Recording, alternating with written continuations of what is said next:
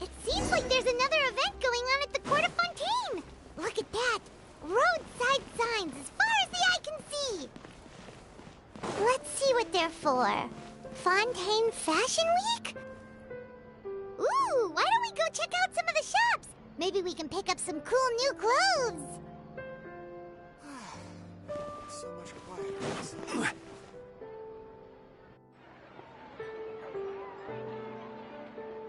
Is this really okay?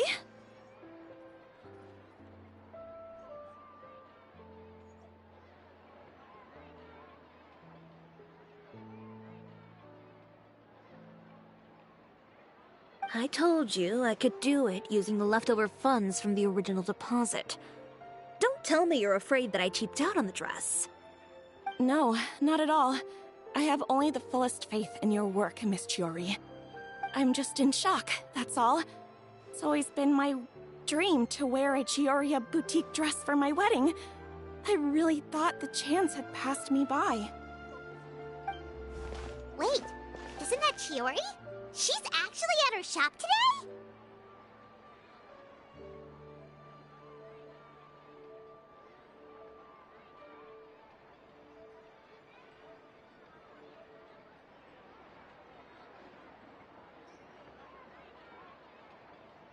Oh, you've got a point there. Well, once she's done with her customer, we can go and ask her.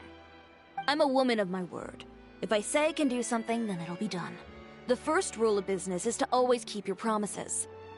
Now, remember to not fold the gown, or store it under direct sunlight. I'd recommend only taking it out on the day of the wedding. But from the look on your face, I can tell that may be a little difficult for you. Oh, I'll try my best. Once he sees me in this, his jaw's gonna drop straight to the floor. Chiori, you're actually at your shop today! Is that really so shocking? It is mine, after all. Anything you're looking for today? A custom design, or perhaps some ready-to-wear outfits for kids? Hey, Paimon's not a kid! Oh, that. Well, if news of the event has reached your ears, I suppose the Fontaine Apparel Association's advertising efforts have paid off. Are there any fun and popular activities that we can take part in? Ugh, Fashion Week isn't what I'd call fun. But it certainly always attracts a crowd. It's a fashion extravaganza that only takes place once a year, after all. Will you be showing off some of your designs, too? Of course. All designers at the Court of Fontaine use the week to advertise their brand. If you're lucky, you could even land a large amount of orders as soon as the main show ends. Come to think of it, it was also at a previous Fashion Week that our label first took off. Aren't you pretty much an established name now? People will still buy your clothes even if you don't participate this year, right? Yeah, that's not quite how it works. While many people buy clothes for fit and style, the fashion industry also strongly values a label's artistic vision and creative direction. Why would anyone patronize a label that hasn't even bothered to put out any new designs for the year? In the end, fashion is just a representation of the spirit of the times. People support your brand because they support the vision it represents. Huh. Okay, so maybe fashion's more complicated than Paimon thought. All that complicated stuff aside, you're saying we'll be able to see new Chioria designs at the show? Absolutely. The designs have already been finalized. I'm just waiting for the fabrics to arrive. Ooh, are you using materials you can't get in Fontaine? Well, I still have a certain partiality to Inazuma-made fabrics.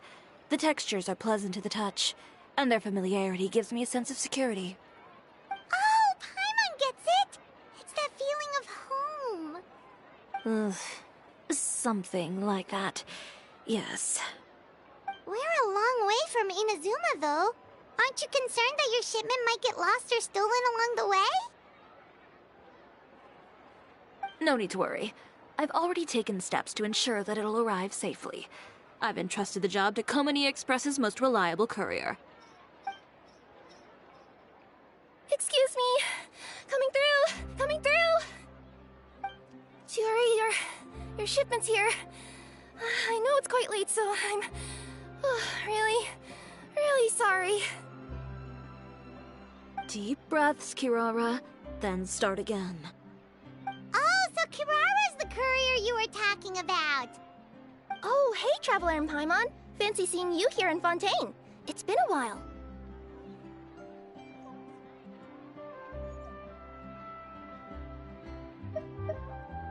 Wait a second.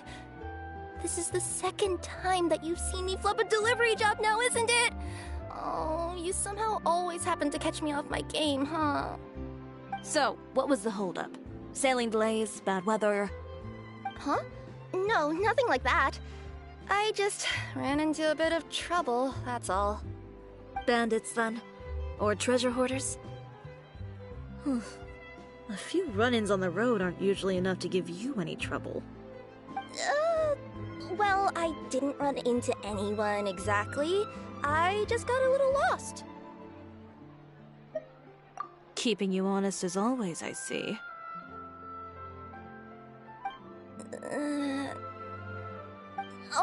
Alright. I was stopped by a group of bandits as soon as I entered Fontaine. They were a little different from the ones I usually run into. I could hear them mumbling about Komani Express. It was obvious they were looking for someone with two tails. So it was a targeted hit? I got the sense that they were actually targeting Chiori's goods. My fabric shipment? Yeah, they said that I could go as long as I left the goods with them. Otherwise, they'd stuff me into my delivery box and toss me into the sea to drown. Oh, are you okay, Kirara? Oh, I'm good. I'm still a yokai after all. I turned them over to the guards. It just took me a while to round them all up. Well, it's not completely out of the ordinary for one of your deliveries to get intercepted. But it still doesn't make sense how you knew it was my goods they were after. You've got other deliveries to make in Fontaine, don't you? Is there something else that you're keeping from me? Huh? Well... Perhaps I need to reconsider how many stars to give you in my review. You always know how to get me, Chiori. Alright, I'll talk. So, I kinda wanted to know why anyone would order a hit on me, so I spent a bit of time investigating. One of the bandits had a loose tongue, which saved me some time. He said that a certain person had commissioned them to intercept Chioria Boutique's delivery. And who might this person be? Chiori, why don't we just let this one go? I mean, I didn't really get injured, and you've still got Fashion Week to worry about. I appreciate your kindness, Kirara, but if I don't teach this person a lesson, I doubt they'll stop here. Anyone that dares to mess with one of my friends deserves a stern talking to and then some. Alright. The guy said that the commissioner was someone by the name of Uter. Uter. No, that name rings a bell. Wouldn't you say, Kirara? Well, that's exactly why I didn't want to bring it up to you. So you both know this Uter guy? Through Chiori's complaints about him, sure. He's a fellow fashion designer who's made it his goal in life to make hers as miserable as possible. Oh, so he's like a business rival. A rival is what you call someone who fights you fair and square. Uter, however, just has it out for me as a designer. He's publicly disparaged my design choices, my use of materials. He's practically tried every trick in the book to ruin my good name. I've already warned him before to compete with me fair and square, but I guess he prefers playing dirty. Well, I'm more than happy to oblige. Wait, Chiori, where are you going? To teach someone a lesson. You must be tired after your long journey. Why don't you rest in my shop for a little while before heading back? Chiori! Wait! And she's gone. Oh no. What should we do? You seem concerned. Should we be worried about Chiori? Well, she's always been the type of person to face things head on. But with her fiery temper, I'm just worried whatever she's about to do will fuel negative publicity about her right before the start of Fashion Week. Traveler, Paimon, could you go after her and check out the situation for me? As a formal employee of Komonia Express, it wouldn't be appropriate for me to get involved. Yeah, we'll take good care of Chiori. To be honest, I'm more worried about that Uter guy's safety.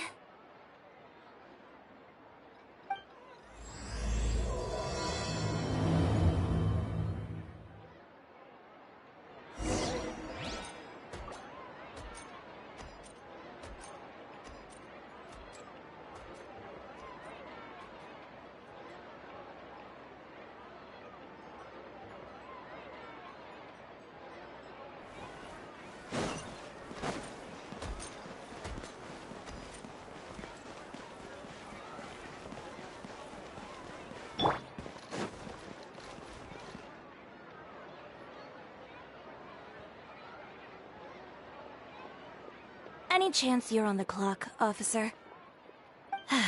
Nothing good ever comes out of you addressing me like that. Oh? And I see the Traveler and Paimon are here too. Chevras, we meet again.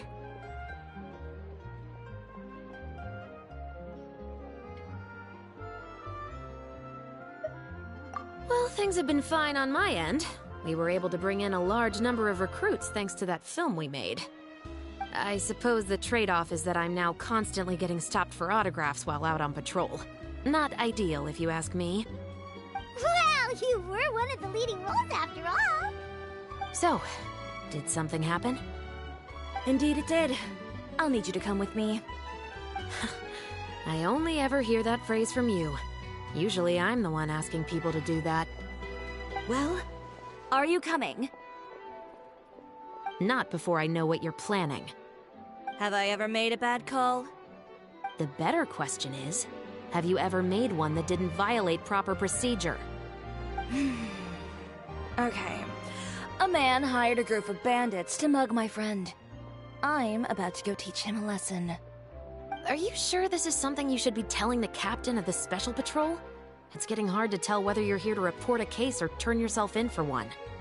Neither. I'm requesting personal supervision from said captain, so I don't do anything too out of line. Are you planning to? Not if I can help it. All right. Where is this person? Follow me.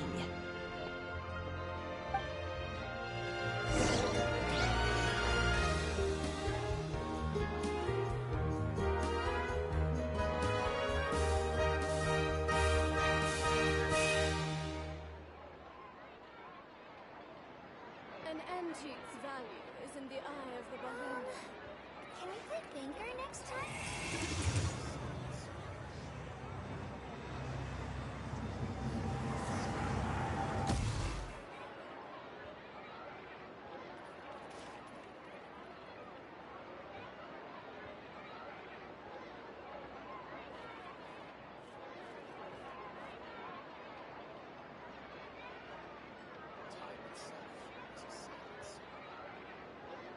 An antique's value is in the eye of the beholder. Those memories. So dark.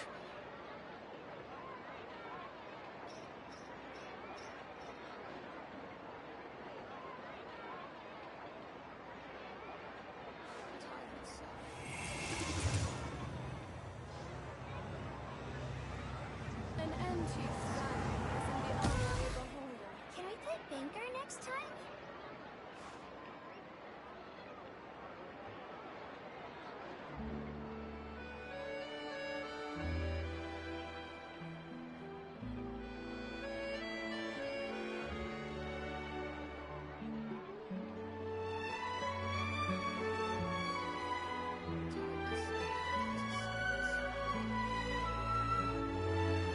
Reduced to just standing around. How absurd. An antique's value is in the eye of the beholder.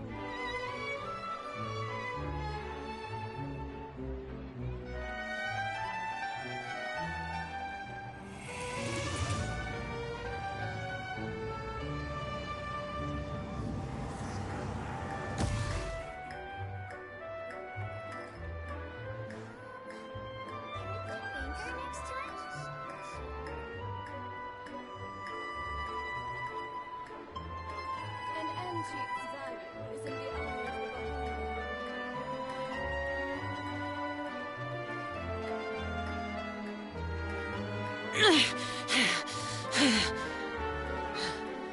Those memories. So dark.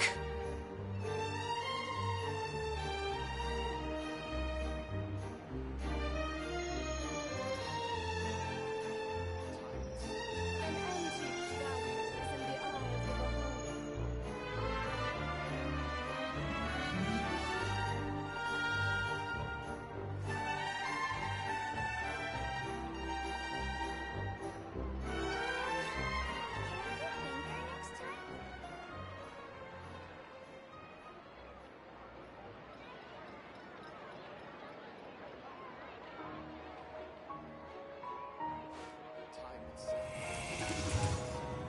An antique's value is in the eye of the beholder.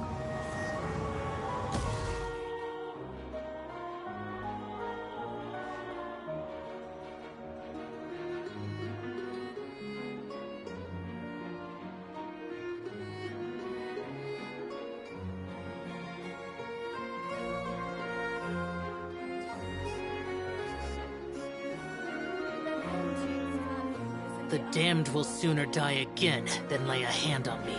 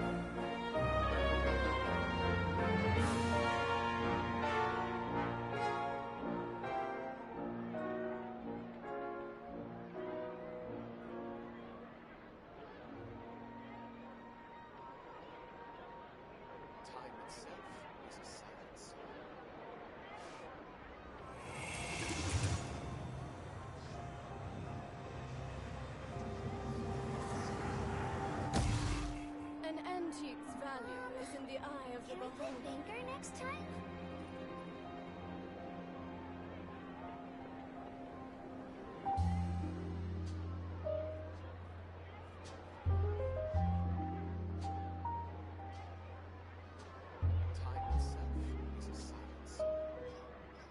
Reduced to just standing around. How Just promise you'll start trying to keep yourself out of trouble. Well, when trouble stops coming my way, I'll be sure to get on that.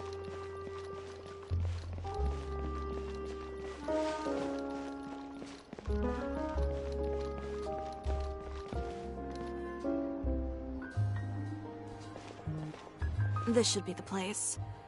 You all wait here. I'll go have a chat with him. You know, Chevraz, Paimon gets the sense that you two are actually pretty close. It's just as Chiori said.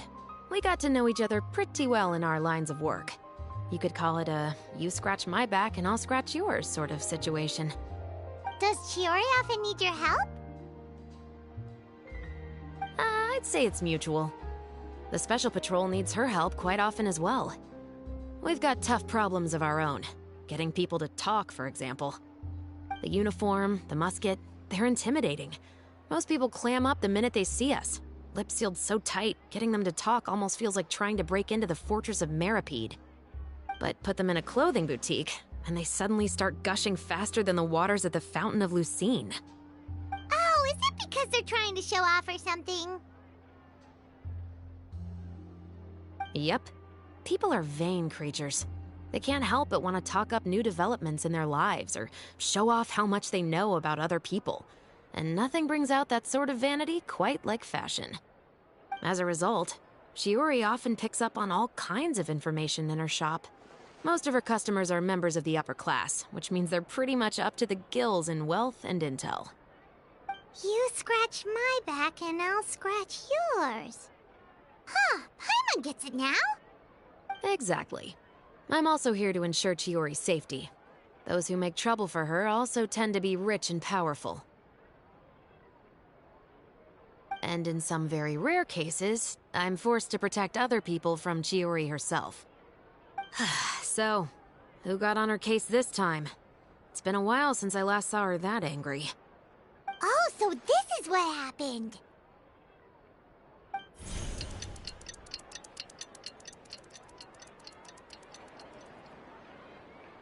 Huh?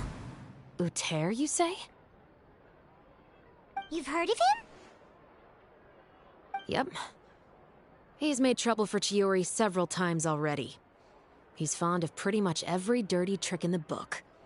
I heard that even the Maison Gardiennage issued him a warning due to his behavior. So he's back at it, huh? His funeral, I guess. Whoa, what's this about a funeral all of a sudden? I just meant that Uter's done for. Now bring it in, you two. Get right up close. Sure, but why? Because this is probably going to turn into one of those very rare cases I just talked about.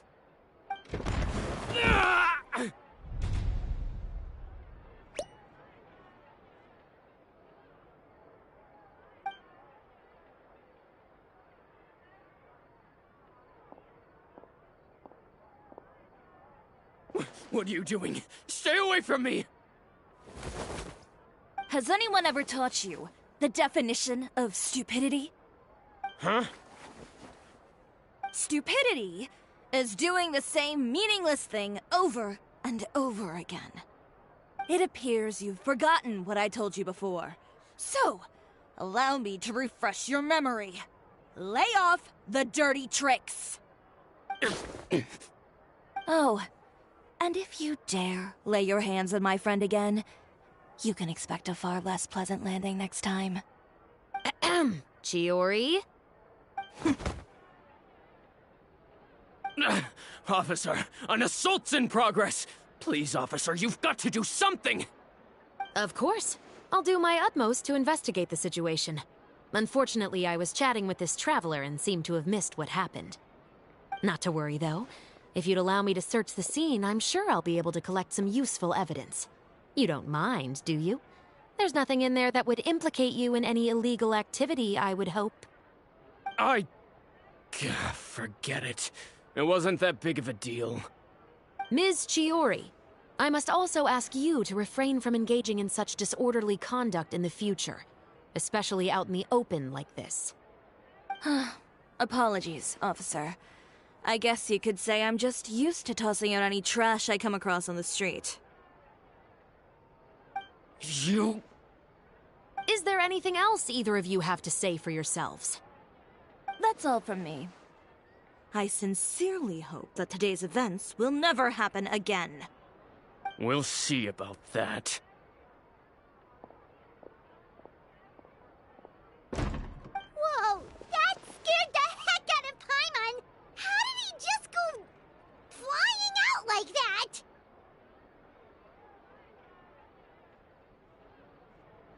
You're too kind. Now's not the time to be accepting compliments. What happened to not doing anything too out of line? Oh, not if I could help it, is what I said. And I think I kept to that. I started with a verbal warning, but he displayed neither shame nor remorse. If anything, he kept running his mouth with insults and threats.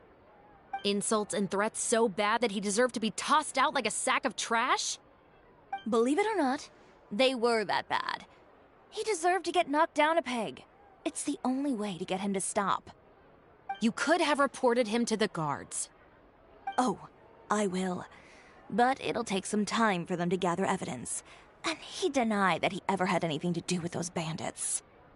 I don't want anything else to happen during Fontaine Fashion Week. On top of that, if Kirara is going to continue delivering goods for me, the least I can do is guarantee her safety. Oh, that reminds me. There is another favor I'd like to ask of you today. What a shame. I believe you've already used up your favor quota for the day. Have I? Well, it's a good thing I was planning on taking an advance on tomorrow's quota then. Don't you think you're maxed out on advances already? I always pay you back in information, don't I? It's just like you said. You scratch my back, and I scratch yours.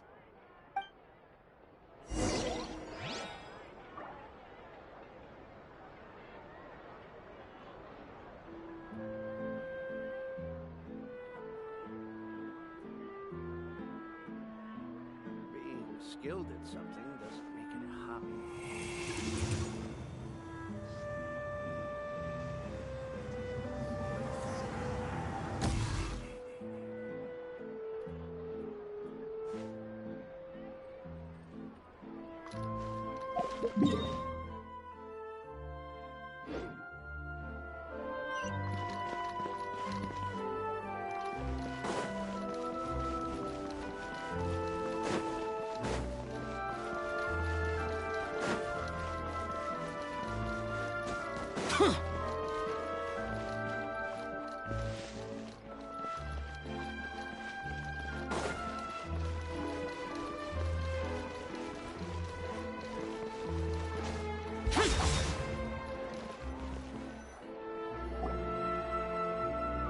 We're back.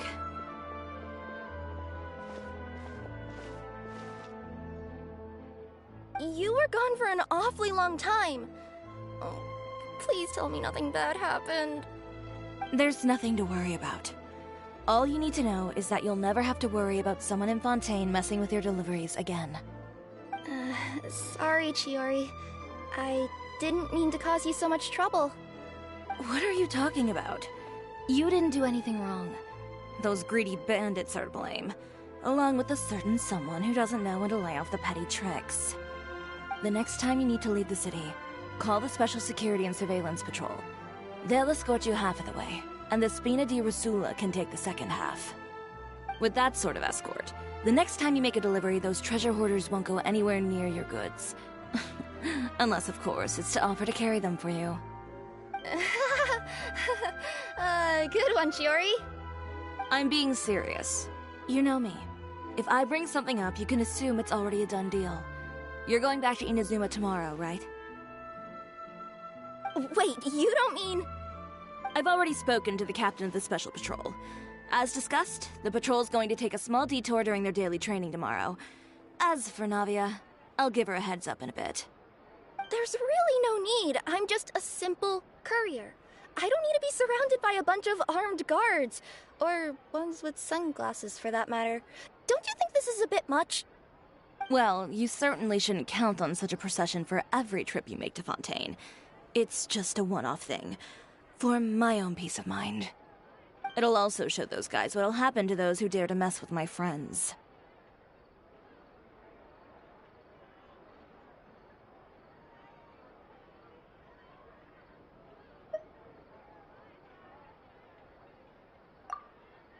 Yes, well put. Well, if you think it's a good idea, Traveler, then I guess it's fine. Well, with the bad guys out of the way and your goods safely delivered, everything should be good to go for Fontaine Fashion Week, right? I believe so. I'll try to churn out a few more outfits over the next few days. I've heard a lot of suppliers will be participating this year. Paimon's gonna take a guess and say suppliers are super important. But of course, they supply us designers with funding, equipment, factory access. You have to work with them if you want to become a truly renowned fashion house. That's also why this year's Fashion Week is so important to me. But isn't your brand already really famous, Chiori? Your clothes are so pretty and so nice to wear. I can't help but brag about them to my customers whenever I get the chance. Even so, I would imagine there are still people who've never heard of the Chiori brand, yes? Well... I mean, with the amount of places that I deliver to, it's only natural that some people from other nations haven't heard of it. Then it's still not famous enough. My goal is to make the Chioria brand renowned throughout all of Teyvat. All of it? Your business would have to get pretty huge then. Wait, would that mean I could just go to any Chioria branch on the continent to get my clothes fixed? It has been pretty inconvenient having to come to Fontaine every time I need to get them patched up. Alternatively, of course, you could just be a bit more careful with them. They're already about as durable as I can make them. Okay, I'll admit, they do get snagged on branches pretty often, but I can't help it. It's hard to be careful about that sort of thing when you're trying to take a nice nap in a tree. Well, if that's your dream, Chiori, then we should do our best to make it a reality. Is there anything we can do to help out with Fashion Week? I'm sure I could think of something. Oh, what is it? What is it? Why don't you come to my shop tomorrow and model for me? Simply put, you'll serve as my living mannequins. Oh, so we get to try on some of your clothes? Got it! Seeing them off the rack will also give me the chance to make some small adjustments to the stitching and the silhouette of the designs. Sounds easy enough. Most of the clothes you see during Fashion Week are meant to showcase the designer's vision. They're not exactly suitable for ready-to-wear use. If you like them, though, feel free to visit the boutique and see if anything catches your eye. I'll even give you a special discount. Ooh, sounds great! Paimon was just starting to get curious about all this design stuff. Then we have a deal. You'll model some formal wear, Traveler, and I don't know. Paimon here will show off some kids' designs. I'll see you both tomorrow then. Yep, sounds good. Wait, kids' clothes? Paimon told you already she's not a little kid. Is coming up. My husband promised to get me a replica of the most eye-catching outfit from the show.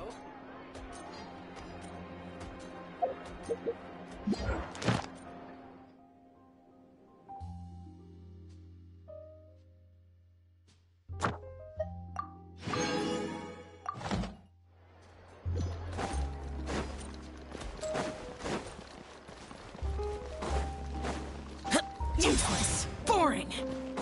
Huh.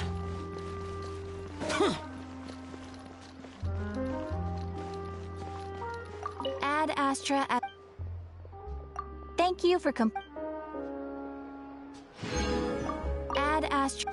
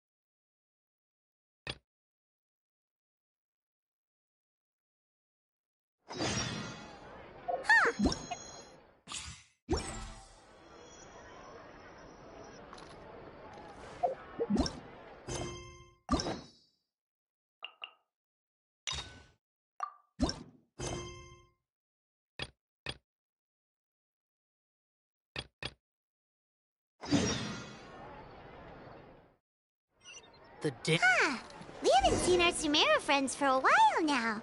Paimon wonders how they're doing. Let's go to Sumeru City and catch them!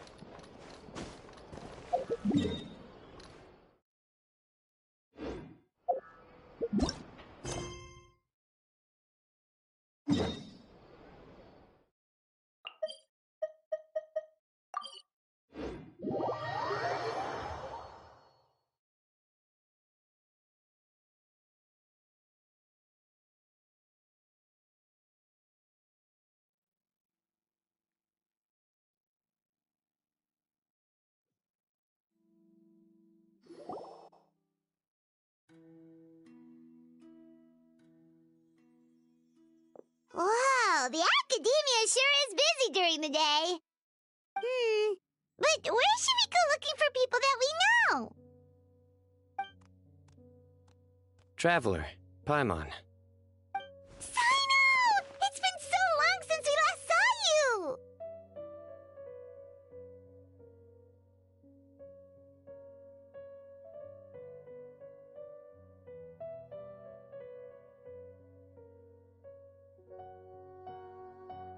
Welcome back to Sumeru City. I'm delighted to meet you again. So, what brings you back here? Oh, nothing in particular.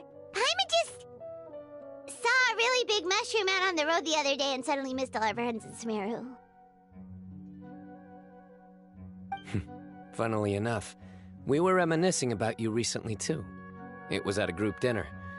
I look forward to hearing about your travels. Something tells me we must have a lot to catch up on.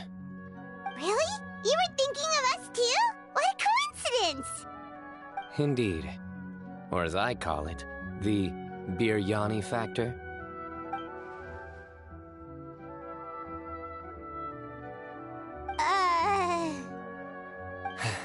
You really want me to say the rest? Okay. It's always rice to meet stew again. Oh, darn, he said it. You like that one, huh? You must if you remember it after all this time. Admit the truth. You have long been in awe of my razor-sharp wit. All right. Here's your 500 Mora.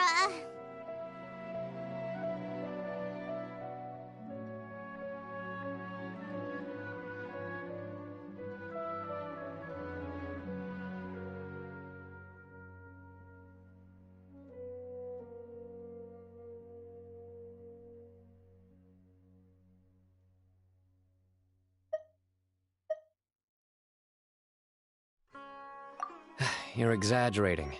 It's only 500 Mora. Hey, 500 Mora is still a lot of snacks to Paimon. All right. I'll treat you to some desserts later. Anyway, I'm actually investigating a case right now. My mind is focused on work, which is why I didn't complete the joke at first. A case? What happened? Nothing major. But after finding out who was involved, I decided, on reflection, to handle this one myself. Need any help? We only came here to hang out, so we've got the time. You may as well take us with you, and then when you're done, we can, you know... Such enthusiasm. Are you worried I'll forget about treating you to some sweets if you're not around to remind me? What? No! Alright, was it really that obvious? Obvious enough. Still, it's a fine idea. You are the heroes of Sumeru. It makes perfect sense to work together. All right, follow me.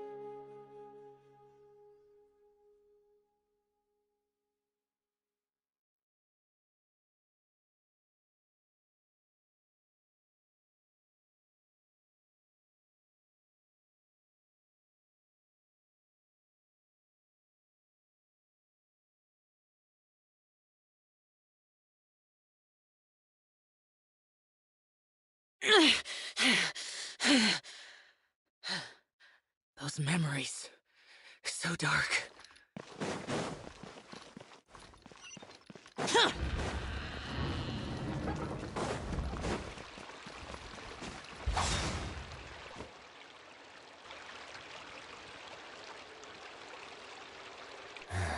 Do you see him? The old man flailing around? Oh, is he the one you wanted to talk to about the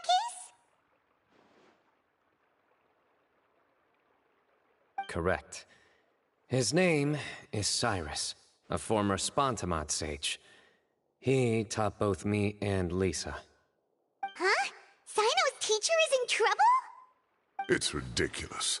I'm just an old man who enjoys a spot of gardening, shopping, and wine.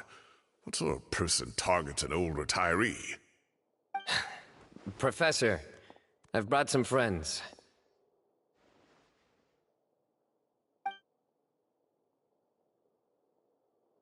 Ah, Sino. Now who do we have here? Hold on, let me think. A flying fairy dressed in white? A youth who does not seem to hail from this land? My goodness. You must be the legendary traveler in Paimon. I've heard all about what you've done for Sumeru. Wow, looks like we're really famous! I've told him about you before. You are my friends, after all.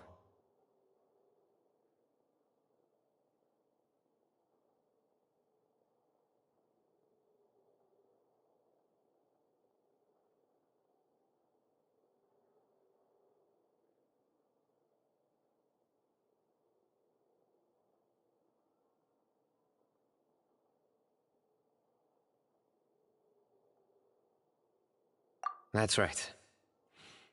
Let me summarize the situation. A couple of days ago, Professor Cyrus suddenly received a threat letter. A threat letter? Exactly. Who sends a threat letter to an old man like me, for goodness sake? This is the letter in question. Cyrus, I've uncovered your secret. If you wish to prevent it from going public, leave 10 million mora at the back door of the cafe. Secondly, don't come looking for me. You'll never find me. But I will always be watching you and all of your secrets. Finally, if you dare to report this to the Matra, there will be consequences. Wow, they sure didn't mince their words. Clearly, this person must be desperate for Mora. 10 million mora, what a joke. I'm just a single retiree with nothing to my name beyond the tomatoes in my garden. Where do people think I'm hiding 10 million mora, huh? In my tomatoes? There were no witnesses, so currently the letter is all we've got. So, Traveler, Paimon, let's put our heads together.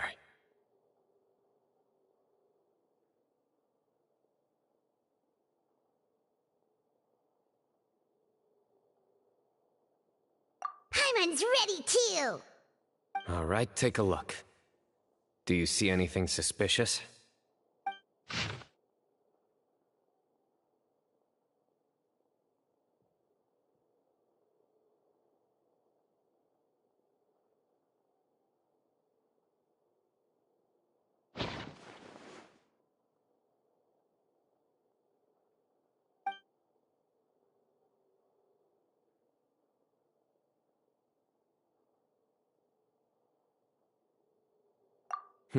Very good. The paper has a rather rough texture. It's not the typical kind you see in most books. Another thing is, some of these strokes look kind of blurry. Could there be an issue with the ink? Possibly. And I bet the paper has something to do with it. Most of the paper around here is much smoother than this, and the ink is absorbed quickly so it doesn't run. This paper, meanwhile, it's very coarse-grained. Almost as if it's made from some sort of plant matter. It's certainly not the same paper as we use in the academia, but the ink is nothing special. Just regular black ink that gets a blue tinge when applied to paper. So do we think the culprit has a connection with the academia or not? Wait, check this out! Looks like this part got some point. Agreed. The staining suggests it was a colored liquid, not plain water. It also looks like it was wiped off with a damp cloth. A colored liquid, so... tea? Wine? Looks like we're thinking along similar lines. Let's go talk to Aroth. There are some things I'll need him to take care of.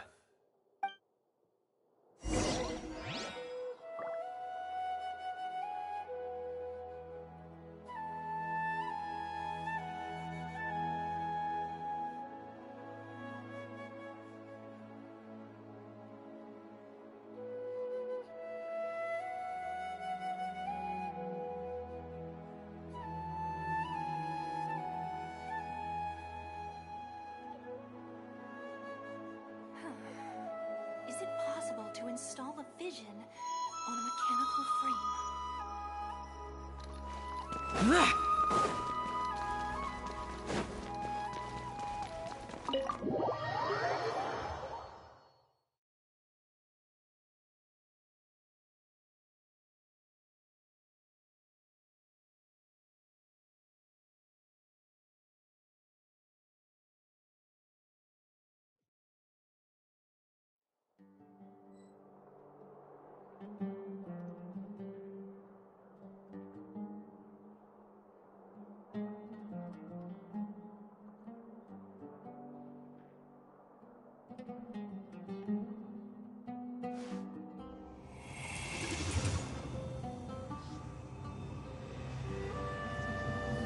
Please show me your credentials before borrowing books.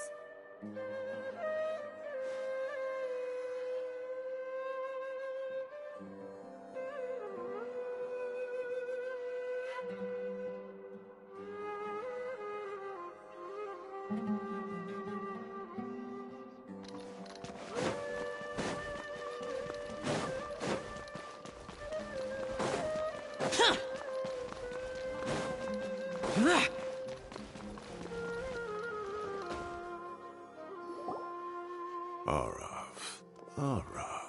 Ah, there he is.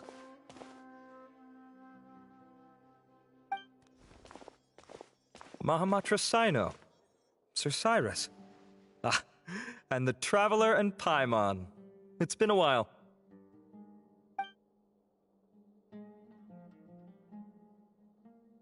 As such, I'm inclined to believe that the culprit in this case is a student at the Academia. Somebody young and strapped for cash. Oh, one last thing. I'd start your investigation by taking a look at the cafes in the city. Oh, of course! You think the culprit spilled their coffee on the ladder, huh? They do look like coffee stains to me. Also, if I'm not mistaken, the letter is written on a type of scented paper that has aromatics added during the manufacturing process. The kind often provided as writing material for customers in cafes and taverns. Ah, of course. Yes, like they sell in the gift shops. I remember now. Zaha Hadid bought some a while back. She said she was going to use it as wrapping paper for a vase. Understood. I'll assemble a team to investigate the points of interest immediately. You have my gratitude. One last thing. Send some Matra to guard the entrances and exits of Sumeru City. And change into plain clothes. Don't let them see you coming. Will do.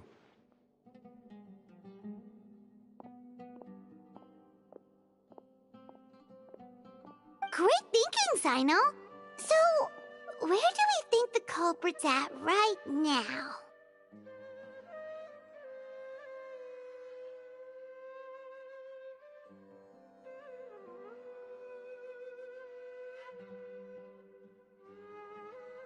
Yeah, they've probably been lying low at home waiting to see how Cyrus reacts. You're right, Paimon. Really? Which part? The culprit's approach. Whatever happens, they need this Mora. But just because they warned Professor Cyrus not to go to the Matra, doesn't mean they know what he'll do next. So, like you said, they need to wait and see. And crucially, The culprits said they'd be watching the professor's every move. Huh? Wait, are you saying...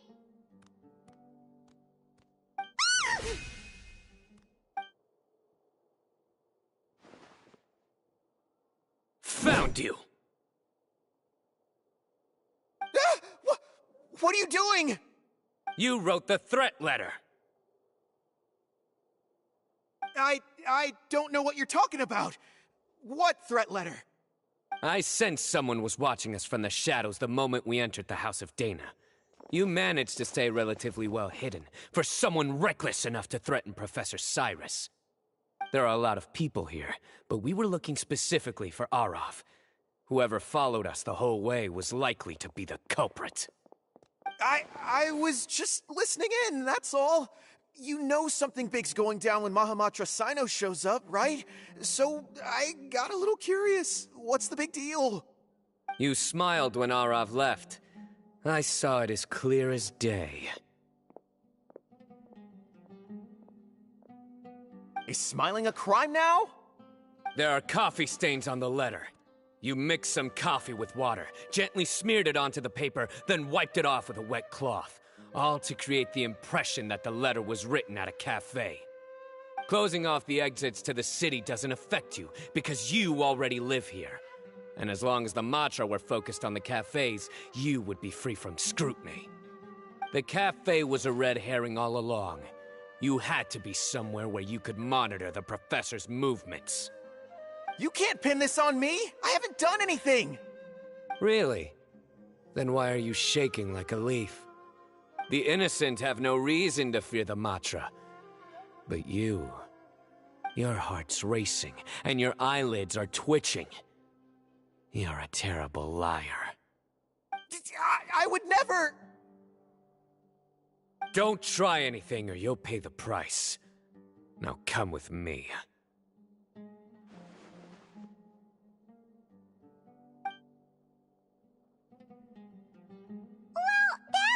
Over quickly. Sino already caught the guy. You're telling me. 1 minute I go out for a quick smoke, the next minute I see Arav already on his way back to meet up with Sino. Looked like a young guy, too. Couldn't have been much more than 30. But after what he's done, I'm afraid he's ruined his whole future. Everyone, it's all over. Gosh, that was so fast! The culprit's name is Uraka, a 16-year-old student in the Rataoist Darshan. Huh? 16?! Cyrus thought he looked 30-something! We checked his records. He's 16, a third-year student. But he looks so old. Yeah, seriously! Foolish child.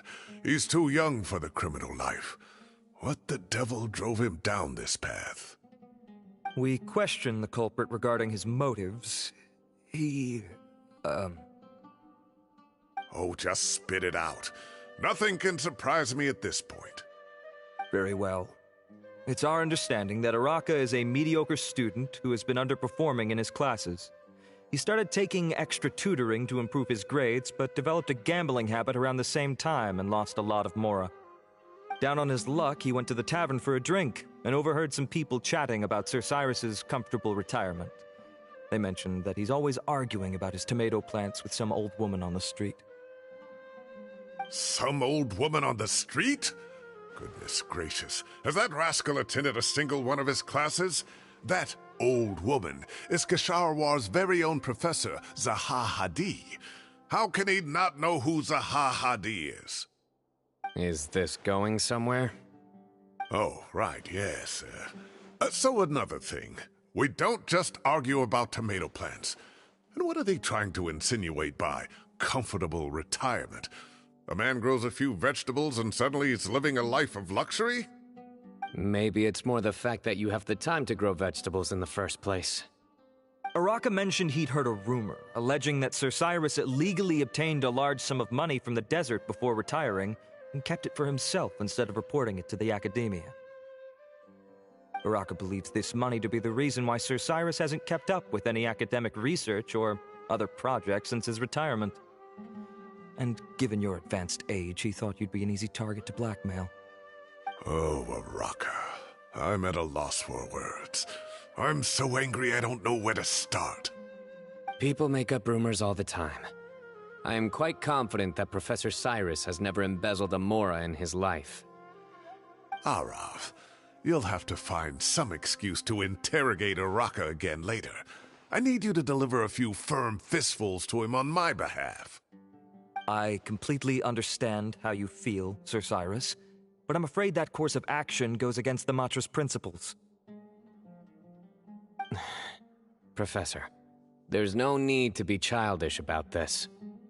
Oh, come on. I was clearly joking. Okay. Where does this go from here? The Academia will determine the appropriate disciplinary action against the student. And as for the individuals spreading rumors about the professor's obsession with tomatoes and some old woman on the street, there could be a slander case here. The Matra will continue to investigate. Who said I'm obsessed with some old woman on the street? Mind your wording or you'll start a whole new rumor. You seem confused. Oh, don't you understand? Uraka is just a young boy who made a very rash and very stupid decision based on some groundless rumor he heard. Besides, I didn't actually hand over any mora to him. The whole thing sounds a lot worse than it is. All it costs me is a little reputational damage. That's all. Please rest assured, Professor, that the Academia will issue a fair and reasonable punishment. Yes, I have no doubt about that. But as a former educator, I'd still like to have a serious conversation with the boy's parents. Their family lives in the city, yes? Correct. We looked into the family. Both parents are merchants and they're often away on business. They've never taken much of an active role in their children's lives. Oh, what a mess. You don't have to seal the evidence away yet, do you? I'd like to have that letter back for the time being, if possible. I need something concrete for when I talk to the family tonight. We have to show them how serious this situation is. The relevant authorities have already reviewed the evidence and are now discussing Araka's punishment. You can hold on to the letter for now. Just make sure to return it within a couple of days. Oh, so you'll be able to close the case in 2 days? Give or take. Cases like this are quick to resolve. Very good. Well, thank you for all your help. Perhaps we can all go for a meal together.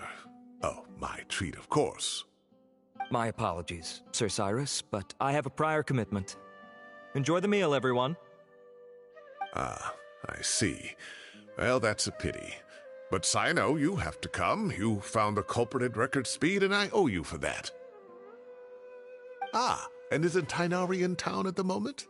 Bring him along, too. Wait, you mean Tighnari's in the city? He is. Tighnari's master, Sir Nephis, called him and Kale to the Academia to help out on a project. They should be at Nephis's office at this hour. Though I must say, I'm surprised you're extending an invitation to Tighnari. Did you do something to offend Sir Nephis? Don't be outrageous. Nephis offends me all the time. It's never the other way around. Anyway, hurry up and fetch Tighnari. I'll head over to the tavern with the Traveler and Paimon. See you there. Go on now. Don't keep us waiting.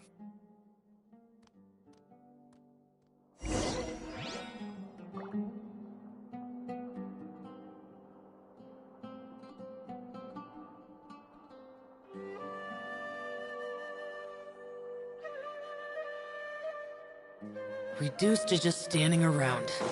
How absurd.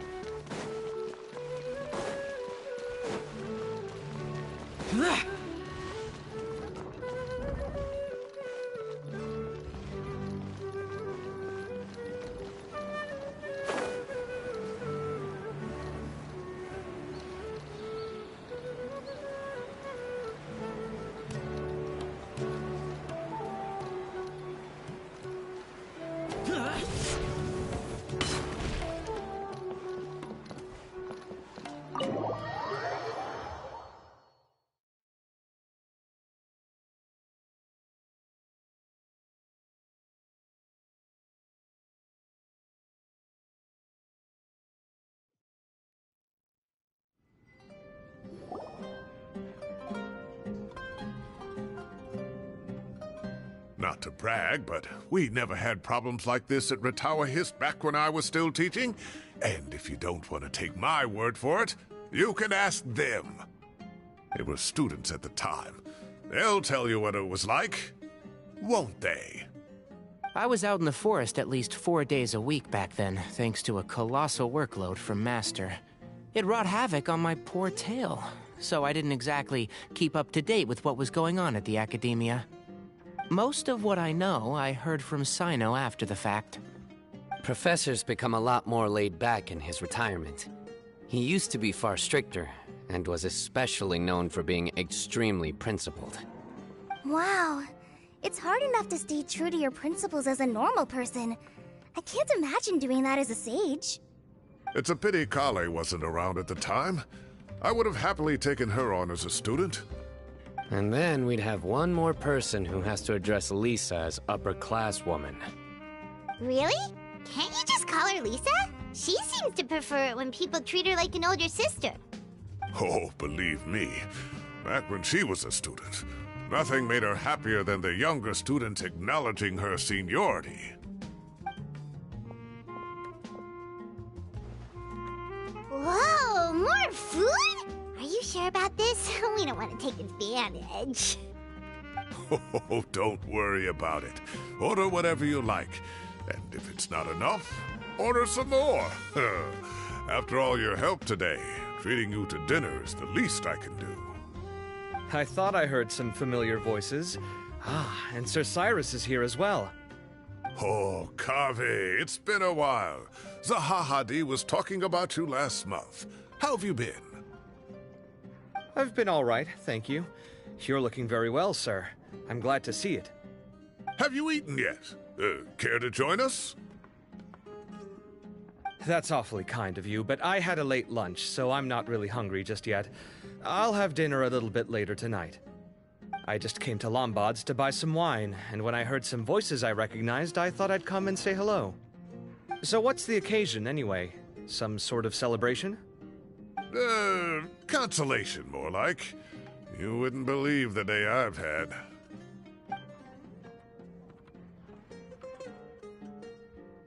Sounds like things have really gone downhill since I was there. My whole time as a student, I've never heard of anything remotely like that.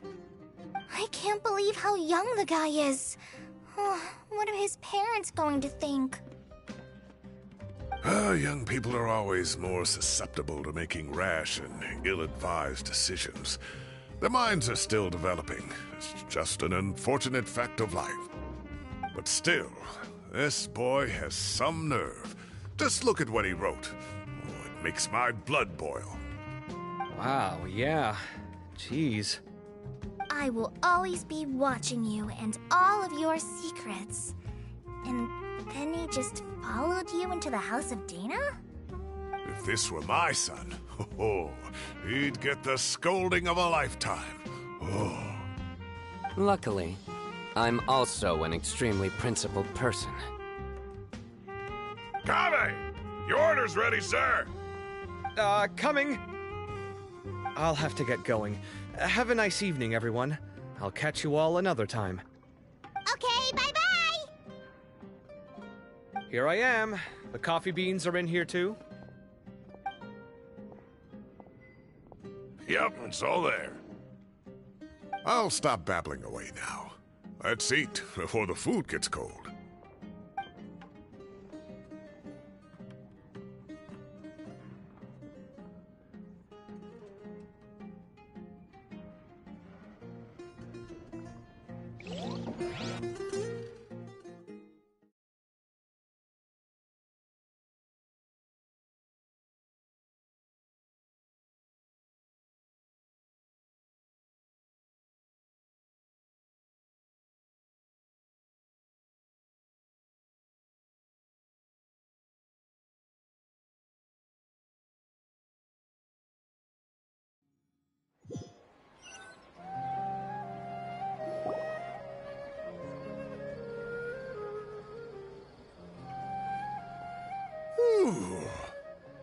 Oh, too tasty. Paimon's belly is about to explode. Oh, mine too.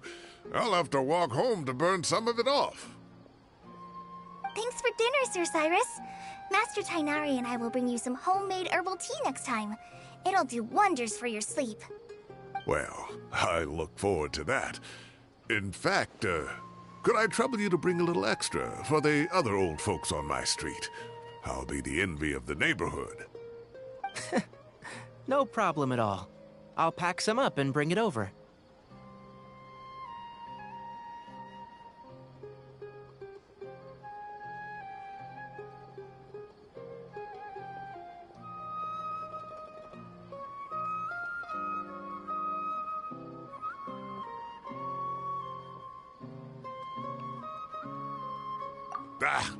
I'll see you all later. I better head home now and tend to the crops. Good night, Professor. Don't let those tomatoes keep you up too late. Hey, my tomatoes are serious business. I am not about to be beaten by Zaha Hadid. Anyway, I'll be leaving now. Don't stay up too late now, children. I bid you all a good night. Take care. Have a safe trip home. All right. Now, we finally have some us time. What do you mean, us time? Well, I was talking with Tighnari and Kale, and since we all have some free time, we thought we could all go camping together. Think of it as our way of welcoming you back to Sumeru. Camping? Oh, that sounds fun! Paimon's in!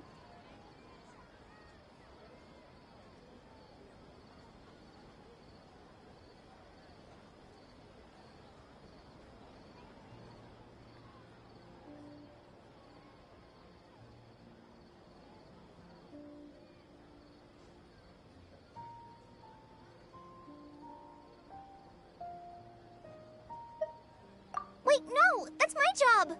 Don't take it away from me. Why don't you and Paimon help out Master or Sino? You don't have to play the hero when you're out with us. This is your chance to just, laze around and switch off for a bit. Everyone, let's meet tomorrow afternoon at the riverbank to the southeast of Gandharvaville. No need to bring anything. We've already packed everything for the trip. Just bring your delightful selves and prepare to have some fun. You got it! We'll be there! Great. Then we'll see you tomorrow.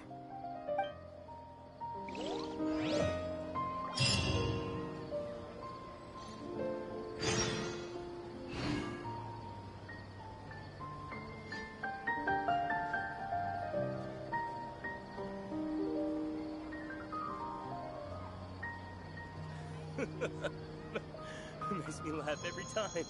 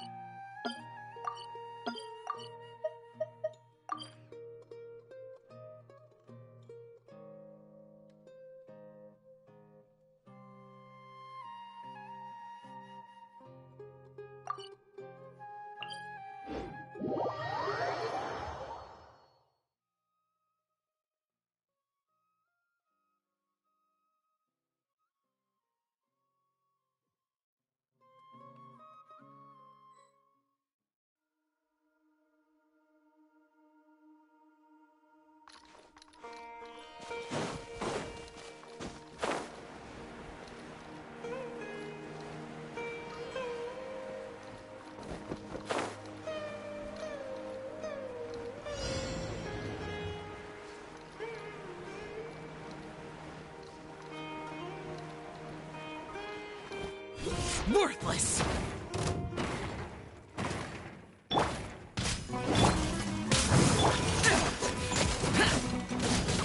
Useless!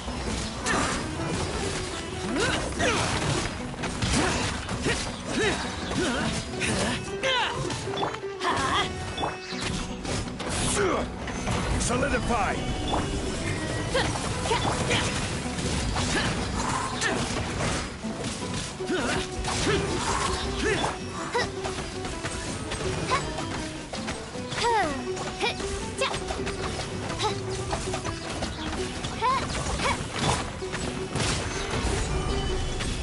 Let's light it up! Teamwork is truth! I will have order. Wings of darkness! Evil conquering!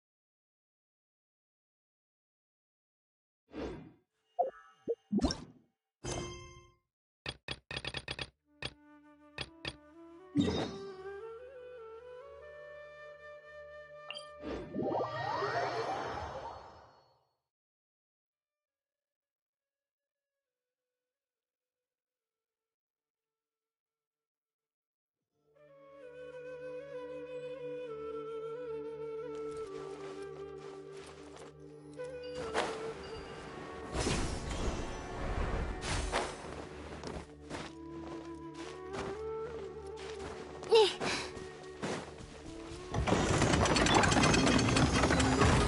Stabilize!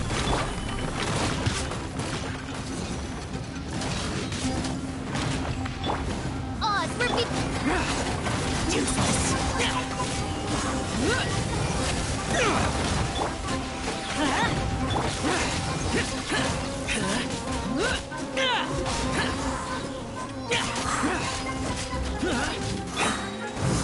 Solidify!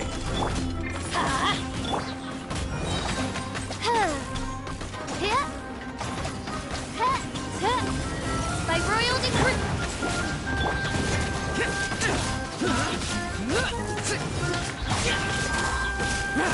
Useless!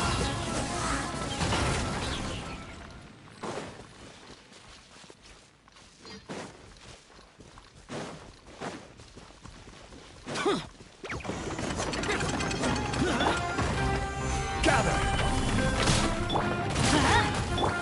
Oz, repeat!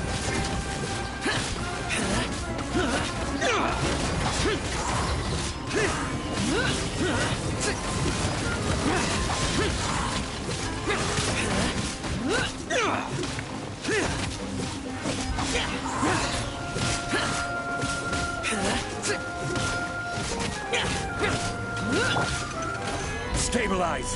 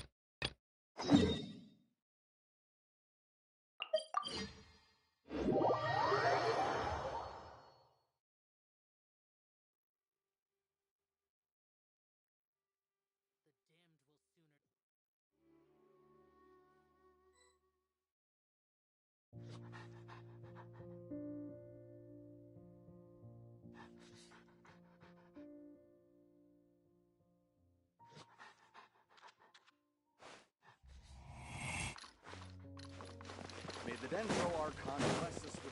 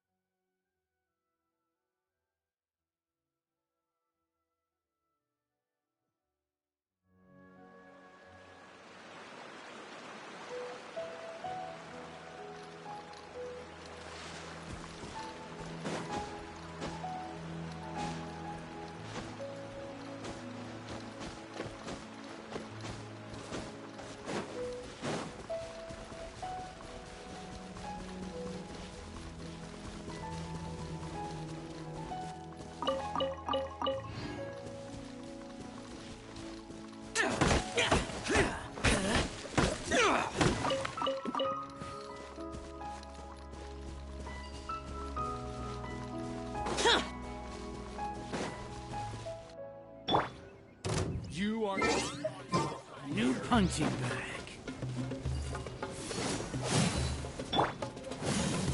Gather! Let's light it up! By royal decree!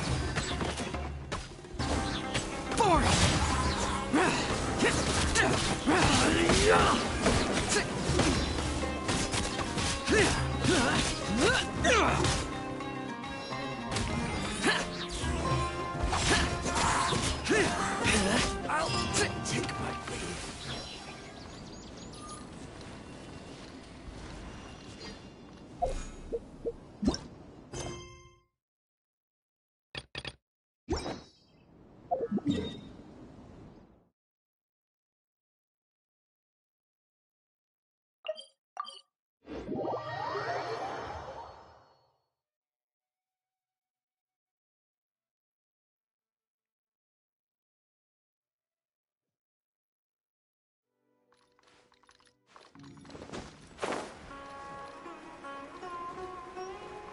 Here!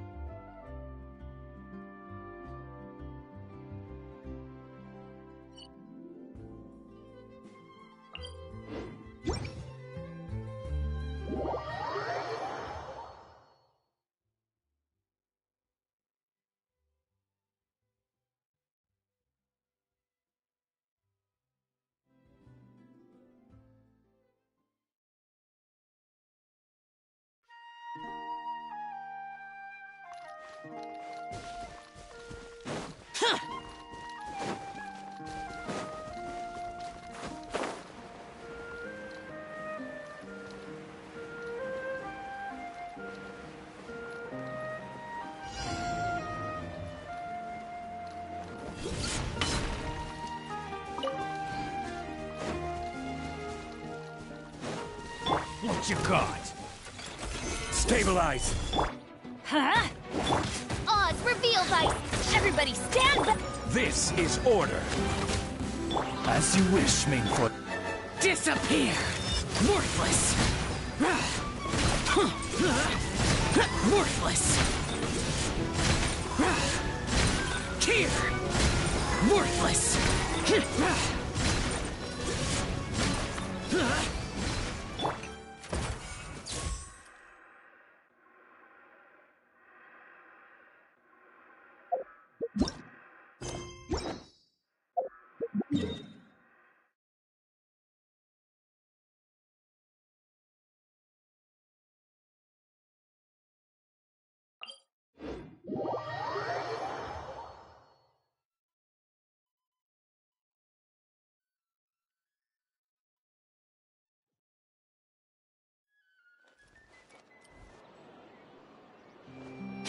Useless!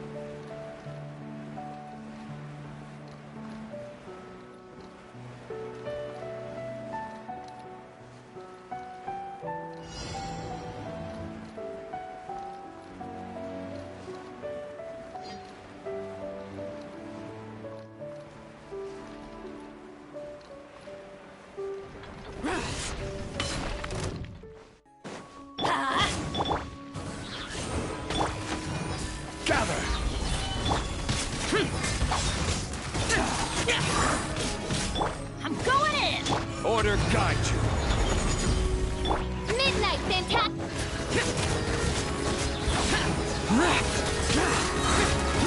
Evil conquering! Worthless! Pretty good.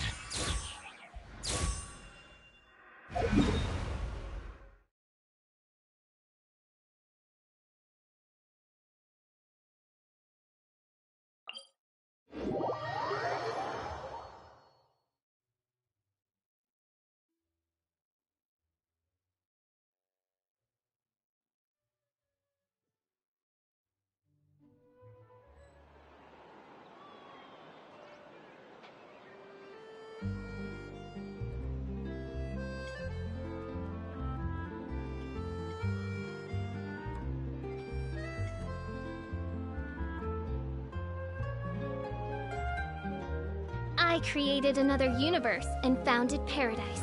For I, Fischl, am the Prinzessin Useless!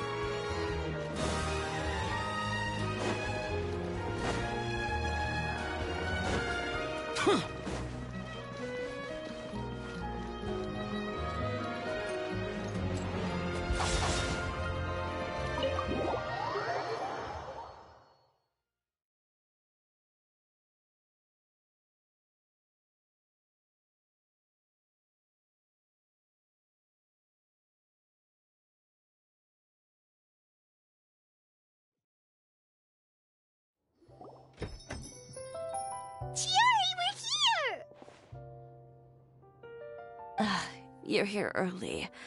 I haven't even opened the shop yet. Wait, has Kirara left already? Yep, with the special patrol. Bright and early. Did everything go all right on the road? I believe so. The patrol makes for quite the entourage. The way they marched forward with Kirara in the center, you'd think she was some sort of VIP. For the second leg, the Spina also came with a pretty large group, led by Navia herself. They took care to clear the path beforehand as well. Kirara won't so much as step on a single stray rock on her journey. I even heard that Navia decided out of the blue to make a batch of macarons as a going-away gift for Kirara. An excellent souvenir to remember Fontaine by, I'd say. Sounds like Navia really got into it. My thoughts exactly. She even lamented the fact that she didn't have time to prepare something even fancier. I'm pretty sure she can't wait for another escort opportunity to come her way. You know, now that you mention Navia, Paimon thinks the two of you are actually pretty similar. You say what you mean, and when you have an idea, you really hit the ground running. I suppose that's why we're such good friends. Navia has a certain resilience about her. It's part of who she is. No matter what comes her way, she never bows down in the face of adversity. That sort of determination and courage is something I really admire. That same spirit is the true vision of my brand. When she first mentioned commissioning an outfit for my boutique, well, I'm sure you can imagine my excitement. It's like finding the perfect brand ambassador, huh? Indeed. Customers pay attention not just to the clothes, but also to the figures in society who wear said clothes. People like to copy the styles of those they look up to. Huh. And here Paimon thought all that mattered was for the clothes to look cute. Fashion is about more than just looks, my dear. Especially if you've got your sights set on a market the size of Teyvat. Well, would you look at the time? Oh yeah! Come on, let's get down to business! We're here to model! Indeed. Give me a moment while I go retrieve some fabrics and sample outfits. Why don't you help me set up the shop displays in the meantime? Set them up? How exactly? Just carefully organize the ready-to-wear clothes with an eye toward their types and styles. This way, we can guarantee that the customers will see something different every day. Whoa, there sure is a lot that goes into running a store. Well then, I'll leave the displays to you. Time to set off! Let's head to the southeast of Gandharva. So, we just need to put all the clothes with similar styles together, right?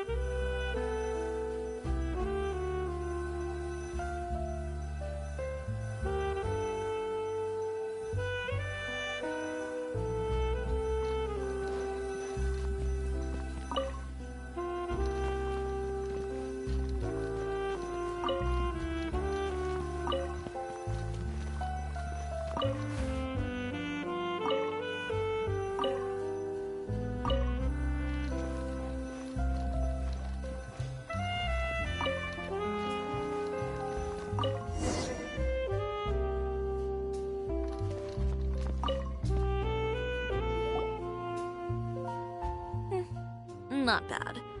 You might just have an eye for design. Anyway, let's move on to the real task at hand. Over here, stand still. I'll take your measurements first.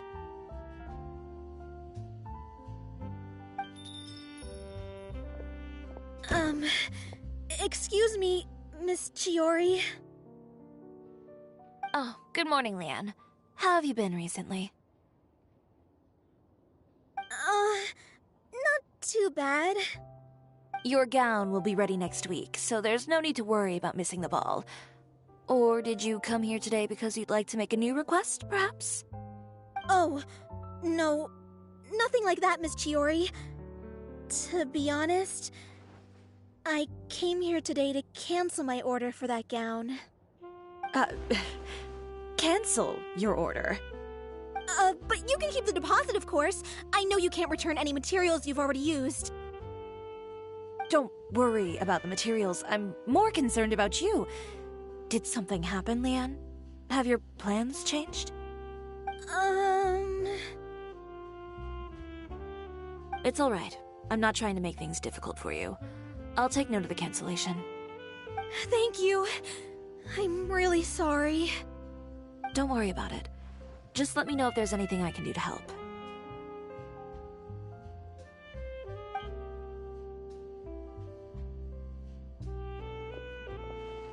Is it just Paimon, or was she acting a bit strange just now? Wonder why she wouldn't tell us why she was canceling her order. It's not a big deal. These things happen every once in a while. A family emergency, an important payday falling through, a lover's quarrel, no one to take you to the ball. I've pretty much heard it all. Judging from the look on her face, something's keeping her from revealing the truth to us. It's best not to pry. Well, guess this means you'll have more time to work on Fashion Week, right? That's true. Come, let's pick up where we left off. Is Miss Chiori in? I am. How can I help you? I'd like to return this item. Oh. Could I ask why? It's just, not to my liking. You said I could get a refund if I wasn't satisfied, so that's why I'm here. Is there something about it that didn't meet your expectations? Are the sleeves too short, or is the color too dark? I can always make those adjustments for you. Oh, no need. You don't have to concern yourself with that. I'd just like that refund, please. And I'd be happy to process that for you. If you could just tell me the cause of your dissatisfaction. Is Chiori here? I'd like to return my outfit. Another one? Is there some sort of new calamity coming that I haven't heard about? Another flood? Or an apocalypse, maybe? What does the prophecy say this time? You'll be spared if you get rid of all your clothes? Surely the entire population of Fontaine didn't convene and pick this one day to come and return my clothes. What is going on? What kind of rags are you trying to sell us, huh? The way I see it, this shop is nothing more than a black market front run by a bunch of dirty criminals. Please calm down, sir. What is he talking about? Haven't you heard? Chioria Boutique has been exposed for having close ties with criminals. It's all over the papers. And just who is it that dares to throw that accusation around? Well, you tell us. The fabrics you've got here, they're all sourced from underground factories, aren't they? I've been transparent about my materials from the very beginning. I've already proved there's nothing wrong with them. If a little hearsay and baseless slander are enough to convince you, then by all means, go ahead and hand over your garments right now. Spare yourself from that flood of yours. Or have you not been convinced of that one just yet? You... Elof! Miss Chiori? Go outside and help these customers with their return requests. There's no need to ask them why. We'll refund them at the purchase price. Alright. And once you're done, put up the sign that says we're closed for the day. Got it.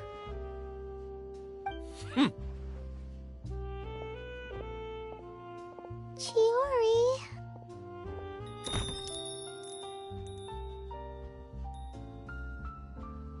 They couldn't be more fabricated if you tried. No need to worry about them. I'm sure they'll go away on their own in a few days. The real goal here is to divert my attention away from Fashion Week. The best response right now is to tune it out and focus on finalizing my designs. If you say so, but Paimon still can't help but worry. The best way to respond to public skepticism is to let your work speak for itself. There will be no doubt about the quality of my work once my new designs are released. The public just has to see it for themselves. Miss Yuri, bad news! Oh, for the love of... Can a woman not get a moment of peace to do her work? Go on. What's the matter now? It's our accessories supplier. They just sent word that they'll no longer be able to supply us during Fashion Week. What? No accessories? Not even the ones we pre-ordered? Yes, that's what their messenger said. And what about the models we asked them to book for us? I think they'll probably pull out as well. Even the suppliers believe those nasty rumors? Is the messenger still here? No, they've already left. So, no accessories means no brooches, no bow ties, things like that? Not just that. It means no gems, ribbons, gold thread, all the elements that lend life and soul to my designs. But if you take those away, does that mean you won't be able to make your designs at all? Alof, you stay and watch the shop. I'll go talk to the supplier myself.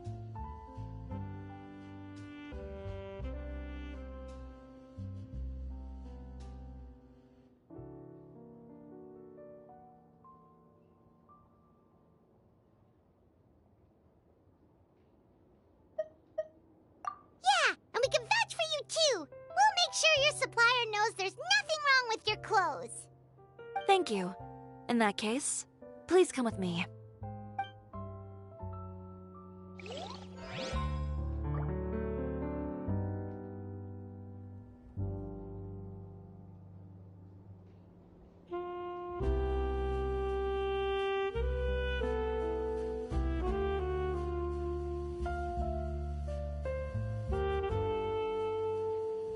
Reduced to just standing around. How absurd.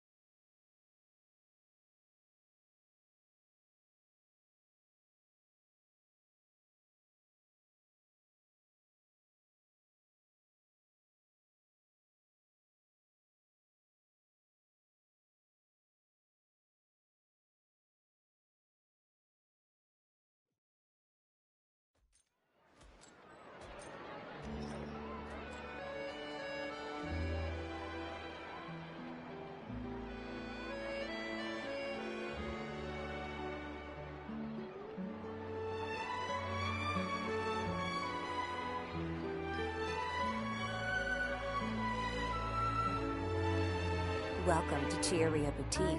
For tailoring services, please make a reservation in advance. Those memories are so dark.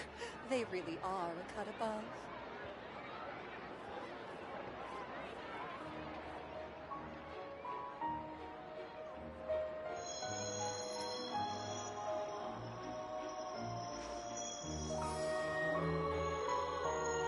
I heard down the grapevine that Chiaria Boutique. Welcome to Chiaria Boutique.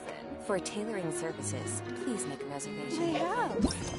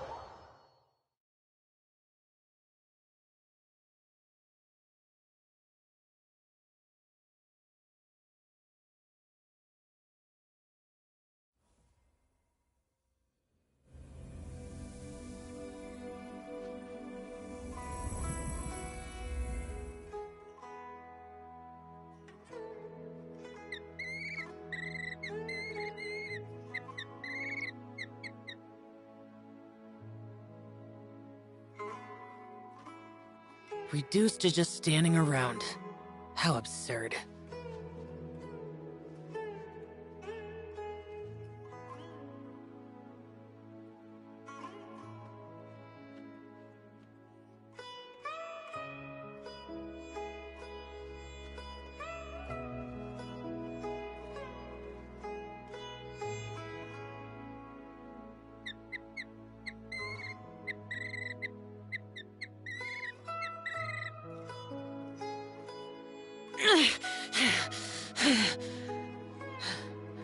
Those memories.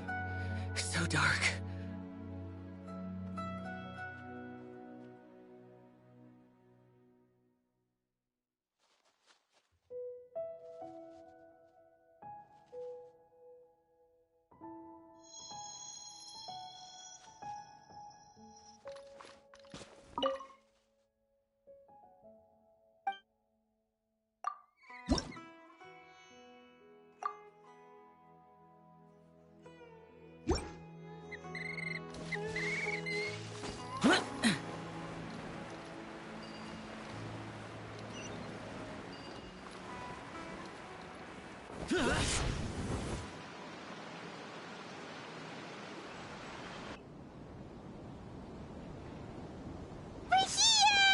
Wow, you guys are ahead of the game. You set up the tents already.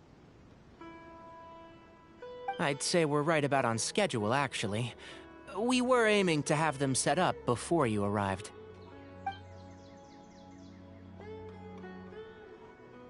Traveler, Paimon, let's go fishing together. Whatever we catch, we can grill for dinner tonight. You got it. Dinner's on us tonight.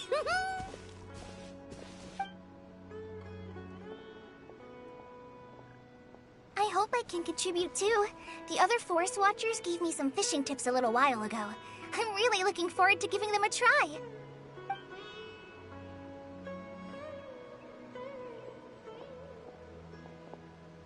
I saw some very appetizing mushrooms in the area, so I gathered a few for us. I'll leave them here along with some fresh fruit. Wow, camping with a Forest Watcher is the way to go. They think of everything. And even if they don't, they can improvise. This is true. I don't think I've ever had a single rough day in this forest. So, how has everything been going for you? Well, there's been some high points and low points, but we've had some unforgettable experiences along the way. I see. Oh, in that case, you should try a Valberry. I bought some from the market this morning. A valuable suggestion. Just don't bury your feelings using food. All I wanted was to recommend something bittersweet. Oh, I have a sudden craving for fruit tea. I'm gonna go fetch some stuff. Bye!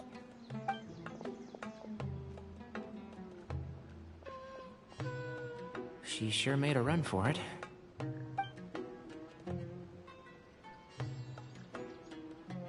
Unbelievable. She made a run for it. So Kale chose the path of tactical retreat. Could it be she foresaw what shall soon come to pass?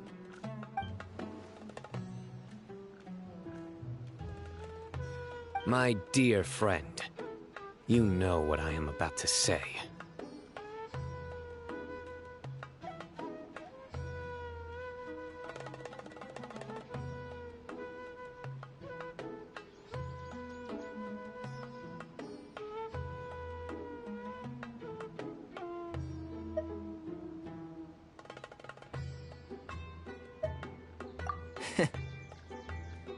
Excellent.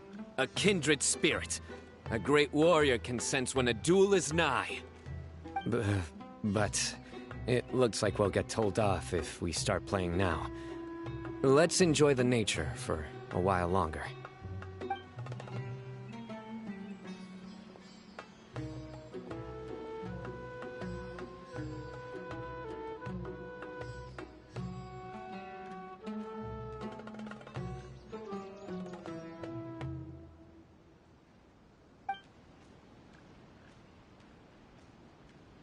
We got a bite!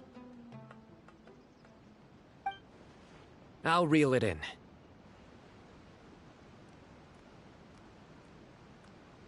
firewood, spices, snacks, and drinks. Everything's ready. Once Kale gets back, we can light up the fire and start grilling.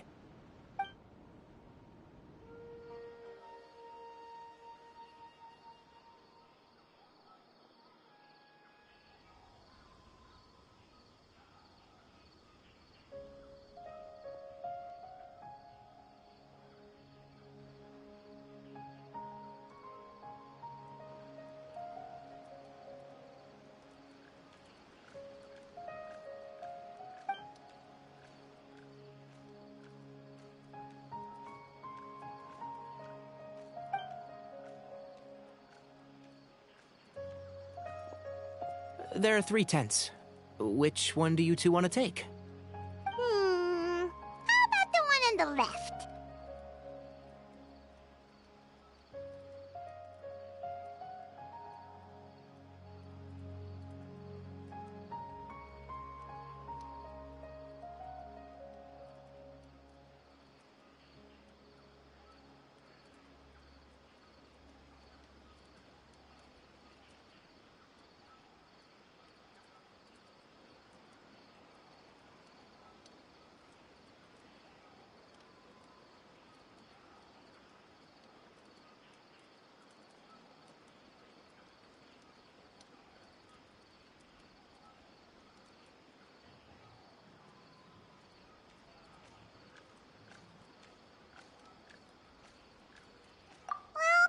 Just thinks the ambiance here is a little better. True. But it's also the closest to the water. If there are any sleepwalking fungi around tonight, they might stumble into your tent. Well, that's no good. Take my weapon. You can use it to bar the entrance. Anyone would think you were sealing the gates to King Deshret's mausoleum. Excellent. Then this tent will be an impenetrable fortress. I'm back! How's your appetites? Ready for the barbecue? Always.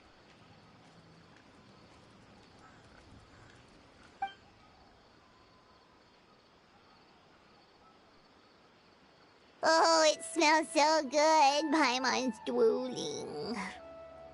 Someone sure is desperate to eat. I think it's time to add the seasoning. How do you like your skewers? Well done? Medium? Rare? Wait, what? Isn't that just for steaks? Hey, if it works for steak, maybe it works for other things too. Medium well for me. Okay, these are about ready now then. It'll be a few more minutes for anyone who wants theirs well done.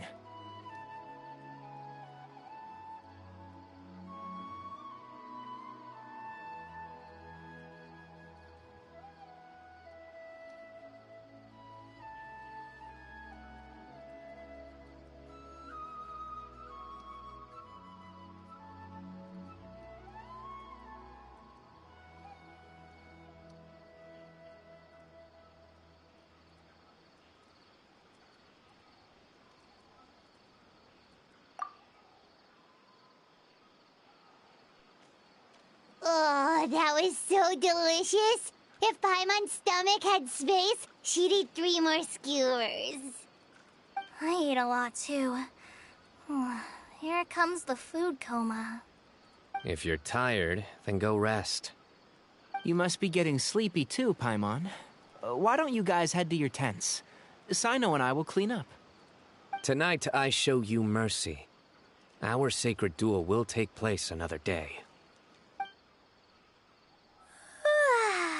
Good night.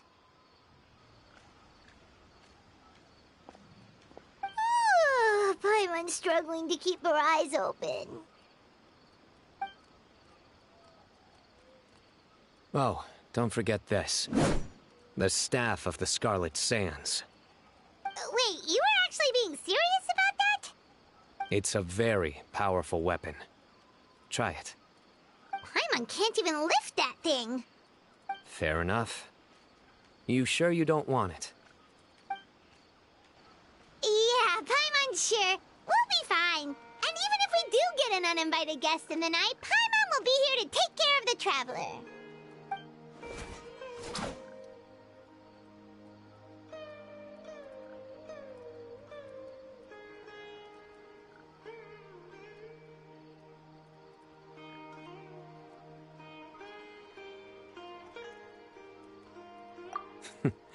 That reminds me of a parting king of invocations. I'll tell you about it tomorrow. But right now, it's time to rest. Sleep well and sweet dreams.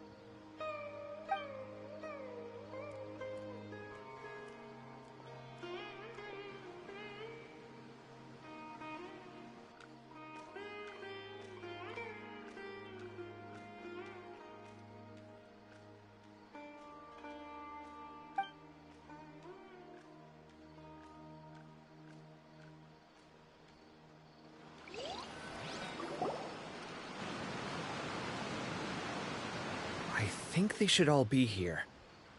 Traveler? Paimon? Are you in there? Could you come outside for a sec? Look at this.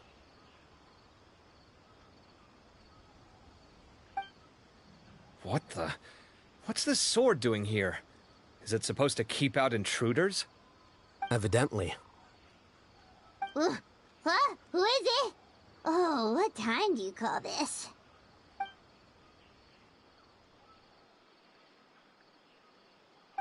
Paimon's gonna take out the sword!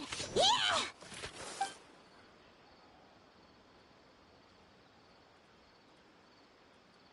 Oh, hey them! Kaveh! What are you doing here? It's the middle of the night!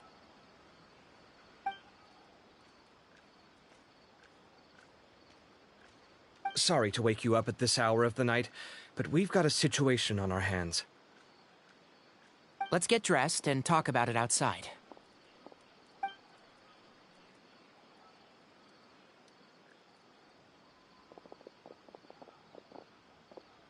Something has come up. And since it pertains to Cyrus and Cyno, I deemed it essential to inform you all. Whoa, back up. Let's start from the beginning.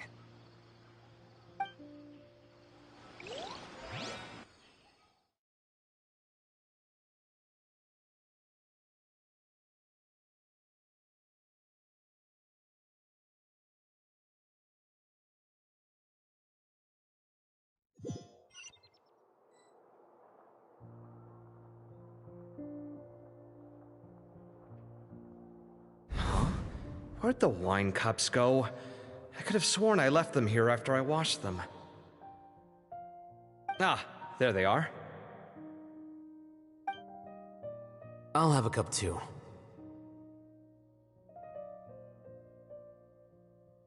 Can you see if the cookies are still on the table?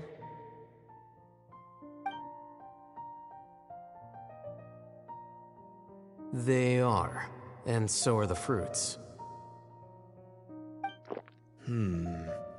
Oh, this is so bland. I should have gotten a few bottles of what Cyno's group was drinking last night. Do tell. What were they drinking? Oh, right, I forgot to mention. So, I ran into Cyrus yesterday evening when I went to the tavern to pick up some things.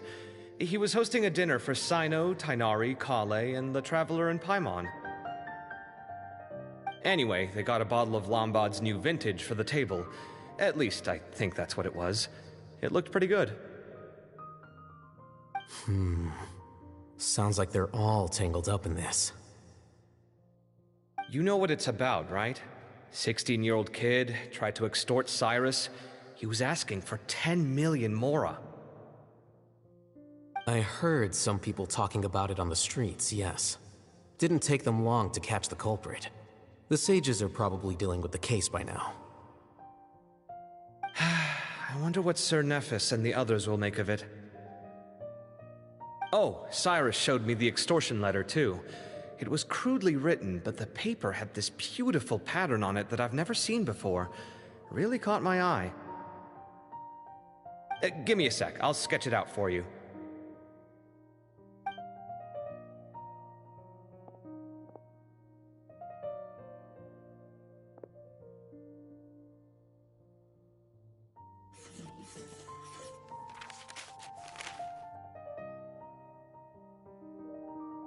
Okay, done. Take a look. You see what I mean? I don't think I've ever seen writing paper like this around before. God knows where the culprit got it from. Interesting. These are all motifs associated with the tribes of the desert. What? Really? Take this, for instance. Looks like an outline of a spire, similar to the kind found on some ancient palaces. And the crisscrossing and mirroring here, I recognize that too. It bears a striking resemblance to an ancient emblem, one that hasn't been used in a very long time. Whose emblem is it? It's the emblem of the Temple of Silence.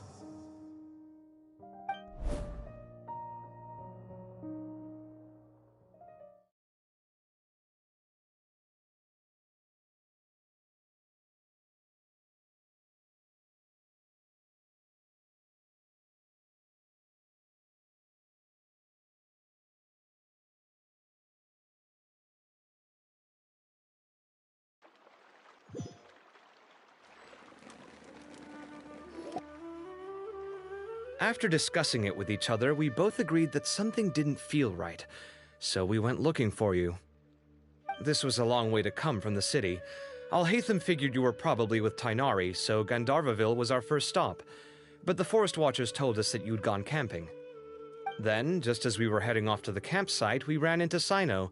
He said he was on a supply run. We exchanged a few words, and then he ran off. Hold on. So what's the deal with that emblem you were talking about? The Temple of Silence, you said? What is that? Should we be worried? Is everything okay? Give me a second. Let me get Kale.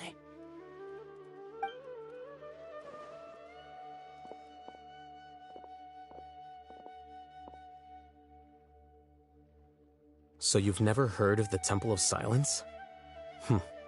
Well, to put it simply, it's an organization that has existed in Sumeru for over 1,000 years. These days, you can find a Temple of Silence office in the Academia. Theoretically, it's responsible for the custody and disposal of information and documents not fit for public dissemination.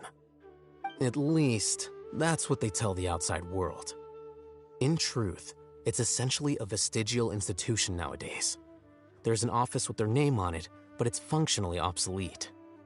Historically speaking, the original Temple of Silence is said to have been established by Hermanubis, one of the 7 pillars of King Deshret and the greatest of all sages.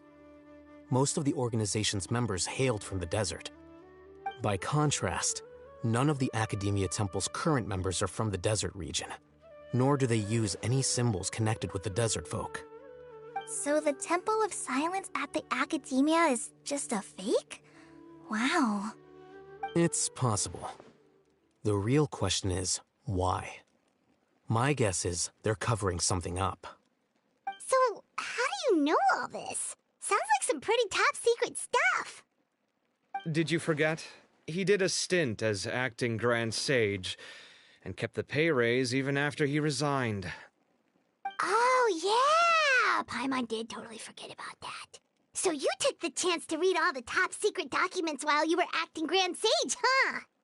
If you're asking me whether I familiarized myself with the documentation in my office, I would respond that that's a perfectly normal part of any job. So much about this doesn't make sense. Why did the emblem of the Temple of Silence appear on a threat letter from an Academia student to Cyrus? The student's only 16, and doesn't have any family ties to the desert. So where could he have seen that emblem, or gotten the paper? You said you ran into Cyno, yes? Did you tell him what you've just told us? Yep. He ran off as soon as he heard what we said. Given that Cyrus is involved, he's probably halfway through solving the case by now. Still, we should try to catch up with him. At this hour of the night, Cyno will probably go looking for Cyrus at his current residence. If the Academia's Temple of Silence really does exist just to cover up the truth, the sudden appearance of this emblem can't be good, and sure to stir up trouble. We should pay a visit to the Academia. Yes. As the Sage of Amorta, my master ought to know the truth about their office. You can ask him to tell you what he knows. The more information we have, the better prepared we'll be for whatever happens there. If this situation is connected to the real Temple of Silence, the emblem has to be part of a bigger conspiracy. Kale, could I trouble you to send a message to the Core of 30? Tell them to keep an eye out for Cyno and Cyrus. Traveler, Paimon, you two come with me. We'll go after Cyno. Sounds like a plan. Let's go. Cyrus has been living in the city lately. He rented a place near the field so he can keep an eye on his tomato plants.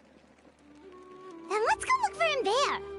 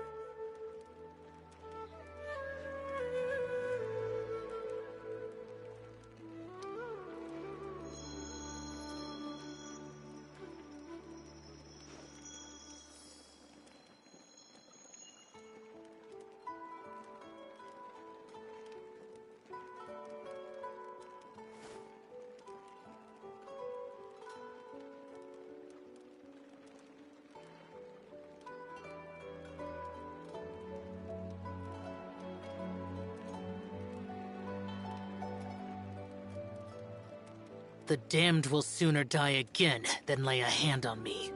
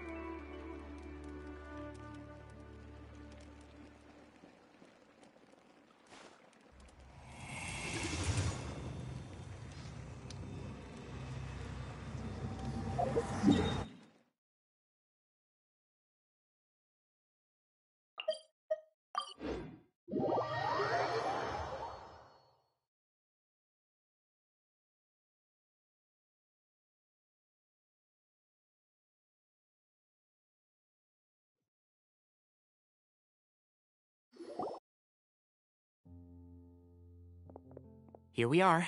This is the place. Huh, we might be too late. Looks like nobody's home. Oh, Cyno moves fast. If he was here, he's probably long gone by now. I know that voice. Is that Tighnari I hear? Ah! Professor Zaha Hadid! Wow, so it really is you. My goodness, whatever is going on tonight? We're looking for Cyno. So, he's already been here. Yes, not long ago, in fact. He knocked on my door and asked if I'd seen Cyrus today at all. I told him the old fool left early this morning, and I hadn't heard him come back. So we went to his place, and would you believe it? He's gone. Goodness knows where to. It must have alarmed Cyno, because he took off in an awful hurry after that. He never did explain what this was all about. How serious is it? Well, if Cyrus isn't at home... Oh, it sure doesn't sound good. Professor, did you hear that a student recently tried to extort Cyrus? Why, yes.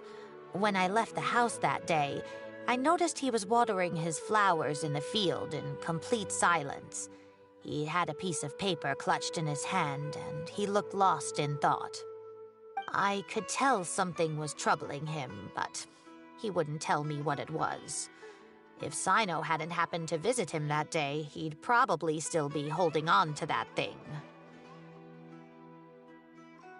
After seeing the letter, Cyno told him to contact the Core of 30, but Cyrus was very reluctant. He claimed it would only damage his reputation. Eventually, he relented, after much persuasion from Cyno. Huh? Cyrus didn't want to report it? Well, that's strange. When we saw him, he seemed pretty okay with the idea of the kid getting his just desserts. As a former sage, it's possible Cyrus still has enemies at the Academia. That's why Cyno was so insistent that he report the matter to the authorities. I was there while they were going back and forth over it. So Cyrus initially hoped to stop this from going public. But why?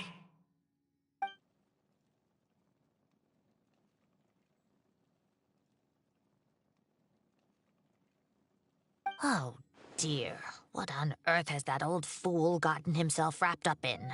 Oh, I do hope he's not in danger. Oh, I almost forgot. Cyno left me this letter to pass on to you. He wrote it when he came by earlier.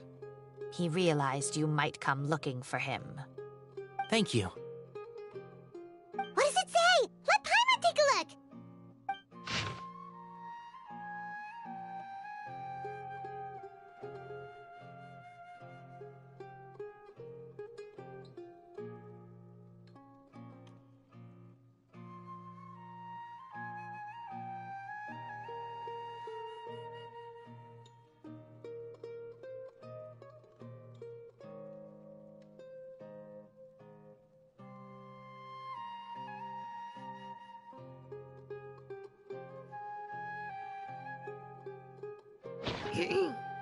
My friends, this is a rather complicated state of affair. Unfortunately, I cannot disclose more than that. I ask you to understand and accept that I had to act alone at this stage. Don't come after me. Yep, that sounds like Cyno. Thank you, Professor. Please do not worry. We will do all we can to protect both Cyno and Cyrus. Traveler, Paimon, let's head to the Academia and regroup.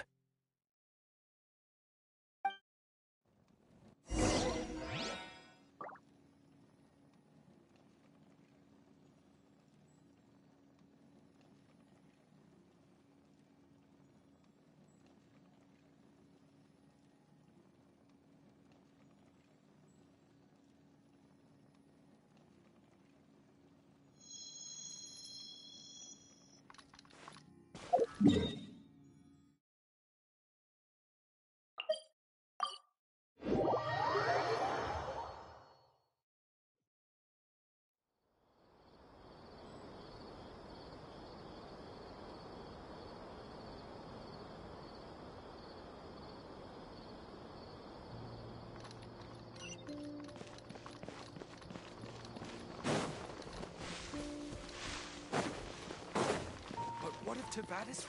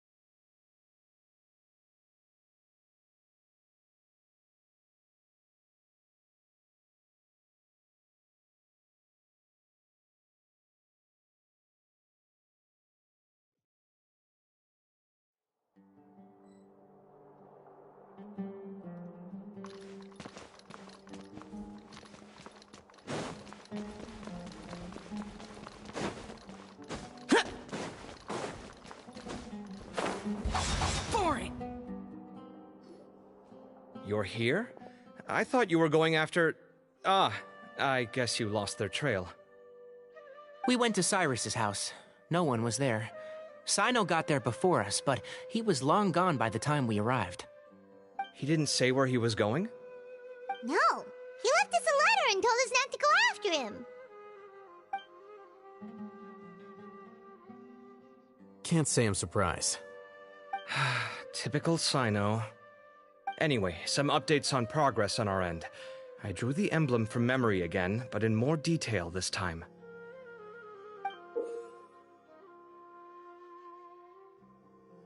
I checked some ancient texts for a similar design. The one I found was a little blurry, but the similarities in the general form and certain details were clear enough to confirm a match. Yeah, and we're lucky we found anything at all. It turns out the emblem was all but lost to history. We scoured the entire Academia collection, and that book was the only one with a record of the motif. Meanwhile, Arav managed to get Uraka to disclose his source. The one who told him about Cyrus's embezzled funds was a young man from the desert. According to Uraka, he had a striking presence and was well educated. Apparently, the two met in the tavern over a game of cards. The guy claimed to be in the city for business, as part of a merchant caravan. Uraka was intrigued when he heard what his new acquaintance had to say, and brought up the idea of extorting Cyrus for Mora. The guy encouraged him to go ahead with it, then handed him some pen and paper to write the letter. I see. So it could be that this person planted the paper intentionally. So, how do we find this guy? Did Uraka say where he is? He doesn't know. He claims not to have seen him since that day in the tavern. The man gave him some tips on how to carry out the extortion, but from then on, Uraka was acting alone. Nephis and Arav have gone to meet the Core of 30 and review the city's entry and exit records. Also, Nephis admitted that the Temple of Silence in the Academia is just a facade. The true Temple of Silence once came to the rainforest to establish a collaboration with the Academia, but as time went by, the sages gradually became corrupt and foolish. The Temple of Silence felt that they could no longer trust the Academia and ended the partnership. They retreated back to the desert about 400 years ago. Ever since its inception, the Temple of Silence has been the guardians of King Deshret's civilization and belief system. They traveled throughout Sumeru, sequestering and guarding any wisdom that posed a threat to the people's livelihoods. At its roots, it was a legitimate and reputable organization whose purpose was to guide people towards the right path. The Academia of the day knew that the split would damage their reputation if it became a matter of public knowledge. And so, they set up a dummy organization of their own to conceal the truth. Not only that, but they managed to keep up the charade for hundreds of years! So how did Cyrus become acquainted with the true Temple of Silence if they left centuries ago? I'll bet that's the question that bothered Cyno. Probably why he went after him in such a rush. Whoever is behind this, getting Uraka to extort Cyrus was only the first step of the plan. Their true goal in doing so was for Cyrus to see the emblem on the letter. He must have recognized it right away. That'll be why he didn't want to involve the authorities. He probably hoped to take care of the whole thing by himself. Unfortunately for him, Cyno had other plans. Since the desert is where the Temple of Silence originated, that is in all likelihood where Cyrus went. I have to go after him. Really? Are you sure that's a good idea, with how you respond to the heat? Why don't we send someone else? I should be fine, as long as I bring plenty of water. Besides, I just can't shake this ominous feeling that if we don't catch up to them soon... Everyone, I have news from the Core of 30. Master! Oh, so that's Nephis, Tighnari's master?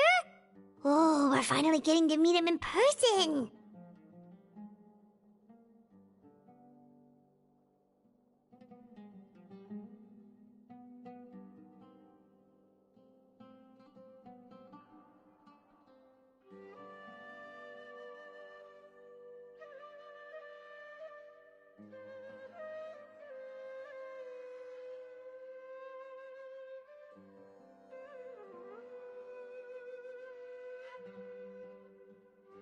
It's a pleasure to meet you, Traveler in Paimon.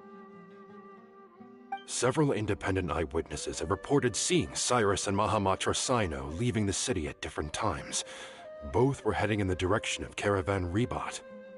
I was going to suggest that you join forces with the Core of 30 in this case. However, as I'm sure you've already heard from Alhaitham and Kaveh, the Temple of Silence is involved. The Academia has made a number of decisions throughout history that I am ashamed to talk about. It may well be that no better choice was available to them, but those actions are nonetheless a stain on our legacy. I won't attempt to make you understand the Academia's perspective. Now is the time for action. I understand where you're coming from, Master. But I'm afraid the situation might be more complicated than we thought. I think we need to keep a low profile, or risk making things worse. Good point.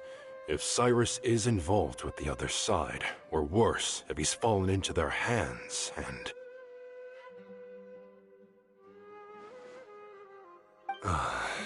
Everyone, we have to get Cyrus and Cyno back safely. We cannot afford to lose them. Need our help? Whatever you need, we got you covered. Really? Wonderful. You have my most sincere gratitude. Arav and I will continue to follow up on the lead from Uraka. Kaveh, Scribe Alhaitham, I'd like to ask you to cover the duties of the House of Dana.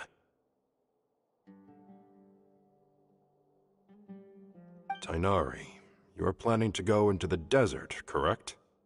I am. Kaveh, I'll be okay. You stay behind to help Master and Alhaitham.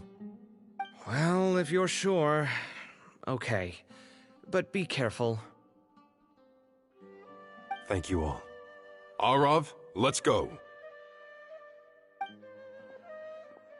You'd better get moving.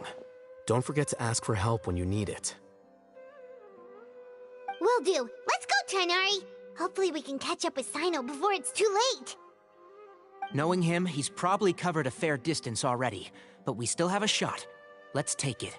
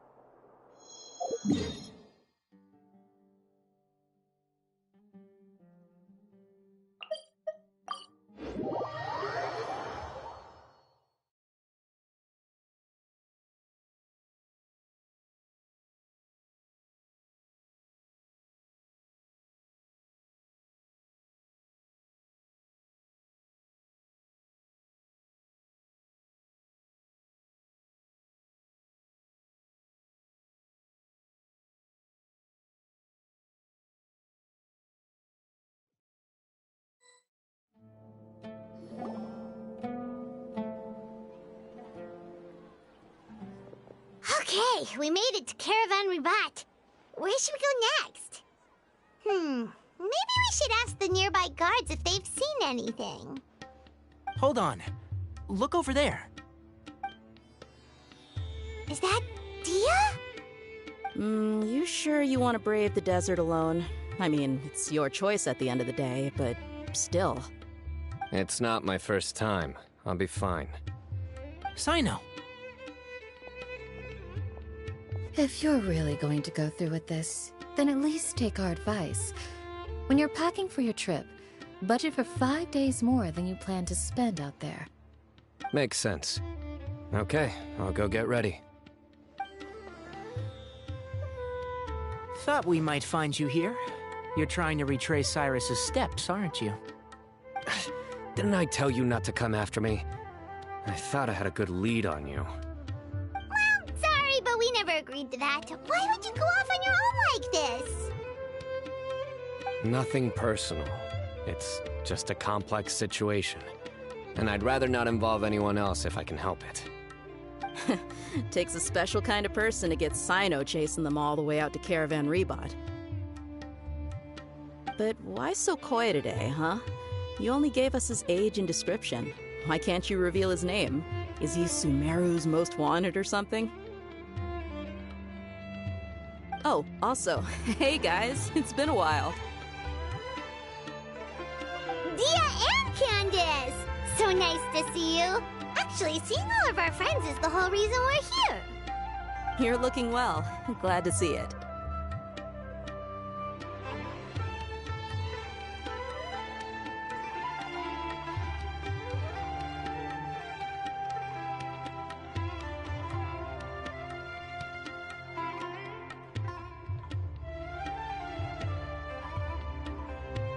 Candace and I came to Caravan Rebot on business. We ran into Sino as he was asking about some elderly gentleman's whereabouts. Some people say they saw him. Guess he stood out as an older guy heading into the desert alone with just a sumpter beast in tow and very few supplies. That's gotta be one heck of a story there. Sino, it's okay if you can't tell us anything about the case, but let us know how we can support you. We're here to help however you need. The more people we have working on this, the quicker we'll be able to find the person you seek. No, it's not that simple. If I'm right, he'll be doing everything he can to avoid us. We spoke with Zaha Hadid. From what she said, it's pretty clear that he wants to try and solve this on his own. It won't be easy trying to find him in the desert when he's deliberately trying to cover his tracks. Sounds like this is far more complex than we imagined. Still, if he started from Caravan Rebot, the chances are that his route took him past Aru village. You may as well ask if anyone there has seen him. My thanks to you both. Once this is resolved, I will find a way to repay you. Come on. No need to get all serious.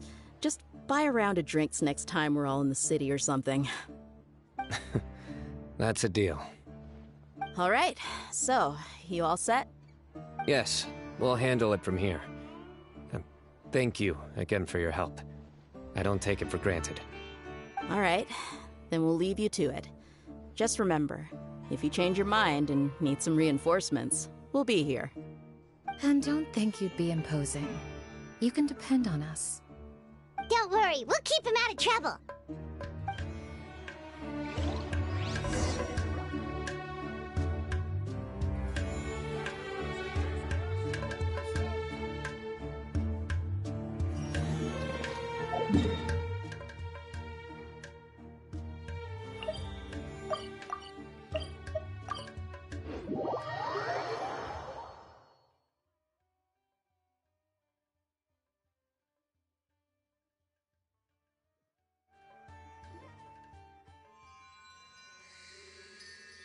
Hold on. There's a few things I'd like to clear up. Go on. So, after you left the campsite, we had a longer talk.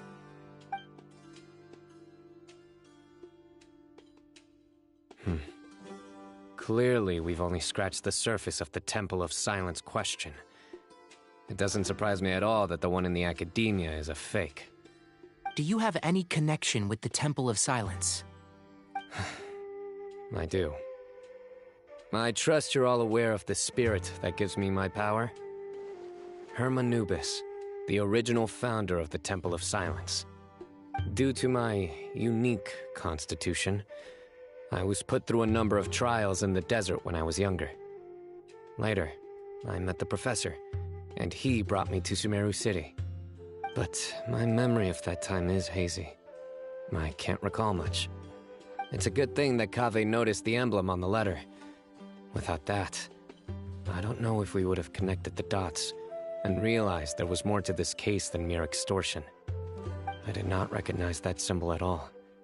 Whether that's because I've never seen it, or because my memory fails me, it's hard to say. Yeah, you're right. Thank goodness for Kaveh, and for Alhaitham's diligence during his time as acting Grand Sage. But Cyrus must have recognized it right away, right? Otherwise, he wouldn't have had any qualms about you reporting it. Oh, maybe his connection to the Temple of Silence goes even deeper than yours. I suspect so too. Professor has never once mentioned the Temple of Silence in conversation.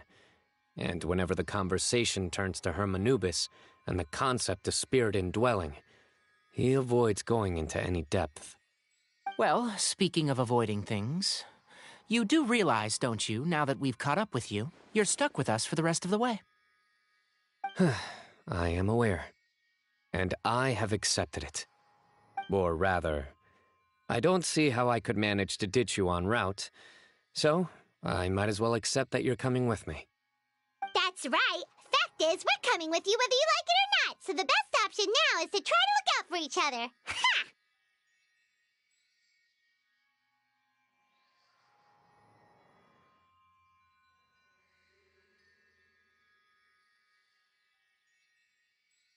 Fair enough. Then at least let me buy you a drink once we're back in the city. Works for me. All right, off we go. Let's start by seeing what the guards here can tell us.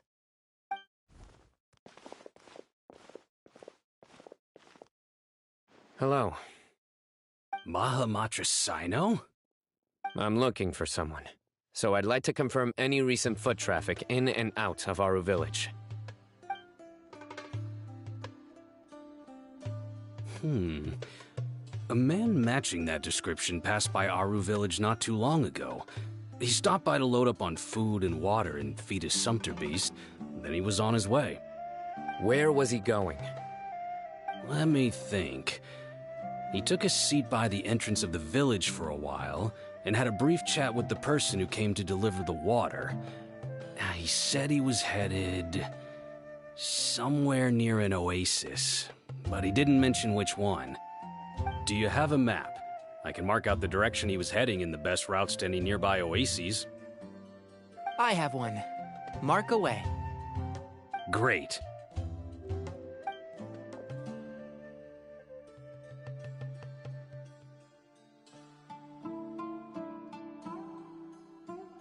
There you go.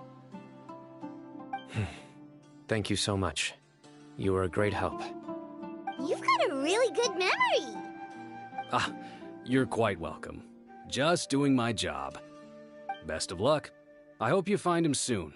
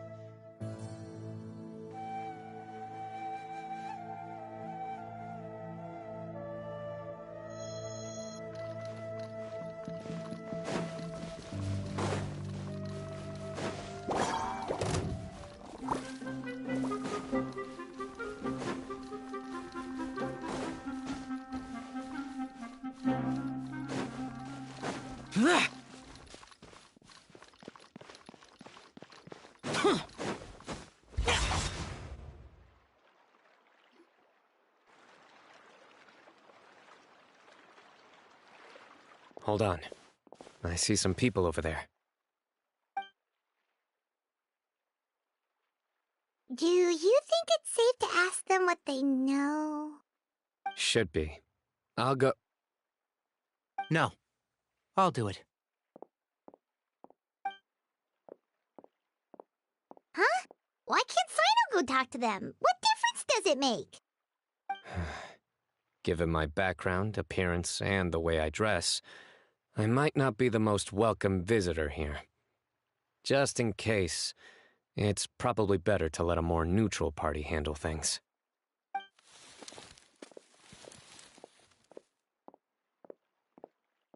Ah, hello there.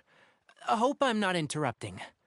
My friend and I are looking for an elderly man who's gone missing around these parts. Any chance I could ask you a couple of questions? Oh, a missing person, huh? Sure. What do you want to know?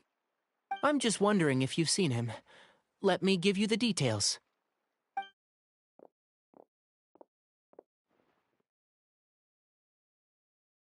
So, a silver-haired guy in a long robe, culture type with thoughtful eyes, and he's traveling alone. He'd stand out like a sore thumb around here. Yeah, sounds like the kind of guy we'd remember if we saw him. He's looking behind me.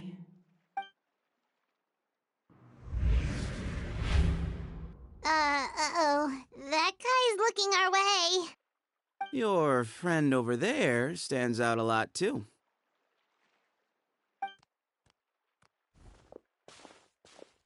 Hey, aren't you Cyno, the General Mahamatra? Yes, that's me. You don't seem surprised that I recognized you. It wouldn't be the first time. Oh, you're the one looking for the old man who's gone missing, aren't you? I have a bad feeling about this guy. Someone's on edge. You don't trust me much, do you? No need to hide it. I understand why you're wary of us. Still, you came to us asking for help. Do you want it or not? I thought you were a group of merchants. Seems I was mistaken. Your henchmen don't look like much, but something tells me they put up a better fight than most mercenaries. Hey, hear that, guys? You're my henchmen now. Suits me, as long as I get paid for it. Just cut to the chase already. I'm running out of patience. All right. Come with me. All of you.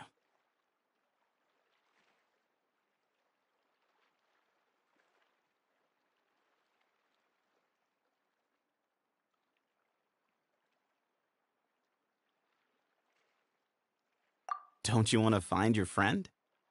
A silver-haired, long-robed, culture type with thoughtful eyes? Sounds like there's a whole other side to Cyrus I didn't know about.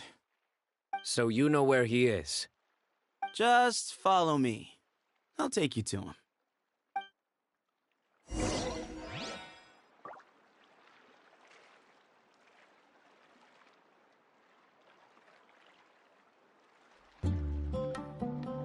Reduced to just standing around. How absurd.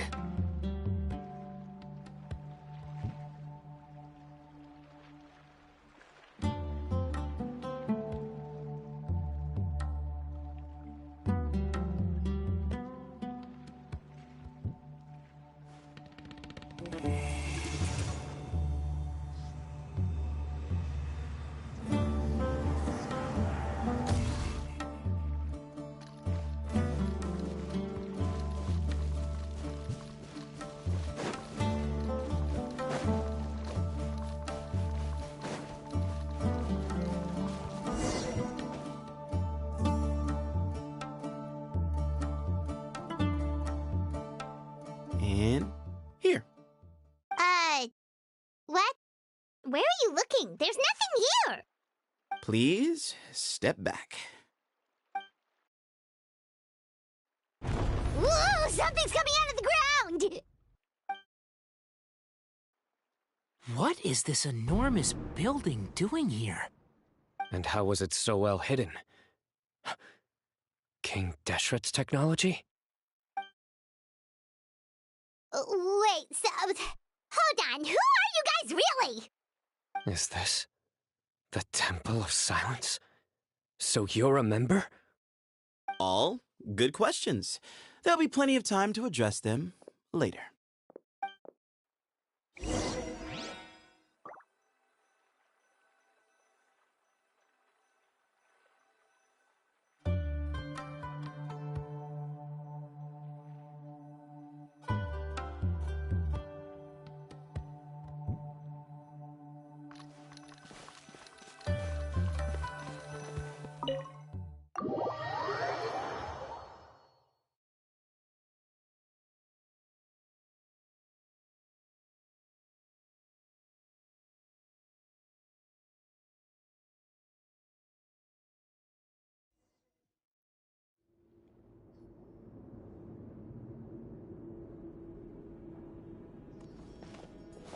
This is not what Paimon was expecting to find in the desert, especially not hidden right next to an oasis. Ooh, Paimon's scared. They must have kidnapped Cyrus.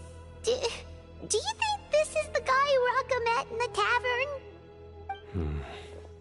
What's wrong? Thinking about your professor?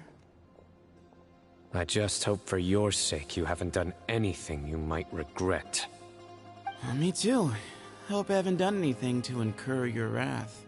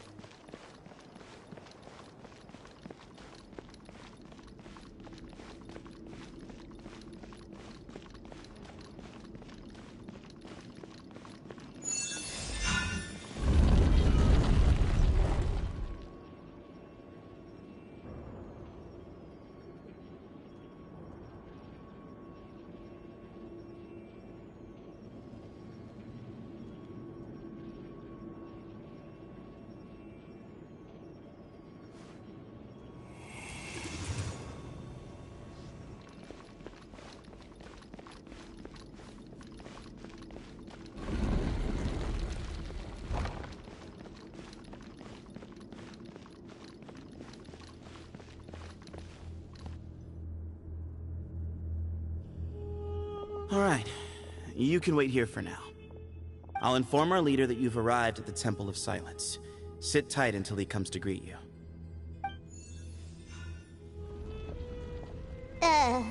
So he's just gonna leave us here unattended? Maybe we're not being kidnapped after all. They can't have been at the Oasis by chance. They were waiting for us. Whoever the leader is here, they were obviously counting on us showing up. So this is the Temple of Silence. After leaving the rainforest, they hid themselves here? Hey, look! That guy's coming back. Don't worry. Someone will come and call for you soon. What's your name?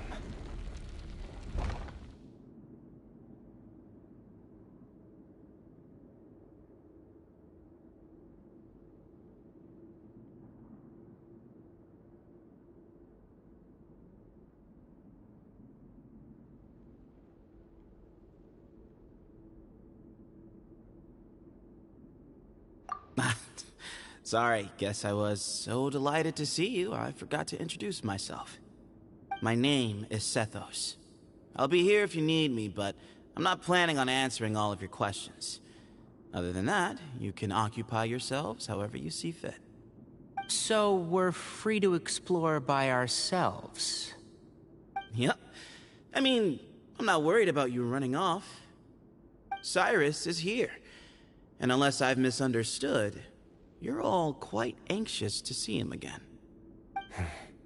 He's right. Well, if we've got some time, we might as well take a look around.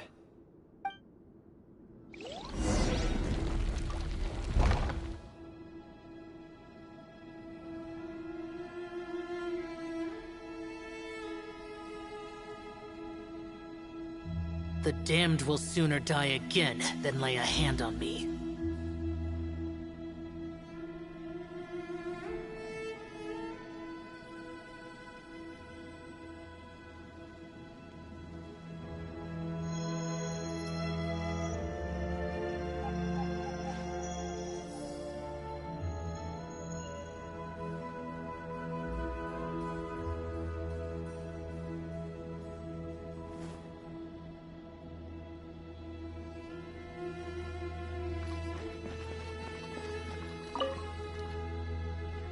I never imagined that the true Temple of Silence would be hidden somewhere like this.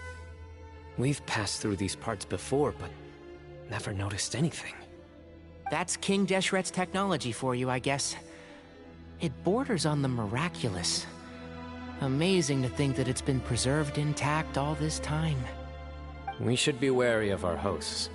Still, at this point, we can be confident that the professor is safe and sound, so that's something.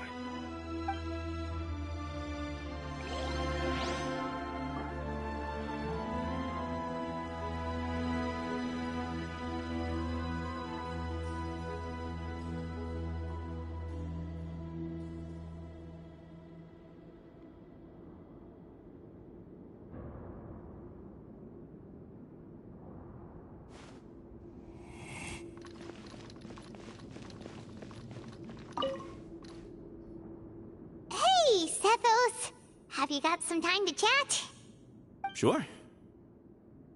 Although, I'm assuming by chat, you mean you have questions for me? Not often. The Temple of Silence is a place of quiet and solitude. We don't get too many visitors.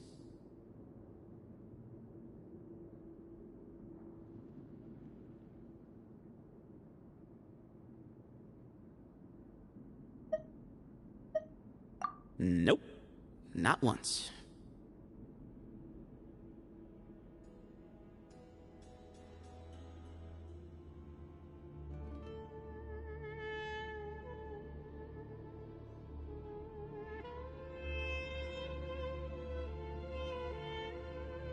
Really?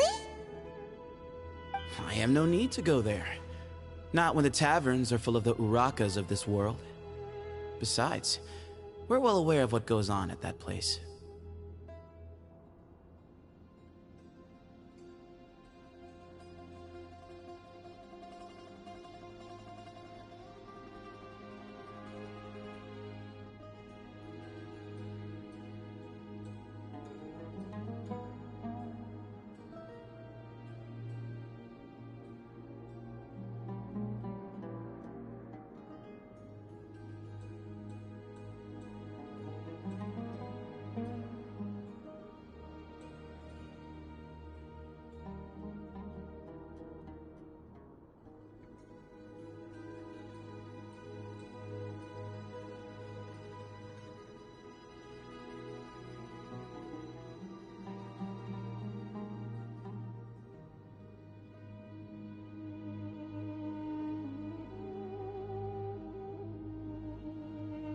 Spies?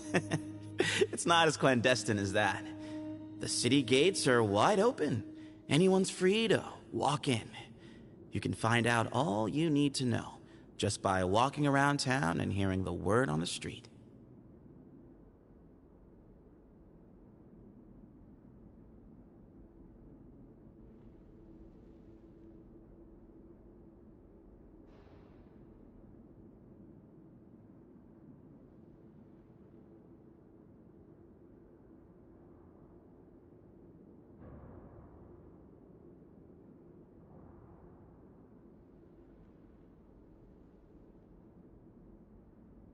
Yes, that was me.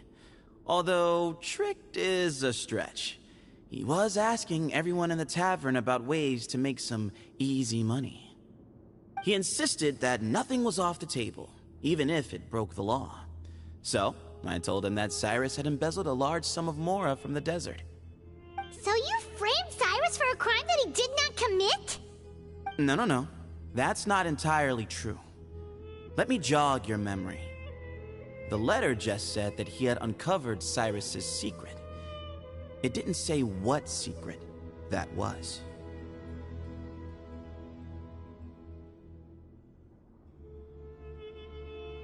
Of course. Uraka was a great accomplice, really. Very cooperative with a little bit of wine in him. Did exactly what he was told. And not much of an original thinker, though. It doesn't surprise me that he struggles academically. Why did Cyrus leave for the desert as soon as he received the letter? You'll have to ask him that one yourself. Certain things I can't answer for him. I'm neither judging nor defending him. All you need to know is that he recognized our emblem, and it was his own choice to take the bait.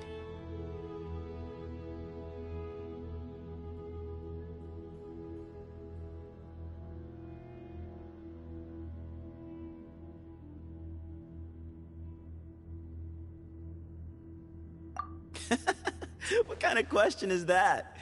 He's the General Mahamatra. Everyone in Sumeru knows who he is. Right, but back at the Oasis, you can't have known who he was for sure, or you wouldn't have asked him. So, what we're really asking is, have you never seen him in person before? I've lived in the desert my whole life. Guess you could say I've never had the pleasure. Ugh, why does Paimon feel like this guy's not being straight with us? Come on, we've only just met. If I give you all the answers up front, you'll have nothing left to look forward to.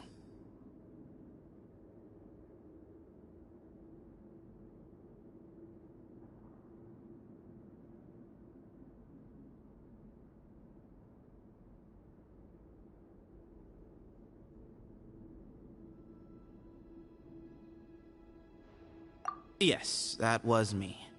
Although, tricked is a stretch. He was asking everyone in the tavern about ways to make some easy money. He insisted that nothing was off the table, even if it broke the law.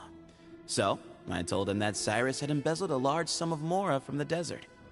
So you framed Cyrus for a crime that he did not commit? No. That's not entirely true. Let me jog your memory.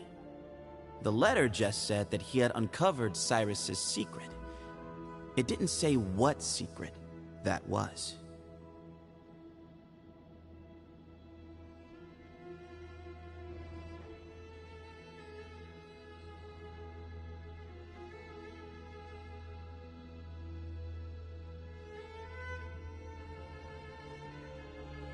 Of course.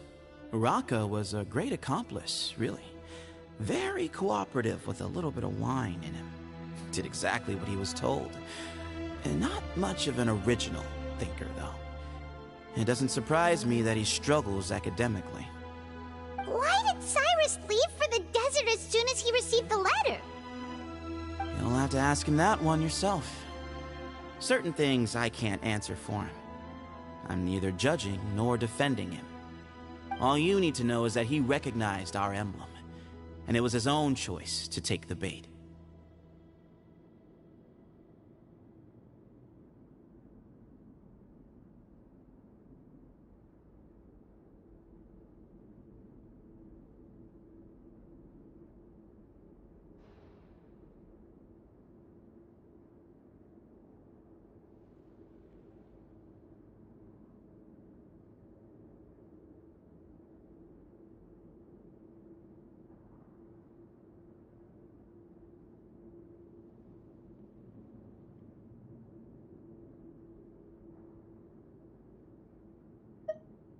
Nope.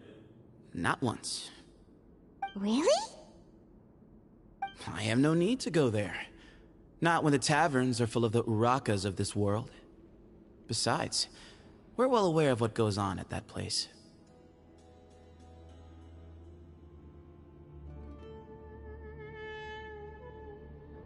Spies? It's not as clandestine as that.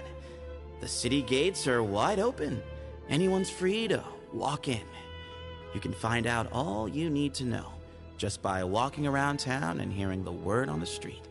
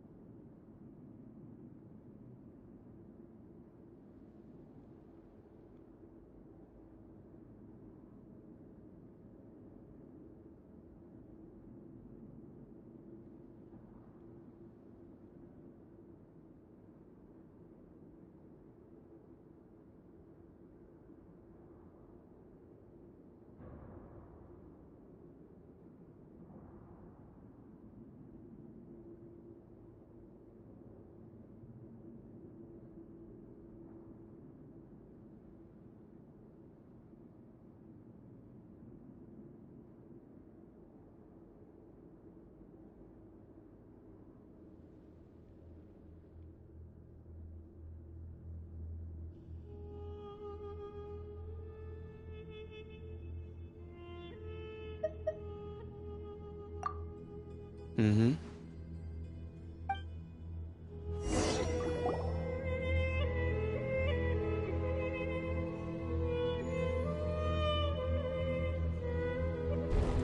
Ah, here he is.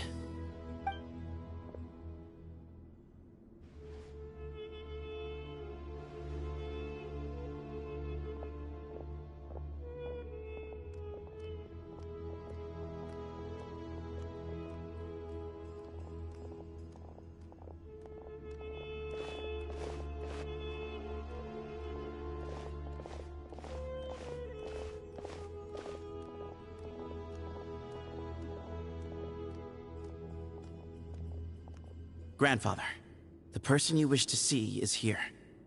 Well done, Sethos. Greetings, one and all.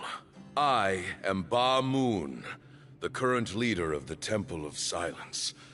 I know why you are here, and I thank you for your patience. Bring him out.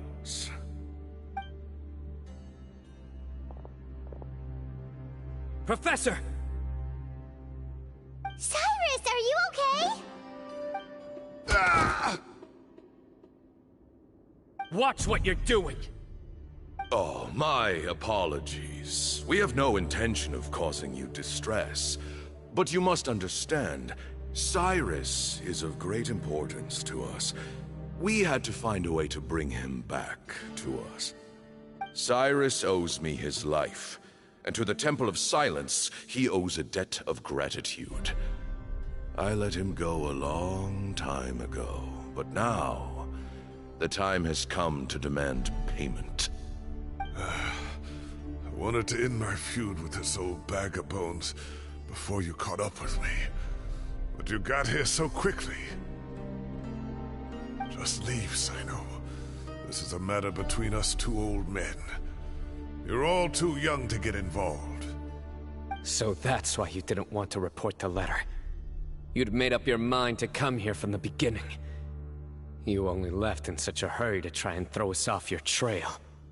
Some things in life catch up with you. No matter what you do.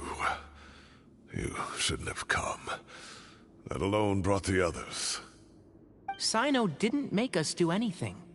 We came here for the same reason he did. To rescue you. We'd appreciate you telling us the truth. Otherwise, it seems a little unfair on everyone who had to stay behind. My secrets are secret for good reason. Bringing them to light can only lead to misfortune. You're afraid, aren't you? You can't bring yourself to speak of your past deeds to the students you nurtured as if they were your own children. You recognized our emblem because for many years you lived among us. Indeed, you all but became one of us. You knew as soon as you saw the letter that we, not Uraka, were the ones speaking to you. It threatened you only because you know what you did. Your own guilt convicted you. For you, Cyrus, are a traitor.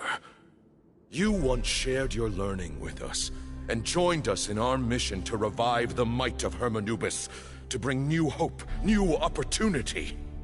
But then, you betrayed us. You bargained for your independence with your past contributions. And then you left, taking with you Hermanubis' might and the wielder of his power. We both know what I said to you that day. That as the leader, I grant you permission to leave, but that one day, the sands of time will catch up with you. And when that day comes, you must pay the price you owe. You really know how to hold a grudge. Hermanubis' might? And the wielder of his power? Does he mean you? Professor, anything to say? The moon is right. I came here once before. He rescued me from the brink of death once, many years ago in the desert. When he learned that I was a scholar, he invited me to come here and revive the might of Hermanubis together. It was a great, daring plan. one shrouded in secrecy. The Temple of Silence had been bereft of Hermanubis for too long. The strength of its faith and its warriors were waning. Bamoon proposed that we implant bar fragments, shards of Hermanubis, into the bodies of suitable vessels. If the experiment was successful, the spirit of Hermanubis would then dwell within the vessel. Many believers volunteered themselves for the experiment. But we soon discovered that the bodies of grown adults could not withstand Hermanubis' power. In the end, Bamoon offered his own adoptive grandson. One other child was identified as a suitable vessel, and his parents agreed to release him into our custody in exchange for a small fortune. These two children were our only hope for hosting Hermanubis' power. For many years, the Temple of Silence had been in possession of 2 Ba fragments from Hermanubis. As remnants of his raw power, they were exceedingly rare treasures. The test subjects were sent into a room that had been prepared for the ceremony, and instructed to approach the Ba fragments, whose power had been amplified. If, after some time, this power did not repel them, this would mean that they were suitable vessels. The original plan was for a 3-stage experiment: resonance, implantation, and recovery and observation. The resonance stage went quite smoothly for both candidates. As the 2nd stage began, I realized a decision had to be made. Should we implant the fragments one at a time? This would allow us to monitor the results after the first round and adjust our plan accordingly. Or alternatively, we could implant each fragment in a different vessel at the same time and compare their effects. But as I was deliberating, both Ba fragments suddenly became active. They glowed with a light we had never seen before. I knew that if they were not implanted right away, they would disintegrate and be gone from the world for good. Our 2 vessels had both displayed great promise by successfully resonating with the fragments. Under the circumstances, the thought of implanting both fragments into the same vessel seemed out of the question. To preserve our faith and our power, we implanted each of them with a single fragment. Ultimately, I ended the experiment and left, taking one of the children with me. In recognition of your past contributions, I chose not to send someone to hunt down and kill you both. Your lives were spared, but I have paid a great price for your betrayal ever since. I have always wanted to see you, Cyno. Losing you and your Ba fragment dealt us a devastating blow. We've been in decline ever since you left. I see. So that's how I gained my power. Look, in essence, I borrowed your Ba fragment for a decade or so. And now you are seeking justice. If you want to take my life, then so be it. I'm an old man now anyway. But you cannot lift a finger against Cyno. He is the General Mahamatra. Your actions would be seen as a declaration of war against the Academia. I'm sure you don't remember anymore, dear Cyno, but you've met us all before. You were so young then, when we all gathered around and celebrated the revival of our Lord. You and he, Sethos, you were our final hope. You'd like me to return my power? As a follower of Hermanubis, I have allowed this power to remain in the rainforest for far too long. Now, it is time to reclaim it. That power is not yours to reclaim. Cyno was chosen by the gods. You cannot take what they have bestowed. You are wrong. Cyno was chosen, but he was not the only one. My child, Sethos, has the same gift as he. So those are your terms for freeing the professor? Despise me all you want. My sins are my own. The Temple of Silence is an innocent party. It is because of my foolishness all those years ago that the Temple's glory has waned. And now I must take responsibility for the decision I made back then. So what you're saying is, the power of one Ba fragment is not enough? You're asking me to return the one in my possession, so it can be implanted in him instead? Divine power causes great suffering to those who wield it. How do you know that Sethos would be able to withstand it? He is no longer a small child. But regardless, this burden is ours to bear, and your objections mean little given that you turned your back on us long ago. Both my heart and mind are telling me that what you are proposing is a terrible idea. However... Don't listen to him, Cyno. That power is no more yours to give than it is his to take. You have to understand. I know. But if this is a question of your freedom versus a fragment of power, then... there is nothing to debate. Sorry to interrupt, but in my view, there are a number of contentions here that still need addressing. Say that Cyno refuses to return his power, and you also refuse to release Cyrus. Then, we are at an impasse. I find it hard to believe that you went to all this effort without planning for that possibility. You're trying to gauge where we stand while keeping your remaining cards close to your chest. Well, my stance is, put the rest of your cards on the table. Then we can have a discussion. Wait, those ears... So, we have a descendant of the Valukashuna in our midst. Splendid! Fate smiles upon us after all. Everything we have longed for, Hermanubis will provide. Perhaps this very day we'll...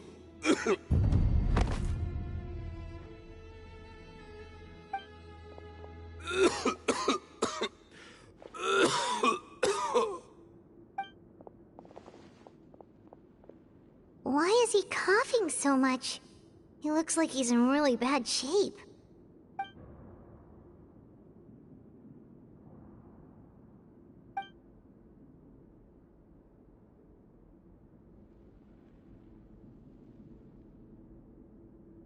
Pamoon, you... Take our leader back to his room. Sethos... you must... Grandfather, I know what you wish to say. Leave this in my hands.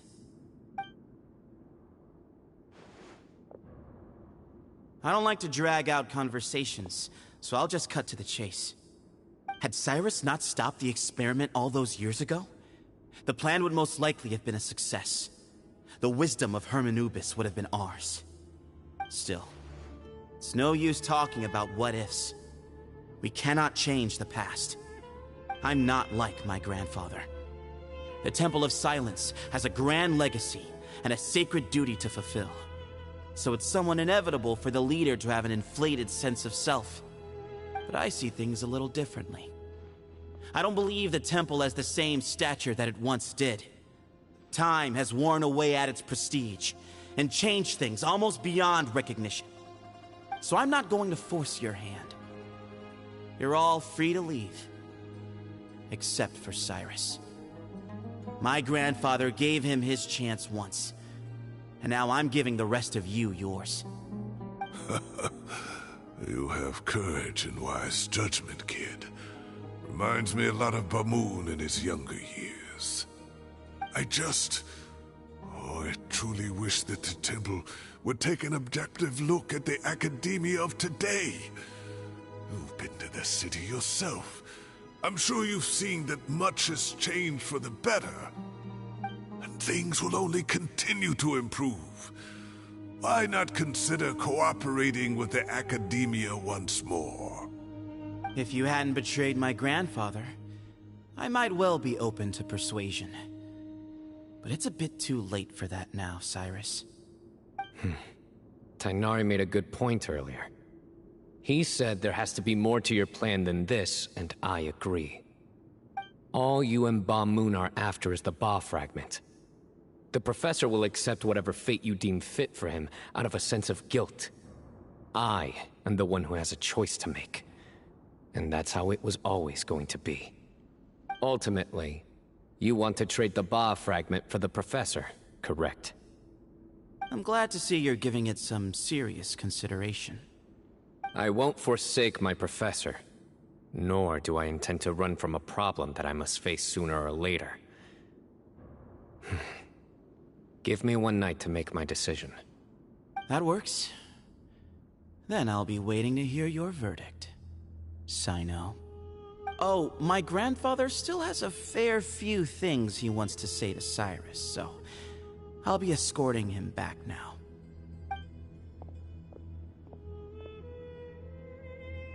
Are you sure about negotiating with him? I need to think this through. Everyone, let's meet again later tonight. Until then, take some time for yourself. Alright, well, don't put too much pressure on yourself, Cyno. If you need any help working things out, just come and find us.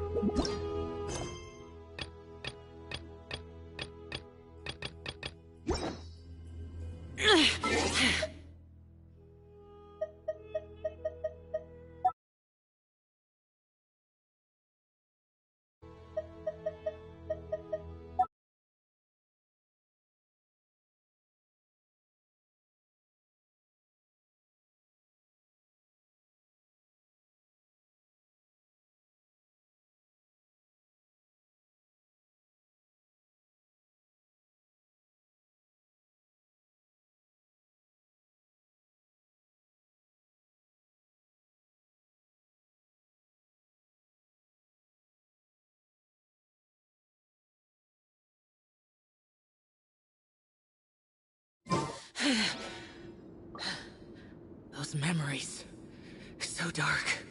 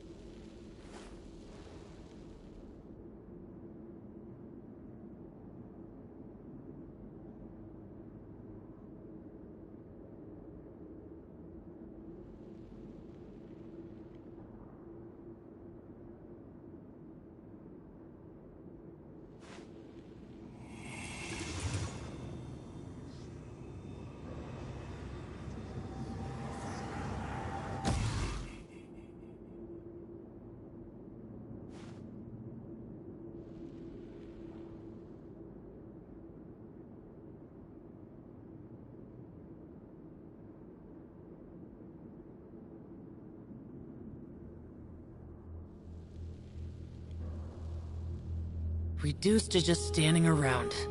How absurd.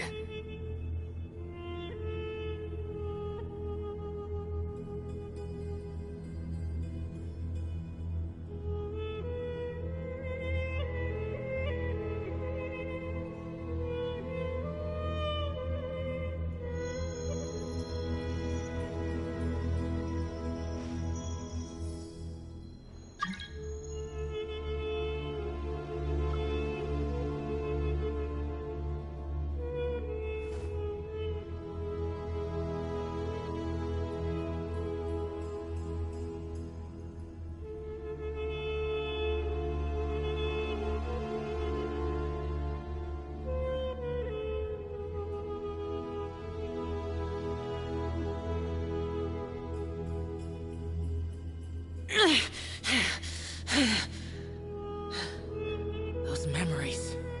So dark.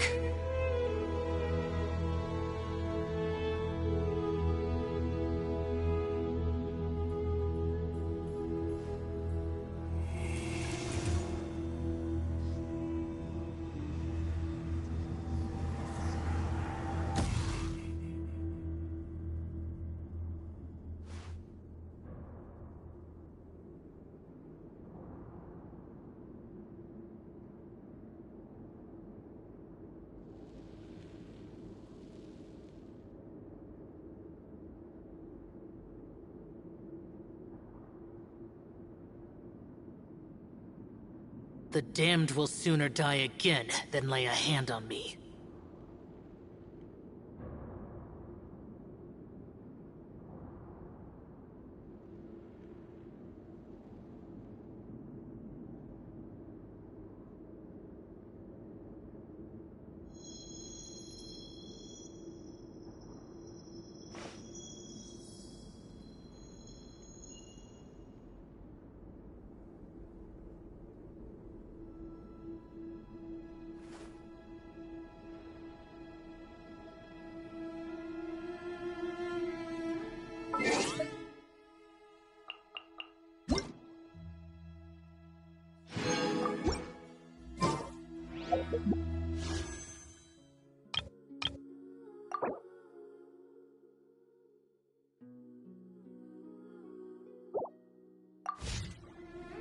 Reduced to just standing around.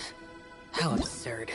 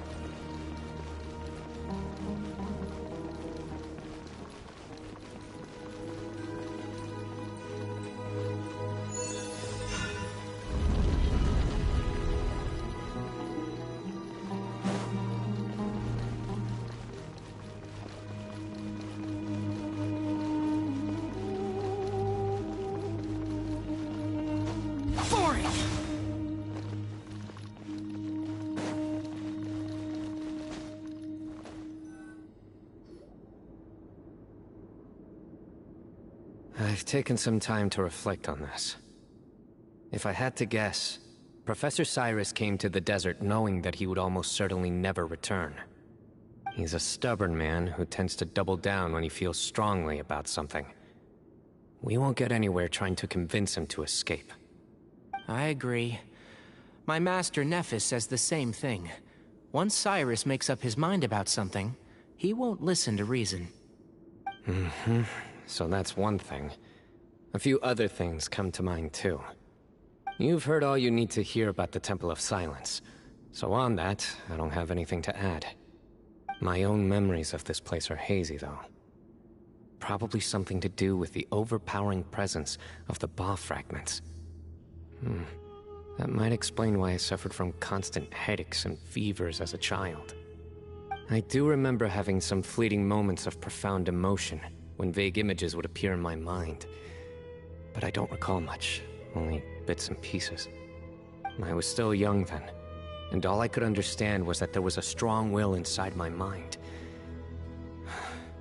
Thinking back on it now, I suppose it was Hermanubis' way of trying to encourage me, even if we couldn't communicate. The power that came to inhabit my spirit was probably one of the cornerstones of their whole faith. So if the will and might of Hermanubis is a real, intangible thing, and they are its rightful worshippers, then... You're not gonna give in to their demands, are you? Surely there has to be another way!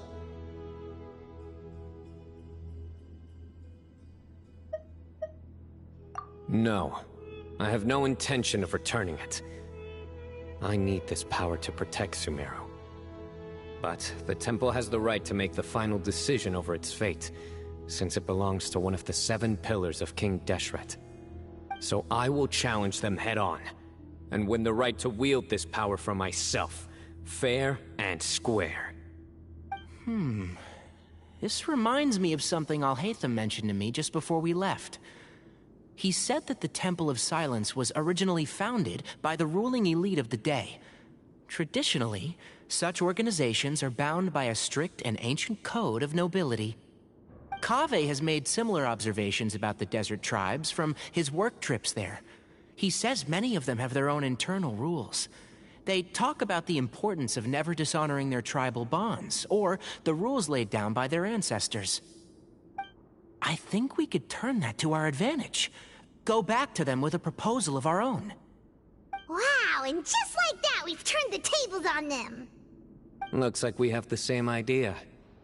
Turn it back on them now while we still can, in terms that they cannot refuse. That's how we win this.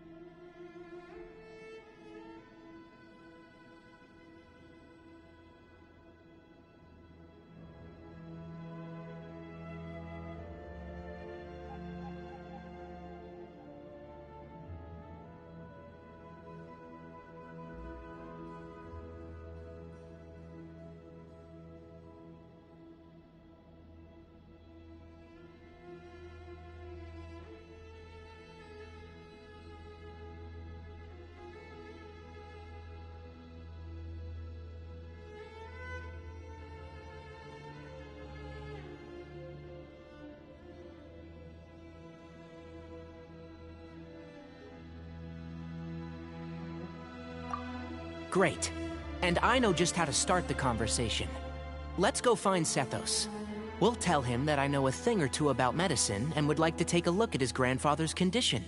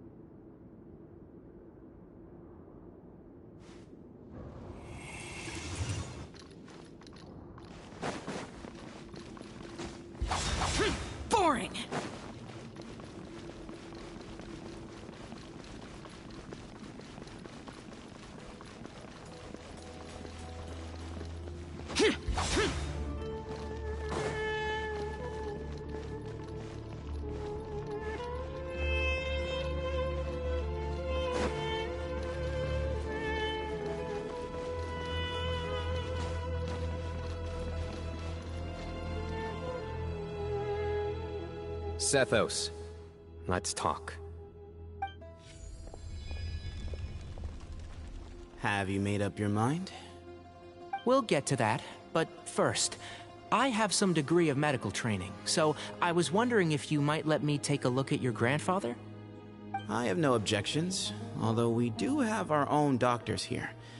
I doubt you'll be able to tell us anything we don't already know. Only one way to find out. Follow me. Keep your voices down. We don't want to disturb him.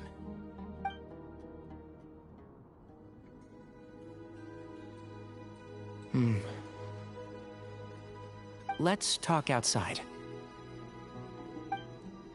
Bamoon has fallen into a deep coma, and his prognosis is quite grave. I'm sure that your physicians have come to the same conclusion. He appears to have sustained a serious injury in his youth, which has been exacerbated over the years by the heavy burden of work and now by the effects of old age.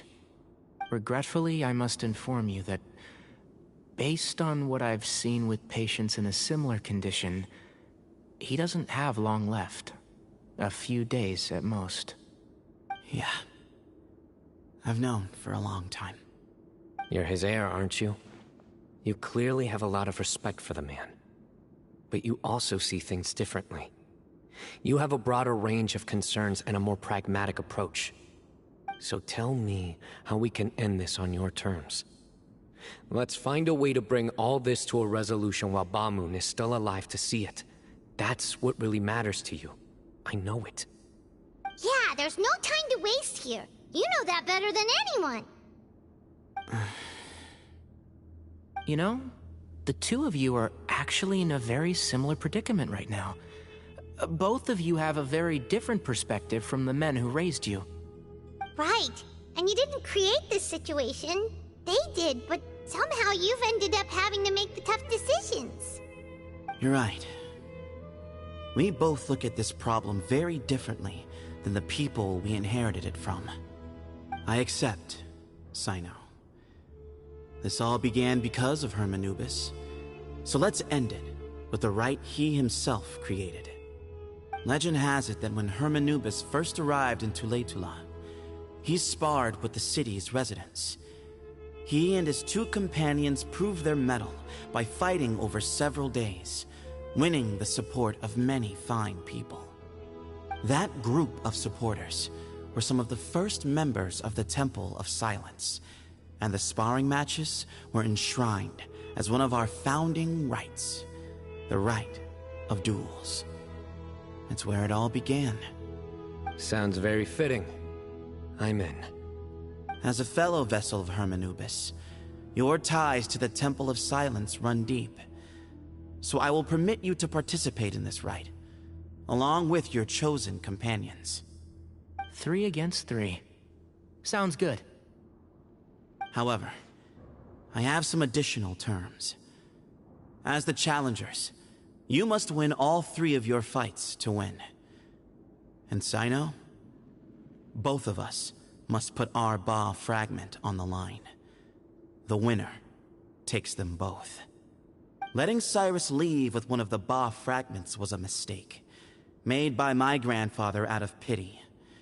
It is a long-standing issue that must be addressed for the Temple of Silence to move forward. I can make no concessions on that front. None needed. We're on the same page. If I win, the Temple of Silence must release Cyrus, and consider this past dispute resolved. If you win, I'll return my power to you. It's a deal. Then let's meet at the ceremonial hall tomorrow evening, 8 o'clock.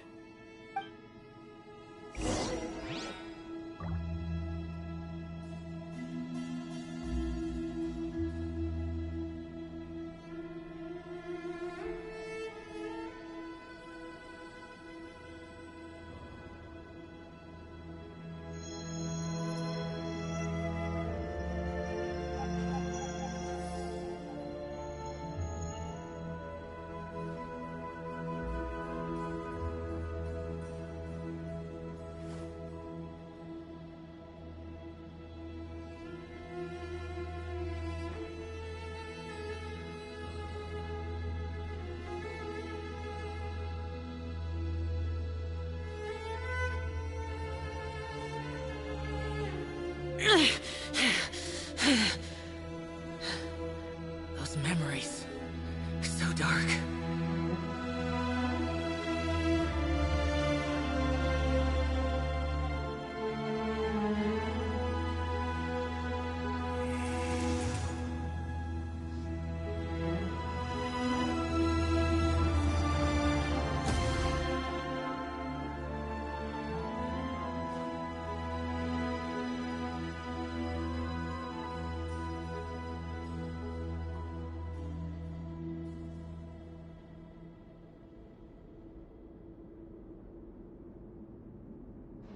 Reduced to just standing around. How absurd.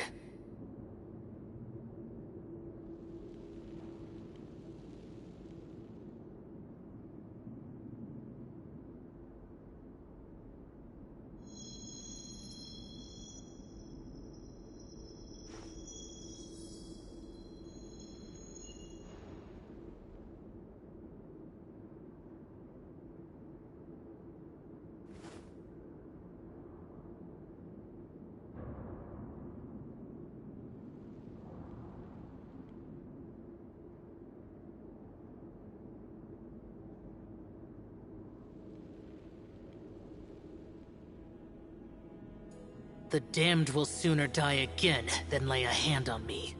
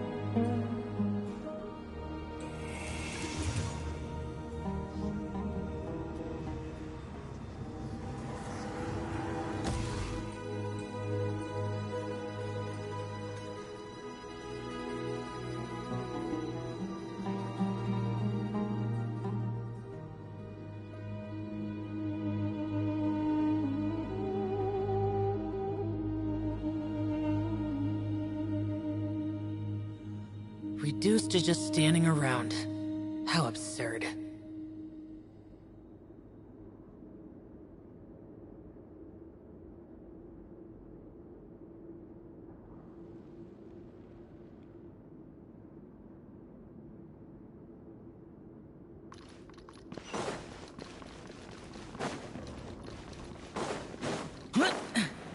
Useless.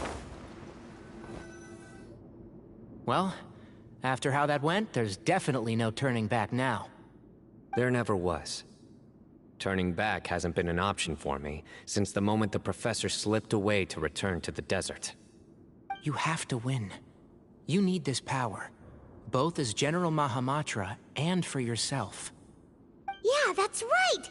Besides, it stayed with you ever since you were a small child. Surely that's a sign it thinks of you as its rightful owner. Both as General Mahamatra and for myself. Yeah, when you put it that way. I've had to overcome a lot to tame this power and claim it for myself. Not everyone could have done that. Exactly!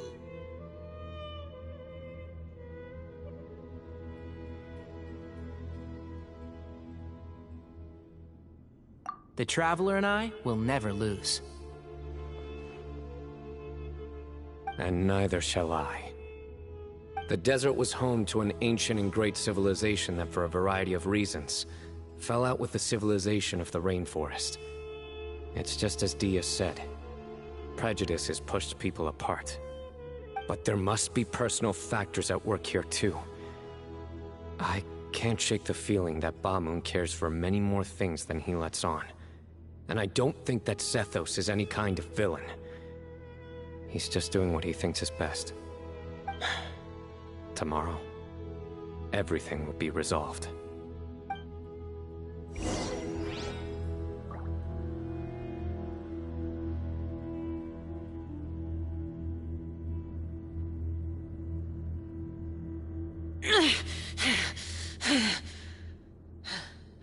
Those memories. So dark.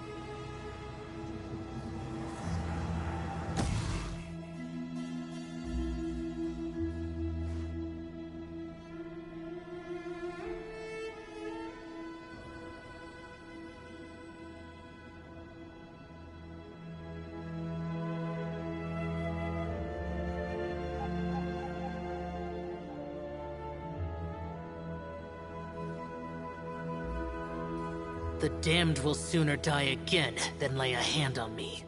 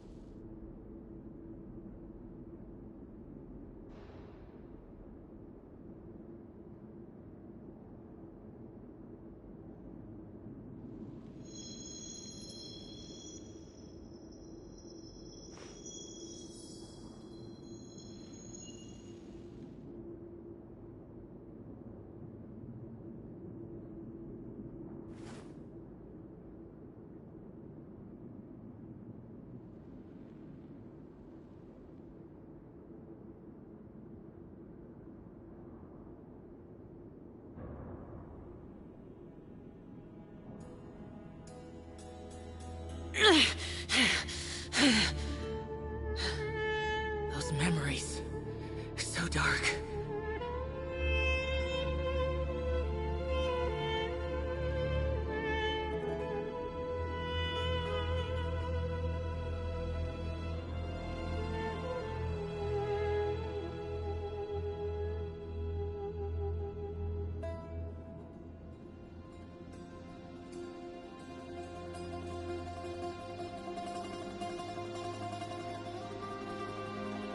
The damned will sooner die again than lay a hand on me.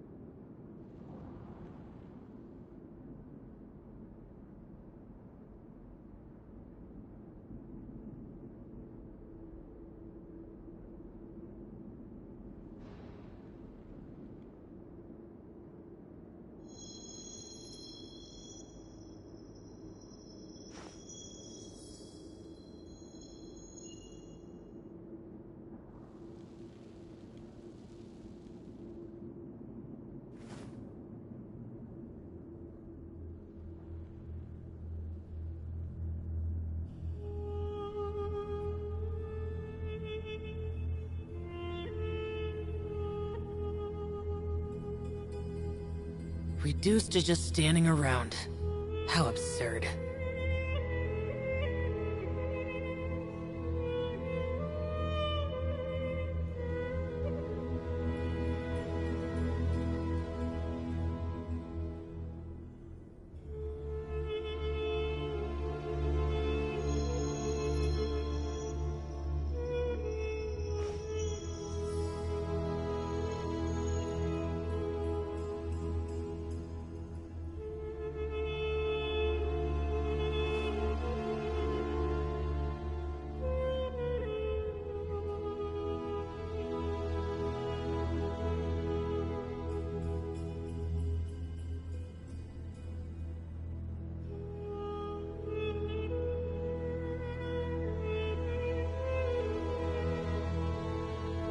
The damned will sooner die again than lay a hand on me.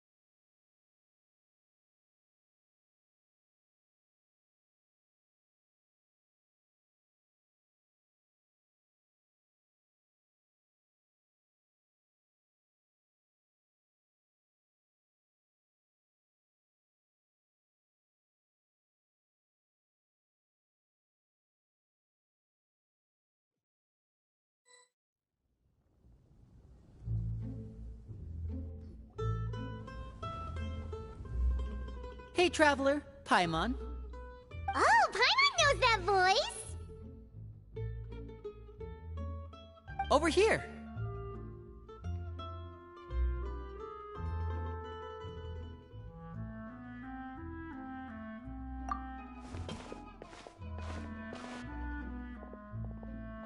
To borrow one of the more popular turns of phrase at the moment, this appears to be quite the fated reunion. Running into you two out of the blue like this has really made my day. I certainly wasn't expecting it. You can say that again. What brings you to Poisson? Wait, Paimon's got it! You must be here for one of your magic shows, right? Actually, we've run into a bit of trouble on the home front, so Father arranged for us to stay in Poisson for the time being. Oh, are Lynette and Fremine here too? Yep, along with most of the other members of the House of the Hearth. You may have noticed Poisson seems a bit more crowded than usual. So you're saying nearly the entire organization has moved to Poisson? Sounds like you've run into way more than just a bit of trouble. What's really going on? Well... Since the two of you are so curious, perhaps I can fill in the gaps. You scared Paimon half to death! Father, you're here. You know...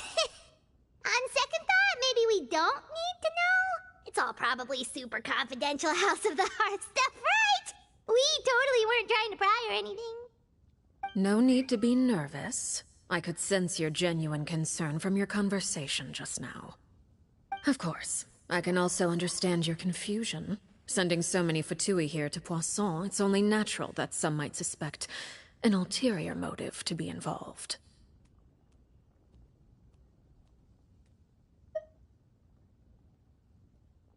I understand. I'm well aware you've had your fair share of confrontations with the Fatui in the past, and I can't exactly guarantee that we'll remain on good terms in the future. As for right now, however, I would say we have little reason to be at odds, wouldn't you agree? The House of the Hearth could stand to be more open with those who have worked so closely with us in the past. As for the issue at hand, well, It hardly relates to any ulterior motive. To be frank, it all stems from a certain rumor circulating around the House of the Hearth. It's an internal matter. What sort of rumor? A rumor that a certain phantom child is hiding away in the House of the Hearth. A phantom child? Ooh, just hearing the name is giving Paimon the creeps. A spirit that should have long ceased to exist is lurking in the shadows of the House of the Hearth. So I decided to bring the children to Poisson before continuing to investigate the situation. I expect I should be able to track down the spirit fairly quickly. After that, it's just a matter of resolving the situation, if you will. It shouldn't be much trouble at all. If you're curious, or if you still have some concerns, it might be advisable to stick around for a few days. I'm sure the children would be exceedingly pleased to welcome some visitors. Lenny, I'll leave you to entertain our guests. I have some matters to attend to. Of course, Father.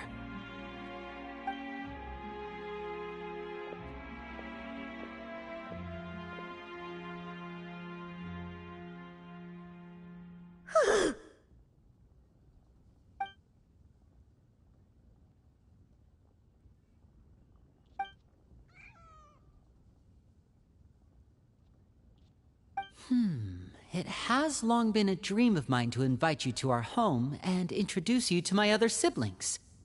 You're quite well known in the organization already. A lot of people have been talking about you, especially after everything with the prophecy. If you're willing, why don't you stay a while and have a little chat with us? Alright. We don't have anything else to do right now anyway. But let's be clear, we're just gonna be there as guests, okay? Don't get any funny... Oh, wait a second. For your guests, that probably means we'll be treated to lots of yummy food, right? Of course. During our stay in Poisson, we've been helping out the locals with some fishing. We bring in quite the bounty every day. In fact, today's the perfect chance for me to show you what I can do in the kitchen. Let's go. I'll take you to where we're staying.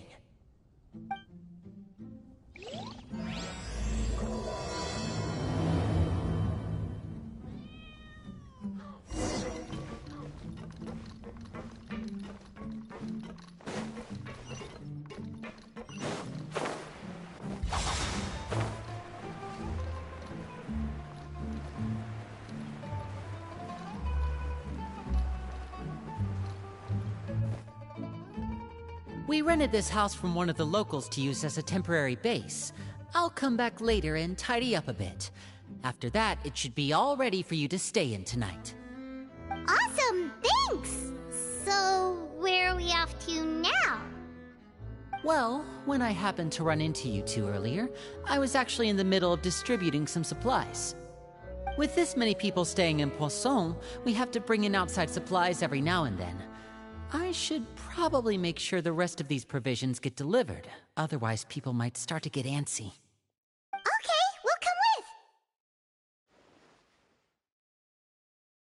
There are all sorts of rumors about your organization floating around out there. Paimon's not sure if she could even take a wild guess as to what's true and what's not. But now that we finally have the chance to see a day in the life of the house, we can take a good look at how you operate! Well, you're more than welcome to come along. Just follow me.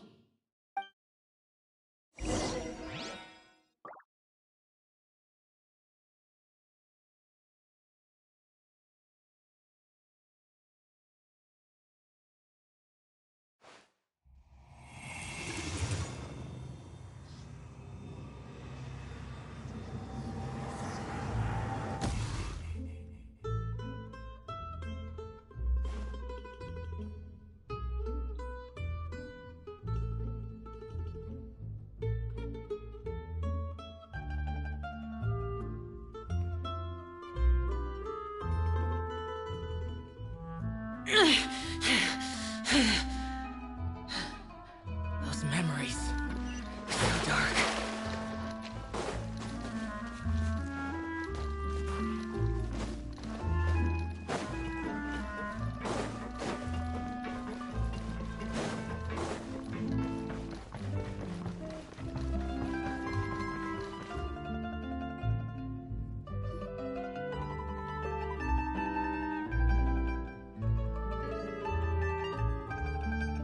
Lyney! You're finally here. The supplies. I'm assuming you've... Brought them with me? Yep, here you go. Hello? Something caught your eye? It's the Traveler in Paimon! No way! Come here, everyone! Hurry! The Traveler and Paimon are here!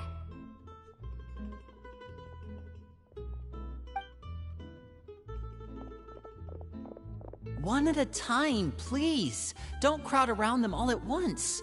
We don't want to scare off our guests now, do we? Oh, it's all right! Gotta say, Paimon didn't realize we were this famous. Of course! Father and Lyney have told us so much about you. Father told us about how you helped Lyney. According to her, you're a trustworthy friend. And as far as she's concerned, that's pretty much the highest compliment we've ever heard her give. As you can imagine, everyone's been very curious about you. I heard the Traveler is so strong that he can move a mountain with his bare hands. I heard Paimon eats so much that she can clean out the entire pantry at Hotel Tabor in just 3 days! Wait a second! That's the rumor you heard about Paimon? Oh, not cool at all! Oh, wait! When guests visit, you're supposed to give them gifts and stuff, right? Oh, we don't need something like that. Besides, we don't have anything to give to you! Come on, we insist!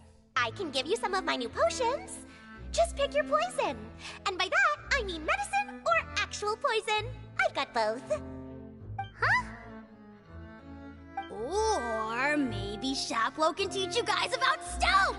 He's super good at it! He's never been caught! Ah, now that's not a bad idea. I know you usually prefer to fight head-on, but it never hurts to expand your bag of tricks, right? When it comes to eliminating your enemies, staying quiet can go a long way. Trust me, I would know. I was poisoned not too long ago, and I'm still dealing with the after effects. So I'm not quite as good as I was before, but I could still give you some pointers. Wait, when you said gifts, Paimon didn't think you meant poison and stealth tactics. But those are the best things we can give you. You don't like them? Ooh, how about this? Tell me the name of someone who really annoys you, and we'll teach him a lesson for you. All right, Fold, Selwar. I think that's enough suggestions for now. When it comes to being a good host, it's the thought that counts. You don't need a physical gift to make our guests happy. In fact, pestering them with suggestion after suggestion might make them more annoyed than anything. I would say your enthusiasm has certainly gotten across. Really?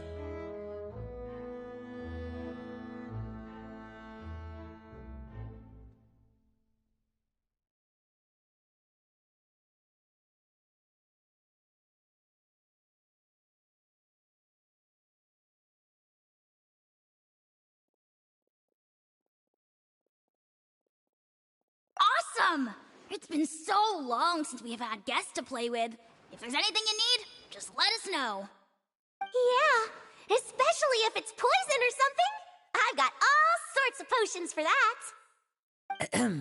Well, we'll talk to you all later. We've still got supplies to distribute. All right, see you later.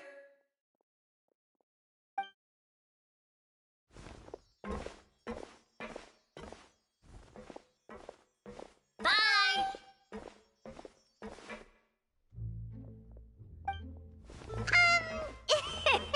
Lyney, about all that poison and stealth tactics talk just now.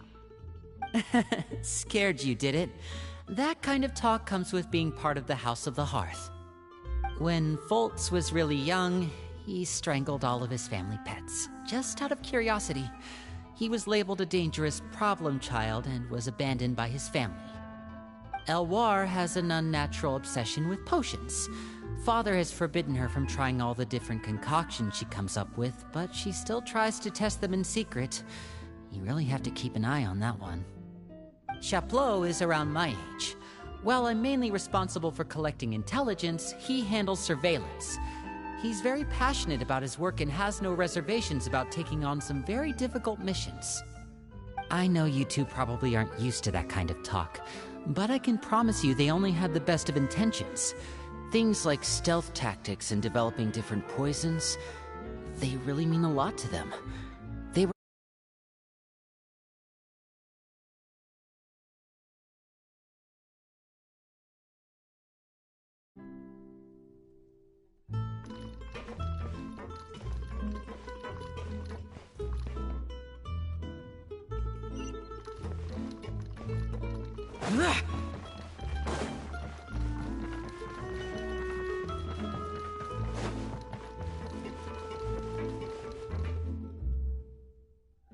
Filial, supplies are here. Thanks. And who are these two? Outsiders? Allow me to introduce you. This is the Traveler and Paimon. Oh, you're the famous duo I've been hearing so much about. It's nice to meet you. I heard you've traveled to all sorts of places. Is that true? Of course! We're making our way all across to that! Oh, good for you. You must be pretty familiar with Fontaine by now, then. Have you seen the new opera that started running recently? I think it's called... The 4,000 Thieves? Oh, this is the first we've heard of it. It seems like it's going to be fantastic. From what I've been able to tell from the posters, anyway. You should definitely check it out if you have the time. Oh, and there's The Blind Maiden, too. That one is supposed to have audience interaction. Seems pretty interesting. After this mission is over, I think I'll go get a manicure. Oh, maybe I should dye my hair. Wonder how much it'll cost. Is it just Paimon, or do these two seem much easier to get along with than the others? Looks like the House of the Hearth has some normal members after all. I heard that. Oh! Oops. I'm guessing you're referring to Foltz and the others? Yeah, we're definitely not all like them. I bet those crazies are practically foaming at the mouth right now. I'm sure they just can't wait to get back to Snezhnaya to carry out the plan. That's enough, Filial. Don't talk about family members behind their back, right? Whatever. Let's go. Guess this is goodbye then. If you ever have some time, we should go see the opera together.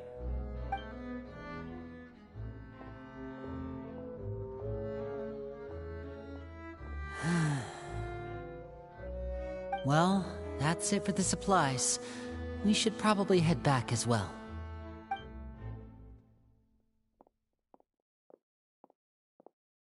Well, they didn't seem too happy with each other. Seems like there could be something more going on here.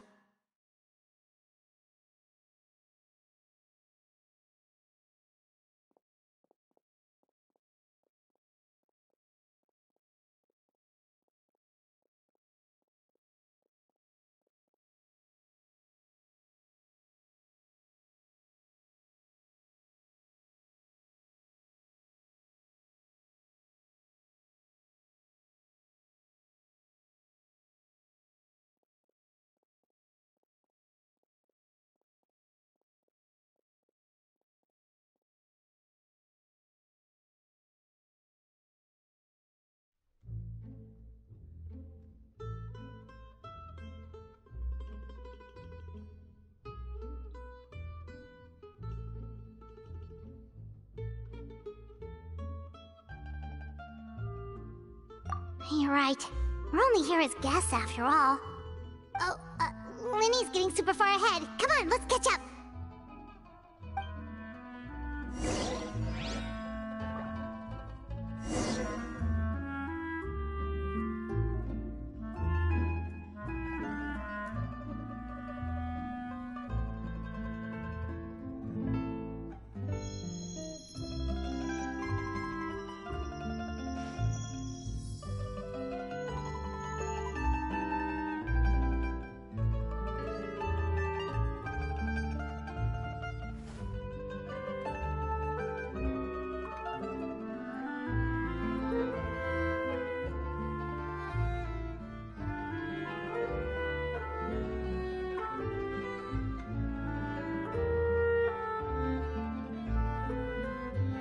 reduced to just standing around. How absurd.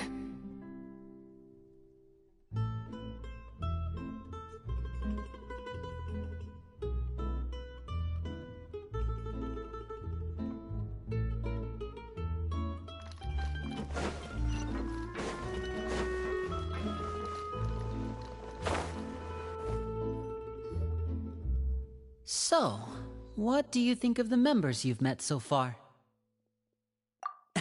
Well, Father is always encouraging us to be strong-willed and independent. So if there's one thing we've got, it's people who aren't afraid to speak their mind. Well, I should probably get cooking. Want to join? Of course! Then let's head out and...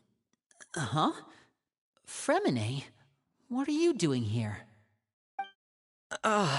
Well, Fremine! Nice to see you again! Oh, you too. I heard you're here as guests of House of the Hearth. Welcome. We were just going to make some food. Why don't you come along? I could use some help in the kitchen, and I seem to remember you mentioning you wanted to make seafood soup for the Traveler in Paimon. Seafood soup? Oh, Paimon's drooling already. Were you looking for something just now, Fremine? Maybe I can help. It's nothing. I just wanted to see if there were any extra supplies. Yeah, we've got some left over. What do you need? Some food and water, and some clean cloth, if possible. No problem. Give me a second here. Food, water... Wait a minute. What do you need all of those for? You're not on any missions as far as I'm aware, and you were just going to come eat with us. So what's this all about? I thought I'd grab an extra portion because I get hungry at night. Could be because I'm growing, you know, and... Fremine, you remember what I told you? You're not like me. Your lying skills still need some work. Tell me what's going on. Is it really bad enough that you have to keep it from your own brother? Maybe it'll be better if we gave them some space.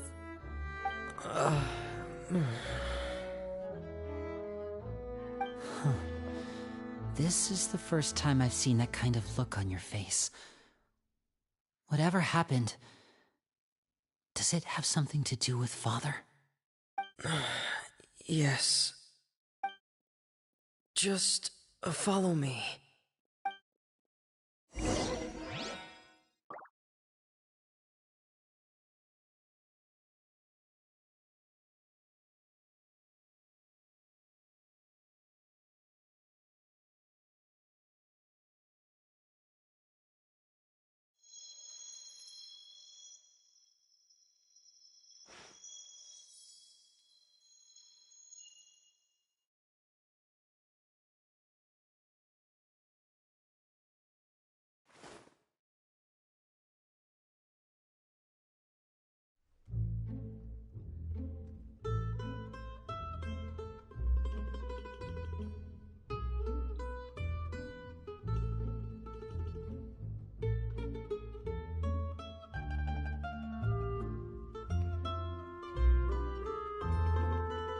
The damned will sooner die again than lay a hand on me.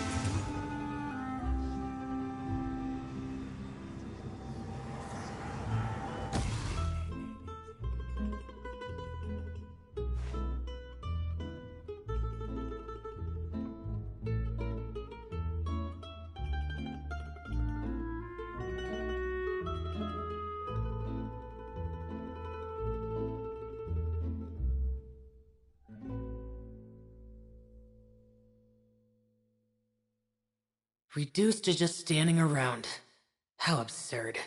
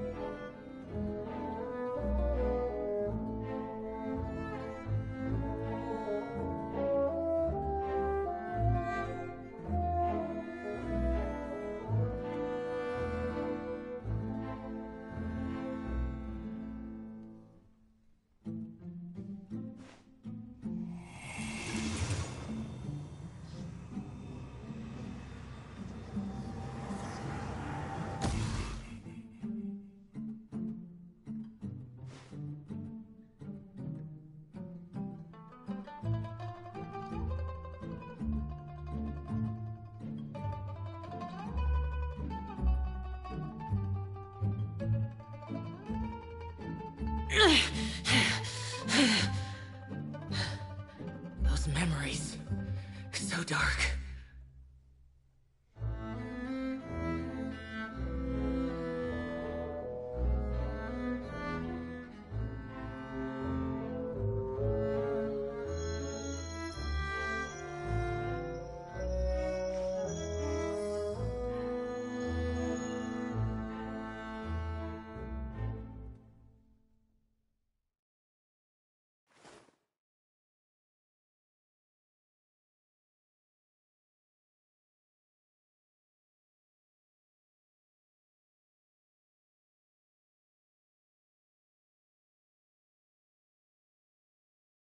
Reduced to just standing around. How absurd.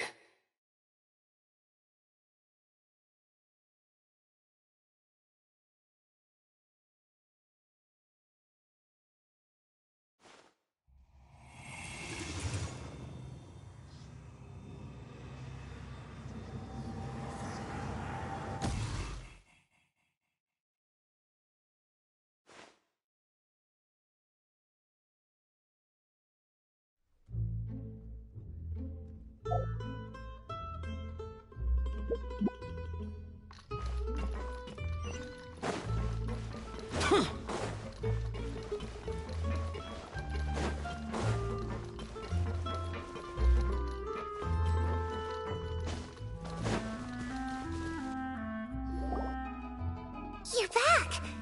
Oh, and you've brought some friends with you this time! Hello, my name's Lyney. I grew up in the House of the Hearth. And you are? Hi, Lyney. I'm also a child of the House of the Hearth, just like you! You can call me Clairvy. Clairvy? It's nice to meet you. Does that name ring any bells, Lyney? No, not at all. That's not a name we have on our roster, I'm sure of it. What I'm not sure of, though, is how she managed to sneak in. She must be the phantom child Father's been searching for. From the looks of it, I'm guessing you were the one that found her, Freminet. You, haven't told Father, have you? No, I haven't told anyone. I've just been keeping her hidden. For how long? About half a month now. So ever since we got to Poisson, then? Do you have any idea what you're doing? I know what I'm doing. Really? Because from where I'm standing, it looks like you're hiding the very person Father has been trying to find. If Father finds out about this, everyone involved is going to be punished. You know the rules of the house, Fremine. I know you do. Father doesn't tolerate any form of betrayal. So why are you doing this? I've thought it through. And I just can't hand her over like that. Linny, don't you remember last year? Chapleau nearly died after getting poisoned during that one mission. He wasn't able to get back before the poison started taking effect, and not a single person was there to help him. That night, while I was sleeping, I heard a voice telling me to go save him. I opened my eyes, but I couldn't find the source of the voice. I thought maybe I was just hearing things, but I went to look for him anyway. Luckily, I got there with enough time to save his life. That feeling of being haunted, of hearing voices, it's happened many times in the House of the Hearth. I'm sure you've noticed. So what you're saying is, that was her? She was the one who spoke to you that night? Unless there are other spirits roaming around the House of the Hearth, I don't think there's any other possibility. If Clairvy were our enemy, it wouldn't matter whether she was a spirit or an actual child. I would have acted without a second thought, because that's what Father ordered us to do. But she's been living with us, helping us from the shadows all this time. I think that makes her family. I couldn't just hand her over to be dealt with. Not when there's so much we still don't know. So what's your plan then? You can't keep her here forever. Someone is bound to find out eventually. I haven't thought that far yet. I don't want to disobey an order from Father, but I also don't want to put Clairvy in danger. Come with me. There are a couple things I'd like to say to you in private.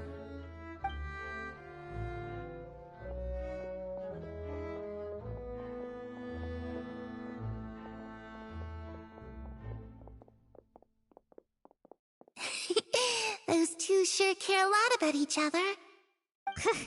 Well, they got a funny way of showing it. From where Paimon was floating, it sure seemed like they were about to bite each other's heads off. No way! They have a really deep bond. I could tell right away, 'cause I also have a friend like that. I just don't know how long that kind of bond can last.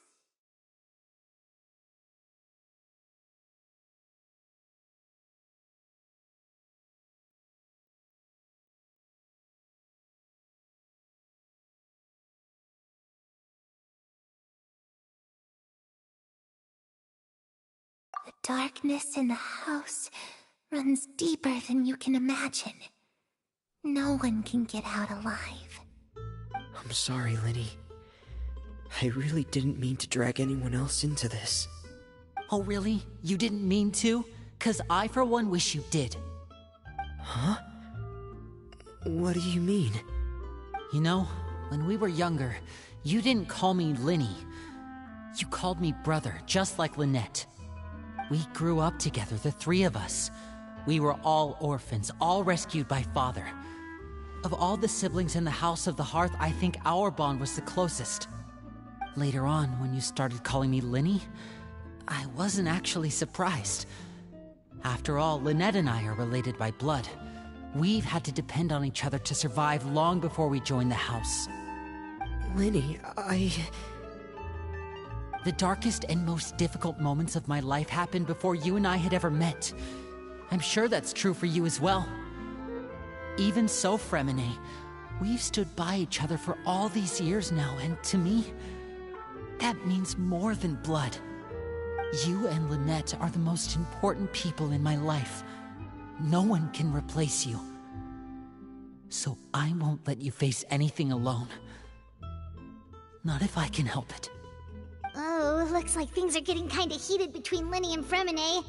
Maybe we should go check on them. Oh, it's raining. I should put my clothes away.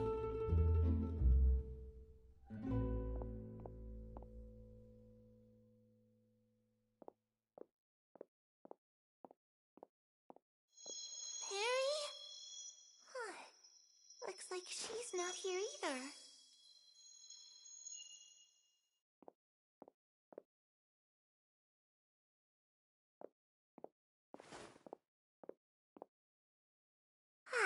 It's time to eat.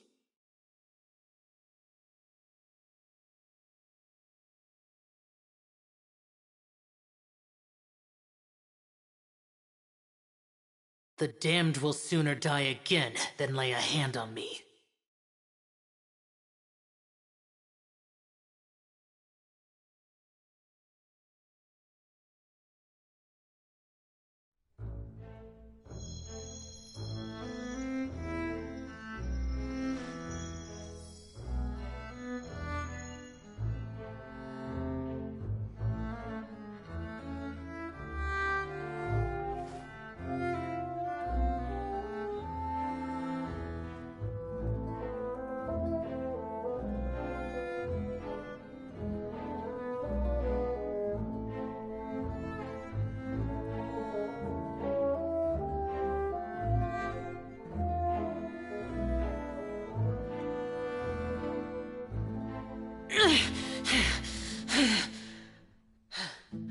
Those memories.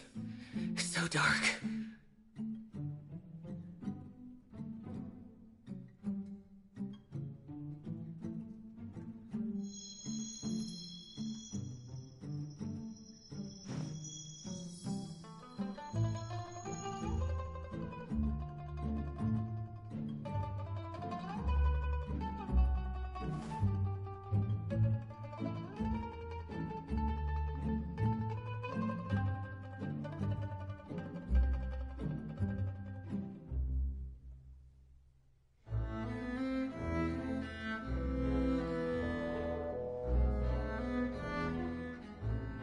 The damned will sooner die again than lay a hand on me.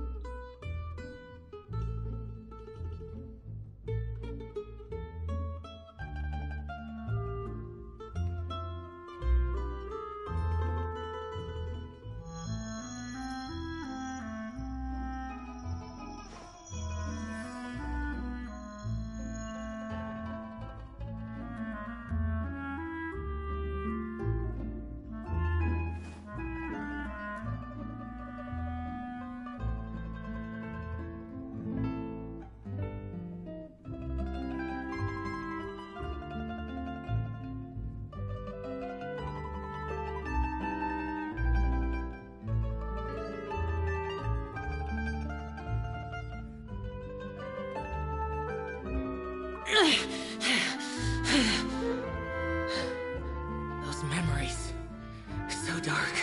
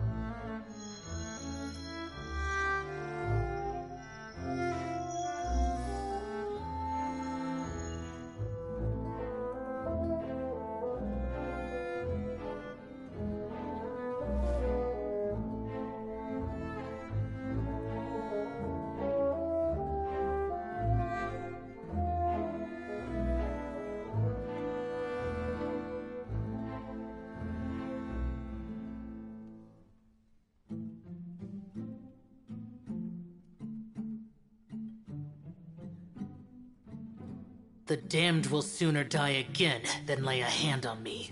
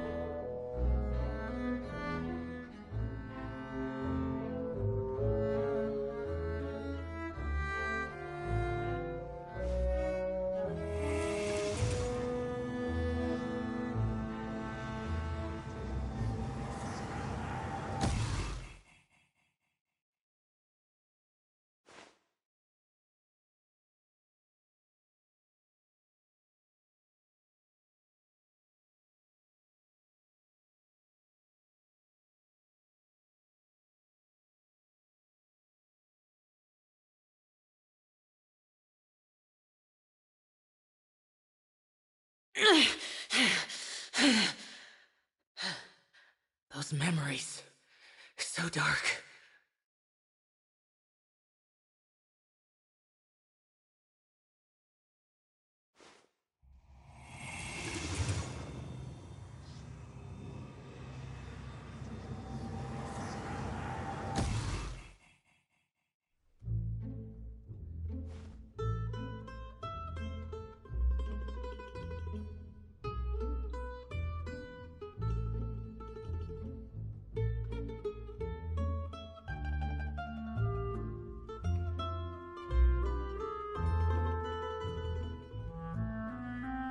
Reduced to just standing around. How absurd.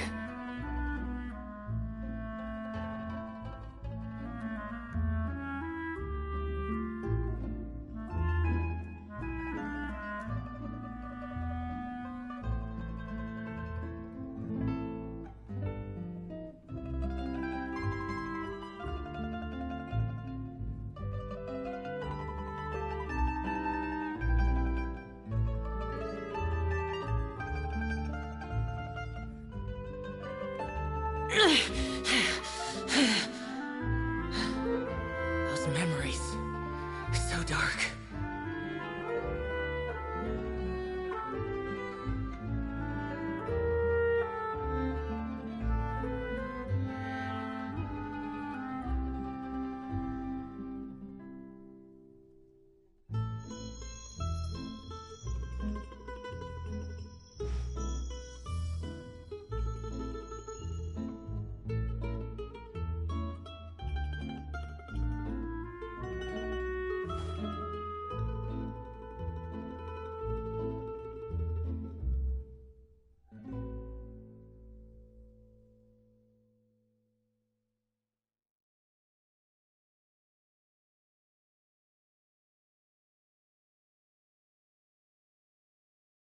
Reduced to just standing around.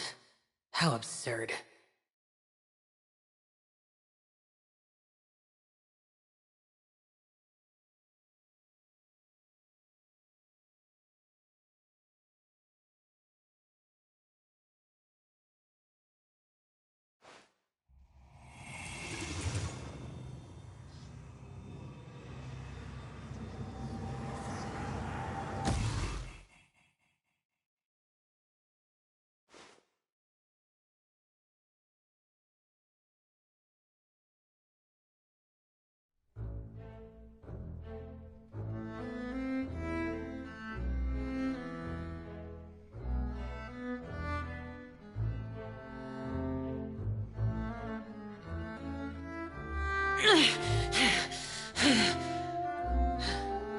Those memories.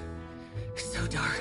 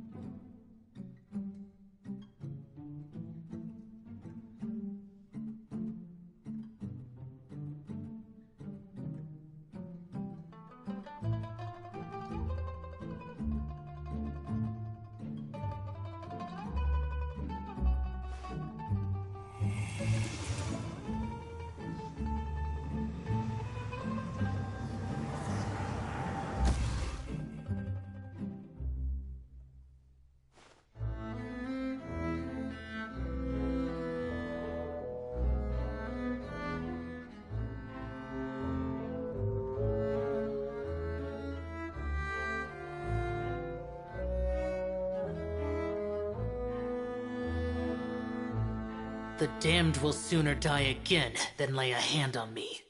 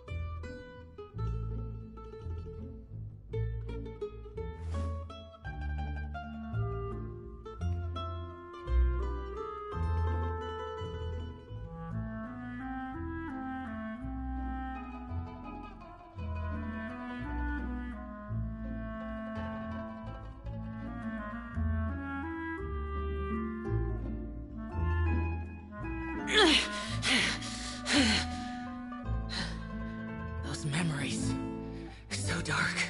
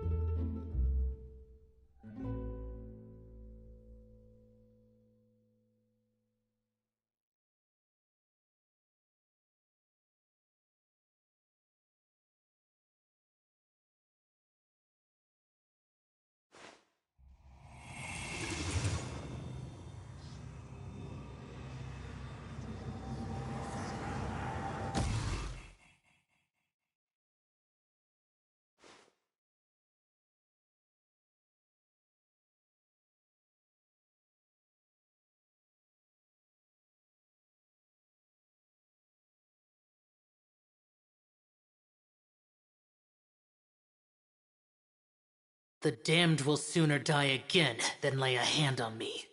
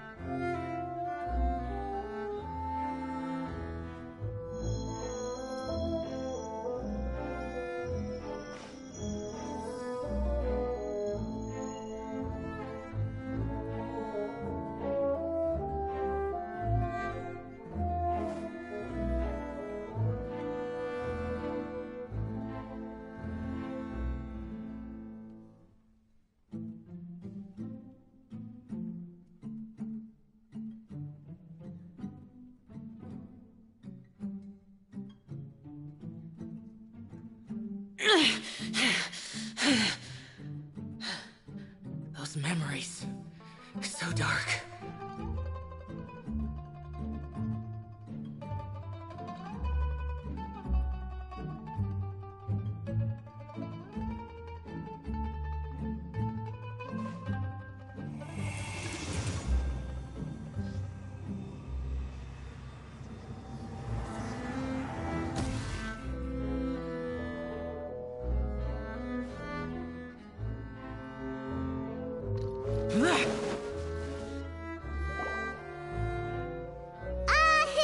Hey, you two! Hope we aren't interrupting anything. Like a fight, or a minute, Fremine, you're not crying, are you? Is everything alright? Everything's fine. Thanks for asking. Well, we're all friends here, right? We've been through so much together, so if there's anything we can do to help, just say the word. It's just a small family dispute. It's not something our guests should trouble themselves with. In fact, it might be better if your stay ended here.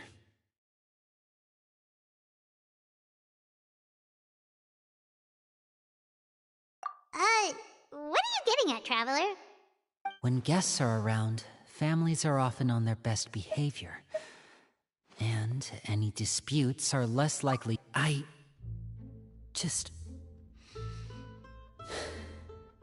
Thank you.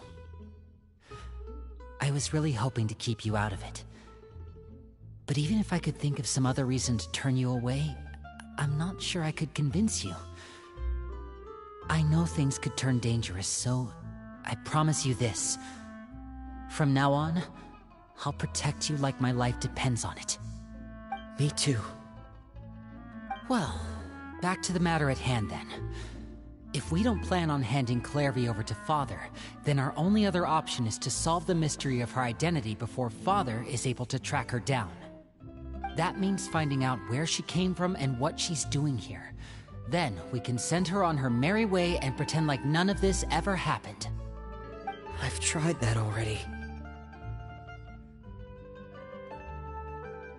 And? And... nothing. I tried taking her somewhere really far away, but...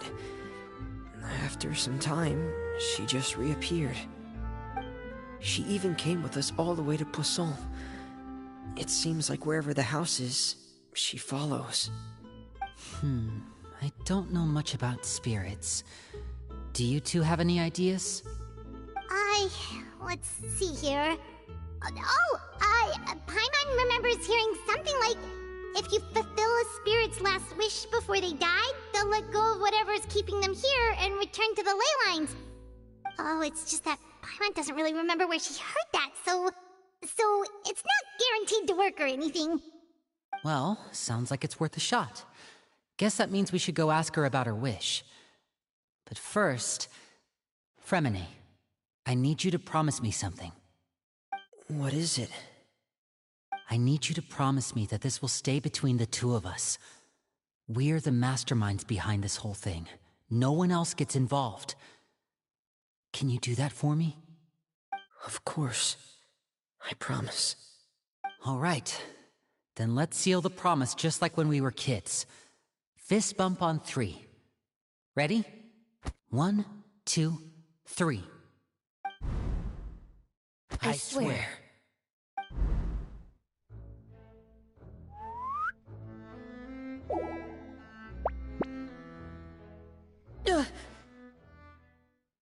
Whoa! Lynette!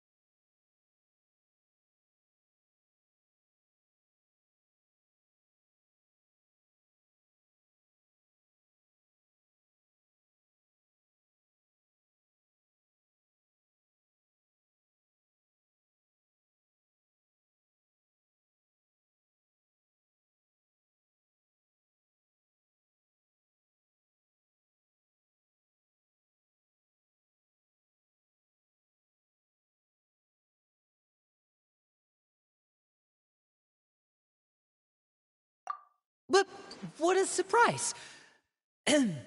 What brings you here, dear sister? And, when exactly did you get here?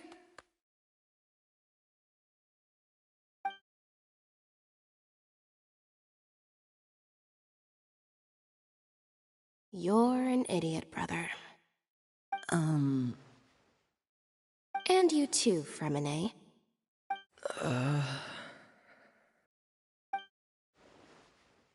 You 3, Traveler. And you 4, Paimon. Wait, what did we do? I've seen Clairvy around the House of the Hearth before. I hadn't seen her in Poisson, so I figured she must not have come with us. But it turns out, you were just hiding her. I heard you talking about your plan. Rather than steering clear of the situation, I'd rather fully join in.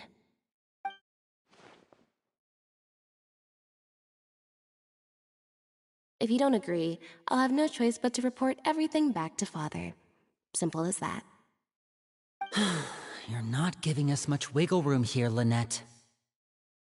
Well, I guess we're all in this together then. After we talk to Clairvy, we'll figure out our next move. There's no time to lose. Let's go.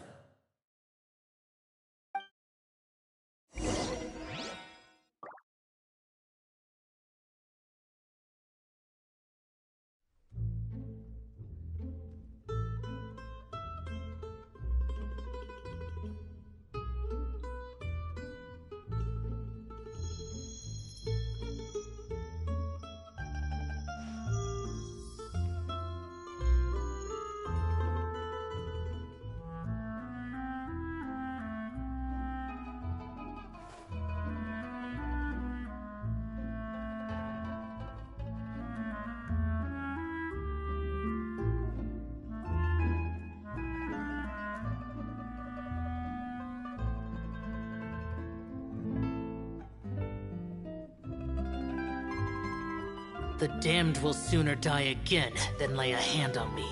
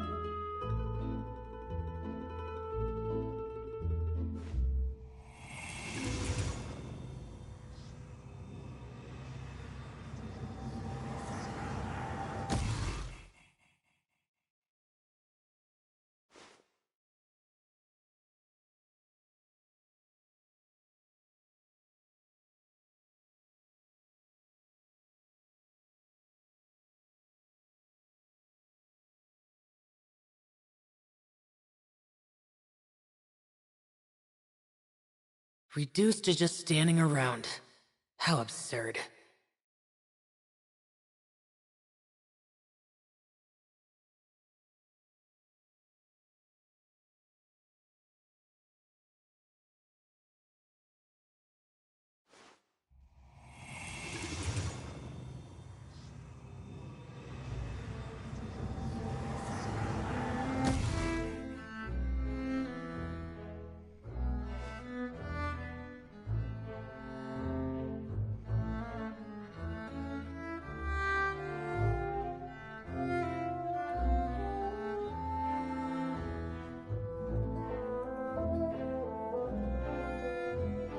The damned will sooner die again than lay a hand on me.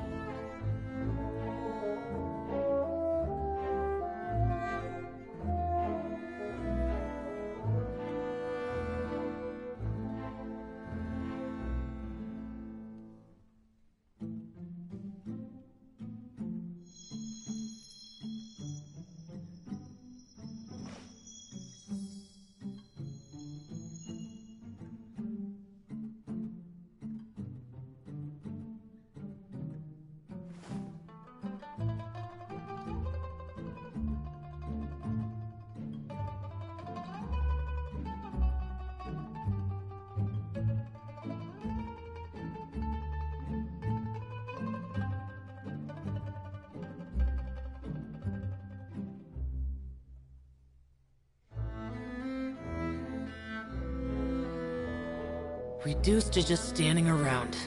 How absurd.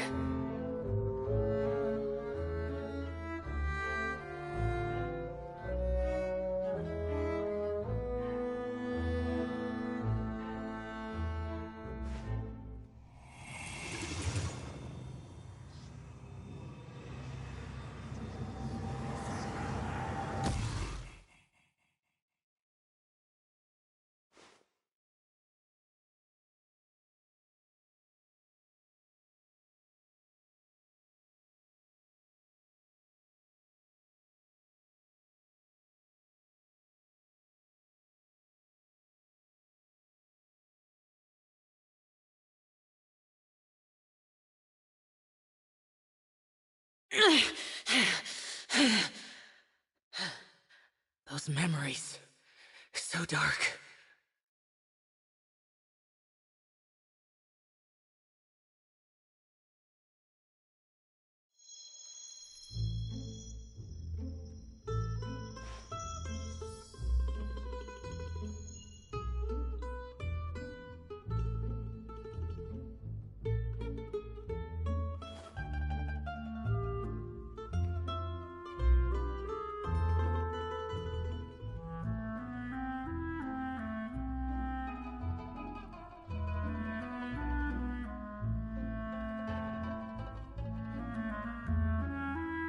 The damned will sooner die again than lay a hand on me.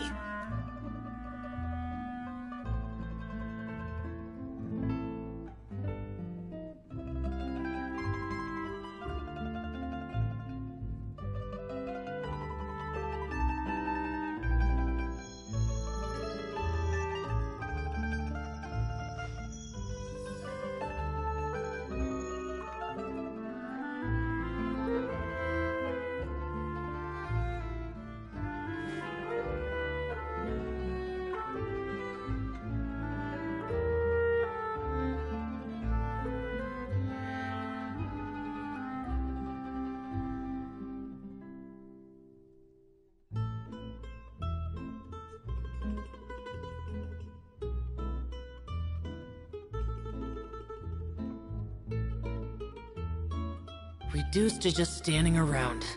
How absurd.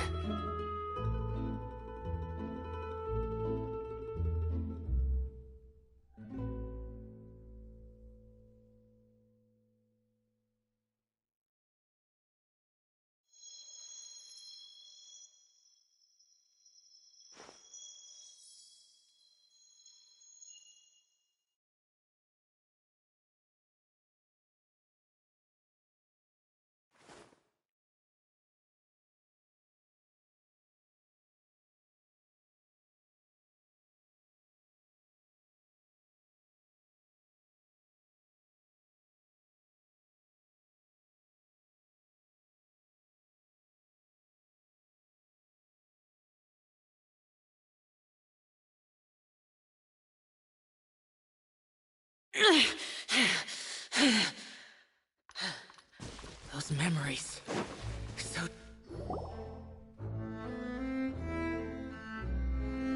I'm full. Thank you for bringing me this food, you guys. She said she's full, but the food doesn't look like it's even been touched.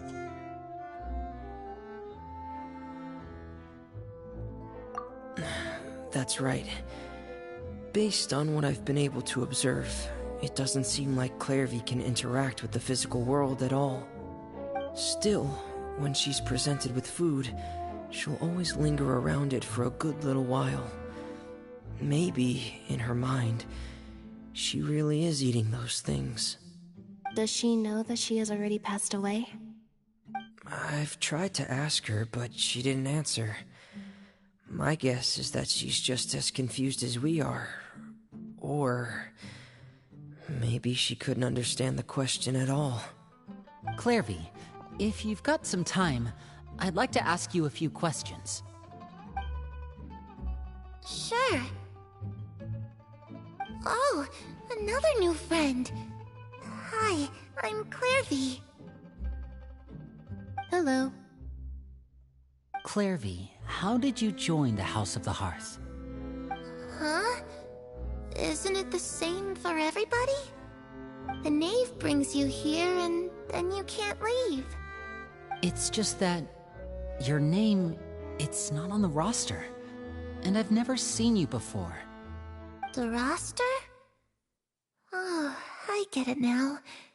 I think there might be some things you don't know about this place. The people in charge, they're not as nice as they look. They say they keep a roster, but it's not complete.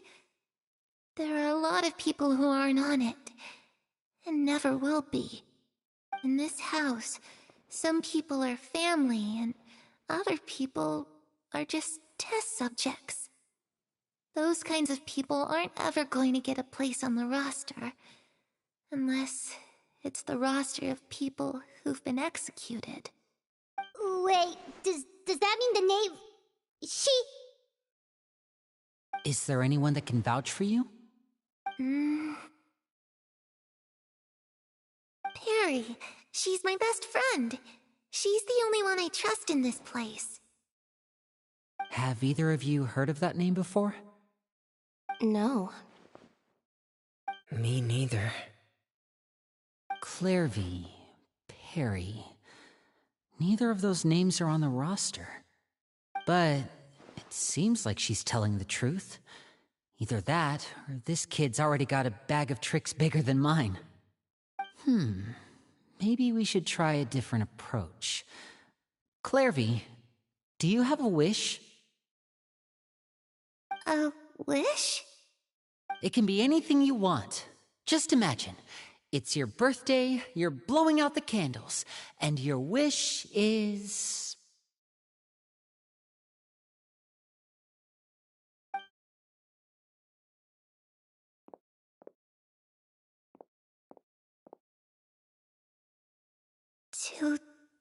To go outside, where the sun can find me. That's it? Well, that sounds easy enough. The darkness in the house runs deeper than you can imagine. No one can get out alive.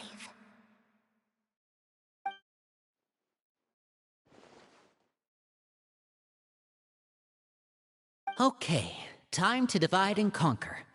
Listen up, I've got a plan. I'll try and find a way to use basic illusory magic to take Clairvy outside and bring her somewhere with sunlight. Lynette, try and find the list of executions that Clairvy was talking about, and see if her name is on it.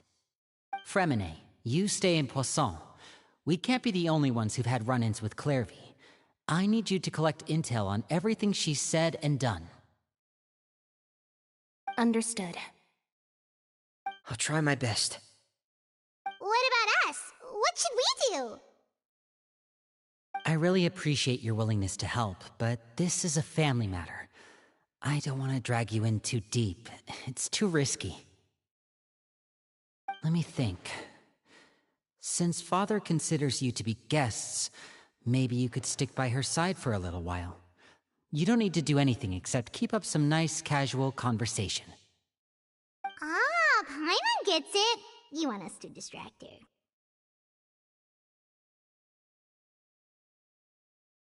I'll give you a magic bird. If Father suspects something, all you need to do is release it when she's not looking, and it'll alert me that something's wrong. Of course, that's only as a last resort. If Father doesn't seem to notice us, there's no need to make contact. We'll reconvene here tonight after all's said and done. If the worst-case scenario happens and we're discovered, just tell Father everything. We're not going to let our guests get punished for our own actions. That's where we draw the line.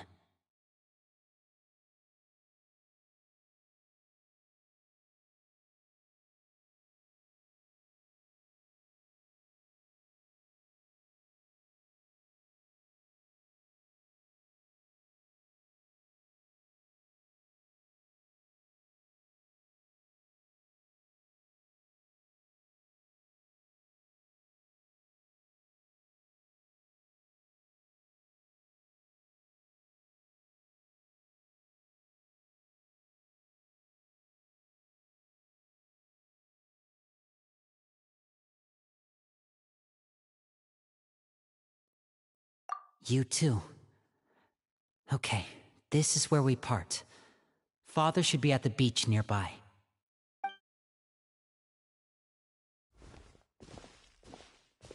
I really hope this goes well. No, it has to go well. That's the only way this can get resolved.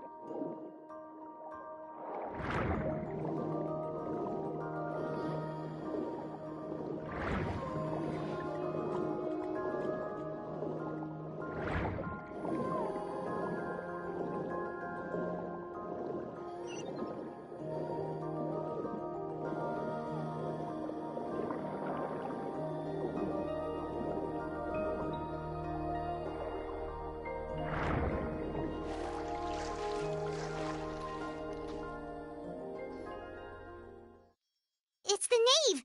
And... child! Hey, aren't you supposed to be in Snezhnaya recuperating? What are you still doing in Fontaine? Oh, it's you two. I didn't expect to run into you here. I was unconscious for quite a while after the fight in the Primordial Sea.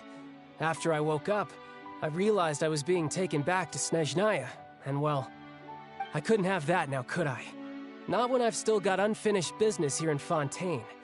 So, I mustered up all my strength and made the journey back on my own. What sort of unfinished business are we talking here?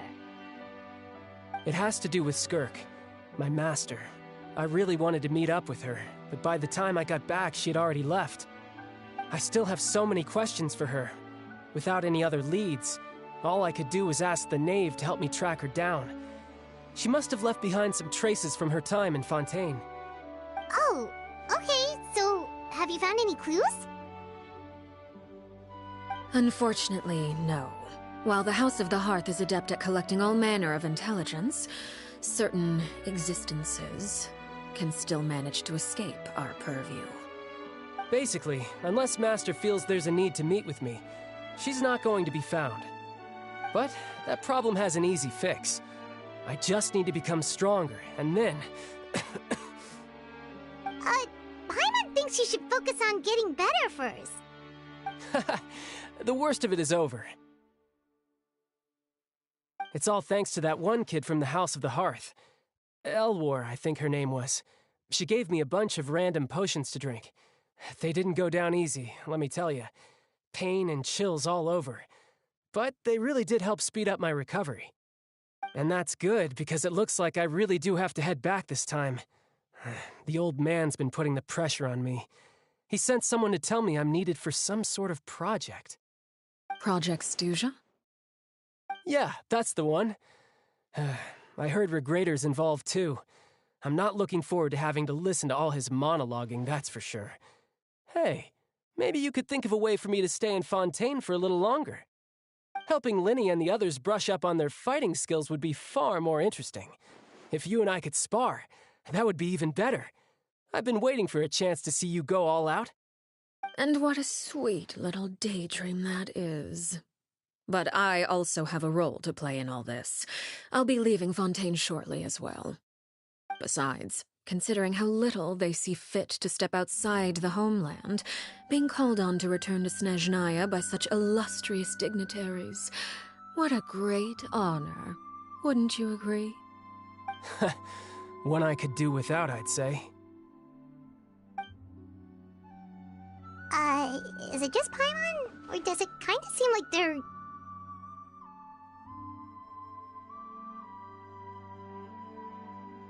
So, dear guests of the House of the Hearth, to what do I owe the visit?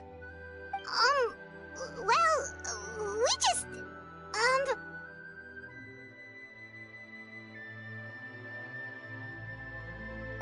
Right! We're super close to Lyney and the others, but we still don't know much about you! Is that so? Introductions have already been made, have they not? Oh, well, you see? There's only so much you can learn about someone from a short introduction. At least tell us something a little extra, like... Why do you call yourself father? Huh, good question. I'd also like to know. The fact that you have to ask tells me our intelligence work has been quite successful. Telling you the answer to that question would only serve to undermine that success. And we can't have that, now can we? Spoken like a true diplomat. That was some expert sidestepping right there. Well, if there's nothing else, I think I'll take my leave. I still have a small matter to resolve at home.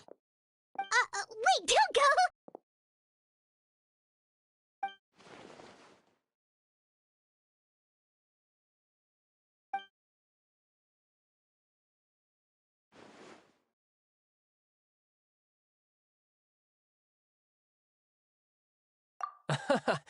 I'd also like to hear the answer to this. I've met some of the members of your organization, and they all seemed like really good kids. They actually reminded me of Tonya and Tusser.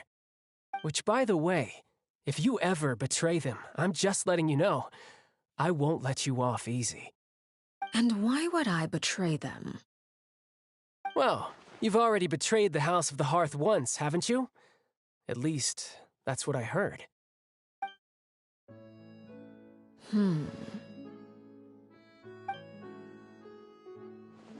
Okay, I admit. That's just what the old man told me. The rooster, I mean.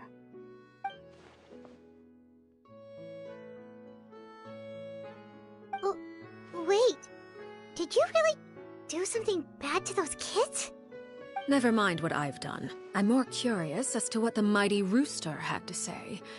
Care to enlighten me? Well, nothing much. Just some stuff about you taking out many other members of the House of the Hearth, and even going so far to attack your own family. I see. Oh, based on your reaction, I'm guessing it's all a bunch of lies. Hardly. I don't appreciate his particular turns of phrase, but I suppose he didn't say anything untrue.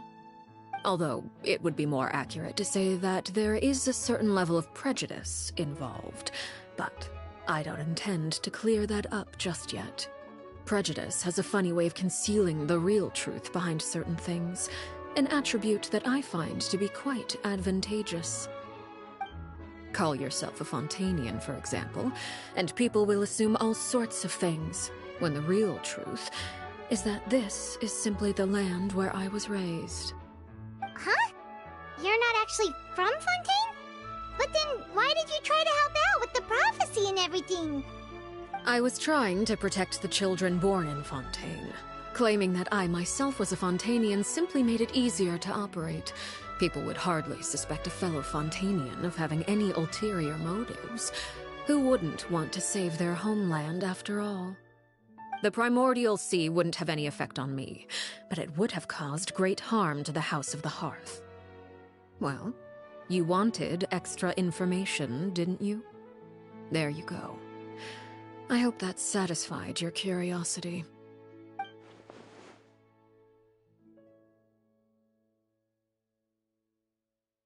So, you stayed in Fontaine for the kids.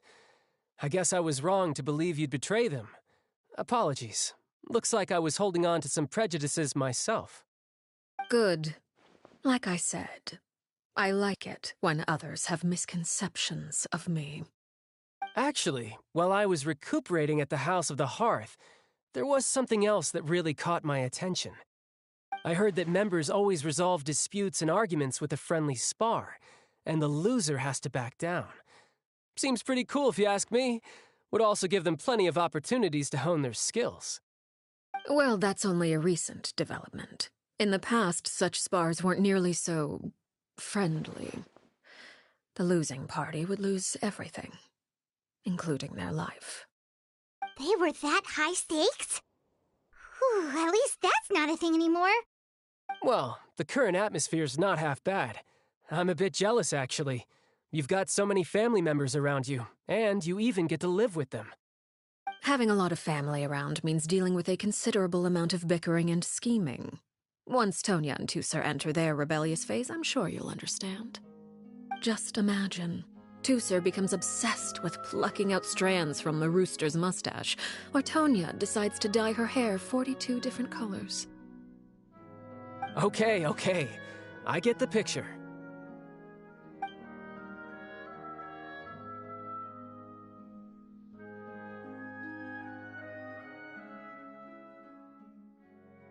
Well, would you look at the time? I should probably get going. Traveler, Paimon, I'm not sure where our paths will cross next, but the next time we run into each other, we should definitely try and find some time to spar. Again, maybe this is a conversation we can have when you look less like you're gonna keel over. All right. Well, thanks for everything, Arlecchino. No thanks necessary. You also played a part in obtaining the Gnosis. I would say we can call ourselves even. I like the sound of that. Well, I'm off. See you all some other time. We should probably get going too. Do you want to head back with us? Oh? You want me to leave so soon? Oh, well, you see, I'm rather enjoying the evening breeze. If you don't mind, I think I'll stick around for a bit. I have some things to think about. Apologies for not attending to you like a proper host. Please forgive this slight. I do hope you'll have a pleasant stay. We managed to keep her distracted until nightfall. Good thing Child was there to keep the conversation going. You don't think she suspected anything, do you? Oh, I wonder if Lyney ran into any issues. Let's hurry back and see how everything went.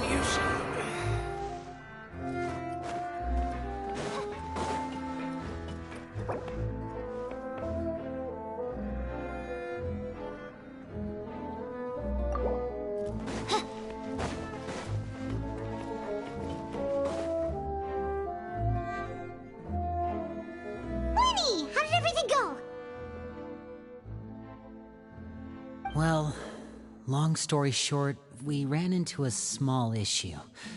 Clairvy can't go into the sunlight. Everything was fine at first. She followed me up to the surface just like I told her.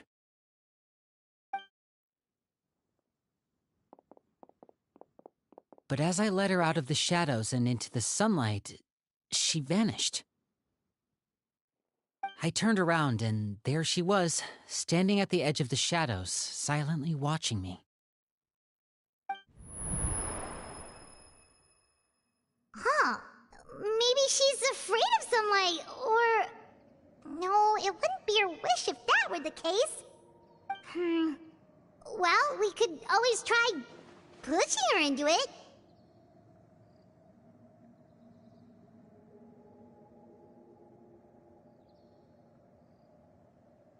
Oh, true. I've pretty much tried it all already. Nothing worked. Eventually, the sun went down, so all I could do was bring her back here. How did it go with you, Lynette? Good. I've got the list.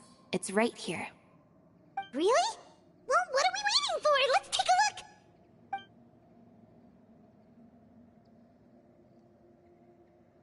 Oh, that's a lot of pages.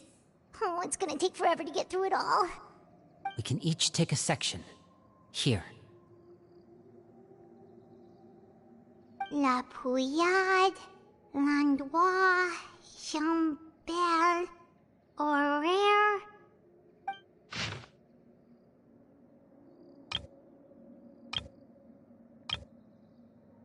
Oh, yikes. That Horaire guy has a huge scar on his face. He's kinda giving Paimon the creeps. I've met him before.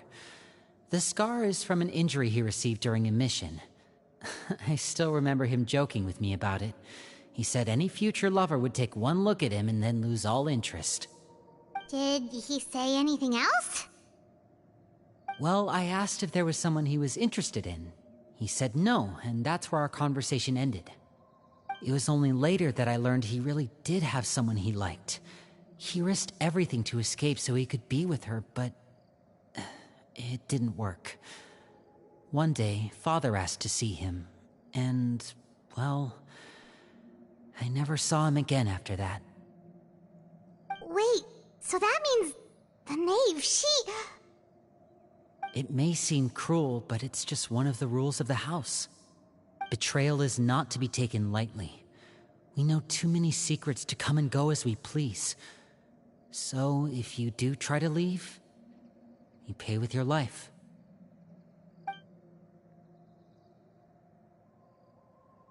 Her name's not here, huh? Well, that's not too surprising. It doesn't seem like this list is complete. It only contains records dating back around 5 years. Let's shift our attention then. Fremine, were you able to find anything out? Fremine. Sorry. I was thinking about something. I managed to talk to quite a few people, but I couldn't help but notice that the atmosphere in the house was a little... strange. Strange? Yeah, I mean, I know there have been arguments in the past, times when people haven't gotten along. Chaplot and Filiol are a good example of that. Oh, those are two of the people that we met while delivering supplies. Paimon can see how they might not get along. They had very different vibes, and their, interests seem to be pretty different as well. That's to be expected, actually.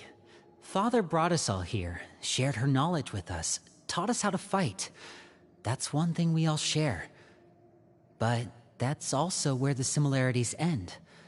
Not all of us feel the same desire to stay here. As members of the House of the Hearth, we're also considered part of the Fatui.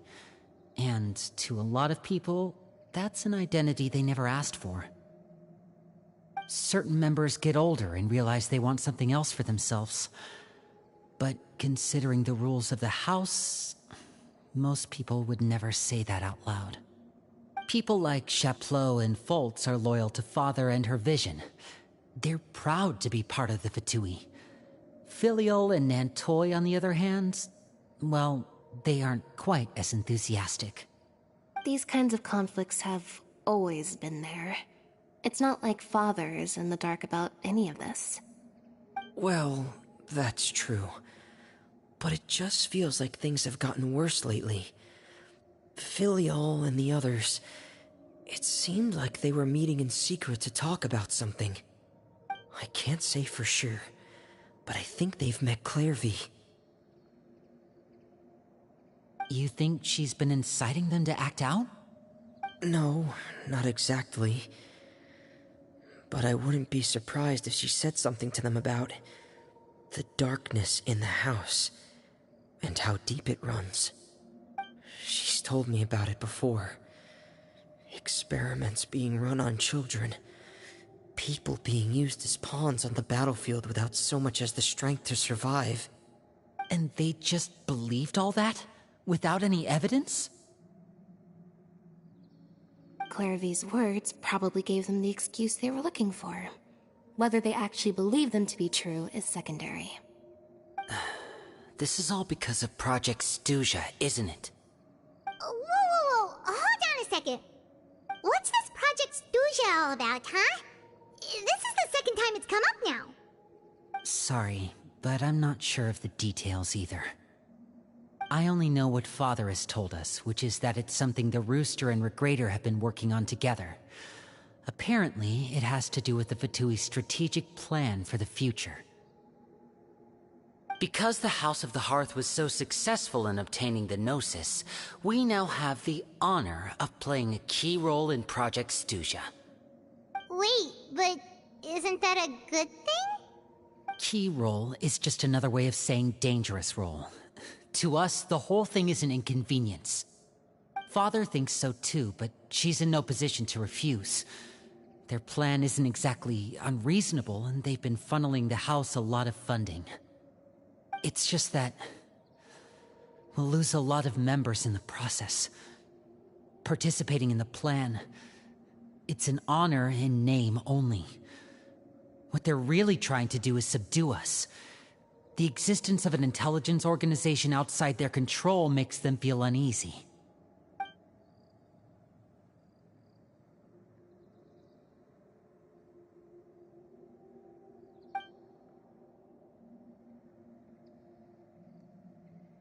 Okay, super complicated top secret Fatui business aside, what does all of this have to do with the conflicts you were talking about earlier? Paimon doesn't get the connection. External pressure has a way of exacerbating internal strife. You can't overlook the power of fear either.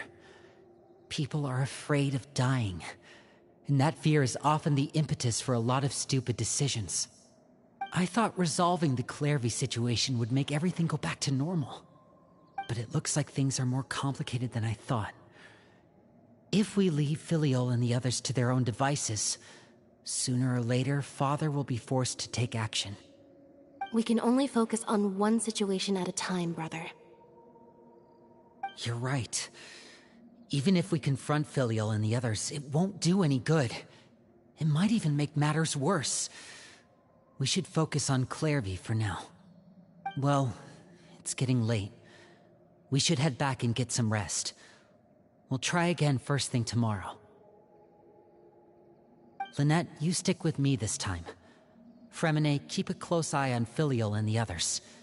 Make sure they don't do anything they'll regret. Good work today, everyone. Have a good night, and I'll see you tomorrow.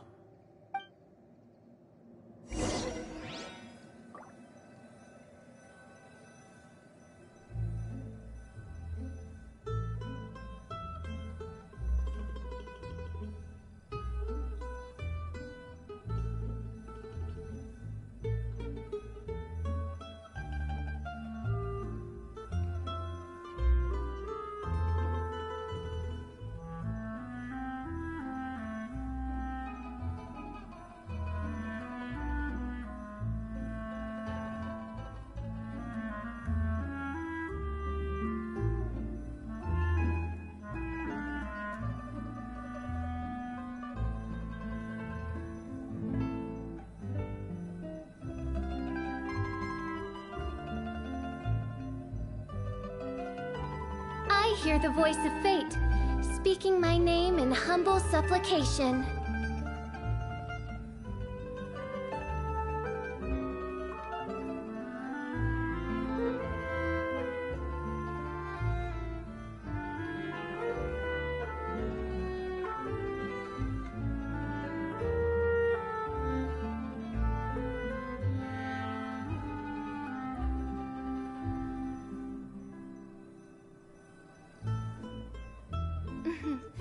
May the glory of the Prinzessin bring light to this world.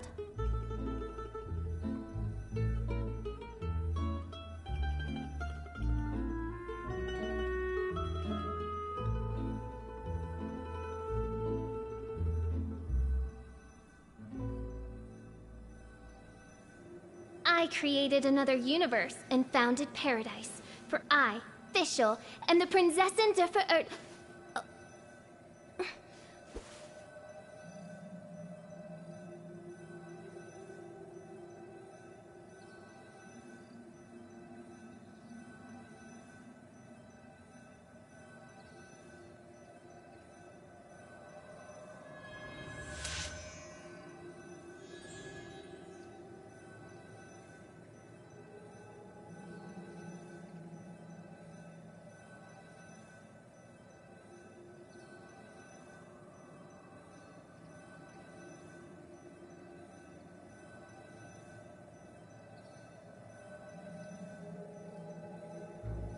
I created another universe and founded paradise. For I, Fischl, and the Prinzessin der Verirrt...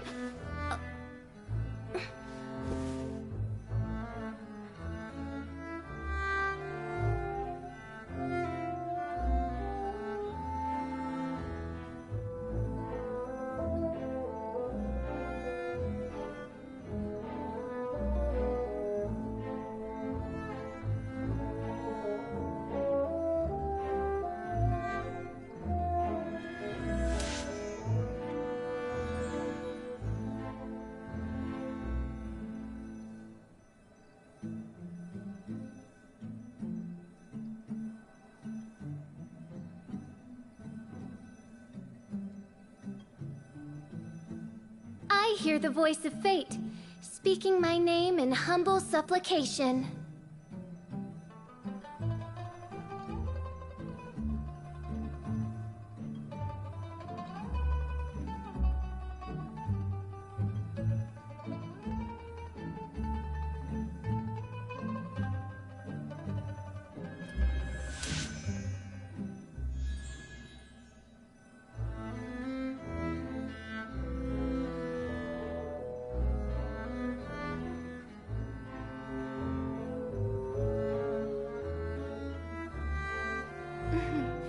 May the glory of the Prinzessin bring light to this world.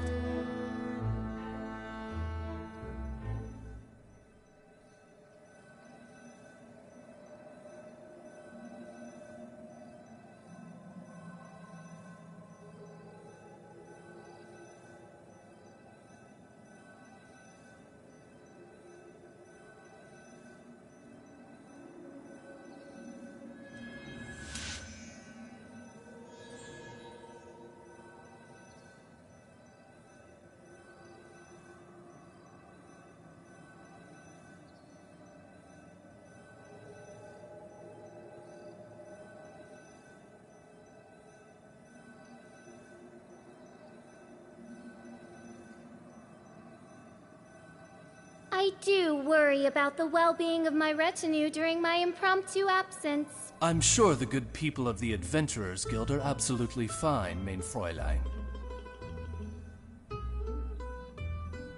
I created another universe and founded paradise. For I, Fischl, and the Prinzessin der Verirrt...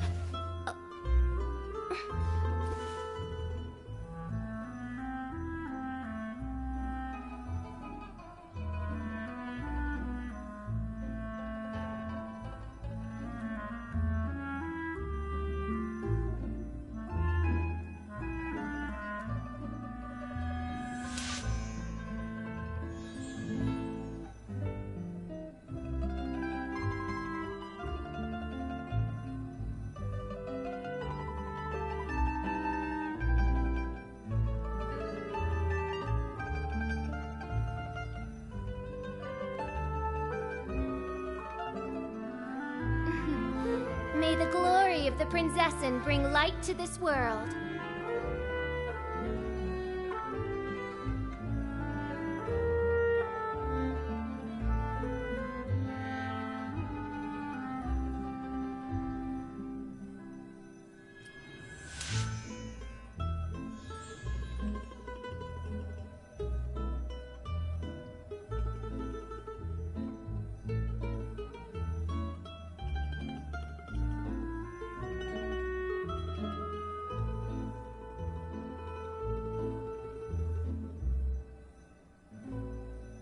I created another universe and founded paradise. For I, Fischl, and the Prinzessin der Verirrt...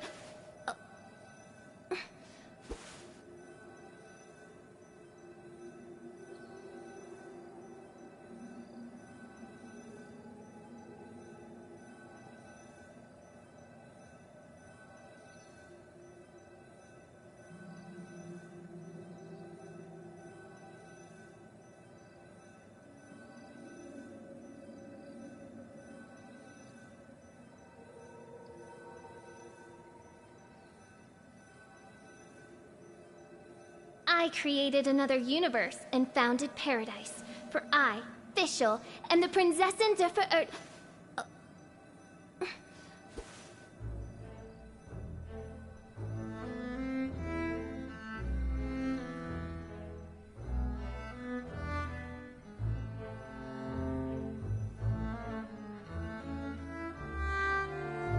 I do worry about the well-being of my retinue during my impromptu absence. I'm sure the good people of the Adventurers Guild are absolutely fine, mein Fräulein. I created another universe and founded paradise. For I, Fischl, and the Prinzessin der Verirrt...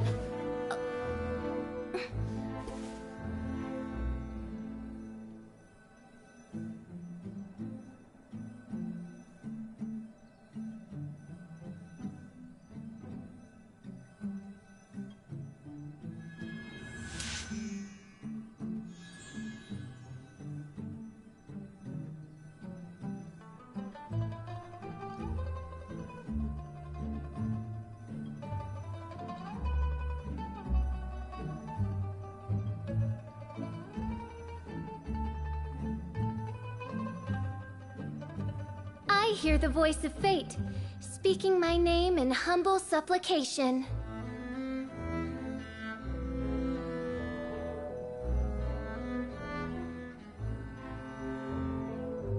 I created another universe and founded paradise. For I, Fischl, and the Prinzessin der Verirrt...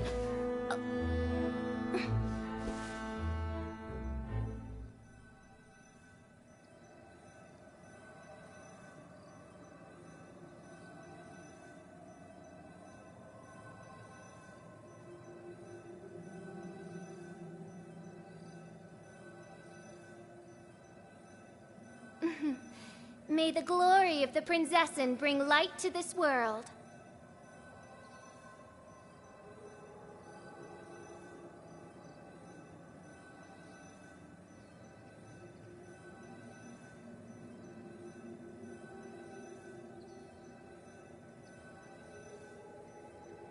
I created another universe and founded paradise. For I, Fischl, and the Prinzessin der Verirrt...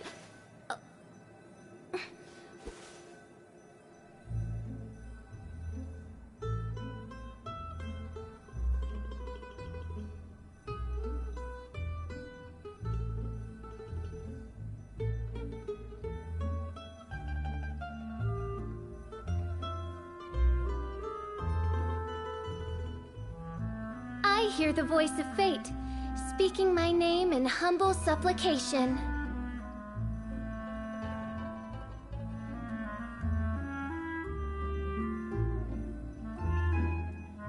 I created another universe and founded paradise. For I, Fischl, and the Prinzessin der Verirrt...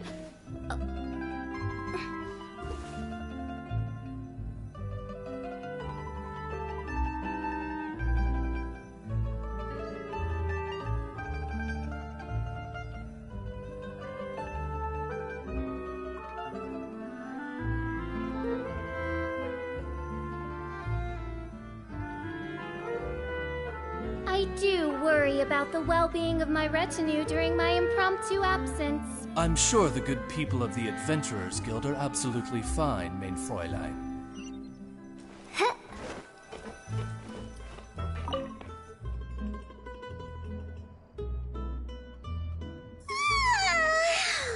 I'm always looking forward to an early night, but she can't sleep at all. Hey, you don't think the knave will be too angry with Lenny and everyone if she finds out about all this, do you? She's even scary when she smiles. If she were to actually get angry... You have to protect Paimon if that happens, okay, Traveler?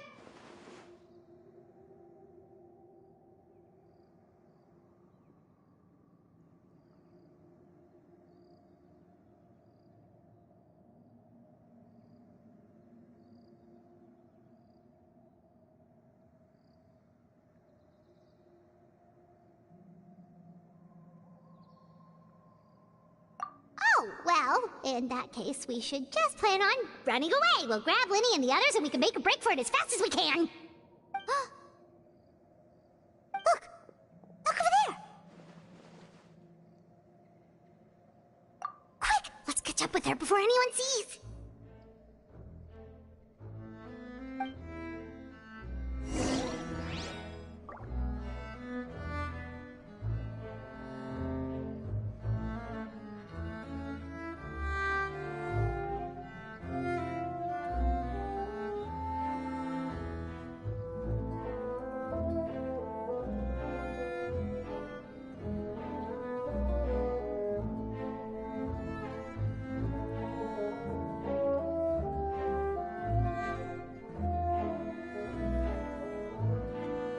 I created another universe and founded paradise. For I, Fischl, and the Prinzessin der Verirrten...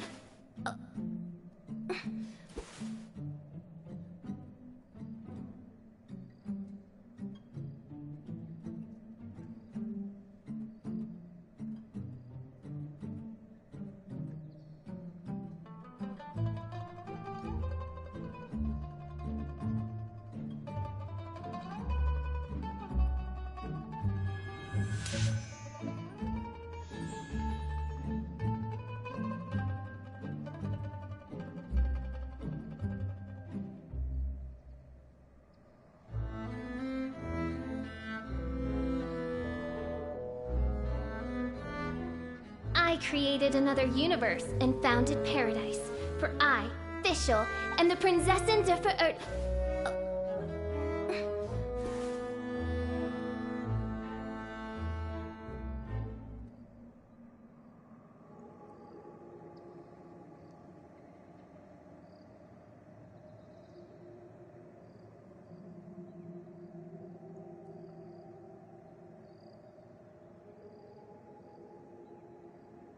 I hear the voice of fate, speaking my name in humble supplication.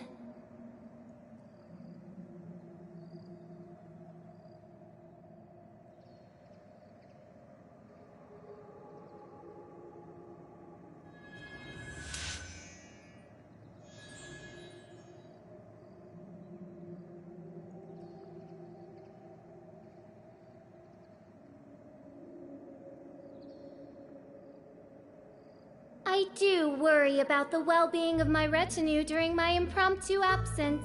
I'm sure the good people of the Adventurers Guild are absolutely fine, mein Fräulein.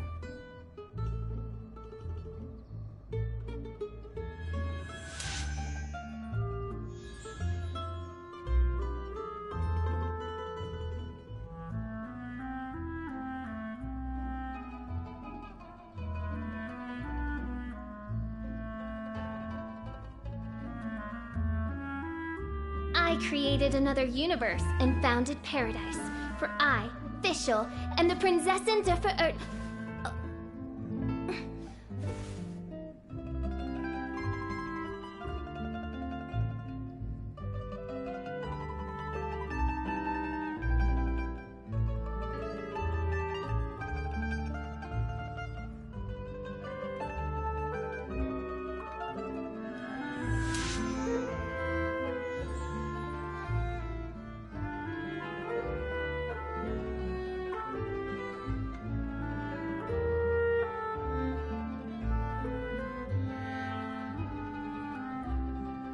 I created another universe and founded paradise. For I, Fischl, am the Prinzessin der Verirrten.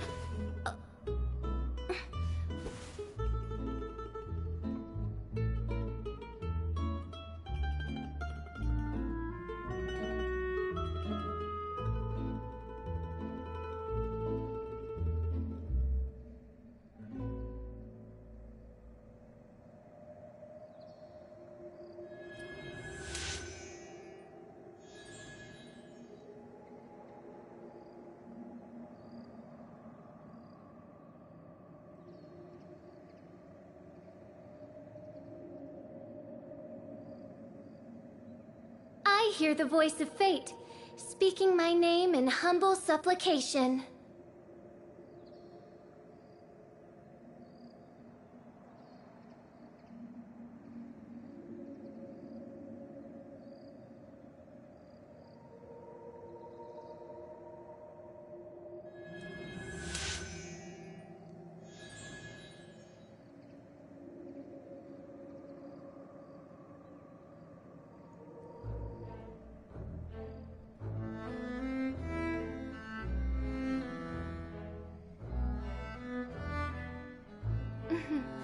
May the glory of the Prinzessin bring light to this world.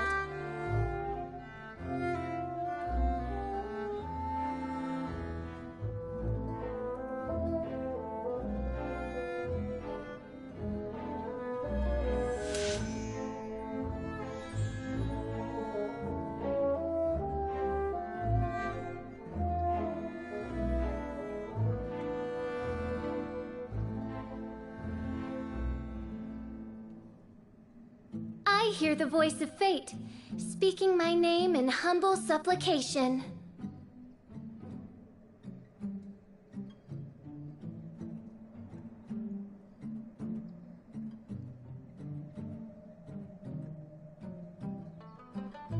I created another universe and founded paradise. For I, Fischl, am the Prinzessin der Verirrten.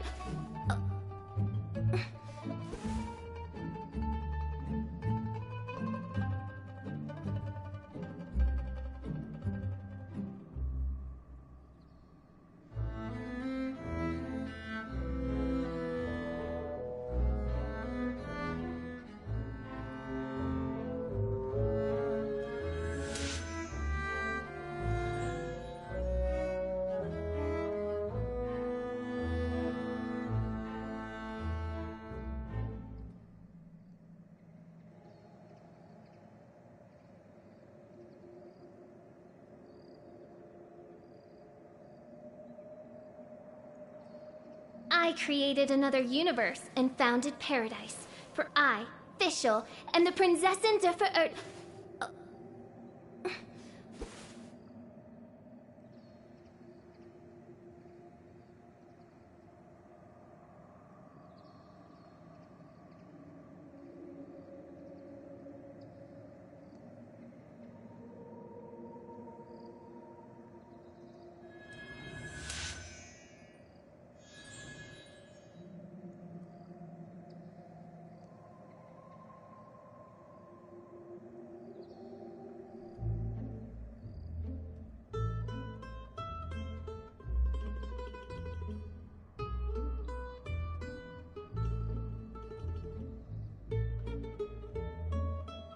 I created another universe and founded paradise. For I, Fischl, am the Prinzessin der Verirrten.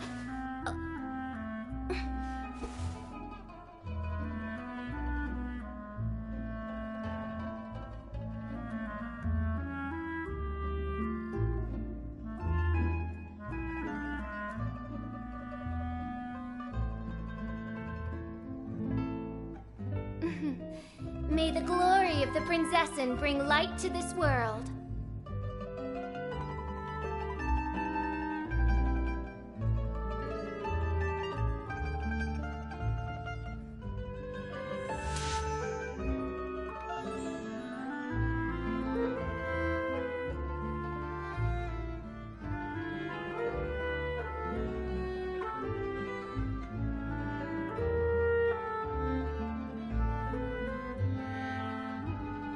I I do worry about the well-being of my retinue during my impromptu absence. I'm sure the good people of the Adventurers Guild are absolutely fine, mein Fräulein.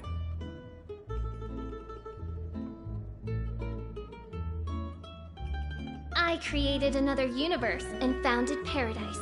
For I, Fischl, and the Prinzessin der Verirrt...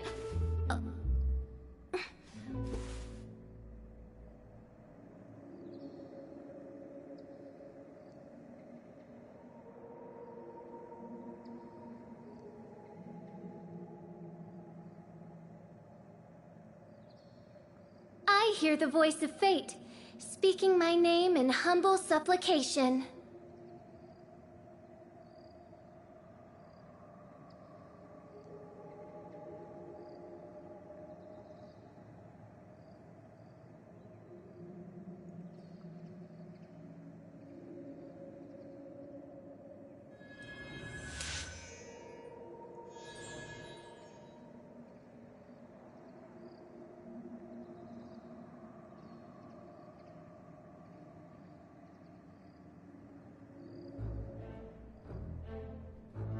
I created another universe and founded paradise. For I, Fischl, and the Prinzessin der Verirrt...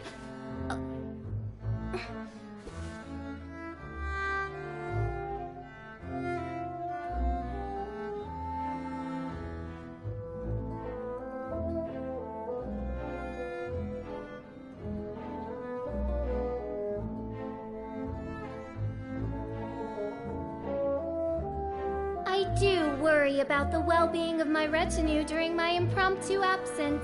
I'm sure the good people of the Adventurers Guild are absolutely fine, mein Fräulein.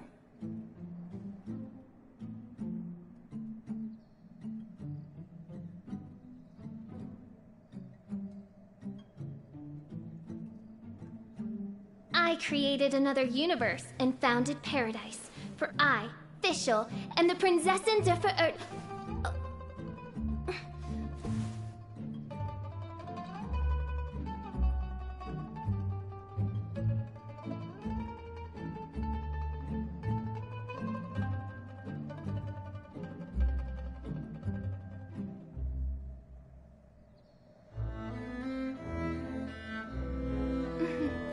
May the glory of the Prinzessin bring light to this world.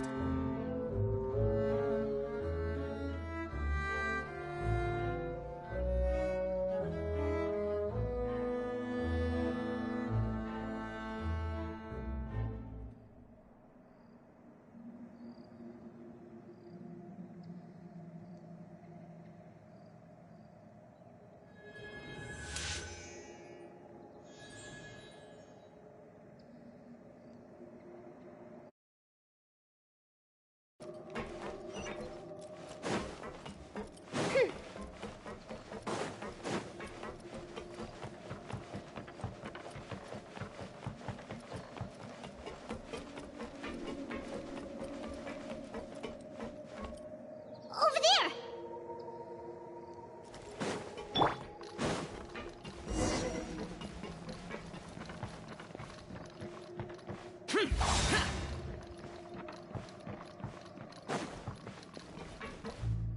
Oh, where is she going?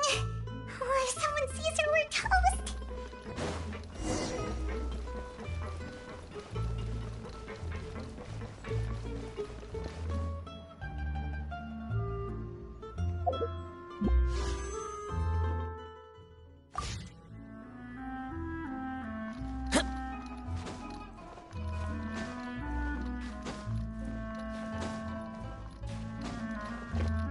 Oh, look! She stopped!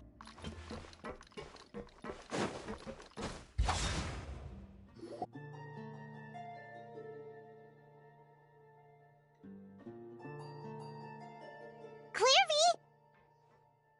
Shh! I opened the window while no one was looking. Look how pretty the outside is.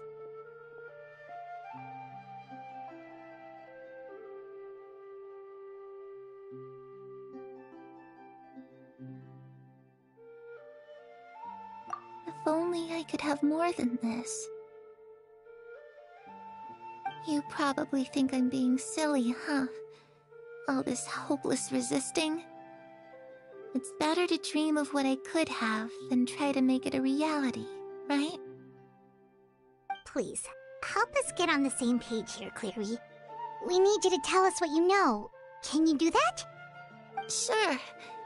Although, after you hear all this, I think you might regret that decision. Everyone in this family is nothing more than a tool, something to be used and exploited. We're all expendable, including me. As long as you're useful, you get to stick around. Lose your value, and you're handed over to the doctor, experimented on, and given a fate worse than death. I've seen it happen again and again, and I've had enough. You're saying the knave did all that? It's just, that doesn't seem like something she would do. She's scary and all, but it seems like even she has lines she wouldn't cross. I knew you wouldn't believe me. Everyone thinks she's a good person. They all think of her like a real mother. Mother? But she doesn't deserve that title. She's disgraced it and tarnished it. And if I had things my way, I'd never see her again. If only Perry were here, she'd understand. Perry. There's that name again. Also, Paimon's getting a strange feeling. It almost feels like she's not really here with us. Paimon can't tell if she's actually talking to us or if she's mistaken us for someone else.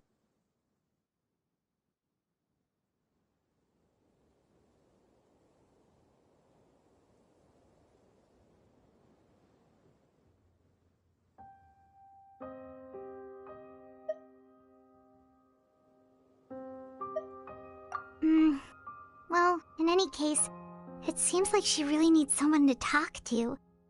We should keep her company for a little longer. She looks so young.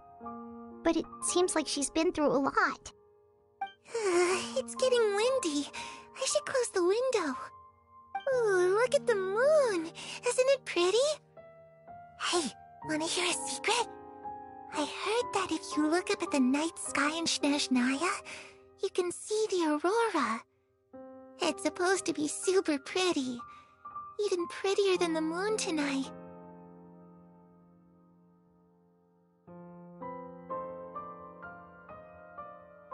Perry and I promised each other that once we're older, we're gonna go see it together.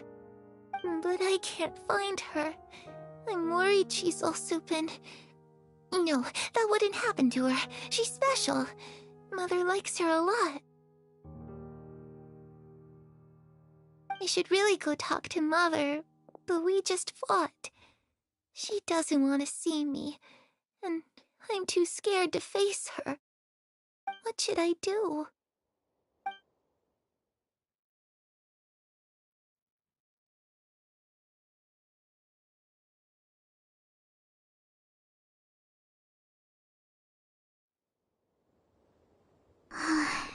Paimon really doesn't understand what's going on with her. Well, let's head back. We've got an early morning tomorrow.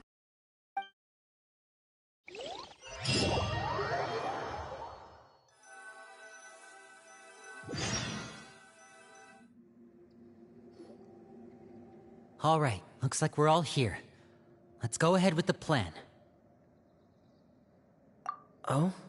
What is it? What makes you ask that? Well, we kinda ran into Clairview last night, and that's what she told us. We met the doctor back in Sumeru. He's super dangerous, and he's done all sorts of bad things. It's possible that Father and the Doctor have had certain dealings, but I don't think Father would work with him. We're not really on the same side, so there's not a lot of trust between them. That doesn't exactly set the stage for a successful partnership. I did hear, though, that when Father first became a Harbinger, the Doctor offered to work with the House of the Hearth. Father rejected most of his proposals, except for one. It had to do with some sort of secret experiment. Secret experiment? Could that be what Clairvy was talking about? I don't think so. I don't know any details about the experiment itself, but I do know it's an entirely independent operation. The doctor only proposed a direction for the research. That was the extent of his involvement. I still don't think that counts as working together. The details of the experiment are confidential, but complete records are kept on all participants. That doesn't seem to be the case with the situation Clairvy referred to. I know you don't agree with some of the Fatui's methods, and I'm not asking you to. But I am asking you to trust us on this. The House of the Hearth has its own principles. There are certain lines we're not willing to cross. Alright, that's good to hear at least. Clairvy seems to think the knave and the doctor worked together to do something horrible. If that turned out to be true, Paimon doesn't know how he would even face you guys. It's just that it doesn't seem like Clairvy is lying either. The easiest thing to do would be just ask the knave directly, but Paimon doesn't think she'd tell us. Father didn't come back last night.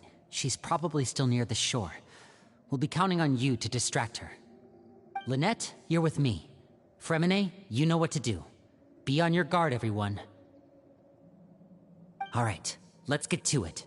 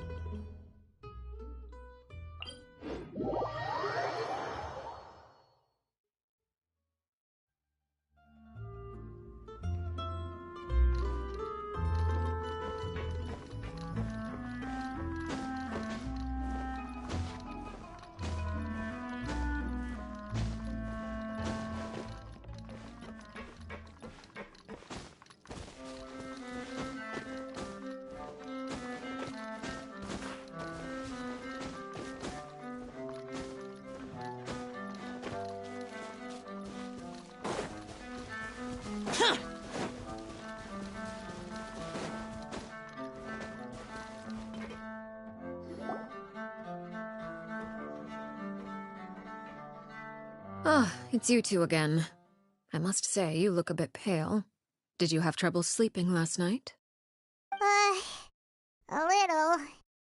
Perhaps if you had less on your mind, you'd be able to absolve yourself of such troubles. So what are you planning to do now? Catch up on some sleep? Or should I give you some time to rack your brain for a topic to discuss before I ask any questions? Although I must profess to being curious. Without Child here, how do you plan on distracting me?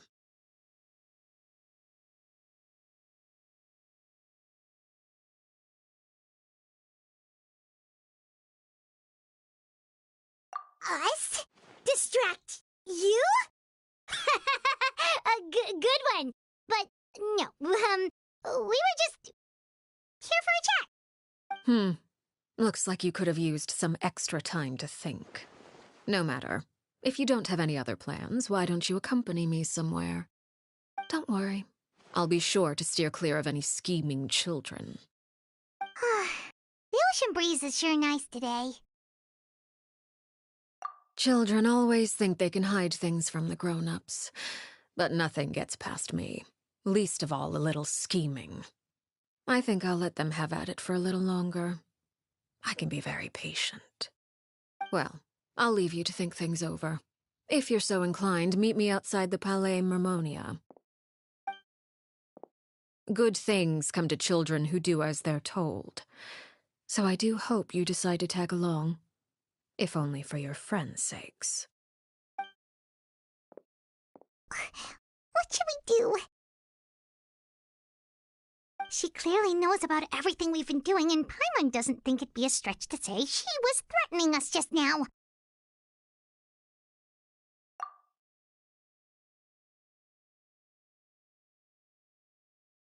Oh, good idea. Hopefully he sees it in time. Well, we should probably head to the Palais Mermonia. Paimon doesn't want to find out what happens if we don't show up. Based on what the knave was saying just now, it sure didn't seem like it'd be anything good.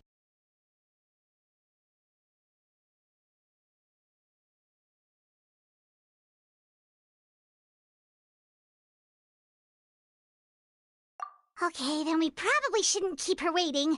It seems like Lyney and the others are on thin ice, so let's do our best to not get them in any more trouble.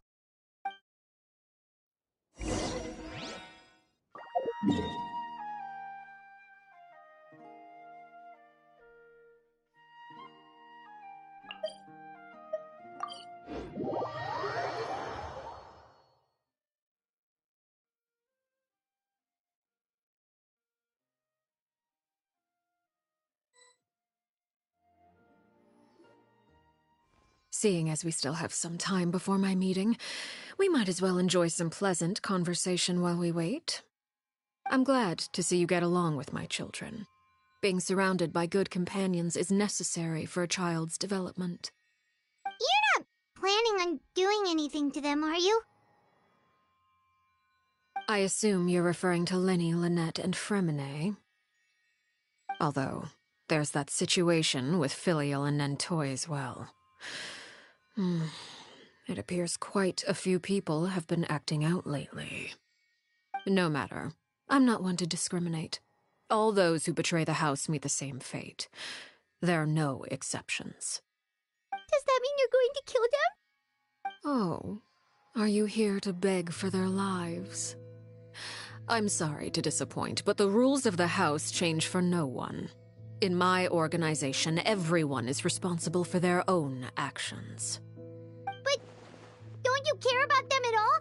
They really respect you. They even call you father. You must feel something for them. Any organization in which feelings come before principles is one destined for ruin. The House of the Hearth is hardly an exception. You could say our principles are more stringent than most. Perhaps I can offer you this consolation at least. As our guests, you two will not be held accountable along with them.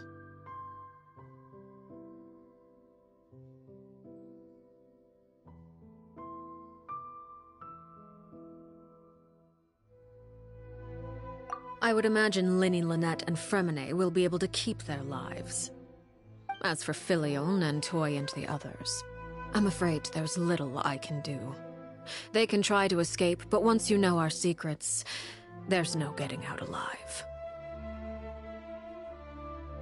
But that's awful. Ah, you seem concerned. Out of consideration for my guests, I suppose I could turn a blind eye for a little longer. If Lyney and the others manage to dispose of Clairvy in the meantime, all evidence of their wrongdoing will be lost. In that case, I could hardly punish them for something I couldn't prove. If their efforts are unsuccessful, on the other hand, all will be held accountable, and the punishment will be severe.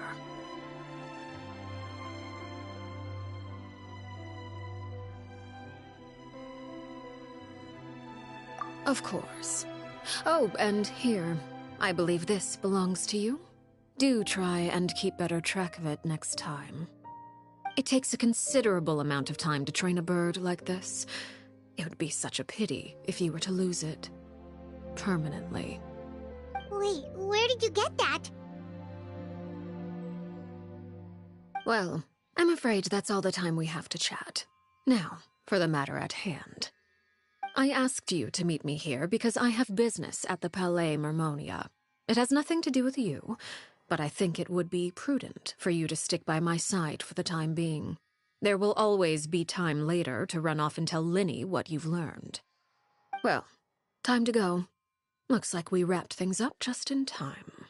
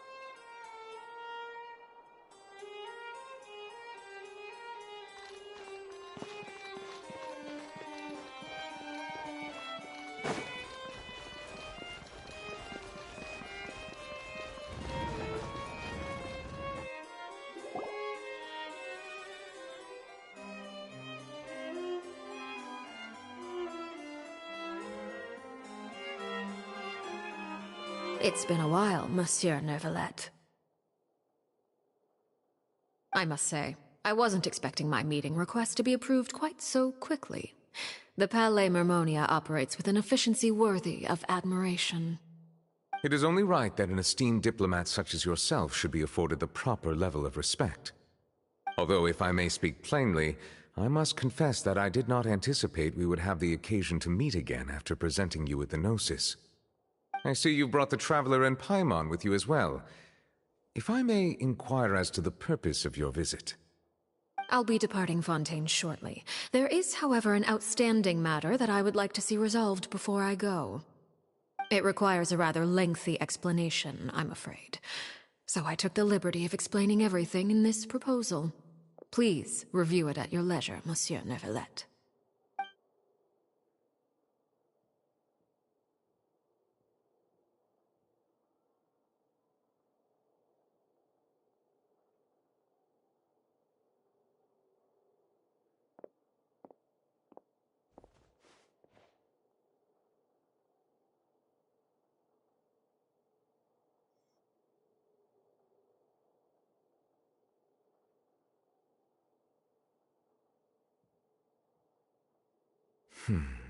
I understand your request. However, at the risk of causing offense, I must admit that I fail to see why you would wish for such a thing. I heard you have a certain fondness for water tasting, Monsieur Neuvillette, so allow me to use water as an analogy. A family is like a large body of water with countless rivers flowing in and out. As someone who watches over this system, I would hope that each river that flows from the source will eventually reach the ocean. Of course, objectively speaking, I know this is impossible. Most of the rivers will dry up along the way, disappearing into the ground and leaving nothing but a barren riverbed behind. Not all rivers are destined to reach the ocean, but I would not see their existence rendered meaningless. I believe the water that flows within them is simply meant for a different destination, like a field in need of irrigation. Or perhaps the glass of a certain water-tasting enthusiast. Did you get any of that, Traveler? Your words paint an optimistic picture indeed. Allow me to remind you, however, few among us are willing to sip from a glass filled with tainted water. It may have been tainted at one point in time, but not to worry.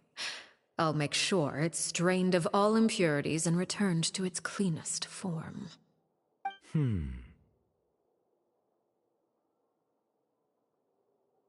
I seem to recall there being a transactional aspect to your proposal.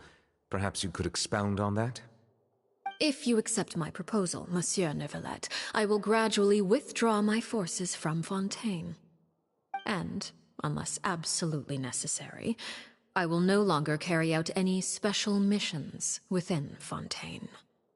I presume I can take your words to mean that, in the future, cases similar to the Tartuffe assassination will cease to cross my desk? Tartuffe? Ah, that thief who embezzled funds from all those charities, you mean? My deepest condolences to his family, but without any evidence, I cannot imagine how the House of the Hearth might have been involved in his passing. Of course, if you accept my proposal, Monsieur Neuvillette, I'm sure certain measures could be taken to reduce the frequency of such troubles. You choose your words carefully indeed. In that case, I am inclined to accept your proposal. My thanks for your generosity, Monsieur Neuvillette. Well, with that settled, we should be going now. I took the liberty of bringing along 2 bottles of spring water from Snezhnaya for you to enjoy. I do hope I get the chance to hear your impressions. Perhaps at our next meeting, yes? Indeed. I trust you would not overlook your commitment in the meantime. All right, Traveler Paimon. Time to go.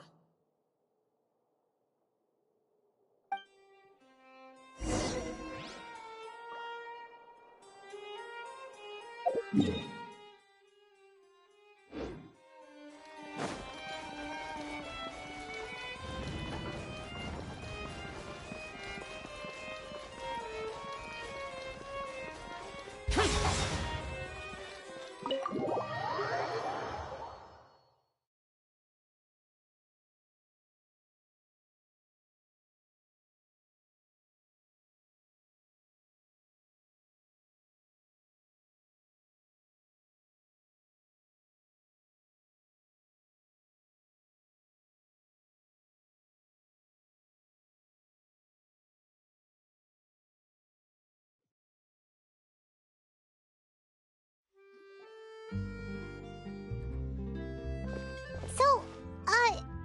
what exactly were you talking about back there?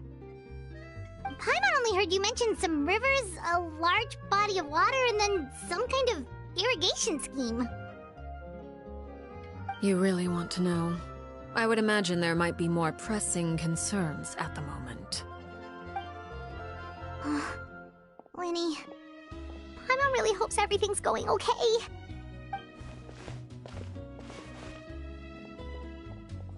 Oh, Paimon recognizes that look. You've got your ticket cap on, don't you, Traveler?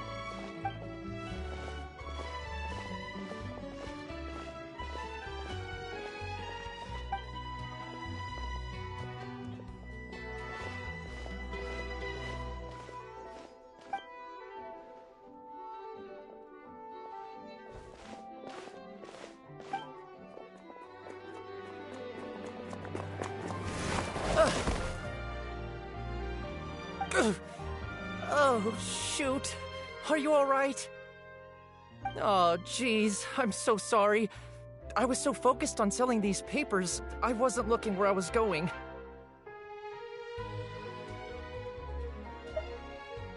Well, let me make it up to you at least. Here, take this paper. On the house.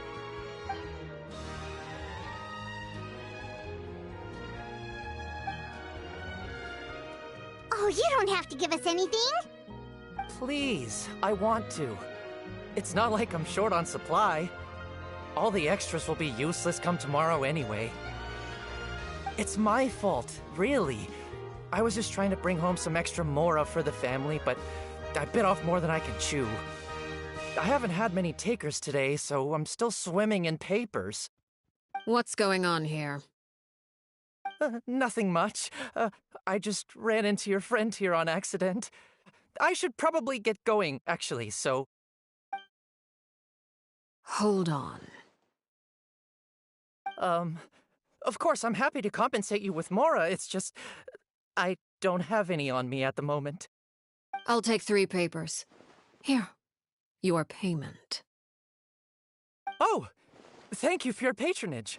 May the Archons bless you with good fortune. If only I had the chance to run into such generous customers every day. I should probably just take on a smaller inventory, though, right? I'm getting married soon, so sometimes it's hard to not get ahead of myself. Anyway, I should head out. Goodbye! Well, now that my affairs are settled, we should take the boat back to Poisson. We've even acquired some light reading to enjoy along the way. Actually, why don't we stick around for a little longer? Paimon just realized how hungry she is. She can't head back to Poisson on an empty stomach.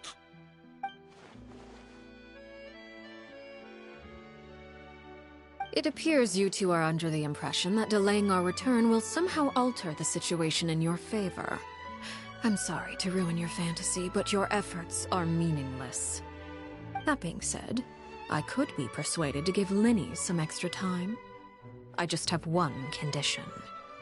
If you agree to my request, I'll even answer some of your questions. You're quite curious about Clairvy, are you not? And my relationship to her. Wait, why are you being so generous all of a sudden? You're not gonna ask us to do something bad, are you? You overestimate yourself. You don't have the talent for bad things. Then what can you possibly... The most important consideration in a negotiation is that both sides receive something they want. Demands and threats only get you so far. Wonderful. Here it is. When the time comes, make the choice that you deem most appropriate in the situation, and lend your help to the House of the Hearth. Okay. Sounds normal enough. But what do you mean, when the time comes? When is that supposed to be? That is for you to decide. Then we have a deal. Follow me.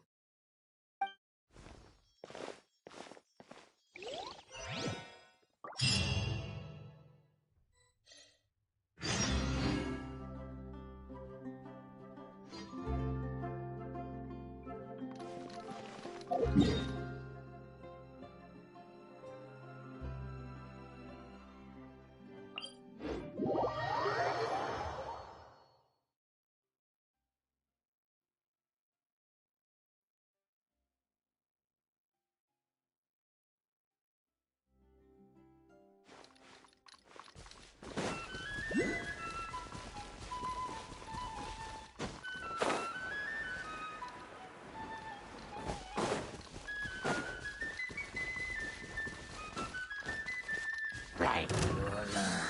Yeah. Yeah.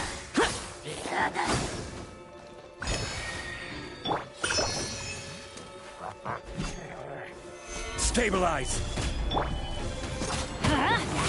By royal decree!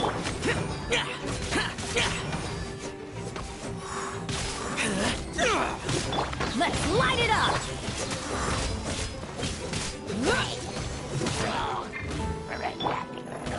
Gather! Shadow Raven!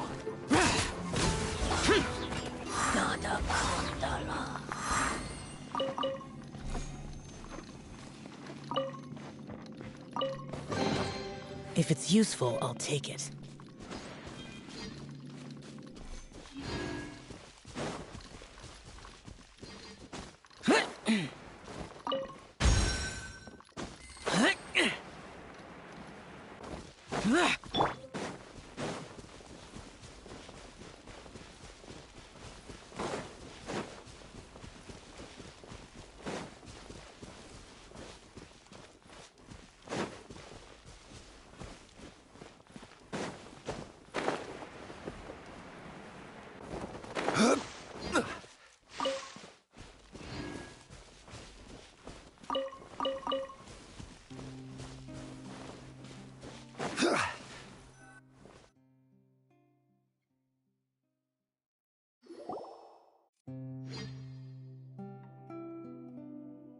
What is this place? Somewhere long forgotten by everyone. It used to be a grand building. Now it's nothing more than a pile of rubble. No one comes here anymore, nor does anyone care about what once happened here. Although, this place does have something to do with the story I'm about to tell you. It was before I became a Harbinger, and before Lyney and the others joined the House of the Hearth. Due to certain events, I first killed Clairvy and then her mother. And this is where it all happened. You were the one that killed Clairvy? Patience now. Allow me to explain Clairvy's side of the story first. I'll start from the beginning. Clairvy was 6 years old when she was brought by her mother, Crucibina, to live in the House of the Hearth. From the outside, it seemed like a fairy tale. A thriving family made up of kind adults and friendly children. Crucibina was the knave at that time, and the House of the Hearth was under her control. She was Clairvy's mother by blood, but she was also the mother to all the children in the house. Clairvy was happy here, for a time. But she quickly realized that being part of this family wasn't a fairy tale at all. It was a kind of purgatory. Purgatory? Exactly. The House of the Hearth takes in war orphans from all over Teyvat. But as for how to raise them, that depends entirely on the person in charge. Crucibina came up with a novel idea. She would teach the children to fight, force them to duel each other, and then crown as the king of the house the child who proved themselves most worthy of inheriting her title. It's difficult to estimate the number of children who died or were maimed in the process. There's little I can say about the ones who died.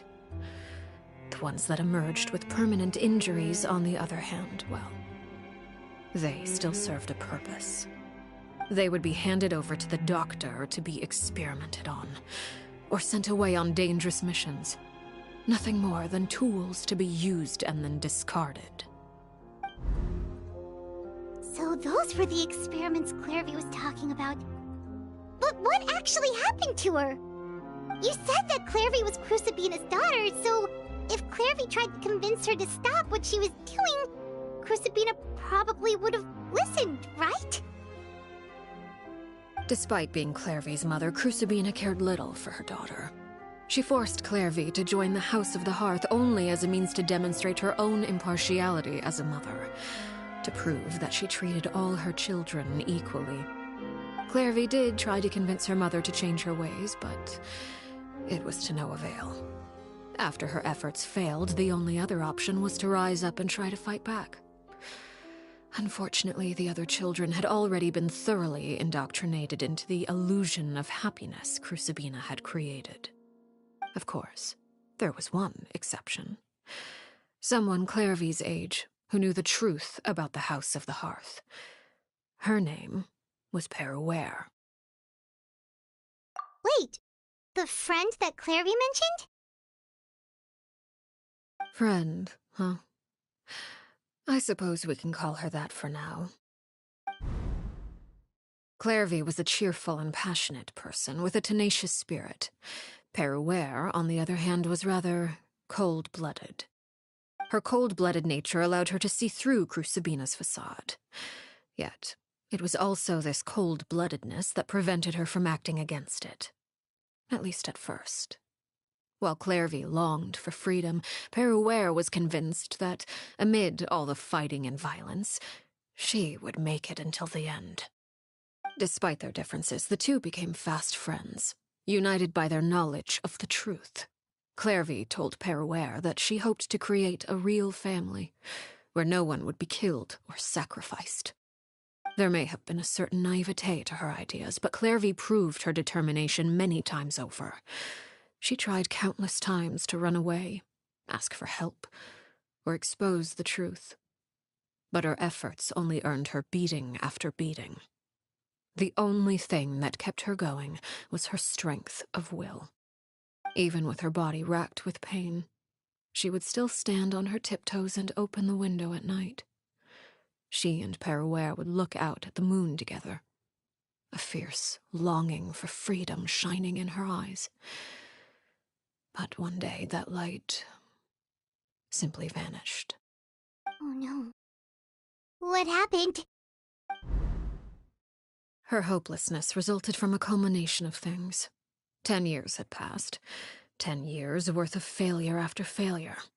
She and Peruere weren't children anymore, but finding any chance to escape still seemed as hopeless as ever. It was during this time that Peruere suggested a new plan. If escaping was out of the question, why not take down the very person sitting on top of this throne of lies? Mother herself. Clairvy rejected that proposal. She claimed that, as a famous harbinger, Crucibina possessed an unimaginable amount of power. Trying to kill her would have an incredibly low chance of success. Clairvy never gave another reason, but Peruere could see it written all over her face. Clairvy still thought of Crucibina as her mother. Killing her own flesh and blood was a line she couldn't bring herself to cross. If she couldn't escape and fight back, then only one option remained. Precisely. Death was the only way that she felt she could be free. It happened during a duel. When she arrived at the dueling ring that day, her partner turned out to be none other than Peruere, the very person that had stood by her side all those years. It was a fierce battle. But ultimately, Clairvy decided to let Peruere end her life. From that moment on, Peruere's journey was one written in flames. When the rain finally came and washed it all away, there she stood, the sole victor in Mother's endless game of slaughter, a trail of corpses strewn across her path to success. It was the very result she had predicted 10 years prior. Even then, she believed she would make it until the end. She wasn't surprised by the fact that she emerged as Mother's undisputed heir. Rather, her success left her with an inexplicable sense of restlessness. She was unsettled, and there was only one thing that could quell that sensation. Perhaps you two would like to take a guess as to what it was? Crucibina, you mean? But... Correct. This is the place where Peruere killed her best friend. A mere year later, this is also the place where she fought tooth and nail to kill the mother they shared. The moment she acted, any conception of what was right or wrong ceased to matter. It's one of the principles of the house. Only those who survive get to write the rules. Peruere won the battle, and became a harbinger herself, after which Her Majesty, the Tsaritsa, bestowed upon her a new name. Arlecchino. So the Perry Clairvy was talking about... It was you all along. You're Peruere. Arlecchino is just a name you got later.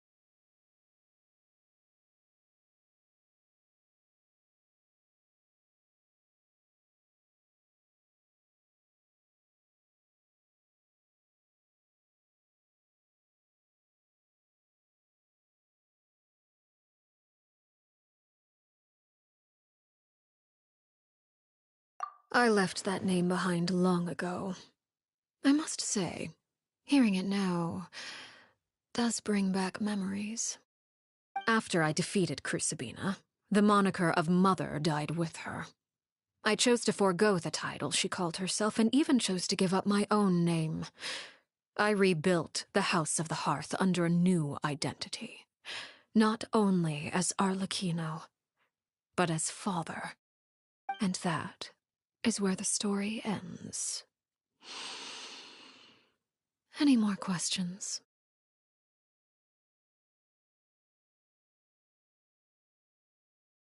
Yeah. Based on what you just told us, Clairvy wasn't a little kid when she was killed. So the Clairvy we met... Was she really a spirit at all? I suppose you could call her an illusion born of flame. Her existence is like ashes to a fire, something left over in the wake of blaze and ruin. You see, a certain power runs through my veins. It's not unlike a curse. My flames leave behind shadows of anything they consume. Of course, the chances of those shadows morphing into a sentient entity are exceedingly slim. Clairvy is a very special case. Clairvy died when she was 16 years old, but what emerged from the flames was her 6-year-old self. Her appearance wasn't the only thing affected. Most of her memories were lost to the blaze as well. Memory is a mysterious thing indeed.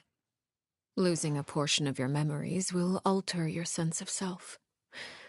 Lose 10 years' worth, however, and it would be like living in the past. Like returning to a version of yourself that never grew up. No wonder Paimon got such a weird feeling when we were talking to her. Perhaps I should put it this way. Clairvy is someone trapped in time. It may seem like she exists with us in the present, but she truly lives in the confines of her own past. So if all of that is true, then you must have known about Clairvy for a long time. Indeed. She's a rather volatile and unstable entity. Sometimes she would look after the children. She's even saved some of their lives. But other times, she would hide from me and become obsessed with revealing the truth about the house to anyone who will listen. Shadows don't have the capacity to learn or grow. Any new information they encounter is quickly forgotten over time. Your attempts to expose Clairvy to sunlight. They failed, yes. The reason is actually quite simple. In Clairvy's mind, the house is impossible to escape, and it is this very perception that traps her there. But no matter. All I have to do is kill her again, and all will be resolved. I don't anticipate so much as a single speck of ash will be left behind this time. Wait! Paimon can understand why you might want her gone, but isn't there another way? So what if she's trapped in her 6-year-old self? She's still your friend! At least talk to her first!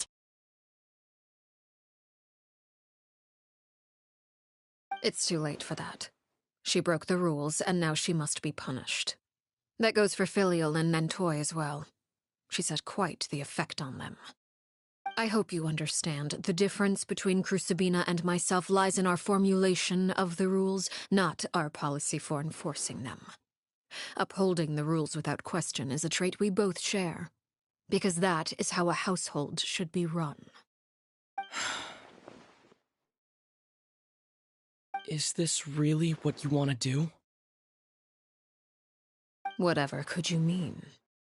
Don't you want to say a proper goodbye at least?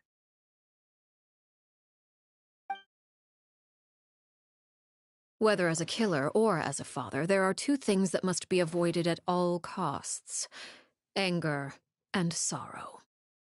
Anger makes you impulsive. Sorrow causes you to waver. Well, it appears it's about time to proceed. Before we arrived, I told some of my well-behaved children to bring our troublemakers here by nightfall. I do believe I've kept my end of the deal. I gave your friends quite a bit more time. As for what happens now, we'll just have to wait and see.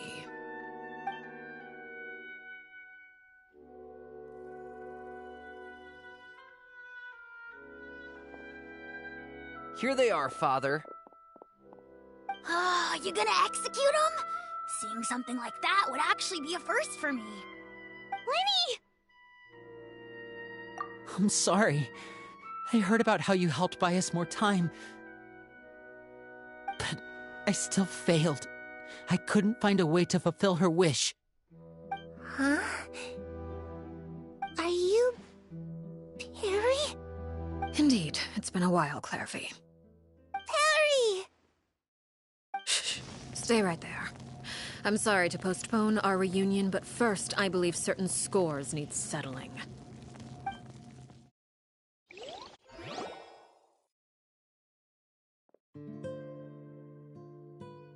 Father, let me explain. Out of my way. Father! You chose to conceal a threat to the house, and for that, you must be punished. Overall, however, I suppose your wrongdoing is hardly the most egregious of the bunch, so I'll deal with your punishments later. As for right now, the more pressing concerns are the traitors among us. By traitors? Do you mean us? Father, let me explain. We didn't mean to... Fultz, why don't you share what you heard? Yes, Father. Secret Midnight Meeting number 3. Participants: Filial, Nantoy, Sato, Toddy. Nantoy clearly said, "If only Father wasn't the one who took us in." Sato added, "I'm sick of this life. I just want to live as a normal person." Filial was the worst of them all. She called us crazies and said a bunch of mean things about Father. I did not! You're lying! Fultz is trying to frame us! It's not like I'm the only one who heard those things. After that, you and Toddy and a bunch of other people started talking about Clairvy. You were using all those things Clairvy brought up as an excuse to question Father. We're birds locked in a cage. The only way out is to destroy it. That's what you said, wasn't it? You little. You just want me gone, don't you? What did I ever do to you, huh? And you, Sheplo, have you forgotten who stood by your sickbed, watched over you, and changed your dressings? Come on, let's hear it then. What's your reason for all this?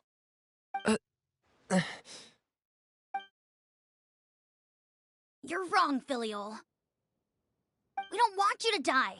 You're our family. Liar. You wouldn't be doing this if that were the case. So why? Why have you backed us into a corner? We all live in the House of the Hearth. You know the type of work we do, Filiol. A single betrayal can cost dozens of us our lives. It's not like it's never happened before. That kind of thing is hard to forget. That's why the House of the Hearth cannot tolerate any form of betrayal. Ever since we came to Poisson, you've had 7 secret meetings. A lot of the things you talked about really crossed the line. You've been spying on us for half a month? Wait a second. Now that I think about it, the move to Poisson was just a way to make it easier to spy on us, wasn't it? Because we were all in one place. You've had this planned all along. Filiol, Nantoy, I'm sorry. I owe you both my life. I owe Clairvy too. If it weren't for all your help after I got poisoned, I wouldn't be standing here today. If this were any other situation, I would do anything to repay that kindness, even if it cost me my life. But rules are rules. I'm sorry. My hands are tied. Why? Why? That's enough, Filiol. We made a mistake, and we should own up to it. We broke the rules, plain and simple. And now we have to face the consequences. I'm sorry, Chapleau. Foltz. I'm sorry, Father.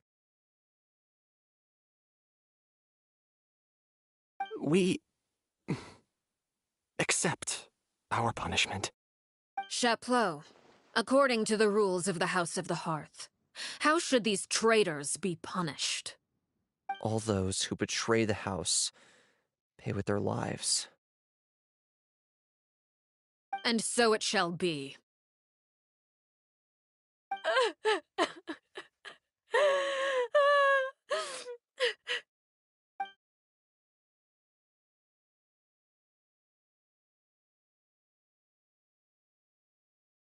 Father, please wait! Something you want to say, Lyney? Please reconsider, Father. What Filiol and the others did, does it really count as betrayal? We all come from broken families. From the very first day we joined the House of the Hearth, we wanted nothing more than to make it a real home. But the truth is, none of us know what a real home should look like. I'm not saying I have all the answers. All I know is this. Killing Filiol and the others may uphold the rules, but doing so will only bring us further away from being a real family than we've ever been. So please, Father, please reconsider. I agree with Lyney. Father, please. Lyney, you...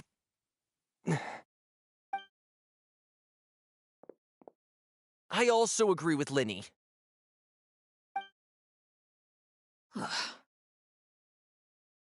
An order once given cannot be rescinded.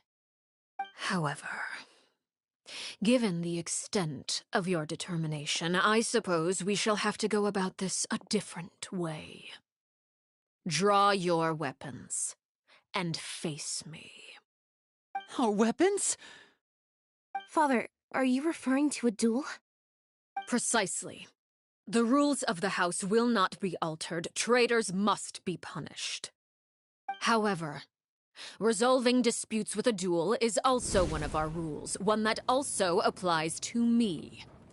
Demonstrate a sufficient showing of strength, and I shall offer a concession.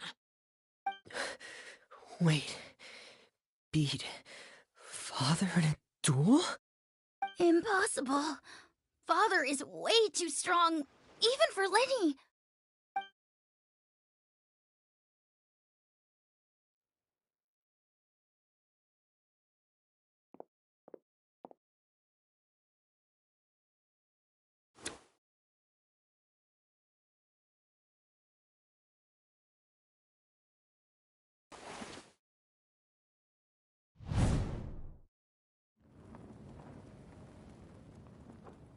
Did you hear that, Traveler? Lenny and the others have to duel the knave. What should we do? Can they really win something like that? If they lose, those people from the house are really gonna be executed. Hey, are you listening?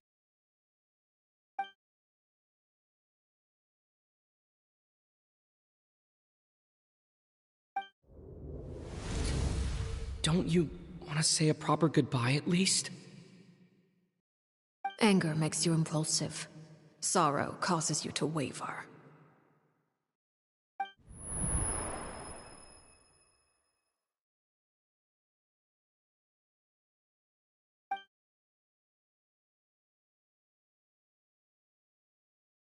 Oh, looking at that expression on her face, she seems really serious about this. Guess that means there's no chance she's throwing the duel on purpose, huh?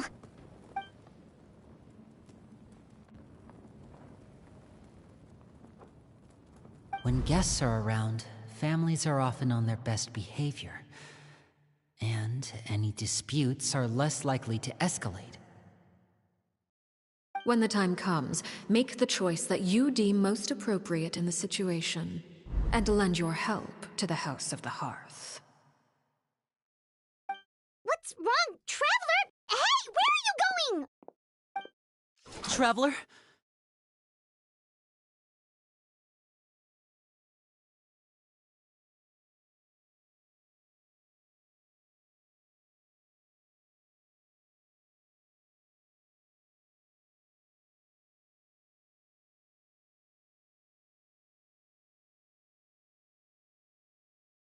You're asking to join the duel against the knave?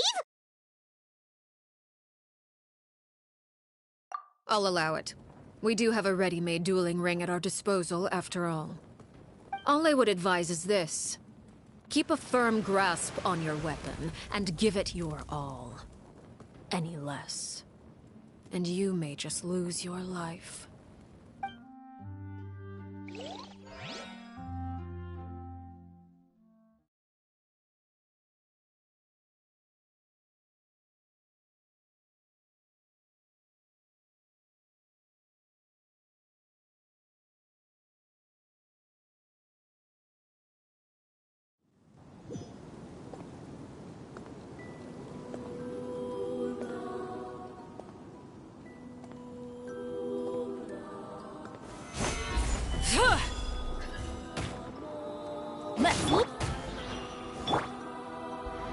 Closer now.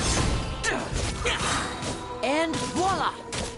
With these rising flames! Everybody stand! This is order.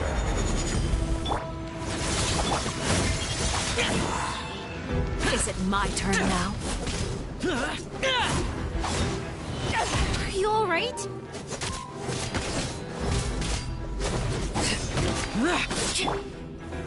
Stabilize. With these rising flames! Now that's more like it.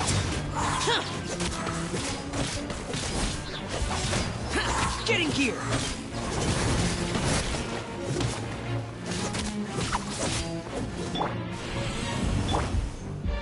With the thrall of darkness, destruction shall rise.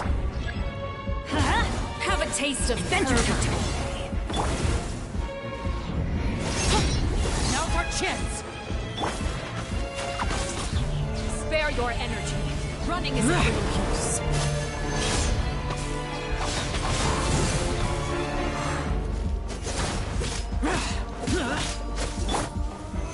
Solidify! Closer now. Off we go.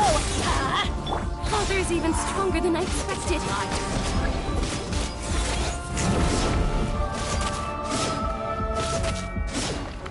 Like a fly tangled in a web. Stabilize! With these rising flames. Get in gear!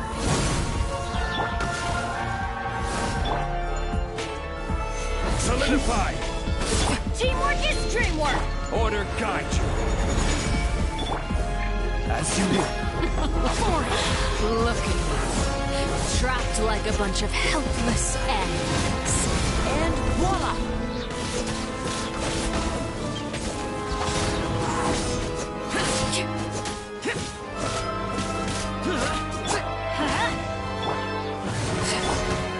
Gather!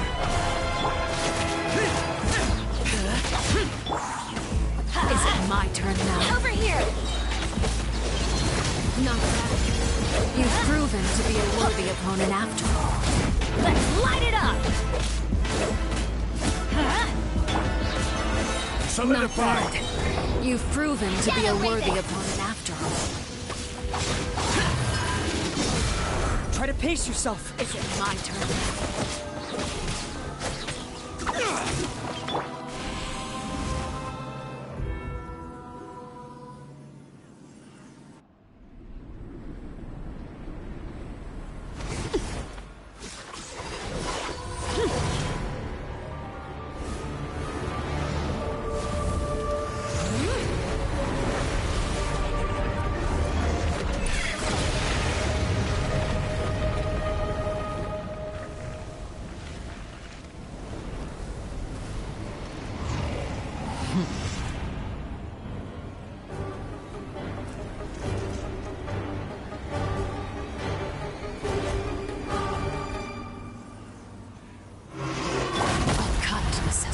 Stabilize! My blade is all that remains. By royal decree. Now's our chance! Over here. Solidify! Let's light it up.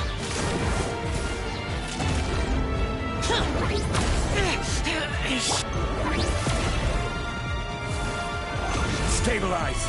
Watch out for Father's movements! Look out! The sun and moon have set. Only ruin remains. Struggle in vain. Let's light it up!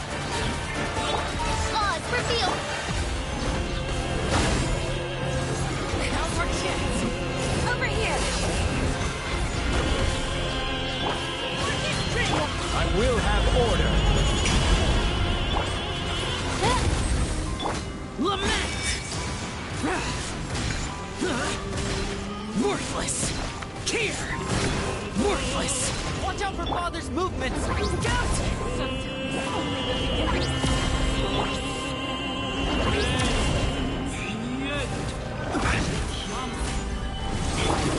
This is just my...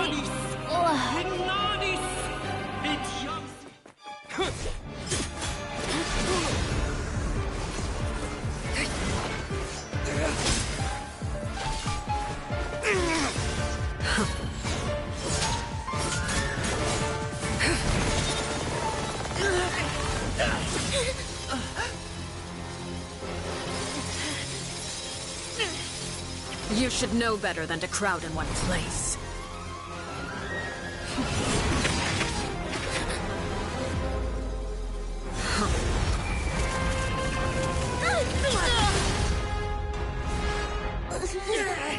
Oh, I know. No! I'm sorry, Father!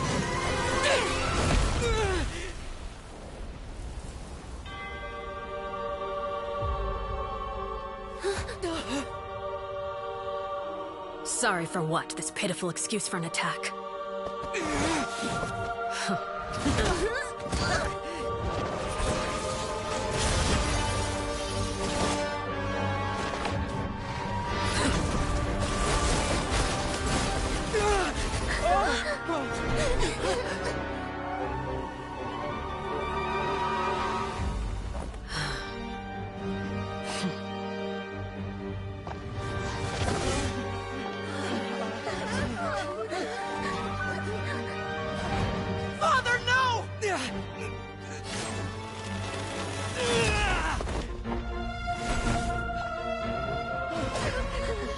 wait it out, did you? You're stronger than I expected.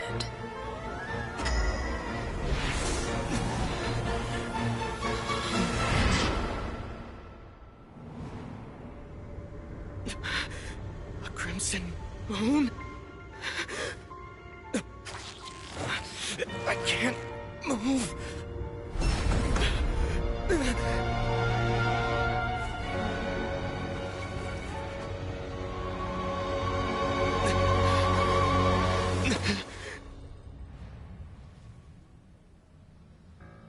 Still, not strong enough to beat me.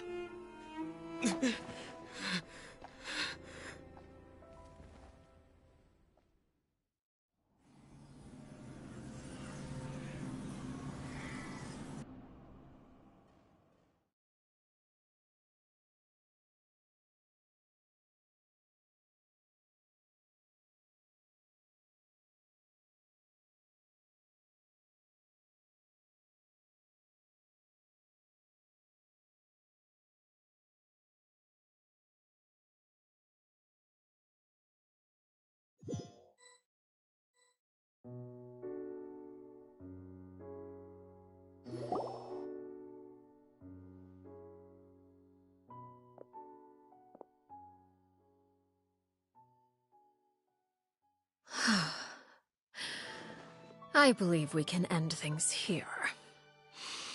It's not often that we get to enjoy the company of guests, after all. We wouldn't want things to get too out of hand.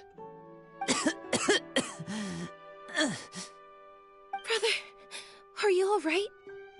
Lyney. Given that I am the victor of this duel, as agreed, the punishment stands. No! I never thought things would end like this. However, everyone involved in the duel demonstrated a remarkable level of strength and determination. In light of this, I'm prepared to change the method of execution. Elwar, the bottled flames I gave you for safekeeping. Do you still have them? Yes? I wasn't sure what they were for, but I've kept them super safe. I didn't lose a single one. Wonderful. Then, in just a moment, I'll have you administer them. Bottled flames? Indeed. They're the product of a secret experiment.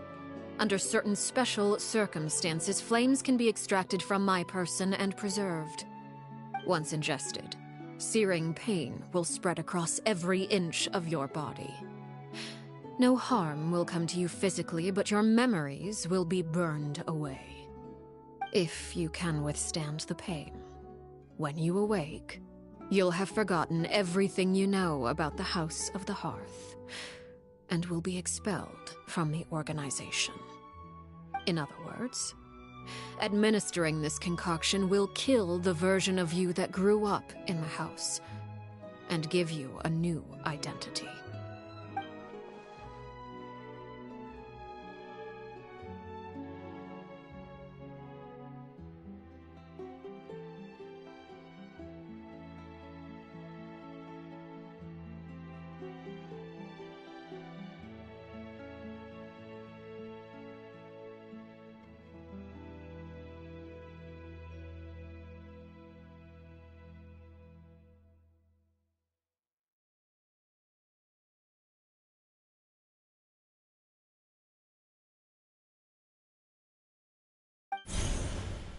Memory is a mysterious thing indeed.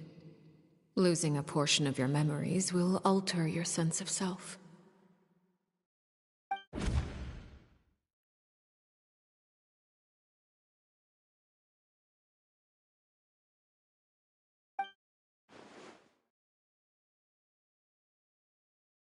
So, you're just letting us go, Father?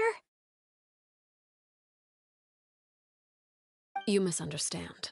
Memories are extremely important. Once consumed by flame, the version of you standing before me will die, and our secrets will die with you.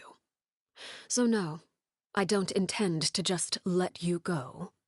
because the person who survives will be nothing but a stranger. Even so, I won't have to live in fear anymore. I'm sorry, Father. I'm sorry I let you down. But I really... Don't cry, Filial. You haven't left the house yet, so there are still rules to be followed, yes? Remember what I taught you. Anger makes you impulsive, sorrow causes you to waver. Don't let yourself be controlled by your emotions. Of course. I'll remember. Dry your tears, and go pursue the life you really want. Yes, Father.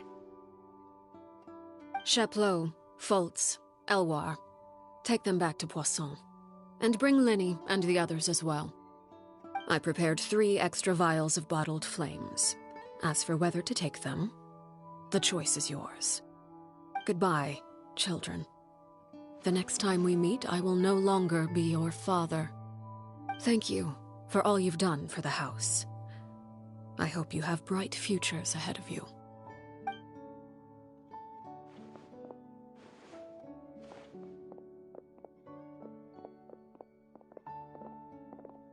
Father.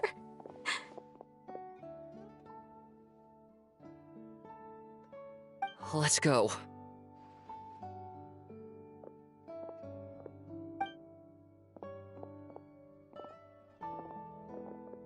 Here, grab my arm, Lyney. I'll help you walk back. Thank you.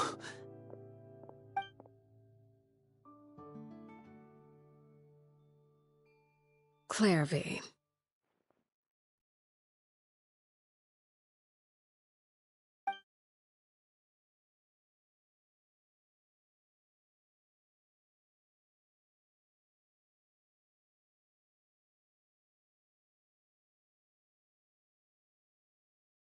Can we talk now? I've been waiting for a super long time. You really are Perry, aren't you? I haven't seen you in so long. How come you're all grown up? Wait, did I somehow travel to the future on accident? Or am I dreaming? What a long dream. Neither. You died, Clairvy. That's what happened. You could have at least sugarcoated it a little. Look, she's done speechless.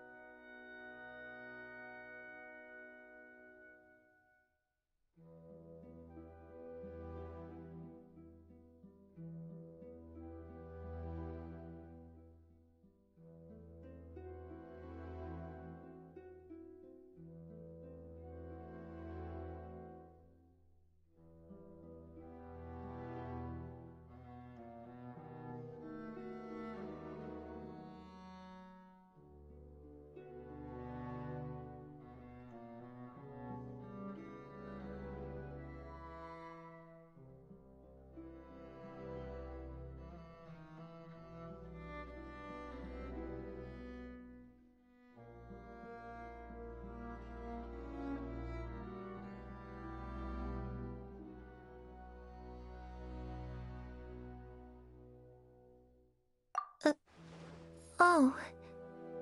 Okay then. Huh? That's it? You accepted it just like that? Yep. If that's what Perry says happened, then I believe her. Perry wouldn't lie to me. Plus, I don't really need to know why I'm like this. I'm more curious about what happens in the future. If you're a Harbinger now, Perry, that means Mother is gone, isn't she? Can you tell me about it? I want to know what happened to her. And to me. You never stopped trying to defy fate. At first, no one believed you. You could only vent your frustrations to the moon. In fact, you often sought comfort in the night sky. You wanted to see the aurora, so one night we promised each other we would go to Snezhnaya to see it together. Later on, you tried to run away, but you were brought back each time. Mother spared your life, but it wasn't out of kindness. Instead, she decided to make an example of you by slowly torturing you over time. That way, the other children would know what happens to traitors. Still, you never gave up. Mother hoped that through ruthless duel after ruthless duel, she would be able to crown an ultimate victor among the children she raised.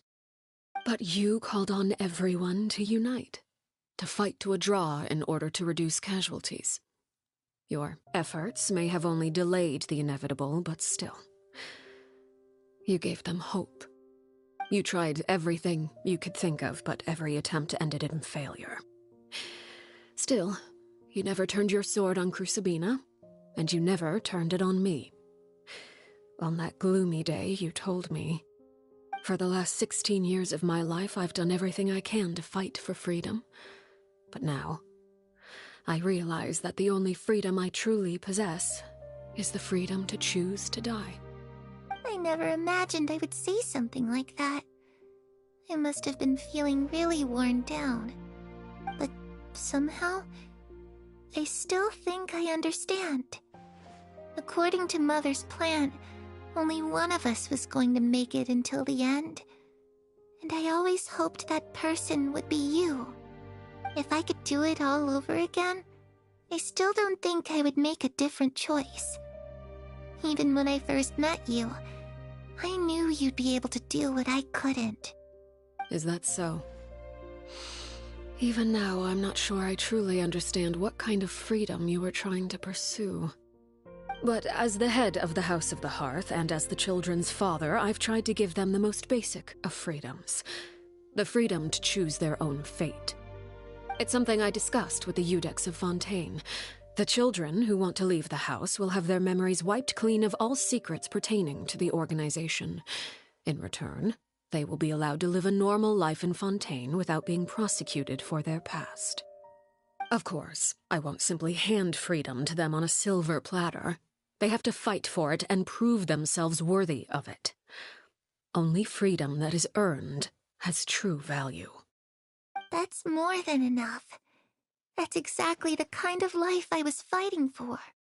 You know, Perry, I think you're a pretty amazing king, and a really great father, too. I'm really happy that you're the one who took over the house.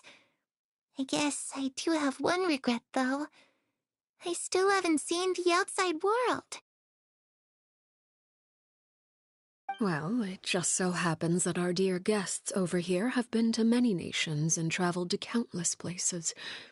Perhaps they would be willing to tell you what the outside world is like. Really? Of course! We've traveled all over the place. We've got so many stories, we could probably talk your ears off for 3 days straight!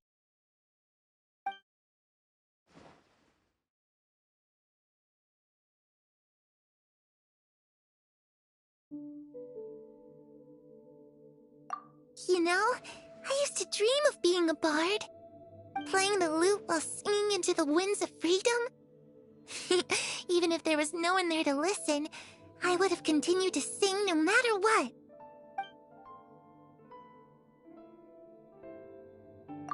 Ah, that's where Mora comes from.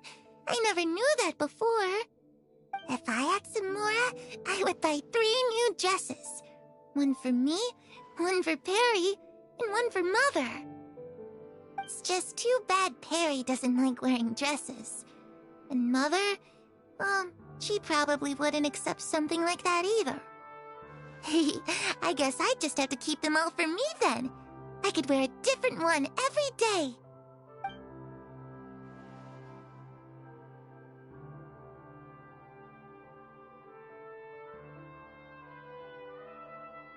Those yokai you mentioned, what do they look like? I once saw a drawing of this one guy with horns on his head and a super scary face. Are there any yokai like that? Oh, sounds like you're talking about an Oni. Yep, we've met one, and let Paimon tell you, they're not nearly as scary as they look.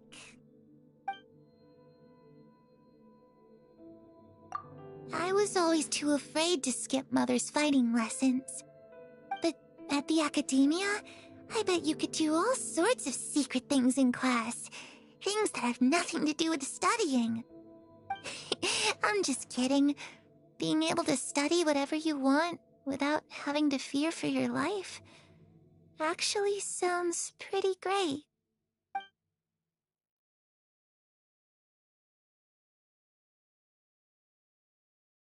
The situation was super dangerous. Lenny and Lynette were accused of committing a crime, and they were going to have to stand trial at the Opera Epicles.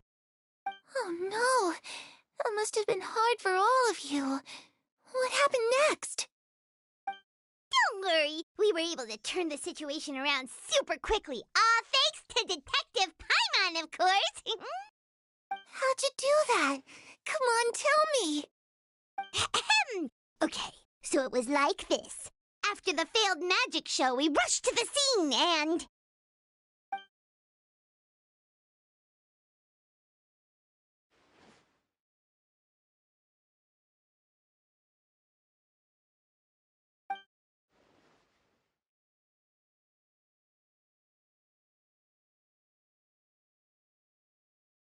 Shadows don't have the capacity to learn or grow. Any new information they encounter is quickly forgotten over time.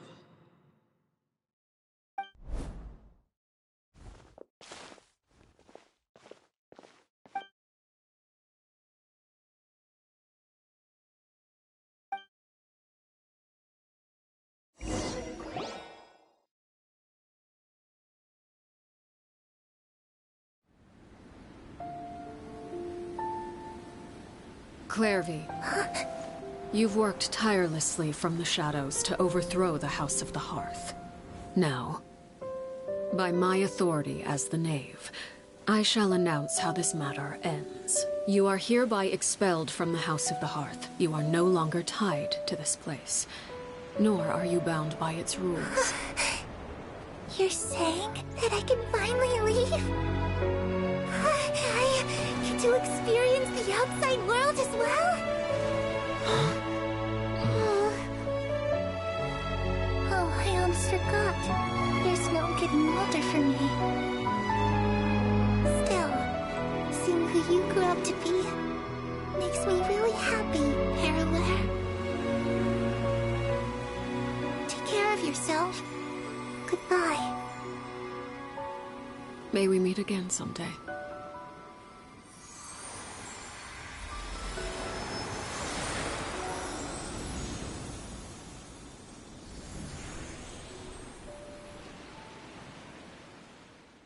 Clairvy. She left so soon. Paimon didn't even get to finish her story. I also have certain sentiments left unsaid. I wanted to tell her that the aurora I saw in Snezhnaya was just as beautiful as the ones in the pictures. But a shadow's memories reset at dawn. Had we delayed any longer, we wouldn't have had the time to say goodbye. Whatever regrets may linger, let them be lost to the coming of a new day. Father? It's Linny! Hey, Linny!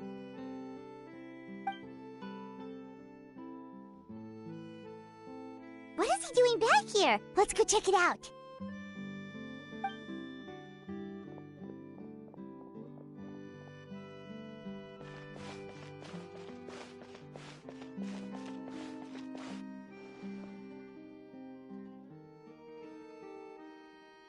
Father, the bottled flames have been administered. Filial and the others have left the house.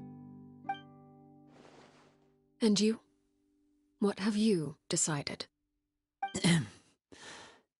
Thank you for giving us that choice, Father. But we never wanted to leave the house. It's the only home we've ever known. Lynette and Freminet feel the same way. They're recuperating back at the Hotel Bouffe d'Été. But I decided to come back and tell you where we stood. I'm sure you're well aware of the expectations I have for you. I want you to follow in my footsteps and become the next king of the house. Yet you seem to have different ideas. I must admit, I'm rather surprised by your decision to stay. There's nothing wrong with choosing to live a quiet life. Leading this organization is a heavy responsibility, one not so easily carried by someone forced onto the throne. I just never understood what you saw in me. What made you believe I was deserving of that throne? You're brave, talented, and, most importantly, you cherish your family. You would do anything to protect them, even if it costs you your life.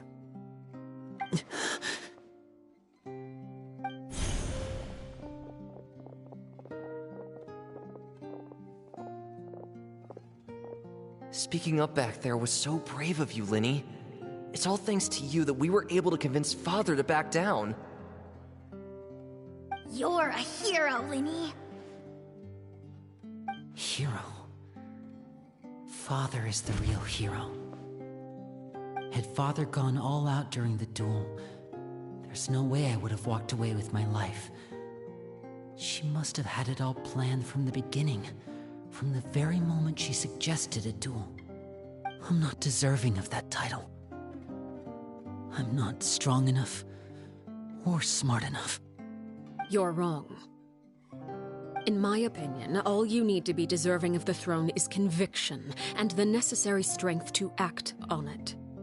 We may have different ideas of what it means to be a family, but you can hardly be said to lack conviction. What you truly lack is strength. For someone of your talent, though, that's something that will come with time.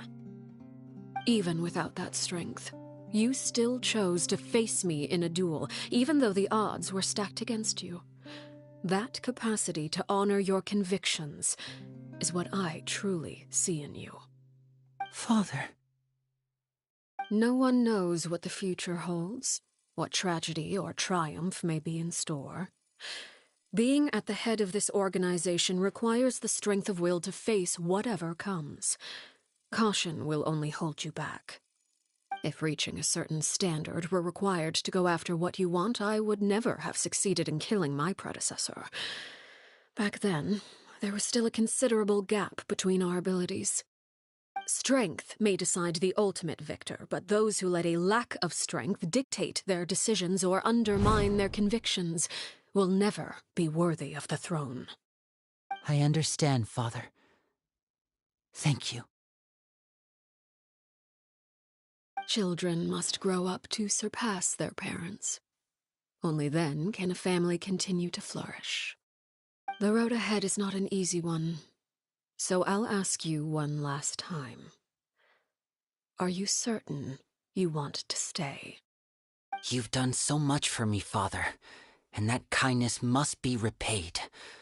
Plus, with Project Stuja at hand, there are many dangers ahead, and I, for one, don't intend to back down.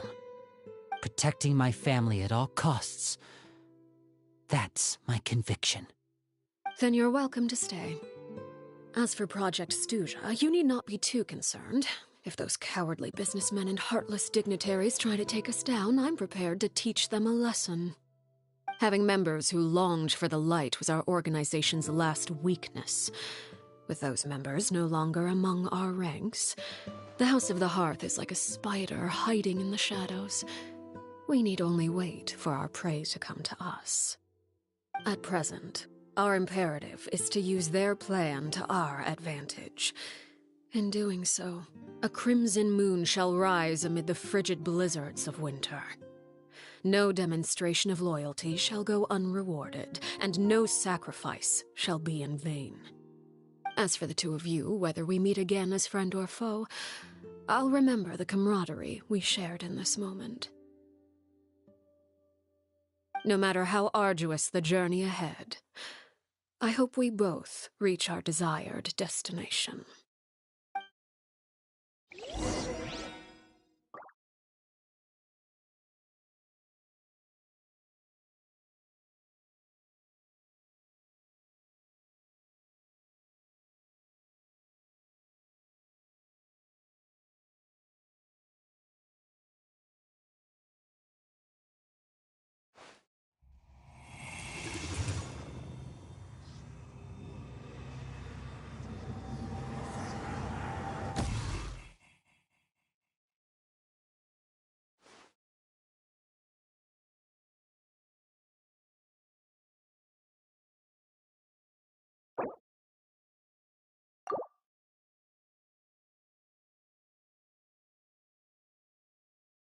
Reduced to just standing around.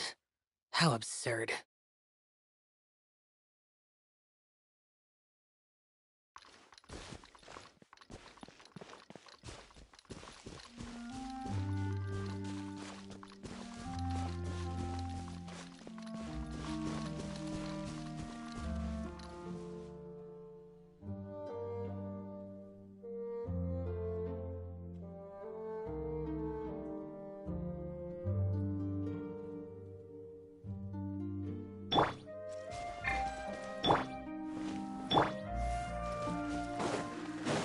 Another rude By royal decree. Gather.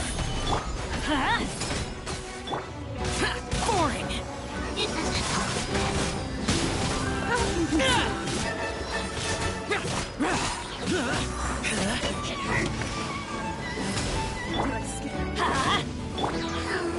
Stabilized. Midnight Phantasmagoria.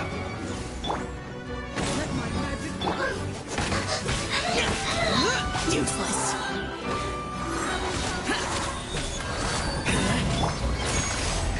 Solidified. Huh? Everybody stand back! How inconsiderate. Let's light it up! Did I scare you? No rest for the weak.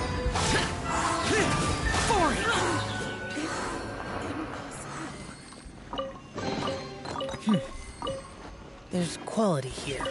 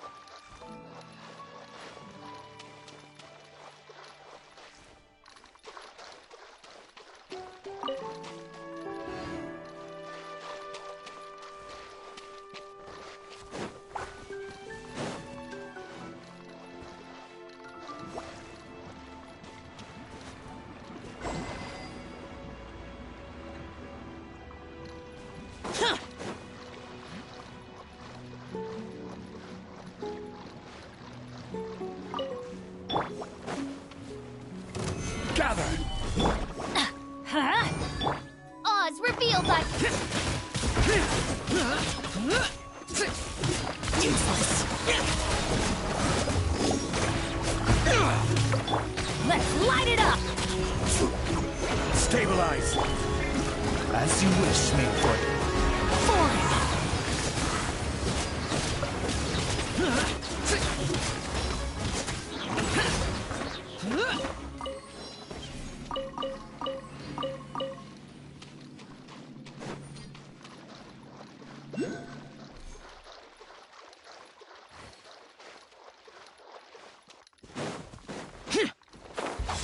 Boring.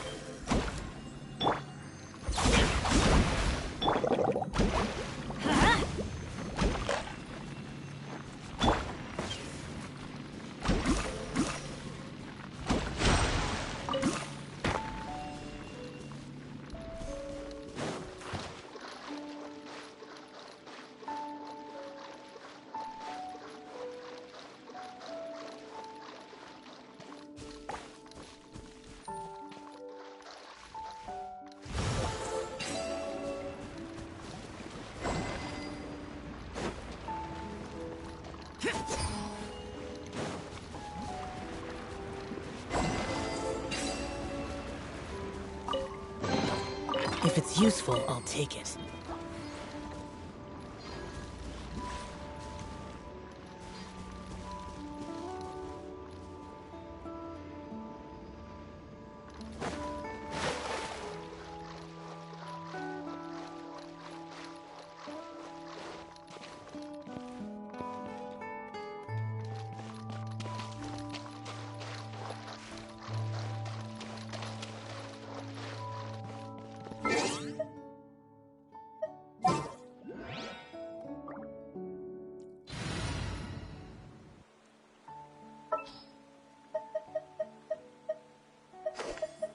This had better be important.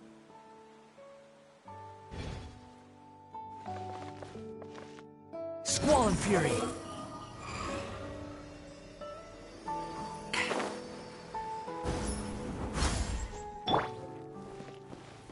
Rise!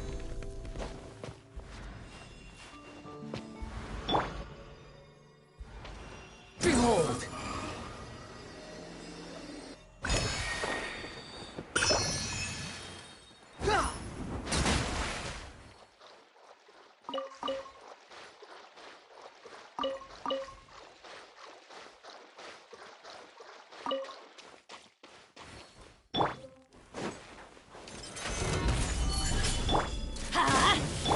By royal decree! The wind rises.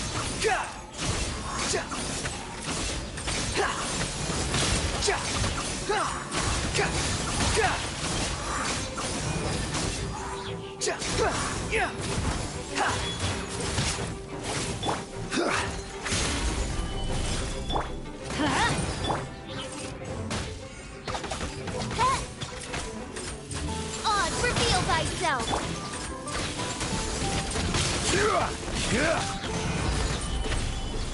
Teamwork is strength!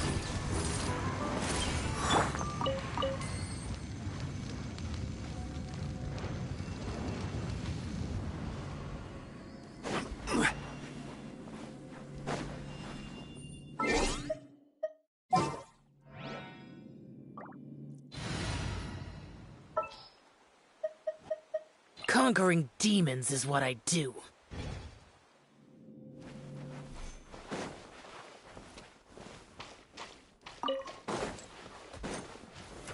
Gather! Let's light it up! By royal decree!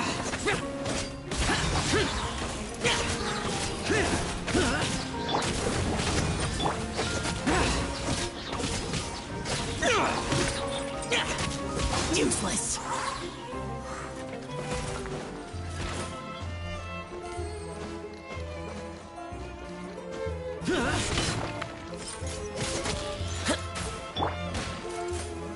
Solidify! Oz, reveal! Here!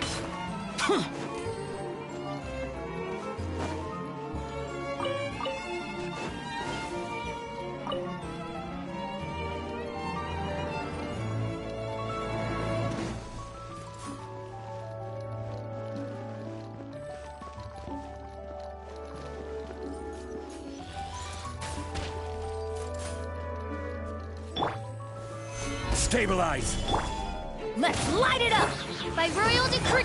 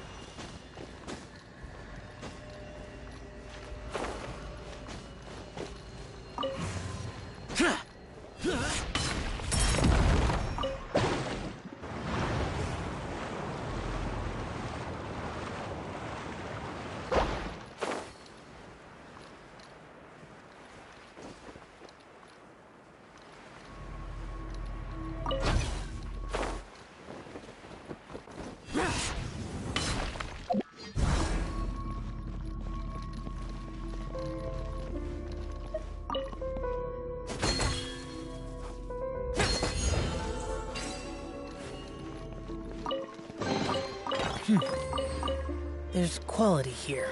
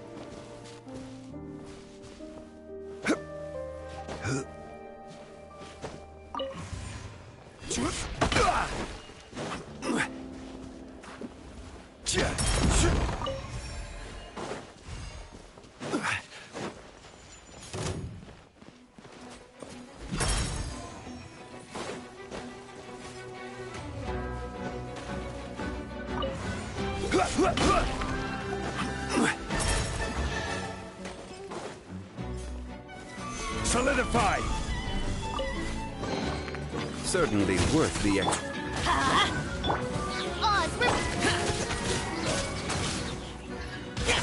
Useless.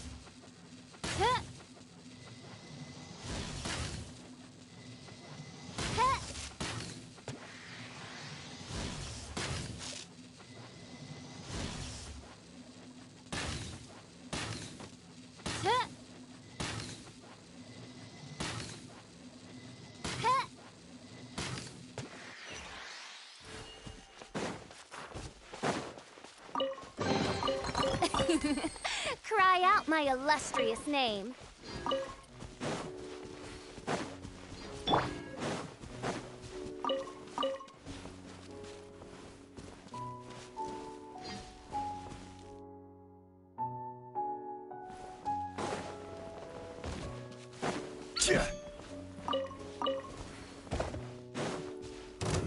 Stabilize! By royal decree.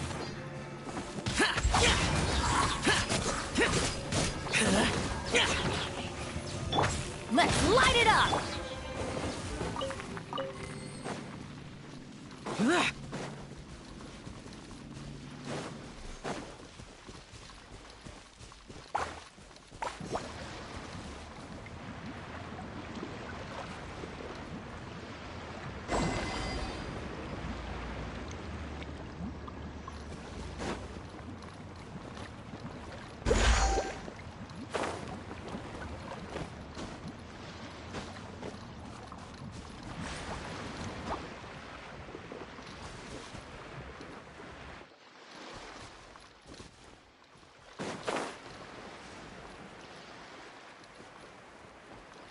I've been waiting.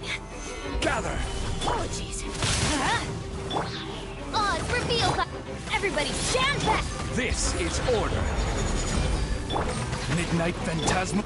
Disappear! Here! Here!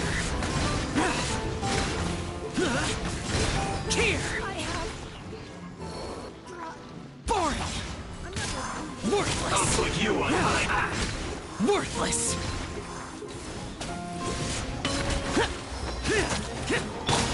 How inconsiderate of me. Let's light it up! By royal decree. Did I scare you?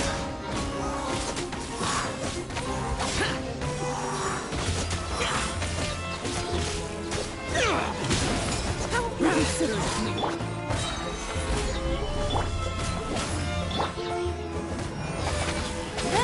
Did I scare you?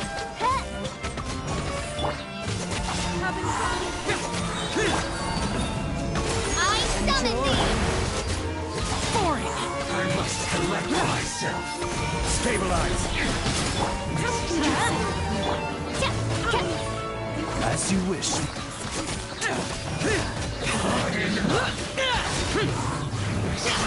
Can't run! Well, looks like I went too far.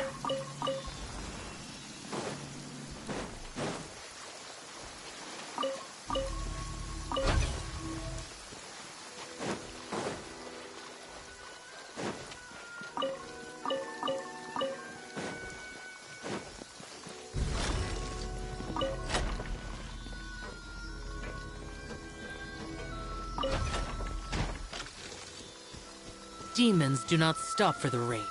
Move.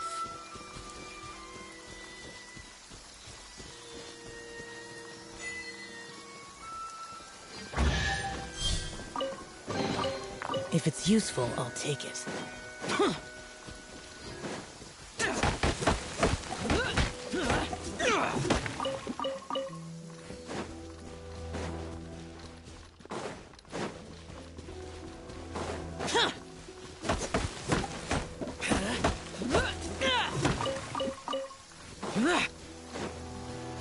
Demons do not stop for the raid. Move.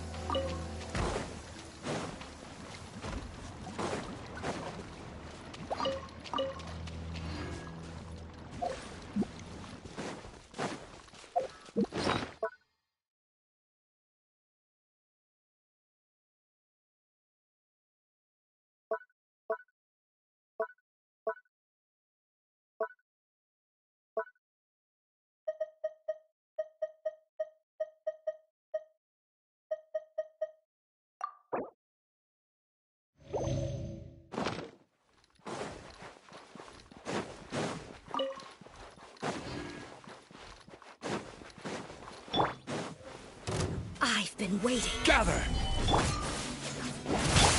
Odds repeat. Boring!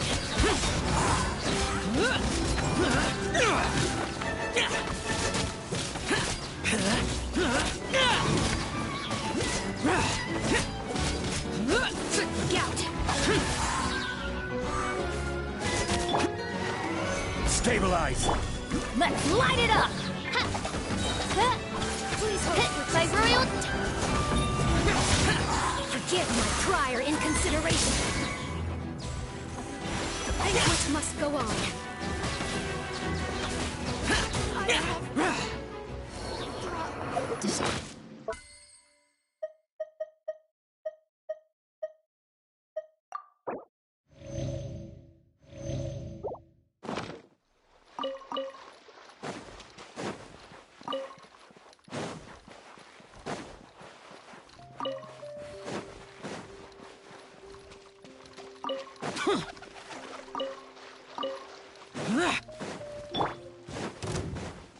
I'll put you on. Have a load of this. Gather. Odds reveal them. Teamwork is true. Only just order guide you. I see through you. Looks like I went too far.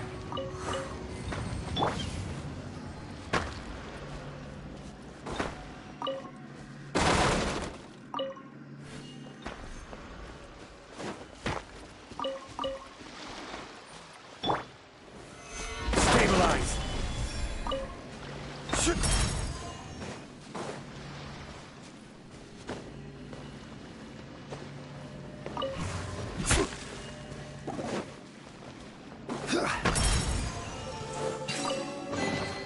Certainly worth the extra mile.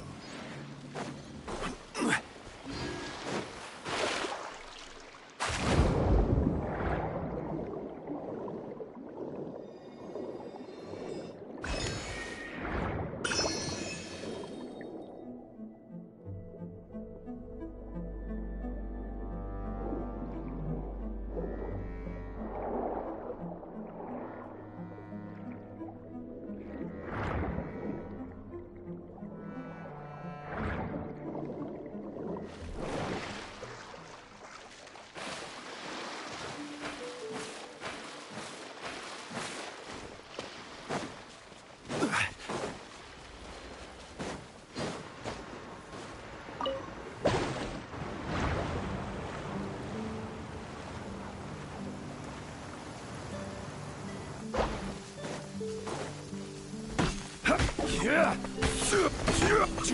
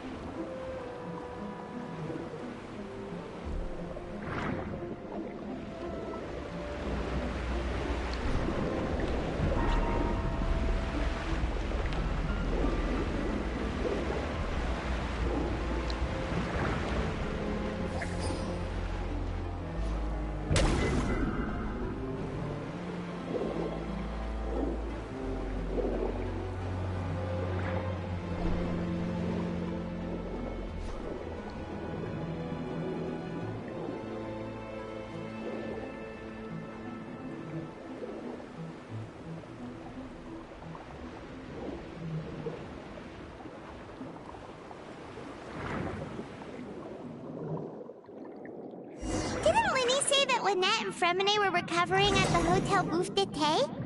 Oh, Paimon wonders how they're doing. Maybe we should go check on them.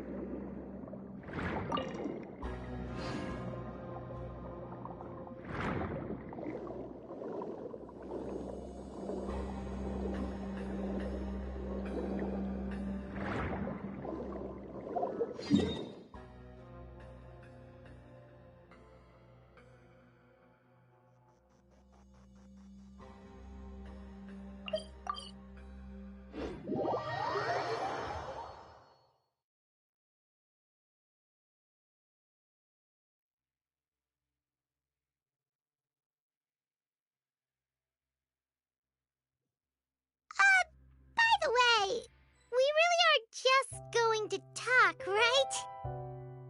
Of course. I wouldn't do anything to one of my business partners, especially when a reasonable conversation should suffice.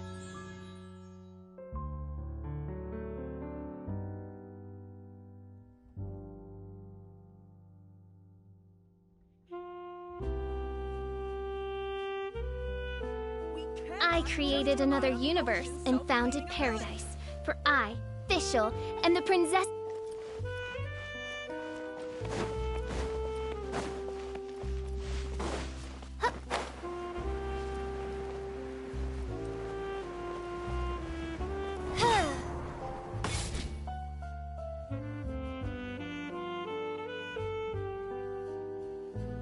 Lynette, Fremine, how are you feeling? Much better. Whew, what a relief! What about you? Are you feeling alright? I knew you'd come out unscathed. Us, on the other hand, well, we've been bedridden for 2 days. I couldn't even turn over. Oh, and I wanted to ask, is Clairvy gone? Lyney and the other members have left Poisson and returned to the House of the Hearth. According to him, there haven't been any more sightings of a spirit roaming the house.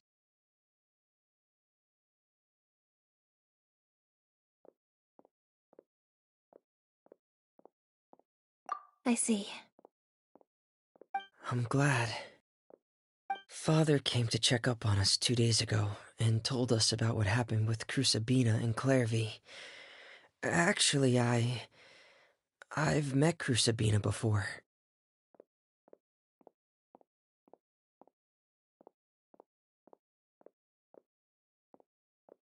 Wait, what? You've met the former knave?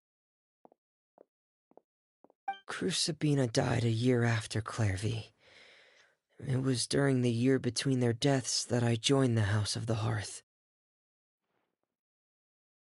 Crucibina had an extremely cruel and radical way of doing things. While she was alive, the atmosphere in the house was suffocating. When I joined, though, the experiment she valued so much had already come to an end, and all the people involved, dead and injured alike, were gone. Crucibina never talked about the past with us newcomers. A couple of months after I joined, Father killed Crucibina and burned all her files. With that, the names of all the people subjected to her experiments, Clairvia included, were lost to the flames, along with the painful memories they represented. Father took in Lenny and me a couple months after that, but she never mentioned anything about Crucibina or Clairvy. It really seems like something she was planning to keep to herself. The last time you talked to her, did she mention why she kept it a secret for so long? She said she didn't want us to be affected by the darkness of the past. She was worried we'd develop a false sense of gratitude towards her if we knew about it. The foundation of a family should be free of any corrupting influence. Whatever happened in the past, it has nothing to do with who we are now. And that's what Father told us in the end. But I still thanked her for everything. It was only after hearing about what Crucibina did that I finally realized how insignificant our lives could have been. The members of the house meant nothing to her. To say that she valued them in any way, even just as a tool, would probably be giving her too much credit. If Father hadn't taken over the House of the Hearth, I probably would have already...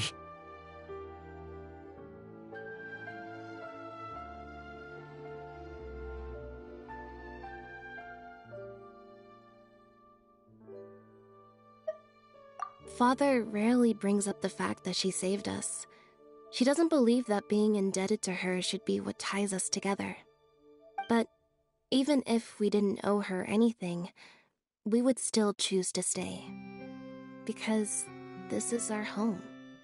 We may have arguments or times when we feel wronged. Some people may even choose to leave. But as long as Father is here, we will always have a home. Whether the path before us is bathed in sunlight or shrouded in shadow, we'll follow Father wherever she chooses to go. So I wanted to say thank you for helping us make it through this crisis. Without your help, we could have lost a lot more along the way. Oh, we didn't do anything, really.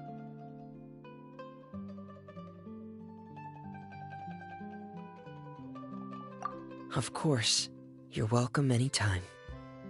Are Filial and Nantoy okay?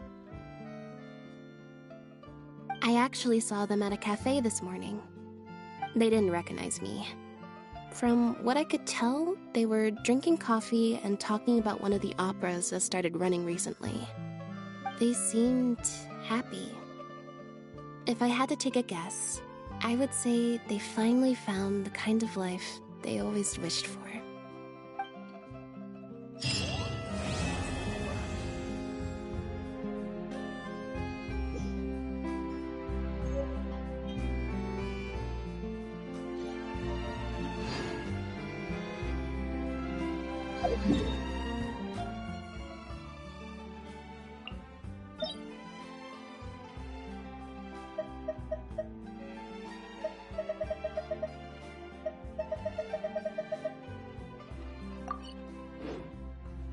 I hear the voice of fate, speaking my name in humble supplication.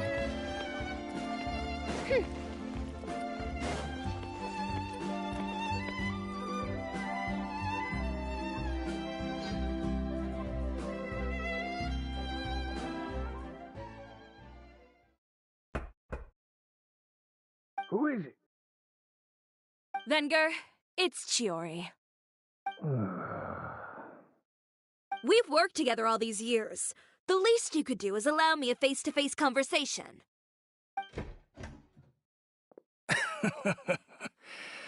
Straightforward as always, I see. You know, there are certain conventions people usually follow if they want to seek someone's company. Sending a messenger, for example. And when has following convention ever gotten me anywhere? Why hire a messenger when I can just explain things in person? Have you read the papers today? I don't like to waste my time on baseless lies and speculation. Maybe that's something you should consider as well. You're right. I only subscribe to the Steambird, and most days I never even read the others. So, these rumors. The Steambird was the one that published them? No, not at all. They were in some second-rate fashion tabloids. Well then, there you go. Those sort of headlines become old news faster than you can read them. Surely a bit of tabloid drama isn't worth cutting off my supply. You would think that. But this time is different. Someone paid off the tabloids to publish the same article at once. They even went so far as to leave a copy in front of every house. That's how I first learned of the rumors. Every house? That means someone must have been planning this for a very long time. It seems your rival really pulled out all the stops this time, Shiori. The article was even published alongside a photo of you. What sort of photo? A photo of you beating up someone on the street yesterday. Yesterday? Wait, that means... Ucher again. Here, I've got a copy. See for yourselves.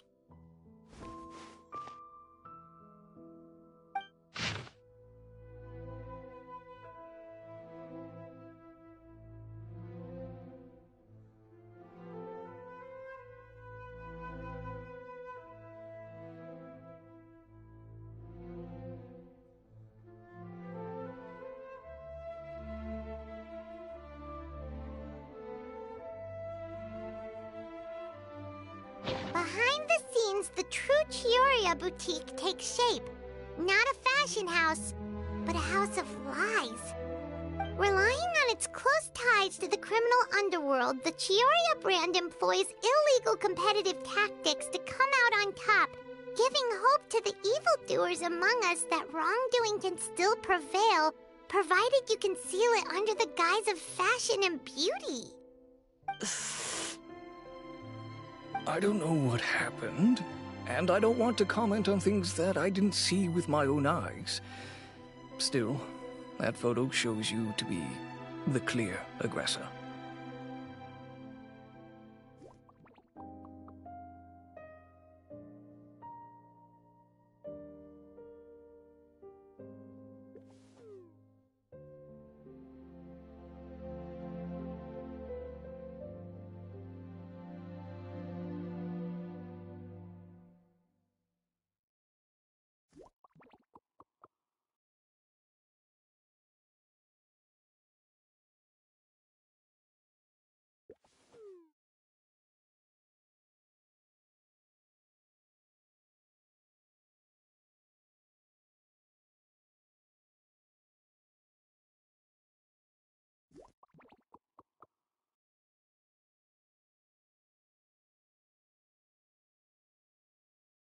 Yeah, he was the one who started it, that little... I appreciate you standing up for me, Paimon, but it can't be helped now. That's right. The court of public opinion has already made up its mind. Still, I've got to give your rival high marks for effort. They even dug up the fact that my father once served time in the fortress of Meripede. But that was so long ago. In the world of fashion, your past is like a piece of clothing stained with mud. Once tainted, it can never be washed clean. They claim that most of your clientele are criminals and that those who buy your clothes are just like you. People who silence all dissent with violence. The absurdity. I don't even know which part to laugh at the most. Well, it's no laughing matter. Maybe your clientele are criminals. Maybe they're not. There's even the possibility that they're just people who happen to commit crimes after buying your clothes. But with the way this article combines fact with rumor, trying to determine the truth is practically an exercise of futility. It's not something people are just going to forget about in a day or two, especially when they've found several people to back up their claims. Venger, are you sure you won't reconsider? If we go through with the show together, we can defeat them fair and square.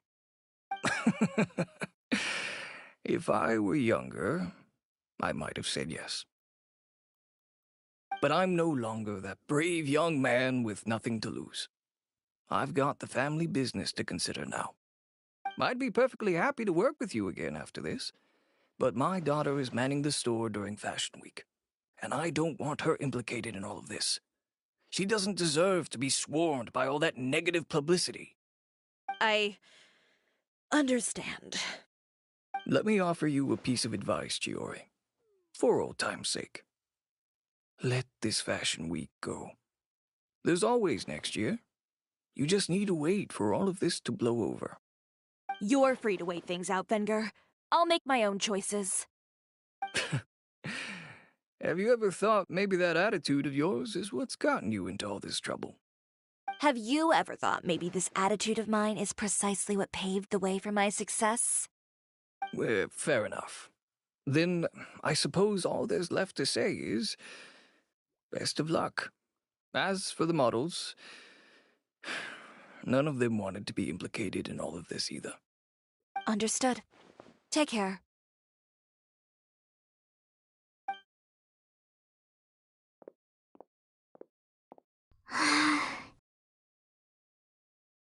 So, what should we do now? Without the accessories, I can no longer use my old designs. How could they do this? They're making things up. The boutique doesn't have anything to do with violent criminals. Can't people tell this is just a bunch of lies? Public opinion has never been about what's true and what's not. It's about echoing the loudest voice in the room. I should have seen it from the beginning. Uter knows me too well. Everything that happened yesterday was just a trap. Well, guess all we can do is just head back for now.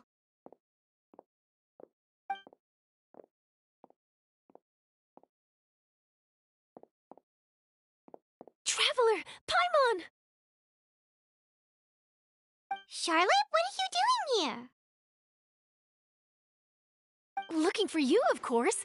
Did you see those fashion tabloids this morning? You mean that sorry excuse for an article? Oh, just thinking about it makes Paimon's blood boil. You too, huh? Whoever wrote that article must have known the Steambird would never print something so defamatory. Unfortunately, not all papers in Fontaine share our same sense of journalistic integrity. Miss Chiori doesn't deserve to suffer all this baseless slander. I was just about to find some people to interview so that I can write an article to refute all those claims. If there's one thing I can't stand, it's people who misrepresent and distort the facts. That's great! With your help, we might be able to get some people back on our side! It's my pleasure. I've met Miss Chiori several times. I know she's not the kind of person that article makes her out to be. She was the one who made the hat and tie for my camera, Monsieur Verite. Speaking of Miss Chiori, do you know where she went? Alof told me you were all together. She was just here. Maybe she went over there? Let's go check!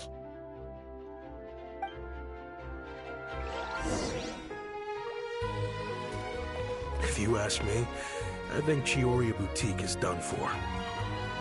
I mean, what did they expect? Engaging with criminals behind their customers' backs.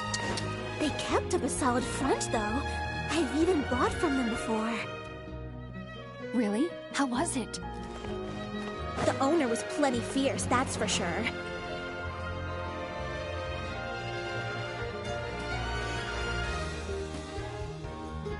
Oh no, we've lost her! Did you hear what all those people were saying?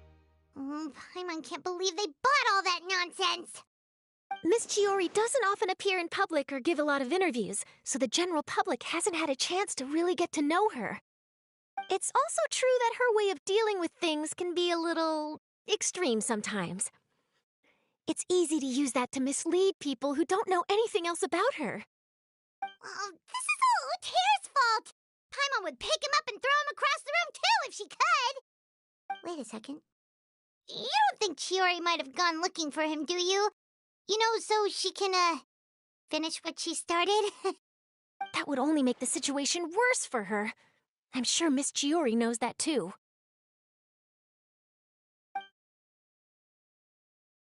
You've got a point. Let's just return to the boutique and see if she's there then.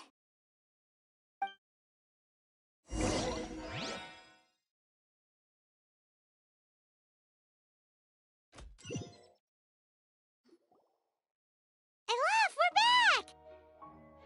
Oh, who's this? This is Miss Letitia. She's also here to see Miss Chiori. Oh, you were the one who came to collect the wedding dress yesterday, right? Wait, please don't say you're returning that dress too. Oh, no, not at all. I'm just here to thank her. In fact, if there's anything I can do to help her out, I'd be more than willing. Ah, so you've come across that article as well. Yeah, you probably don't know this, but after I got engaged, I didn't think I'd be able to wear a Chioria dress on my wedding day. Why? My fiancé owns a small business. It doesn't bring in a lot of mora, but we get by. After he proposed, he took me to Chioria Boutique, and we put down a custom order for a dress. He probably noticed how often I talked about Miss Chiori's clothes, and how pretty they were. Being able to wear one of her dresses to my wedding has always been my dream. And then? And then, something happened to the business, and we ran into major mora problems. We were able to scrounge up enough to pay off our debts, but it left us without the funds to pay for the dress. But didn't Chiori say she was able to make the dress from what was left of the original deposit? Yes. When I came to cancel the order, she asked if something happened, and I told her everything. She heard me out, and then told me not to worry. She assured me that the deposit I paid would be enough for the dress, and that she'd be able to finish making it in time as well. She promised that I'd be able to wear a Chioria dress on my wedding day. Well, that's a good thing, isn't it? I've always known Miss Chiori to be a woman of her word. It is good. It's just, after I went home yesterday, I couldn't help but take out the dress and try it on. My fiancé happened to walk into the room, and when he saw me, he froze on the spot. Ah, what a shame. He's not supposed to see it until the wedding day. Well, see, that wasn't actually the issue. He's seen a lot of wedding dresses in his time doing business, so as soon as he saw it, he knew for sure that it must have cost far more than what we paid. Huh? So wait, that means... Yeah.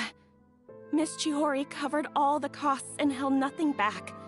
The fabric, accessories, beading, construction... It was all of the highest quality. Miss Letitia, I'd really like to use your story for a piece I'm writing about the boutique. Would you mind going on the record? Huh? Well, if it would help Miss Chiori out, I wouldn't mind at all. I think it'd go a long way. Your real experience is more powerful than all those lies combined. Hey, Olaf! Has Chiori come back here since we left? Huh? I thought you were all together. Well, we were.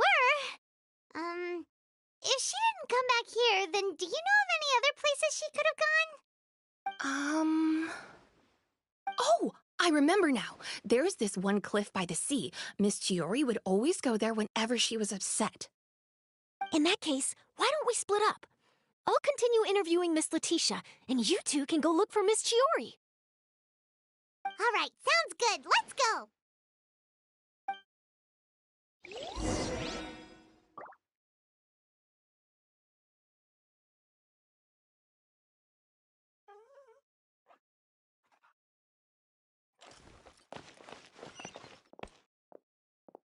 Did you read the paper today?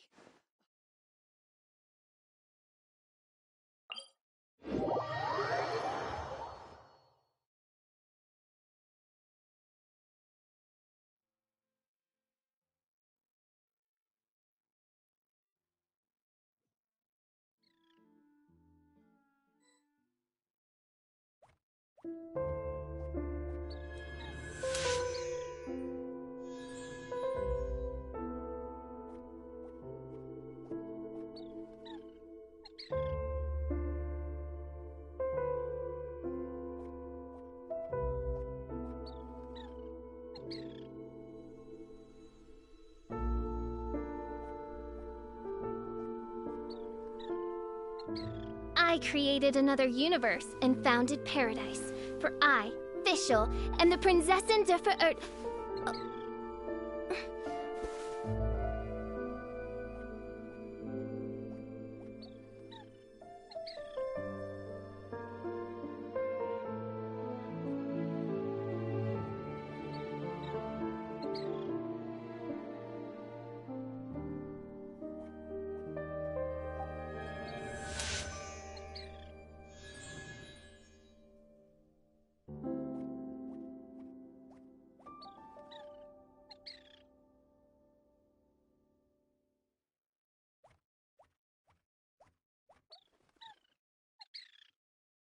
I created another universe and founded paradise. For I, Fischl, am the Prinzessin der Verirrt...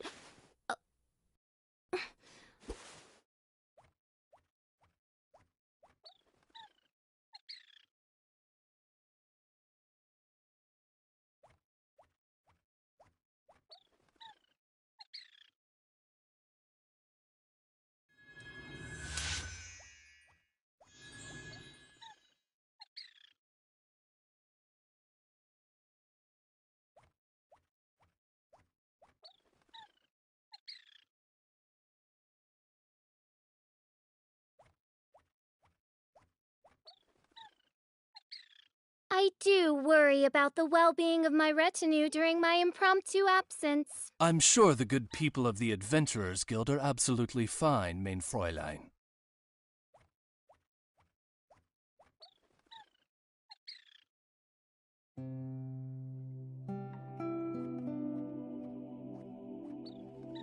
I created another universe and founded paradise. For I, Fischl, am the Prinzessin der Verirrt...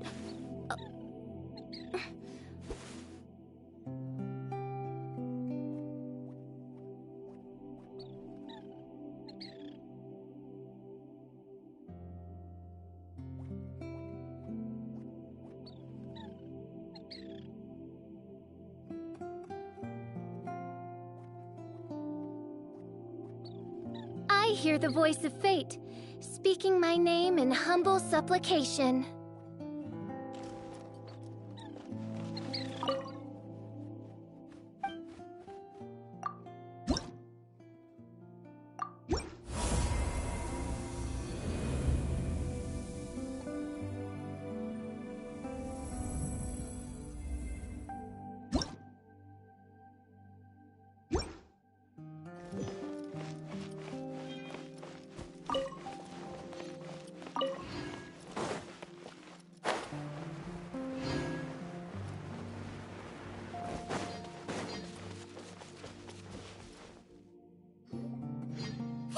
Chiori? Huh? How did you know where Eilaf told you, didn't she? She did. We were just looking for you at the shop and Letitia was there. She wanted to thank you for the dress. So, you see? You don't have to be sad. We'll figure out how to get through this together. I'm not upset. I just wanted to get some fresh air. Want to sit here with me? The view's quite stunning.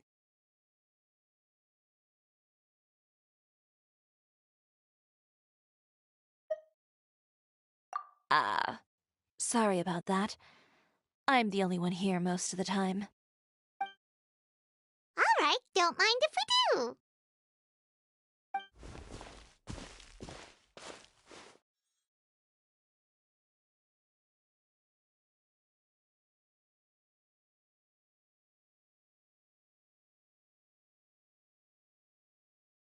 Well, how does it feel? This place is pretty great. Right? It's quiet and open, and far from the relentless critique from fashion commentators and the media. It's just you and the beautiful scenery. Yeah, it's important to take yourself out of that kind of stressful environment every once in a while. I didn't grow up in a very strict family. My parents would joke that I grew up to be so assertive because they spoiled me as a child. I would get together with the other children to climb trees and explore caves. One time, I even climbed over the walls of the Kamisato estate. One of the servants had to physically remove me. Whoa, Paimon would have never imagined that! But even as rambunctious as I was, when it came to needlework, I was as quiet and focused as could be. It was as if I discovered a whole new world within those vibrant, dazzling fabrics. You know the feeling? Sorta. My parents noticed, and they sent me to study under a famous Inazuman tailor. It wasn't long before I had driven away pretty much every master tailor on the archipelago. You could say I really tried their patience. You were that misbehaved? I wasn't misbehaved, exactly. I just often had strange ideas when it came to fashion. Ones that weren't in line with traditional ways of doing things. On top of that, I hated the idea of groveling and making outfits for every arrogant big shot expecting me to be at their beck and call. Anyway, a few incidents later, I soon found myself without a master. Worse, not one shop was willing to hire me. Not even to do grunt work. No wonder you left Inazuma. I was angry and frustrated. So, before I left, I swore to all those masters that my brand would one day become renowned all over Teyvat. Well, that's a great dream to strive towards. After that, I came all the way to the court of Fontaine, a city often referred to as the capital of arts and fashion. I had a lot of fun starting out. Sure, I was living in a small cramped room, but I was finally free to make whatever I wanted. I had a far more naive view of fashion back then. As long as something was pretty, it would become popular, right? A simple concept, surely. Of course, as I spent more and more time in the industry, I learned nothing was ever that simple. Least of all, fashion. Oh, you mean Letitia? Yeah, she did mention that dream. I'll be honest with you. That's the first time I ever heard something like that from one of my customers. Who would have thought? Even as I continue to pursue my dream, my work has also become someone else's.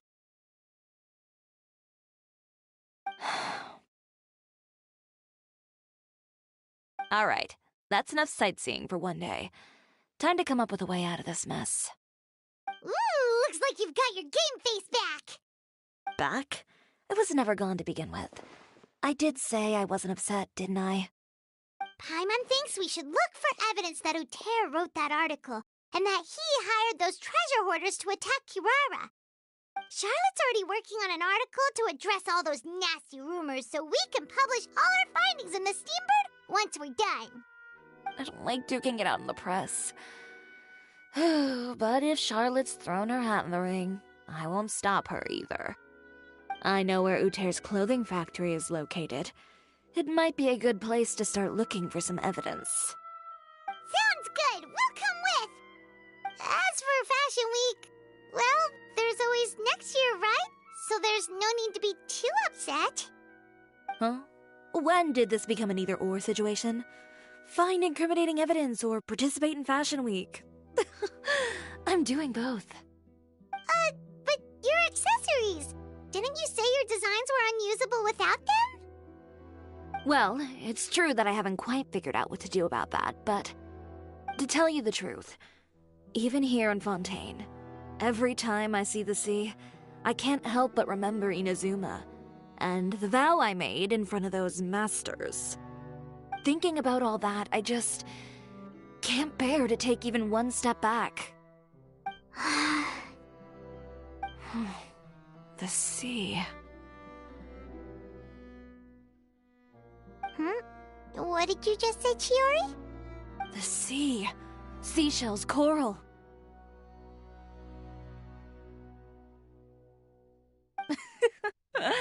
I've got it. Got what? Come, let's take a dip, shall we? Chiori! Wait, hold up!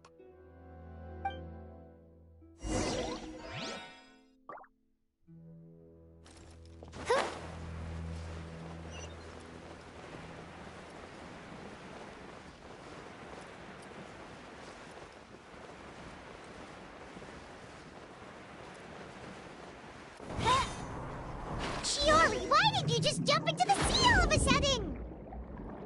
Paimon, what do you think is the most beautiful thing in the sea? A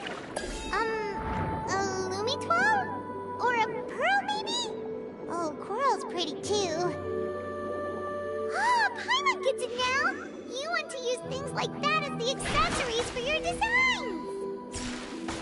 Well, now that you hit the nail on the head, help me grab some, would you? Leave it to us.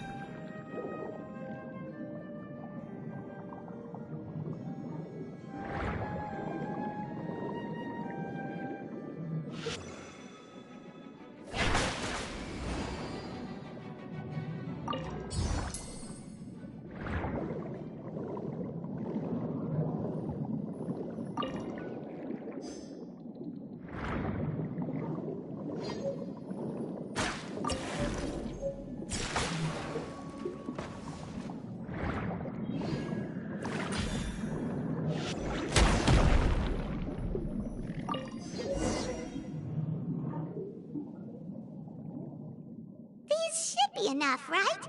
Paimon picked all the prettiest ones in this area. Chiori, will these do? Everything looks great. I've also collected a pretty big batch, so we should have enough.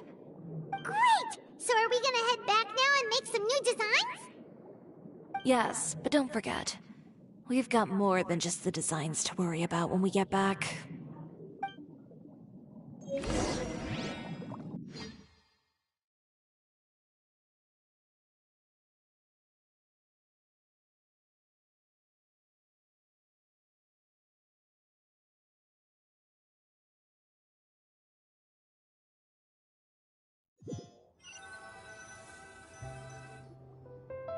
Okay, we've got the materials for the accessories. Next, we'll need to use what we have on hand to create some new outfits. You mean we have to start from scratch? Will there be enough time? I should be able to make it, if I skip out on sleep. Oh no, skipping out on sleep is not the answer. Wait, how come this conversation is giving Paimon major deja vu? Ganyu? Who's that? A friend of ours who does way too much overtime. Well, anyway, sleep is important. You're not gonna convince Paimon otherwise. Well, I can't argue with you there. One thing's for sure, though. I'm going to do whatever it takes to make it work. All this grit and determination. It reminds me of the first fashion week I ever participated in. What else can we help with? Let me see. I suppose all there's left to do is tear up all the outfits currently on display. You got it! Wait, what did you just say? You heard me. Tear them all up. When I went to that first fashion week, I had no savings to speak of. Just a few dozen yards of fabric and a dream. I had to make something work, so I tore up all the clothes that I brought with me from Inazuma, and I used the scraps to make my entries for the show. I used the larger pieces for the base fabric, and the smaller pieces for accessories. If it worked back then, why not now? We can also repurpose some of the ready-to-use accessories in the shop as well. But you worked so hard on all these outfits! I know. That's why I refuse to let it all go to waste. I'm not going to let them win, even if it takes everything I've ever made and more. Okay, then... Here goes nothing. No need to be nervous. I won't hold it against you. Of course, if anyone dared to tear up one of my dresses in front of me on a normal day, I'd probably toss them into the sewer.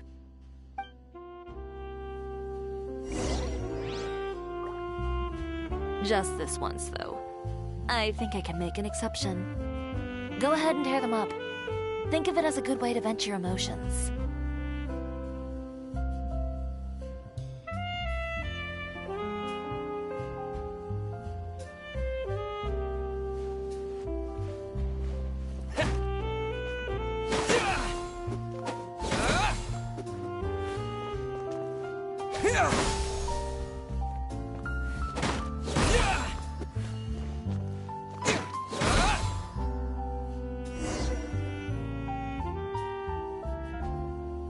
Good job. That should do it. Chiori, are you alright? Sorry for taking so long. I got caught up and... Whoa. What happened to your shop? Who did this? Those monsters. Slandering you in the papers wasn't enough for them, was it? They even sent people to wreck your shop. Give me their names. Since they're all too eager to tear up other people's clothes, I think it's about time the Spina di Rosula return the favor. Maybe you should calm down a bit first, 'cause you see, huh? Ugh, what is this, a soap opera? I was the one who asked the Traveler to tear up the outfits. We need all the fabric and accessories we can get. Oh, so that's what happened. I guess I got a bit ahead of myself just now. Back to what you were doing, everyone. You can all just pretend like I didn't say anything. Navia sure is scary when she's angry. If there's one thing I can't stand, it's a false accusation. No one's gonna orchestrate some conspiracy to take down one of my friends and get away with it. You and Chiori are really close. Of course. Everyone knows that Chiori makes the most gorgeous outfits in town. All of the Spina di Rosula's formal wear is custom-tailored here. Now, if only you'd give me the contract for your uniforms as well. As if you'd enjoy designing something as boring and formulaic as a uniform. That's why I didn't ask you in the first place, silly. Plus, with how much your intel has helped us out in the past, to the Spina, you're more of an intelligence agency than a fashion boutique. If I had it my way, it would be the other way around. Anyway, we both know why I'm here. Tell me, how can the Spina be of service to you? If it's not too much trouble, can I borrow some skilled hands to help with some simple sewing work? I'll need all the help I can get if I'm going to finish these outfits over the next few days. Oh, no problem. I've got a few of those guys all ready to go.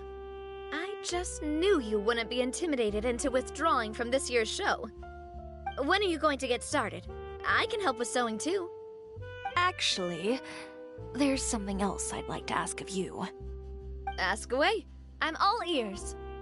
Oh, and Traveler and Paimon, could you help me pass word to Lyney and Lynette? I'll need their help as well.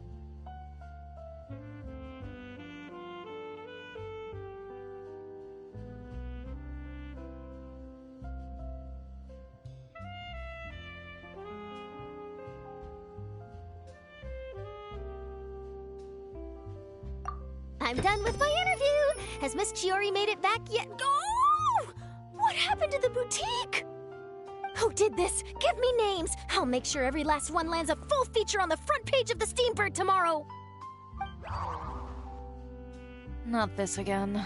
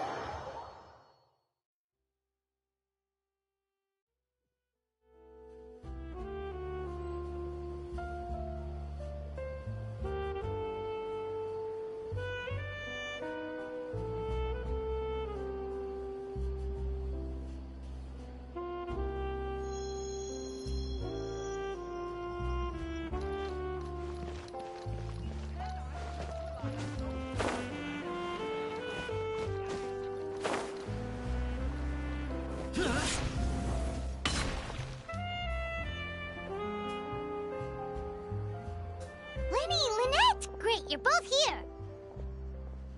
A moment later and you'd have missed us. We read the article in the papers. We were just about to go find Miss Chiori. She helped design a number of our costumes in the past and even sponsored one of our performances. The time has come, it seems, for us to return the favor. Oh, perfect! She was the one who sent us! In that case, I assume that there's something we can do to help. Just say the word and we'll take care of it. Okay, so it's like this. Is that all we'll need to do? Should be a piece of cake for the two of us. Paimon's glad to hear it! Well then, guess it's about time we go and find some evidence for all the bad stuff Uterra's been doing, right? Chiori said we shouldn't disturb her over the next couple of days. We can check in with her again once she's done with all the new designs. But the show's in another 2 days, isn't it? Will she be able to make the deadline? Well, according to her, she wants to first beat Uterra fair and square at the show, and then defeat him in the court of public opinion. She said that it'd be like, A two-pronged approach? Courtesy first, confrontation second? Yeah, something like that. Understood. Then we'll have faith in her decision. We'll go make some preparations. See you at the venue in 2 days. All right, we're counting on you.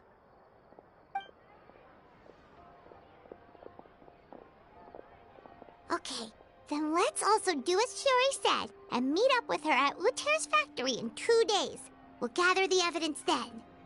Oh, Paimon sure hopes she won't have a hard time making all those new outfits for the show.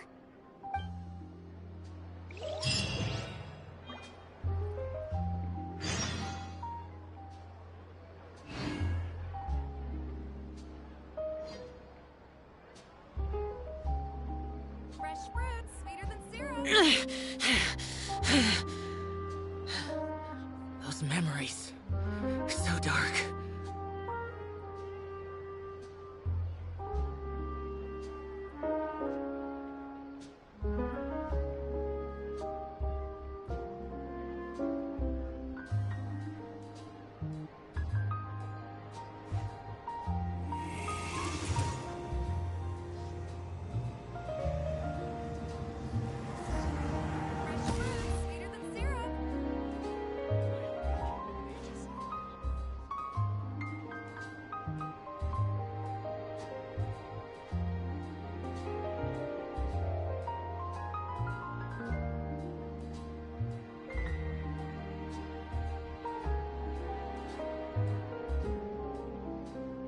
Reduced to just standing around. How absurd. Fresh fruit, sweeter than syrup.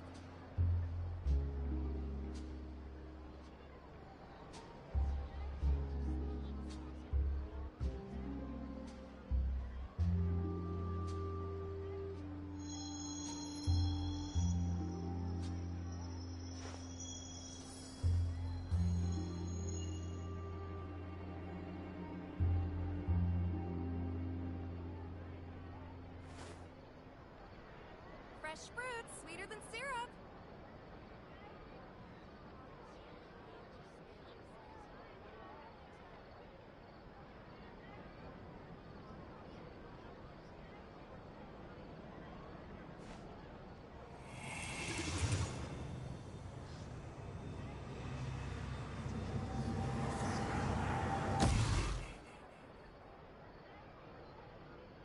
Fresh fruit, sweeter than syrup.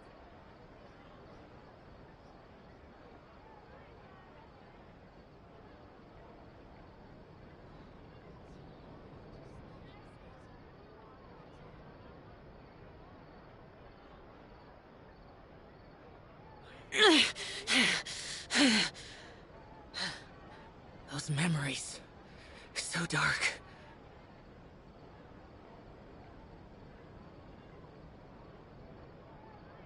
Fresh fruit, sweeter than syrup.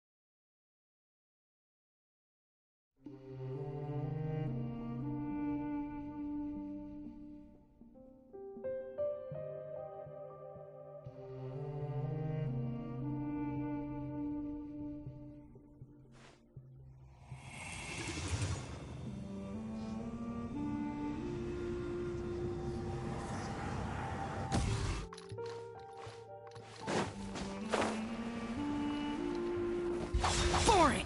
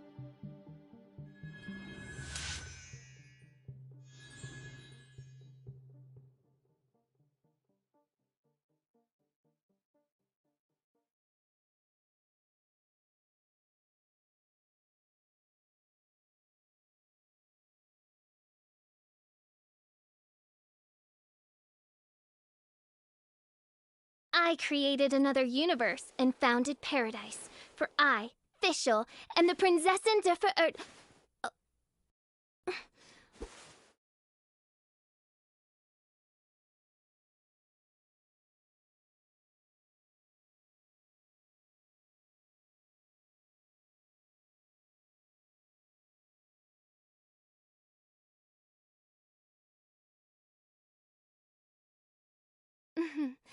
May the glory of the Prinzessin bring light to this world.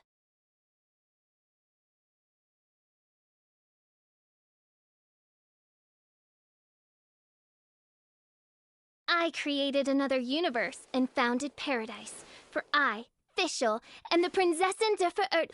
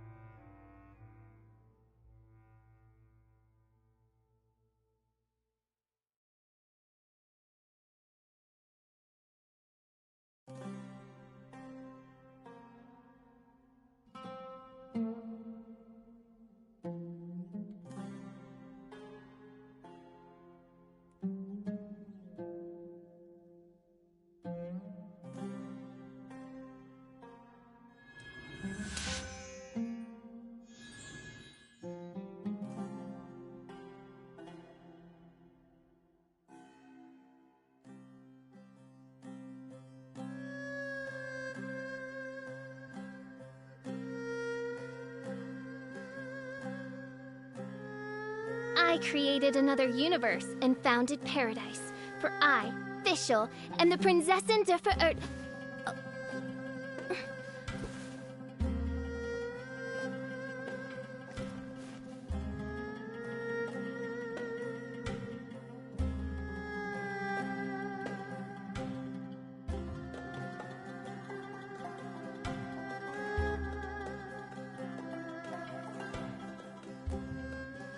I do worry about the well-being of my retinue during my impromptu absence. I'm sure the good people of the Adventurers Guild are absolutely fine, mein Fräulein.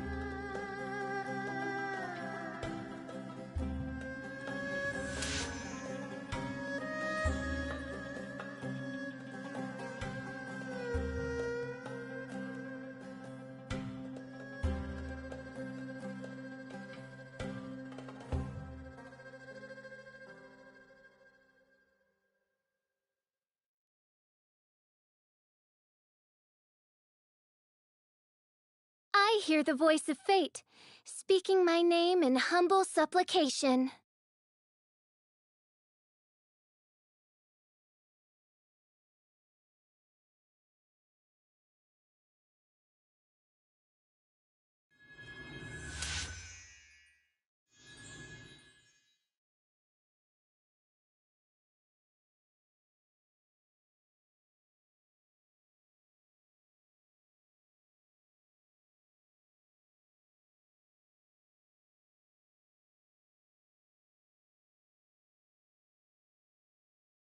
I created another universe and founded paradise. For I, Fischl, am the Prinzessin der Verirrt.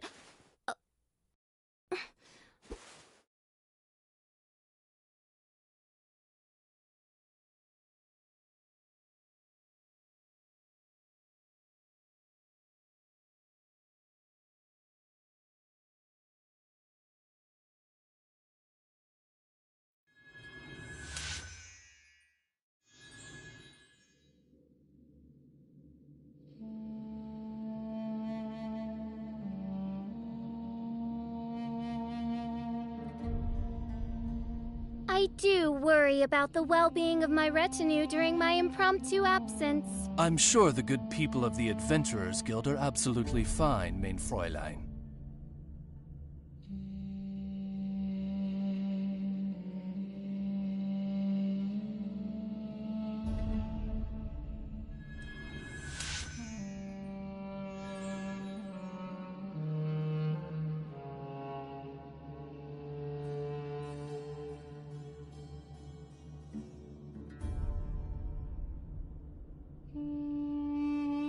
I created another universe and founded paradise.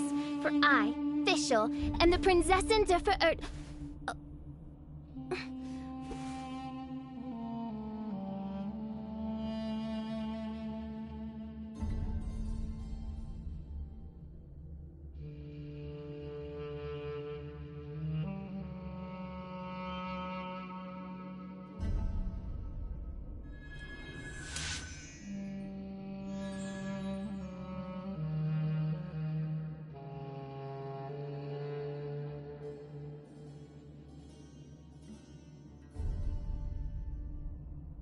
I hear the voice of fate, speaking my name in humble supplication.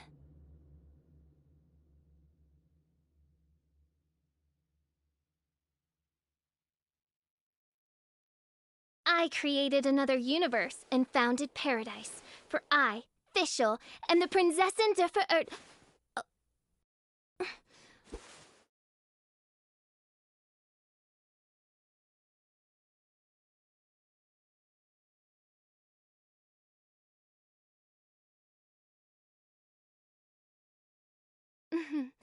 May the glory of the Prinzessin bring light to this world.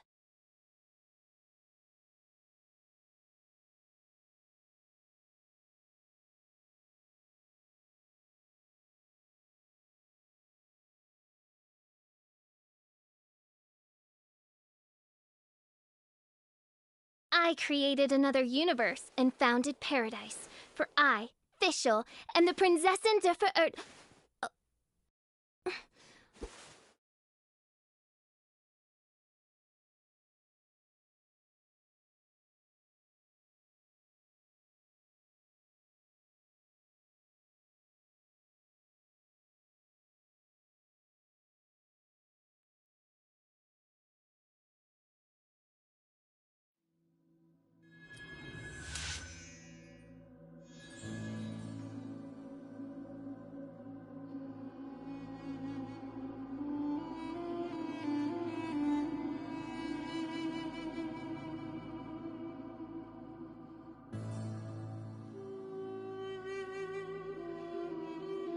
do worry about the well-being of my retinue during my impromptu absence. I'm sure the good people of the Adventurers Guild are absolutely fine, mein Fräulein.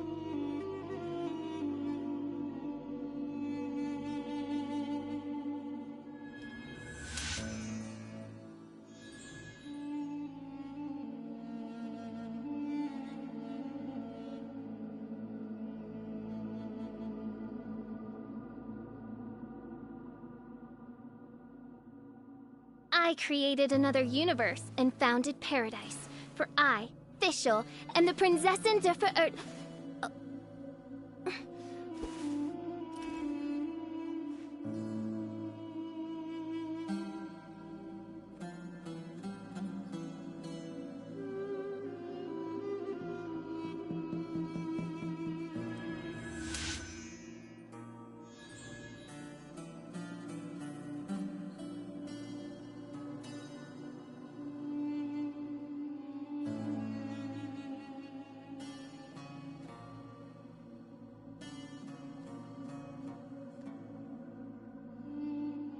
I created another universe and founded paradise. For I, Fischl, and the Prinzessin der Ver...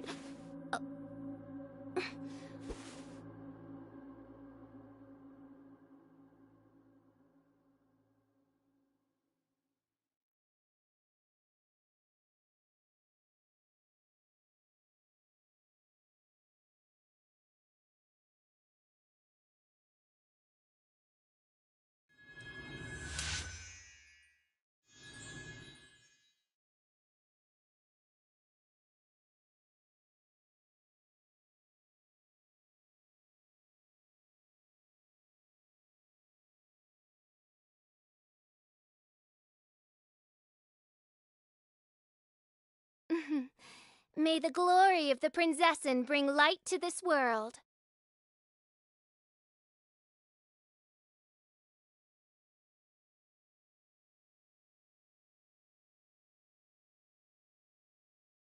I created another universe and founded paradise. For I, Fischl, and the Prinzessin der Ver...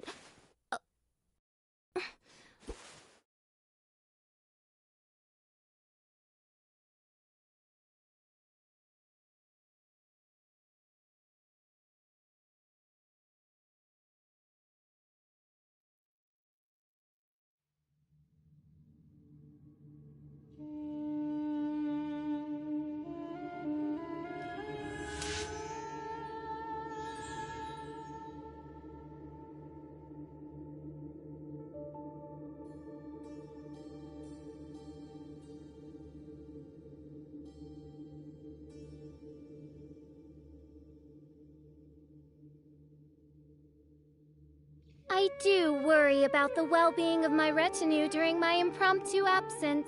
I'm sure the good people of the Adventurers Guild are absolutely fine, mein Fräulein.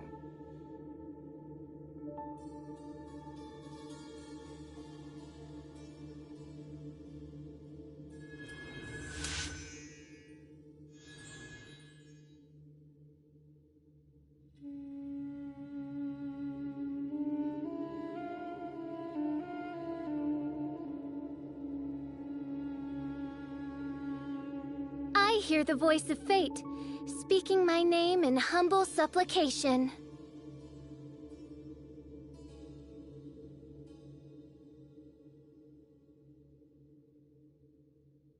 I created another universe and founded paradise. For I, Fischl, and the Prinzessin der Ver...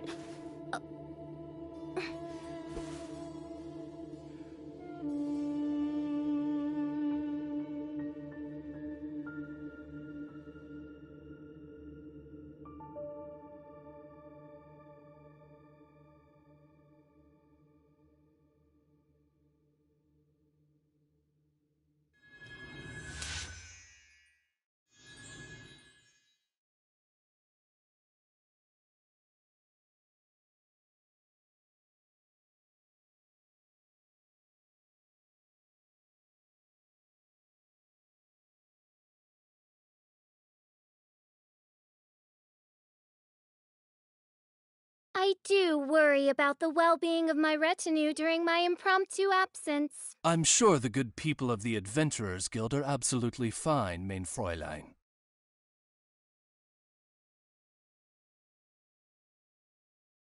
I created another universe and founded paradise. For I, Fischl, and the Prinzessin der Verirrt...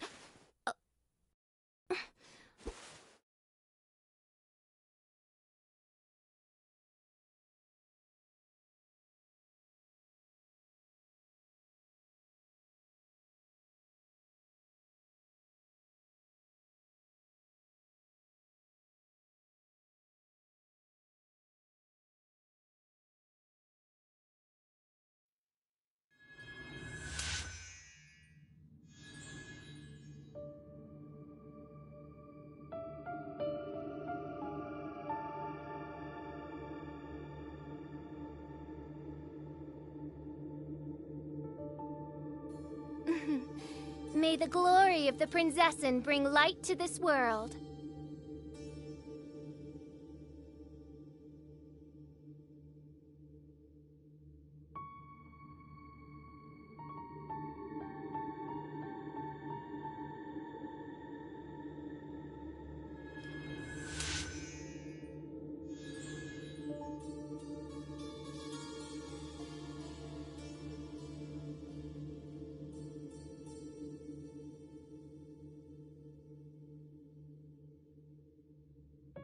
I created another universe and founded paradise. For I, Fischl, and the Prinzessin der Verirrt...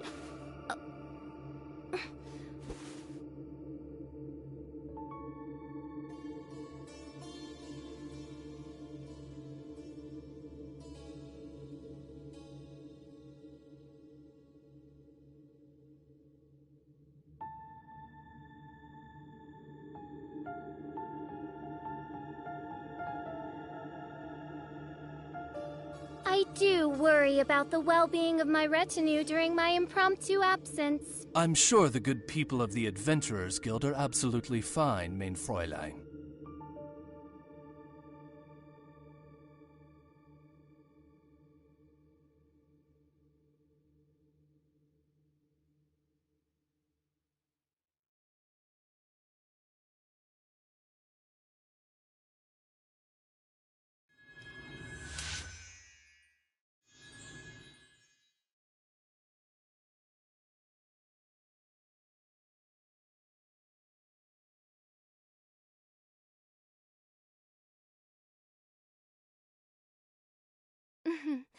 May the glory of the Prinzessin bring light to this world.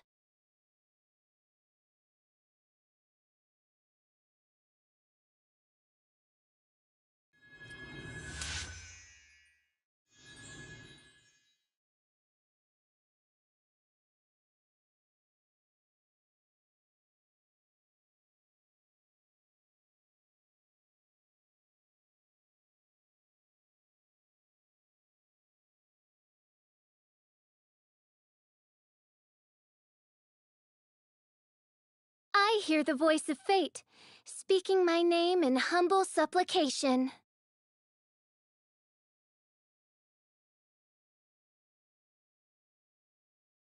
I created another universe and founded paradise. For I, Fischl, and the Prinzessin der Verirrt...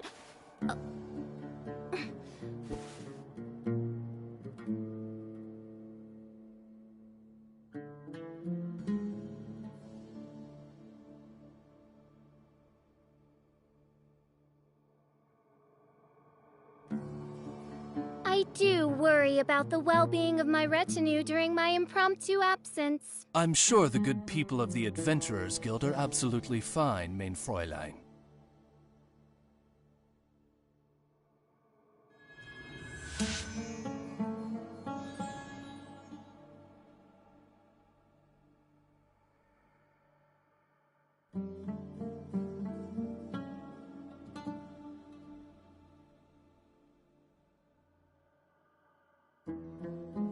I created another universe and founded paradise. For I, Fischl, and the Prinzessin der Verirrt...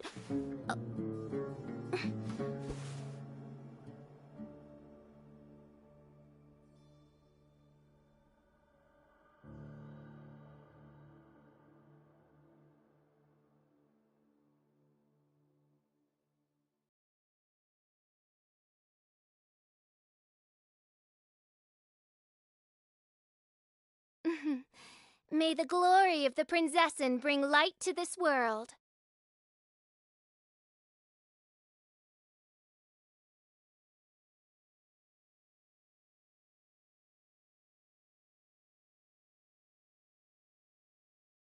I created another universe and founded paradise. For I, Fischl, and the Prinzessin der Verirrt...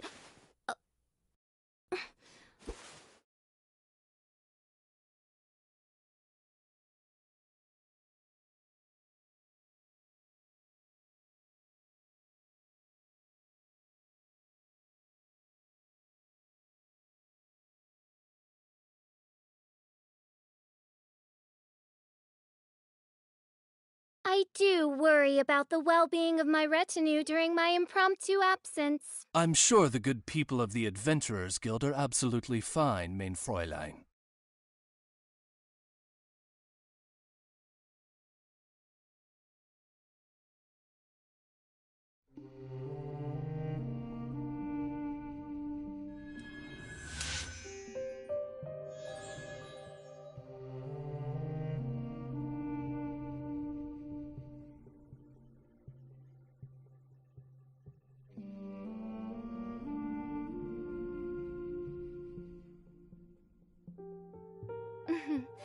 May the glory of the Prinzessin bring light to this world.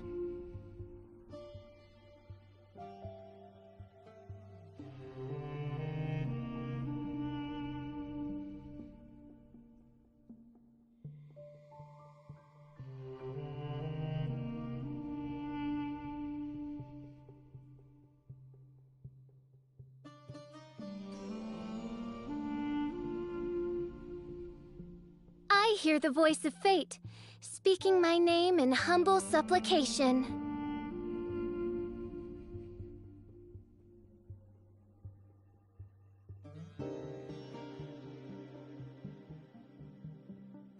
I created another universe and founded paradise. For I, Fischl, and the Prinzessin der Verirrt...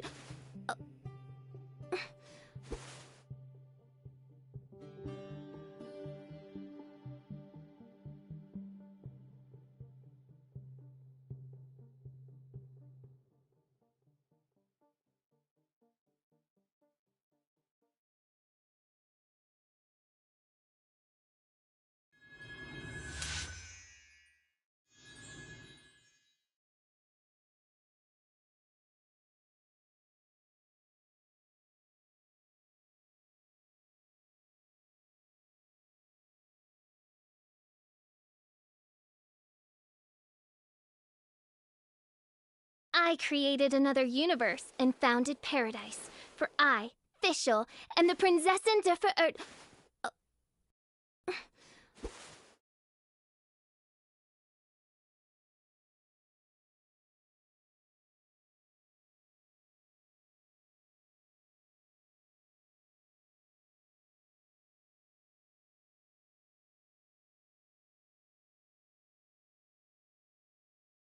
I do worry about the well-being of my retinue during my impromptu absence. I'm sure the good people of the Adventurers Guild are absolutely fine, mein Fräulein.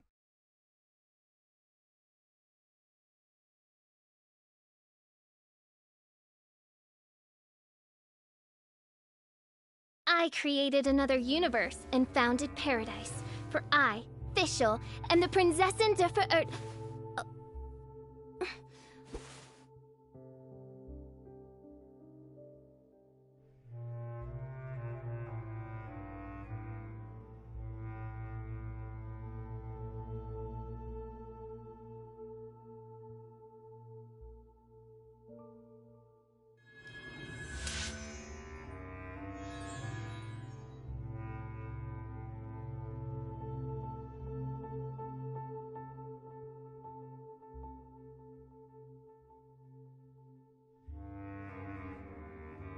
I created another universe and founded paradise. For I, Fischl, and the Prinzessin der Verirrt...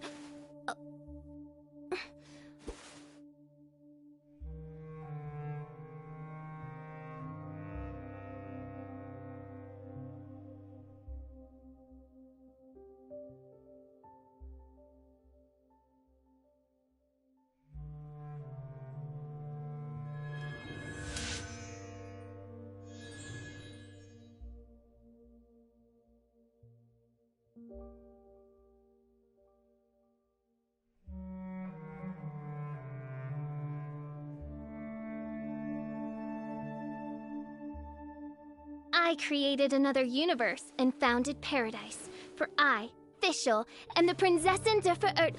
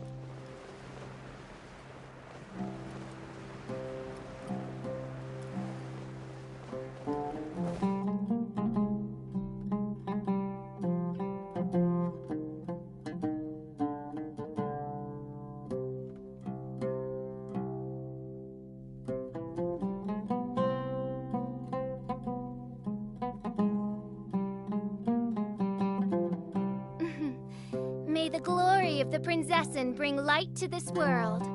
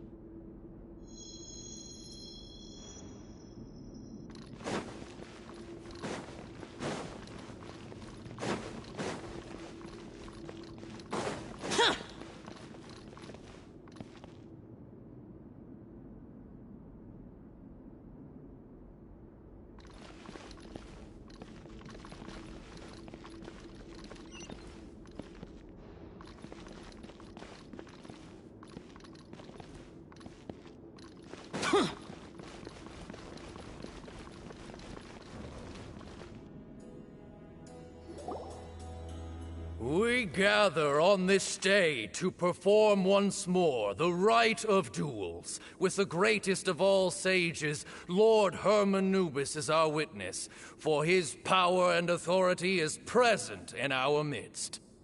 This is our most sacred of ceremonies, and no disruption from the audience shall be tolerated.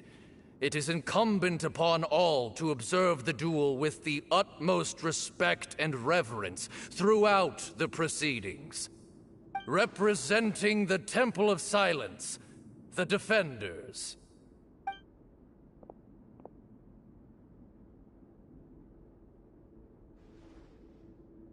Grandfather, you're here. A rite of duels after all these years. I am surprised by your decision, Sethos. I know what I'm doing, Grandfather. Just leave it to me. Representing the Academia, the Challengers. Ready. We will fight to have our voices heard. Warriors, take your positions and decide on the order of battle. We come not to debate what brings our challengers here, nor what will become of the defeated duelists. Duelists, the might of Herman Nubis himself is at stake here. Now, fight. Fight until the rightful victor is proclaimed.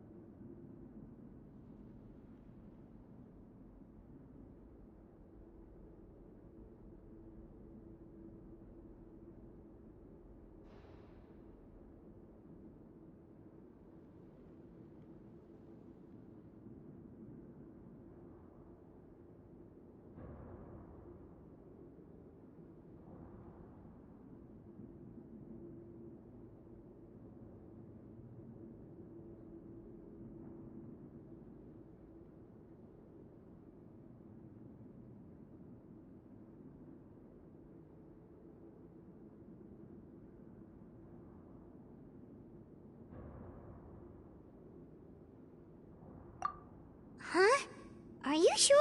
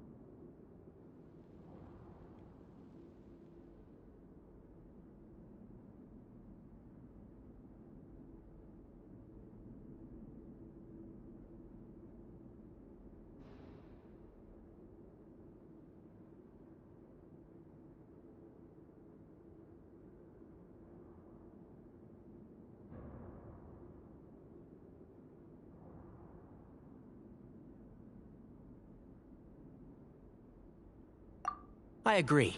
He's very strong. Sending him out first will definitely intimidate the opposing side. Okay, then you're second. Sure. We have decided. So have we. Let's begin. Duelists of the first bout, please step forward.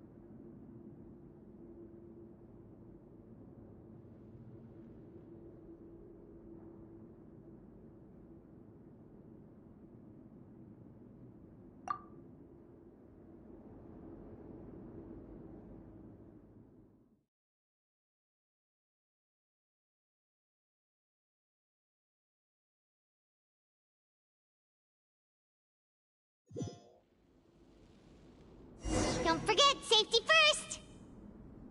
Hey, you there! You better play nice with them or Paimon will make you regret it! Little bit too much chatter from the audience over there. Hey!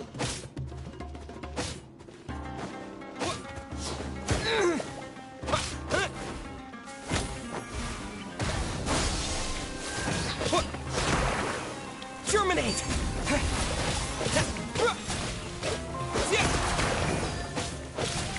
Scatter!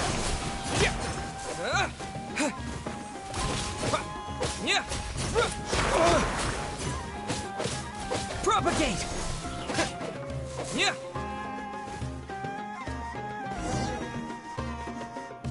A swift end to the first bout. I now invite the duelists of the second bout to please step forward. When you're both ready, you may begin. Let's begin.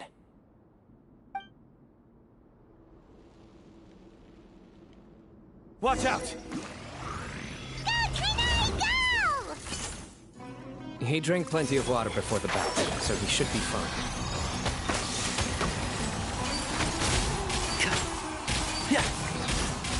I'll uproot you!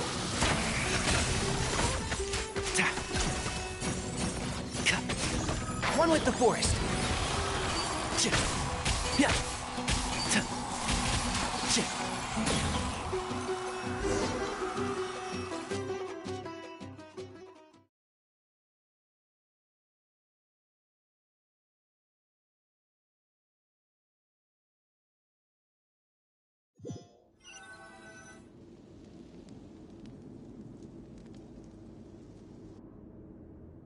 Thus ends the second bout. We will now move to the third bout. Duelists, please step forward.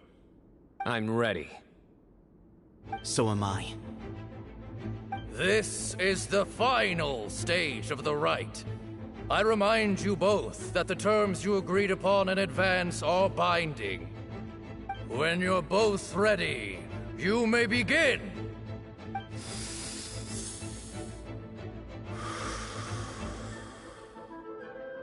I am Sethos, vessel of Hermanubis, grandson of Ba-Moon, the leader of the Temple of Silence. For many years, we have kept our covenant with Lord Hermanubis by guarding the secrets of King Deshret. And even in our darkest hour, when we could not see a way forward, we chose not to abandon hope, but to embark on a brave new experiment so that we might prevail. We earnestly sought Lord Hermanubis' wisdom and power, longing to see his spirit and his light descend upon us. Now, I will fight to become the rightful wielder of that power. I am Cyno, General Mahamatra of the Academia, student and successor of Cyrus, the Sage of Spantamad. I fight in defense of my power, my professor, and my nation. And you. I think you left some things unsaid. This is a sacred duel, and Herm Anubis is watching. So bare your soul. Everyone, old and young, fit and frail, they're all waiting to see how this duel will end. My grandfather is a wise leader. He is also known to be a ruler who is not afraid to get blood on his hands. I understand his beliefs well, and I know what he expects of me. But our faith has held us back for too long. After I grew up, I went to the rainforest once, and I saw for myself the people of the city. Times have changed. The people of Sumeru are happier and more free now than in the past. I thought about this as I stood at one of the tallest points in the city, gazing down at the streets below. Then I thought of you, Cyno. You and I both wield the same power, but the lives we lead could not be more different. Each Ba fragment of Herm Anubis stands for something different. Might, glory, or one of many other secrets that have yet to be revealed. I once thought that the nature of our fragments must be what makes us so different from one another. But maybe it's that you've found your answer, and I am still searching for mine. I am more than just a warrior. I am my own person. Exactly. The name Herm Anubis has left its mark on both of us, shaped the course of our lives. We are his vessels, and yet we are more besides. So show me your answer, Cyno. Show me I can be more than my faith, more than the power I wield. Show me the person I can become!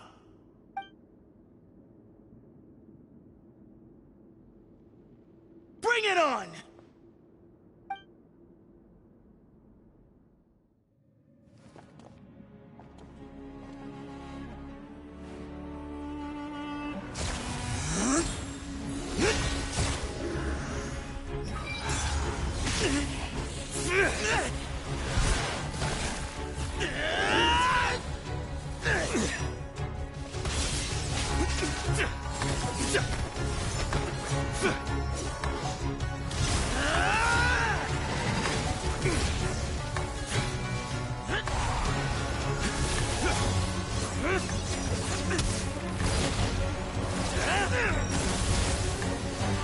That's all you've got? What happened is searching for your answer.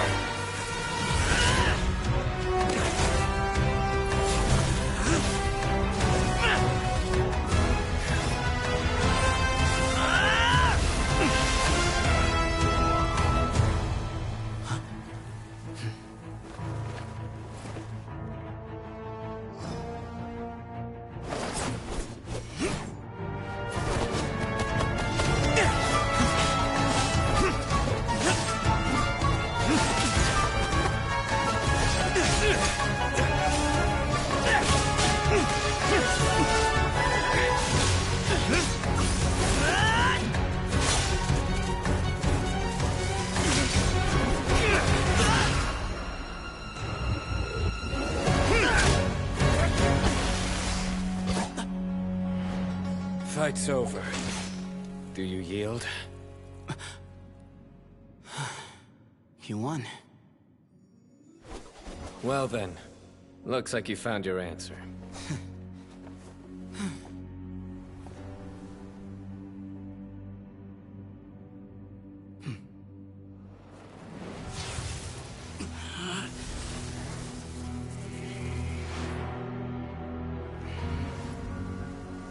I give his glory to you.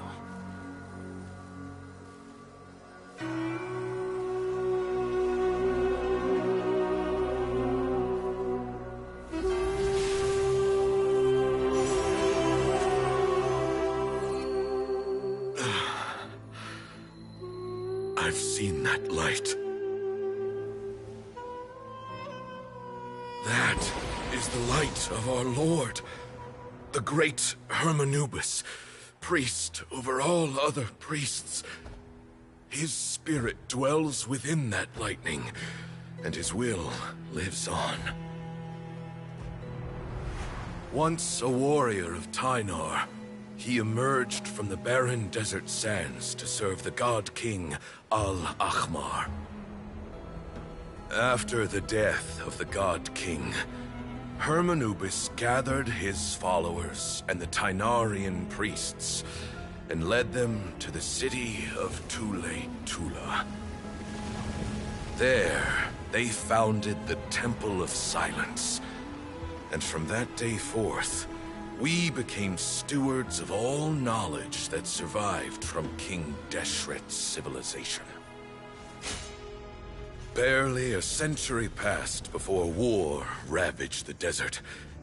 One by one, Eremite leaders took up arms against each other in battles that would devour what little remained of their civilization. Only the wise city of Tule Tula was spared under the guiding hand of the Tynarians. But peace did not last. Coveting the knowledge of King Deshret, the beasts set their eyes on Tule Tula. The king of Gurabad laid siege to the city and ordered the sages to surrender to him the Temple of Silence as proof of his victory. The ruling elite colluded with their oppressors, betraying the temple so as to hold on to their rule over the city. They declared that the knowledge guarded by the temple was the true cause of corruption. These were dark days, and we faced enemies on all sides. Our Lord had long since exhausted his strength, keeping the forbidden knowledge introduced by King Deshret at bay. To ensure the temple's continued survival, he broke his being into many pieces and began the ceremony of Hermanubis' legacy, bestowing his power upon his mortal followers. With this power, the temple was able to defeat the tyrant's army. Yet, we were not hailed as heroes. Strange and unfamiliar as this power was, it struck fear into the people's hearts and drove them to reject us. In the end, the people of the temple and the Tule Tula Tynarians left the city for good and made their way to the rainforest. What followed next was inevitable. The elite of Tule Tula fell and were decimated. War engulfed the desert. And we wandered from place to place, always in hiding, all the while keeping close watch over our secrets and staying true to our mission. Betrayal forced us out of the desert and into the forest. Then mistrust drove us from the forest into the desert once more.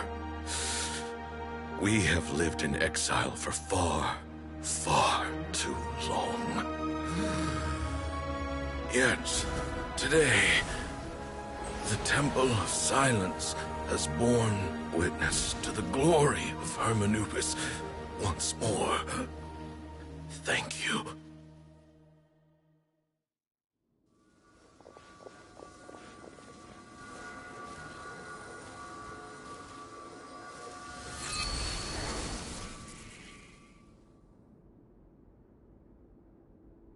How is it? Do you feel okay?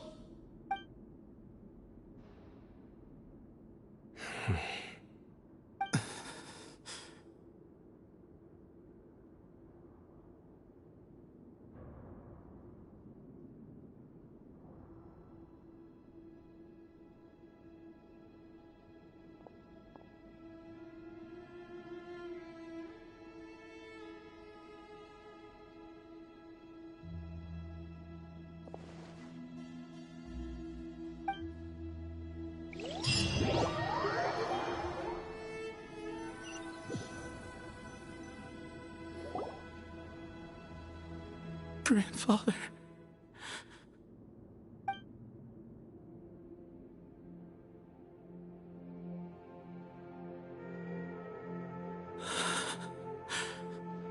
Hey, Sethos. You'll get through this. I know. I'll miss him. I guess you were prepared for this. It's been a long time coming, huh? Yeah, he's been on death's door for a very long time now. I think it was only through sheer willpower that he managed to hold on to this point. At least, he was able to see this chapter come to a close before he passed. What's next for you? Per my grandfather's last wishes, the Temple of Silence should submit to whoever possesses the largest number of Hermanubis fragments. That entitles you to be our new leader, Cyno. But that's never going to work, as I'm sure you realize. I'm the General Mahamatra. I am needed back at the Academia. I did foresee this possibility, and I gave it some thought. The fact is, I know next to nothing about the staff, records, and environment here. As such, I am ill-suited to be your leader. Sethos, I believe the honor should go to you.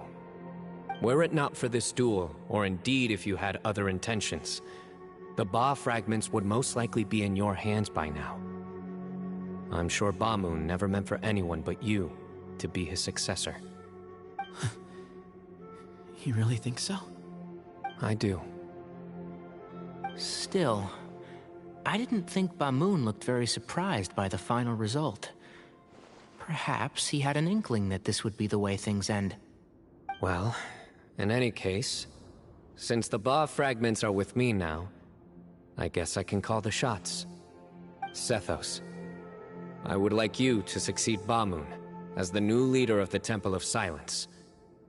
You are more suited to the role than I, and I have complete faith that you will be an excellent leader. Just think of it as doing me a favor. But doesn't that render everything that we've been through up to now meaningless? No, it doesn't. This experience has allowed us to become friends, which means that the Academia and the Temple of Silence will become partners once more. That's a much bigger deal than you might think, Sethos. You said yourself, times have changed. You have to believe that things can change for the better here at the Temple too. I will try. To be honest, I couldn't have asked for a better outcome. Actually, part of me wonders whether Bamoon's intentions from the very beginning was just to create enough pressure to force us towards a duel. That way, no matter who won, one of us would have to surrender our Ba fragment, and the power of Hermanubis would be concentrated in one single person. Had you won, the Temple of Silence would have doubled its strength. And were I to win, he correctly anticipated that I wouldn't suddenly drop everything to become the leader of the Temple, much less integrate the Temple into the Academia by force. He knew that the Temple's future would depend not just on the guidance of Hermanubis, but the support of the Academia too. So he made it his responsibility to ensure his successor would be free from the burdens of the past. His plan meant that whoever ended up succeeding him, they would have an easier time interacting with the Academia. With one single letter, he lured out the professor. No matter what happened after that, it would result in a net benefit to the Temple. And here I thought the General Mahamatra wouldn't care for all these trivial details. You're absolutely right. Grandfather and I considered this from every angle. We had to find a way to mend our relationship with the Academia. In that sense, the Rite of Duels was just a means to an end. Thank you for everything, Cyno. As a gesture of our gratitude, to those that you and Lesser Lord Kusanali deem worthy, I will grant the honor of access to the Temple of Silence for their pursuit of knowledge. The Temple of Silence has a wealth of information on King Deshret's civilization, more than any other organization in existence today. In times when you need information that only we can provide, We will be here to support you. But you must be exceedingly careful with your selection of candidates, lest you lead humanity to repeat the same mistakes. By the way, Tighnari, my grandfather was so happy to see you. You are a descendant of the Veluca Shuna, and we are the heirs to the will of Hermanubis. The story goes that King Deshret chose the sage Hermanubis from among the Tighnarians and appointed him as his familiar. He went on to fight many valiant battles with his Tighnarian companions. They always stood by each other, from the founding of the Temple of Silence to the fall of Tuletula. The Tighnarians who left Tuletula joined their human counterparts in the rainforest. A few centuries later, when some of the group returned to the desert, many of the Tighnarians chose to stay and put down roots in the rainforest. In all likelihood, those were your ancestors. How fascinating. My father once mentioned that I was named after the Tighnarians, but I never knew that my forebears had such a history with the Temple of Silence. I like this story. By the way, has anyone seen Cyrus? Yes, Cyrus. You'll probably find him in my grandfather's room. He wouldn't show it in front of me, but I think he still has many fond memories of my grandfather. If it's true that you and your grandfather really planned for everything to turn out this way, then I guess he didn't really resent Cyrus as much as he appeared to. Who knows? Perhaps all of us. You, me, and Cyrus. We're all just pawns in my grandfather's plan to set things straight. He was awful like that. Someone's got to make the decisions when history is at a crossroads. I will make a detailed report on all of this to Lesser Lord Kusanali, and arrange for an official delegation from the Academia to come and meet you in the desert. I'm sure you'll have lots to attend to in the days ahead. But once things return to normal, please come and visit the rainforest again. You should stay for a few days this time, and start to build some relationships. If we're going to work together, both sides have to get to know one another better. I will.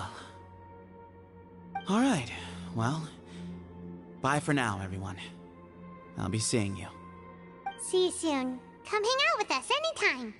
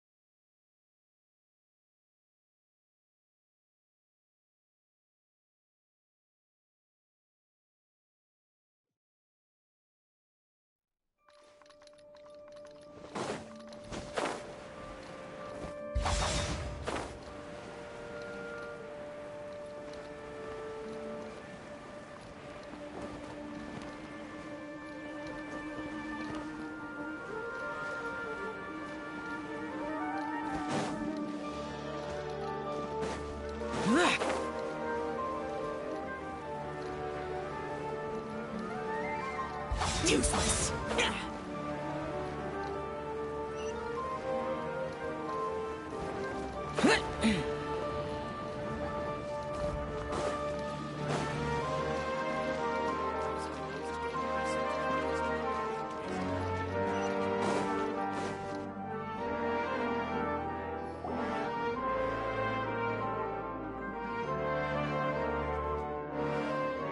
What were you thinking, gallivanting off into the desert alone at your age? What if you take the bucket, You told not a soul what you were up to, designated nobody to handle your affairs, and left everyone scrambling frantically to try and figure out how on earth to clean up the colossal mess you'd made. Oh, please, will you stop your yelling? What other choice did I have? What do you mean, what other choice? Do you mean to tell me that after all your years of learning, and sagehood no less, the only idea you could conjure up in that white-haired walnut of yours was to shoot off into the unknown like some hot-headed 20-year-old adventurer? A one-man suicide mission, hmm? That's the best idea that one of the finest minds of a generation could come up with, is it? It astounds me that you survived the journey, and you're lucky that Ba Moon didn't finish you off when you arrived. All right, all right. Honestly, the way you're going off on me, it's like you wished you'd been there to lend him a hand. Does it mean nothing to you that I'm your colleague and former classmate? I've got nothing more to say. What's the point of berating an old bag of bones? What do you mean, bag of bones? I'm a flesh-and-blood hero who, despite his old age, saved our General Mahamatra from being stripped of his powers. Okay, look. Fine, I admit it, I was in the wrong. How can I make it up to you? What about, a month's work at the Academia? 1 month? Try 3. Tighnari's master is really laying into Cyrus. Let's give them a wide berth.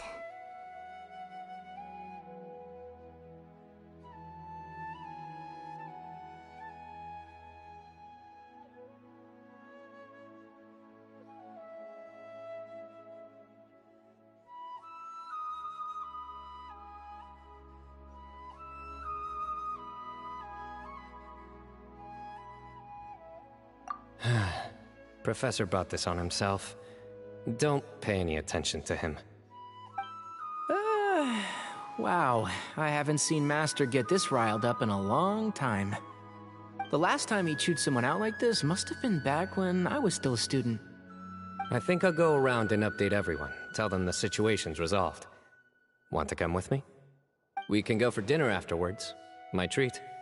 You in? Makes sense. I'm in.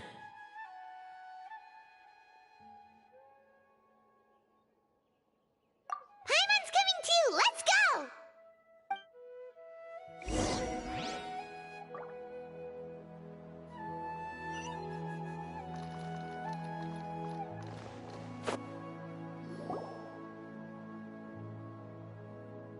Hey, Kale. You're back! Well, look who we have here. Would you mind explaining to me what has been going on this past few days? I heard you all ran off into the desert and got embroiled in a major catastrophe. All taken care of. That does not answer my question. How could you be so careless? That goes for you as well. Yes, and you too. When you run into problems, you really ought to ask for help, you know? I've been around the block. Don't you think it would have made sense to involve me? And let's not forget, I know the desert like the back of my hand. Now would not be a good time to attempt to argue with Farazan. You're right. Mm-hmm.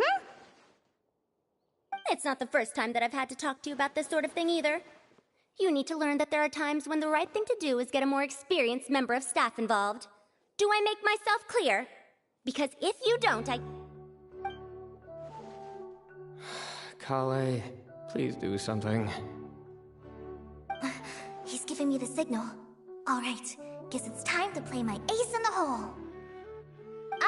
Say, Madame Farazan, I can see you're pretty upset, but, I was just wondering, remember that time you offered to give me a tour of the Academia? Does that offer still stand? Huh? Wait, did I hear that right? Kale, you remember?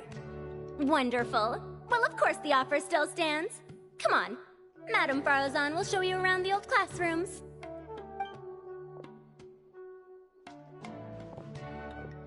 Poor Kale getting dragged off like that.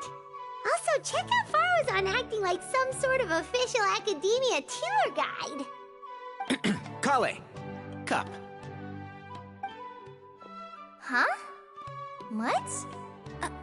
Oh, right! What do you mean, cup? You need a cup. I can get you a cup. Oh, it's nothing. Just Master's way of reminding me to stay hydrated while I'm out and about.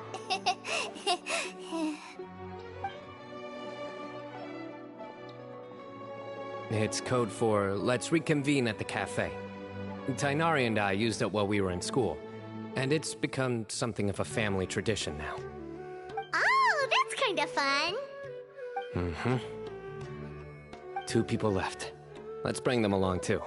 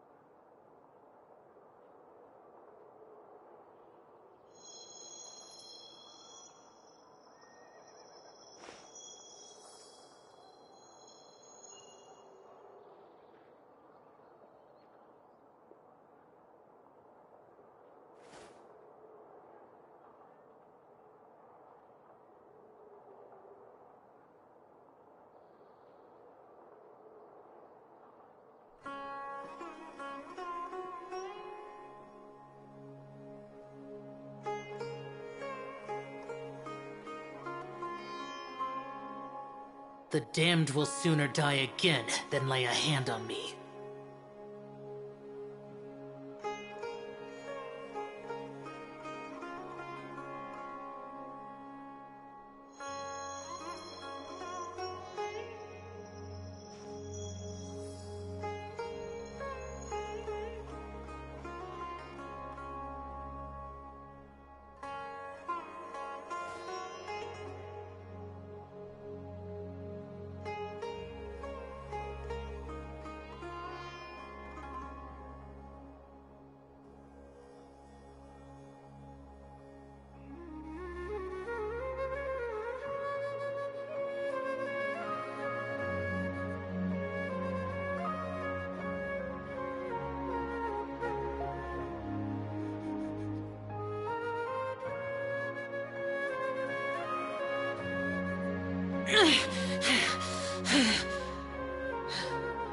Those memories, so dark.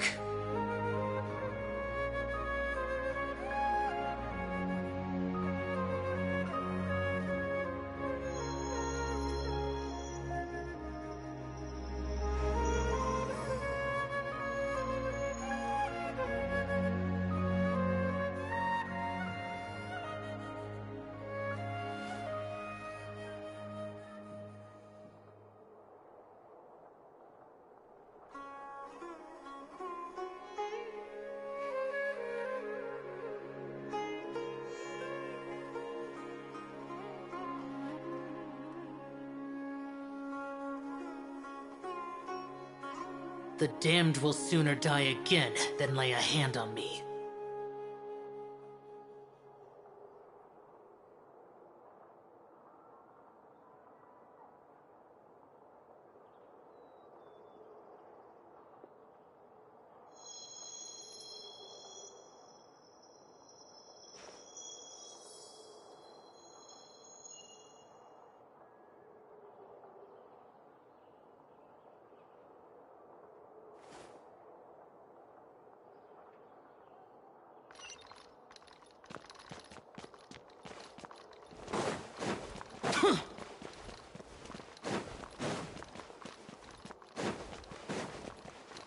Boring!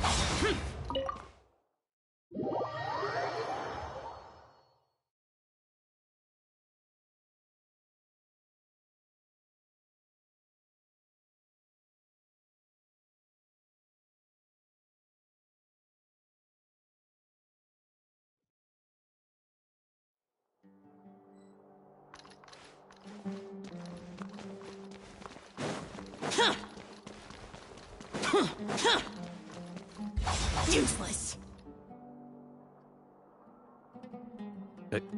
Am I hallucinating? Or do I see Kaveh and Alhaitham engaged in diligent studying? We're just reorganizing all the books we used. Look, there's a whole mountain of them. There's no rush. Nobody reads these books anyway. My sincere thanks to you both. Yes, with your help, we resolved the issue rather swiftly and painlessly. And the outcome was better than we could have hoped for.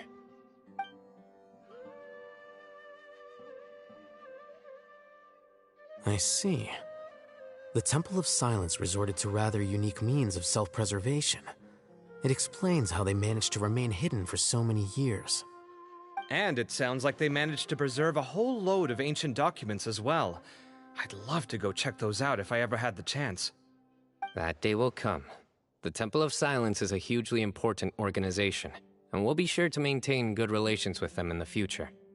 Now, as a token of my appreciation, I'd like to treat everyone to coffee. Sounds good. Yeah, sounds great. Although after the last few days, I don't know if I can handle another coffee.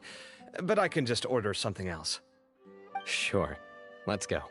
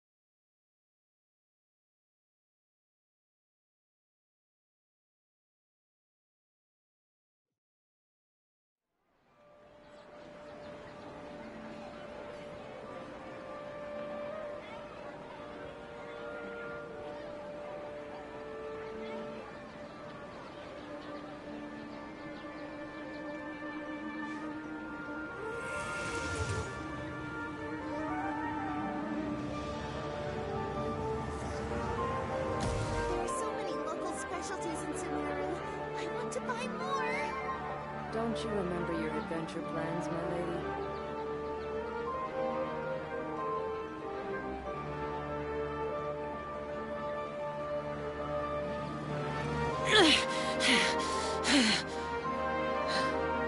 Those memories, so dark. There are so many local specialties in Sumeru. I want to buy more. Don't you remember your adventure plans, my lady?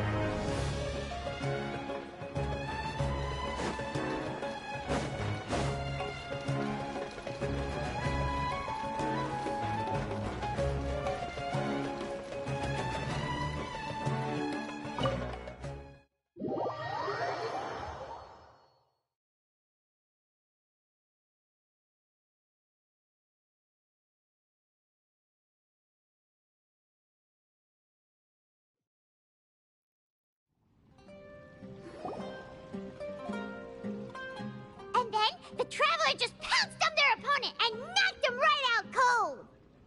Then there was Tighnari. He put up an amazing fight too. We ended up winning all 3 bouts. Whoa. Part of me wishes I'd been there to see it, but I'd have been biting my nails off worrying about you guys. A truly edifying account of the events. Bereft of detail, but it has livened up the room all the same. Hey, Paimon included all the juicy details. The Traveler just pounced and then waved their sword like this, then spun around and blocked. Despite winning 3 bouts in a row, you still ceded the position of leader to him. That's very dignified of you, Cyno. Of course. Being dignified comes with being a true champion. I got to be a champion too for once. I've not sparred much with desert folk before. It was a pretty unique experience. Yeah! Huge place! It felt like something right out of an epic poem! Imagine this. It was like there was... Maybe save that one for later, Paimon. Dessert's here.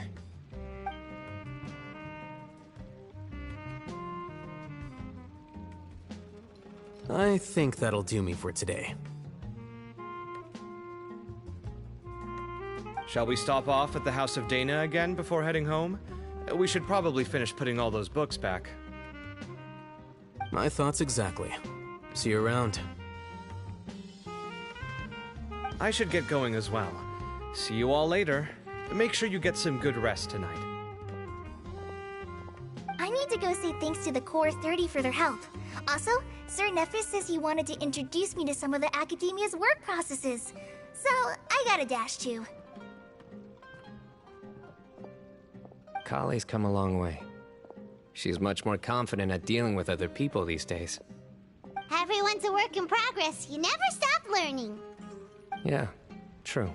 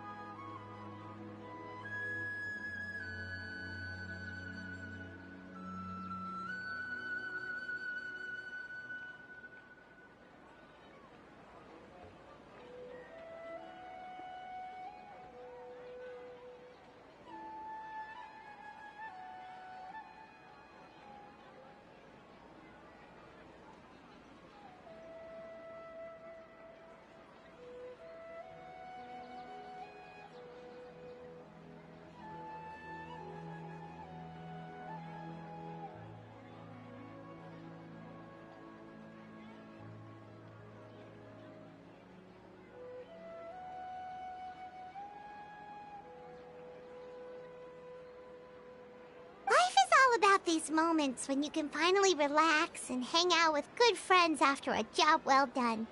And also, those desserts Cyno got, they were really good. Paimon definitely needs more of those in the future. Do you three have anything planned for the rest of the day? If not, would you come somewhere with me?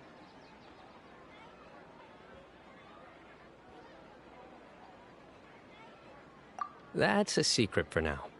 Wouldn't want to spoil the surprise. Okay. I think I can guess what you're talking about. It'll definitely be a nice surprise. Well, now Paimon's curious! Come on, let's go!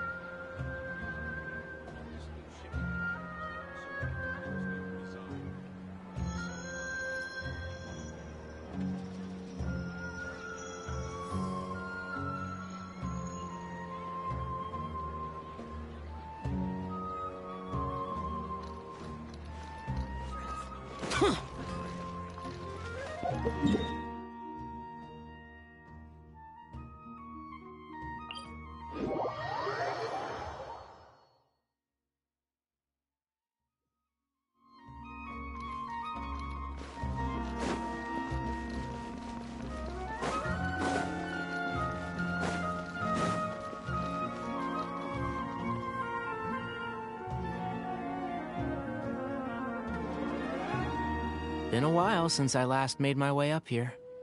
Wow, look at this place! We're so high up! Need any help?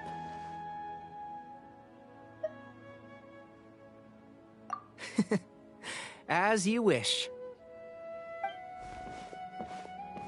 It's a nice spot, isn't it? What a great view! We're so high up, we can see for miles! Traveler. Turn around.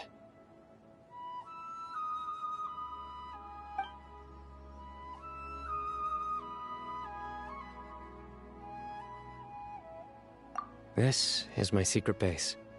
Somewhere I only bring my best friends.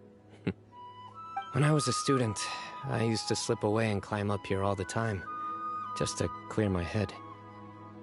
I was quite young then, and hadn't made too many friends yet. Back then, I had a lot of the same questions that Sethos was asking. Who am I? Why do I have this power? And what should I be fighting for? Our gifts help us to find our rightful place in the world. That was my experience.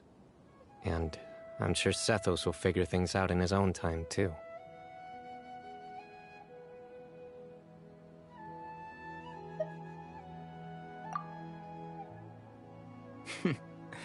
You two really are like brothers. I feel the same way.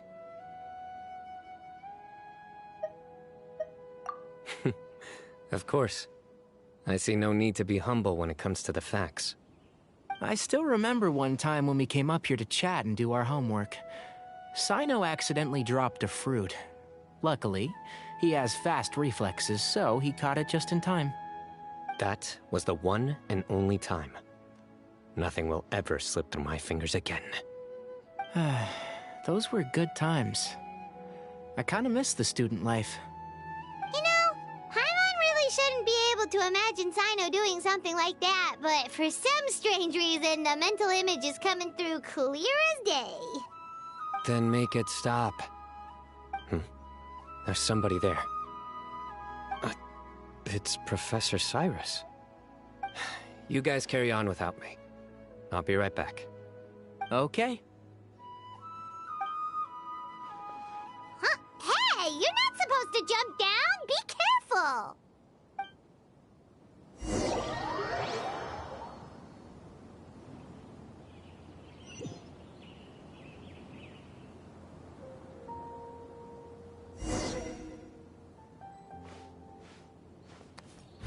Nowhere to run! Oh my days. I can't believe how stupid I look in this one. Professor, what are you muttering to yourself about? Sino. Just the man I'm looking for. Guess what I found in some old notebooks? Some old photos? Can you believe it?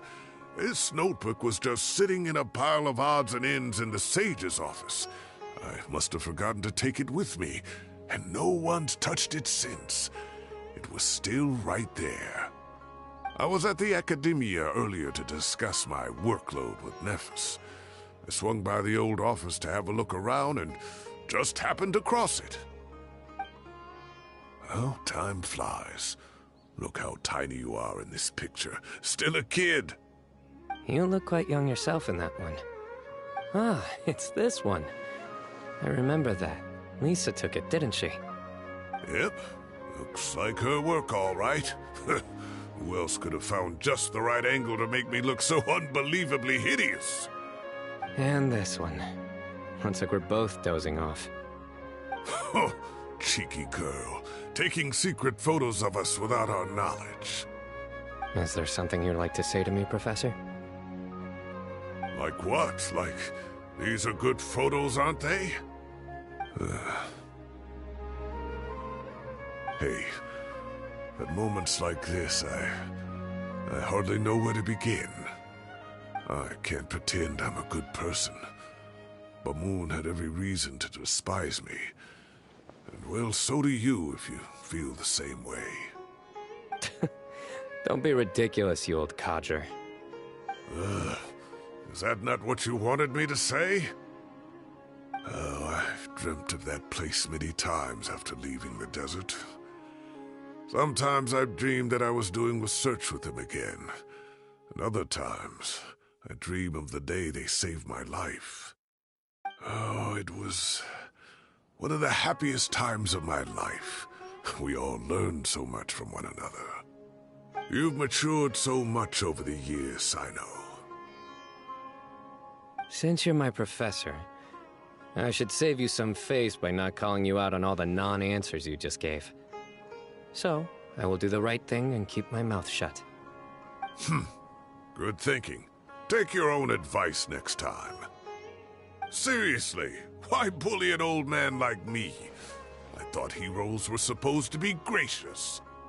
Hey, wait, how did I not notice this one earlier? Lisa strikes again. Just how many did she take? Look how cute you were when you were little. I remember how well-mannered you were back then, too. Yeah, and look how serious and professional you used to be. Oh, I can't compete with you anymore. First you get better than me at the deadpan jokes, and now you're besting me at those little quips, too. Don't say that. I still have a lot of respect for you. Huh, that's more like it. Hey, what would you say to meeting up with Lisa again sometime? I'd like that. Let's find a time and pay her a visit in Mondstadt. All right, I'll add it to my schedule. Let's go next week. Wait, no. Next week is the tomato growing competition. I have got to beat Zaha Hadid. Or you could find a real hobby, Professor.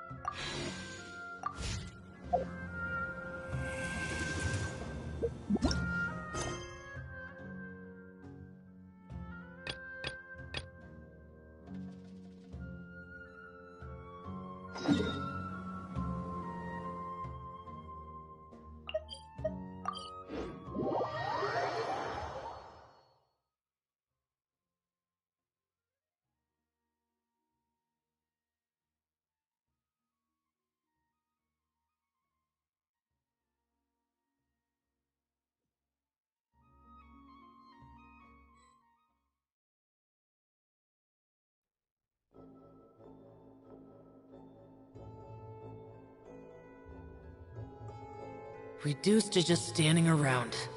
How absurd.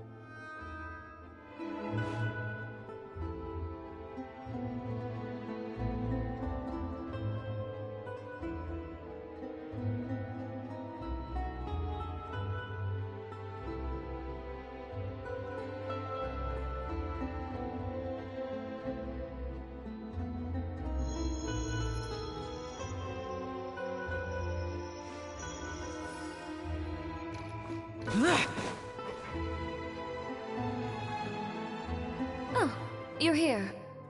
Chiori! How are the new outfits coming along? You look kinda tired. Just a few steps left now. I've handed the rest over to Eilaf. We should be able to make tonight's show. Wow, that's cutting it real close. Are you sure she'll be okay without you? Don't worry. I have no intention of giving ground on either front. With the fashion show scheduled for tonight, Uther has closed his factory. This is our only chance to secure any incriminating evidence. Okay, Paimon totally gets that this is all his fault and he totally deserves it, but wouldn't we technically be trespassing on his property if we just barge in like this?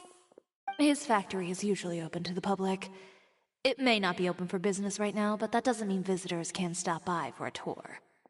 We're just curious customers after all, aren't we? Well, when you put it that way... Anyway, Uther's factory is right over there. Let's hurry up and get moving. Why would he open a factory over there? We have different marketing strategies. While I specialize in high-end custom garments, he prefers low prices and large sales volumes. I don't know. Maybe the rent here is cheap. Alright. Ugh, it's really creepy. Paimon would never choose to buy anything from a place like that. You make a good point. Let's all be on our guard.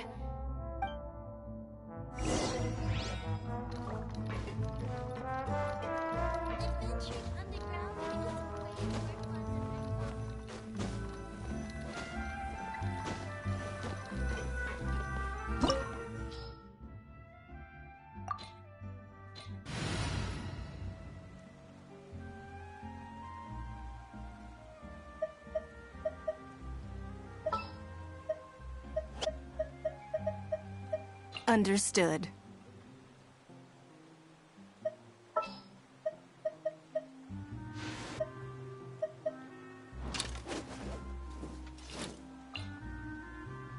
Let's get this show on the road.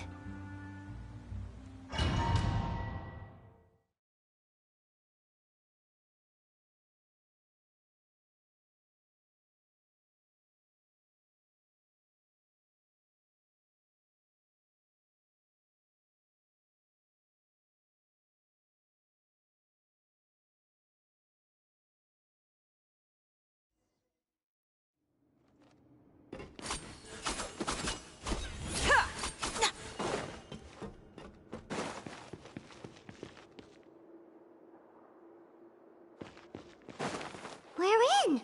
There really is nobody here. Welcome, dear visitors. Oh, Paimon nearly fell out of the air. What is that thing? A mechanical guide. They usually use a recorded tape to give you a tour of the factory. Please, follow me, dear guests.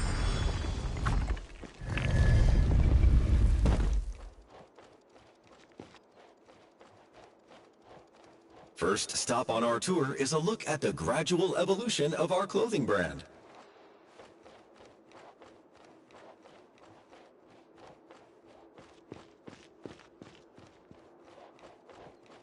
After that, we welcome you to peruse our most popular styles. Huh.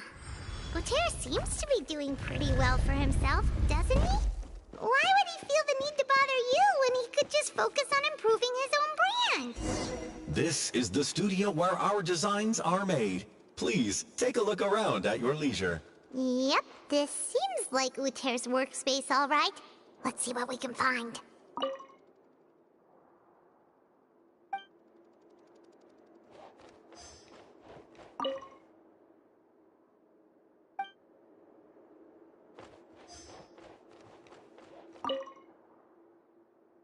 These are the fitting rooms. Please use them at your leisure. Huh?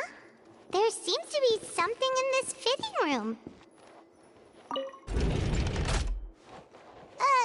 Why did the door just close? Hold on tight, Paimon. Why is it moving?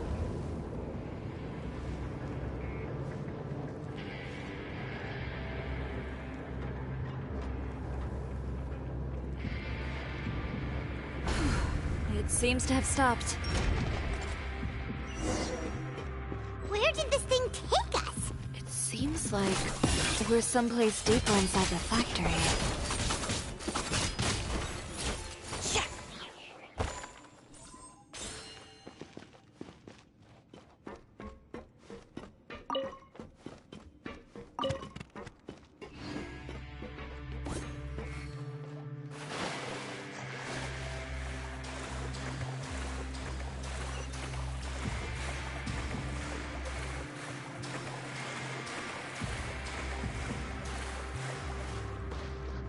Look out! There are guards here!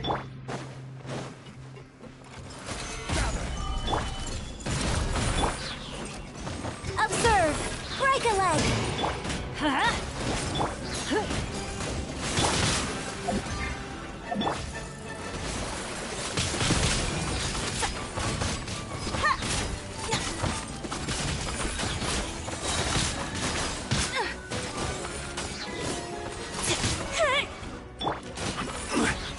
Solidify!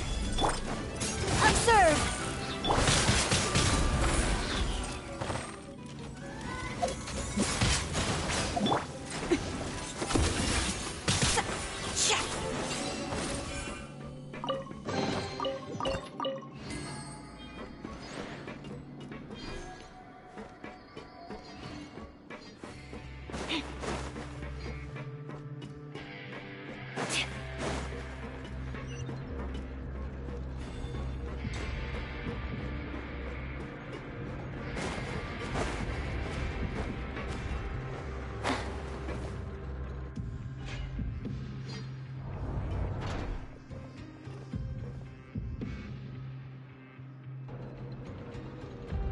This place is filthy!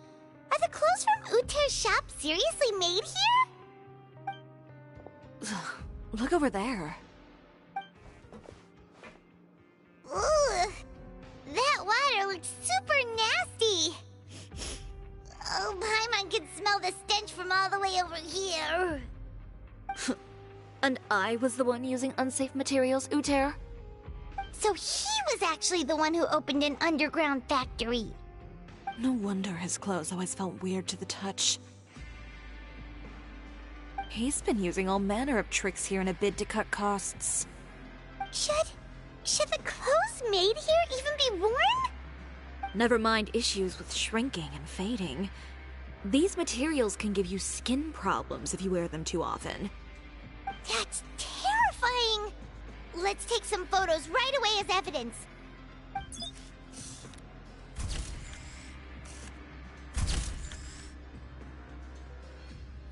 This way he won't be able to try and deny anything in court. All right, let's keep going.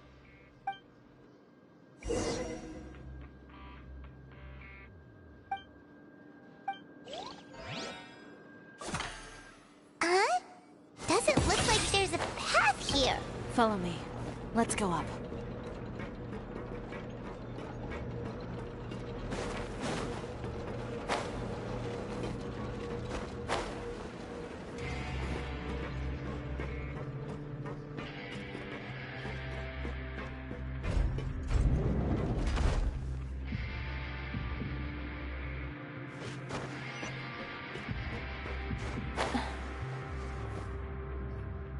This place seems like some kind of warehouse. Ugh, and it stinks too. Huh? What's going on? Our way in's been blocked. Seems like he knew we'd be coming. You did say he knew you really well, didn't you? Yes. And that's because we used to be partners. But you're practically at each other's throats! Now you're telling us you used to work together?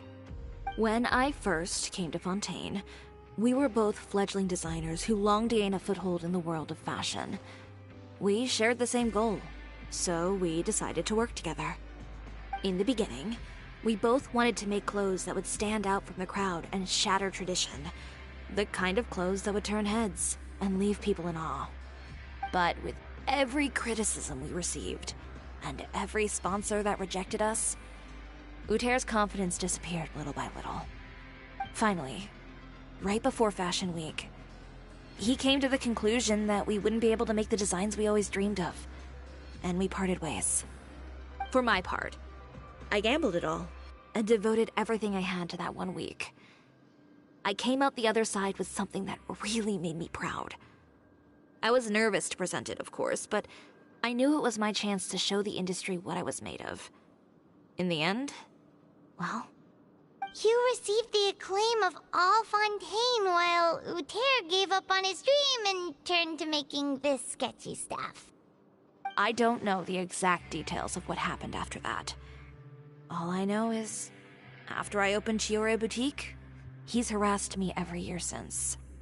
He's just jealous of what you've accomplished. A guy like that doesn't deserve your sympathy. Well, let's focus on getting out of here first. Missing the show is as good as letting him win.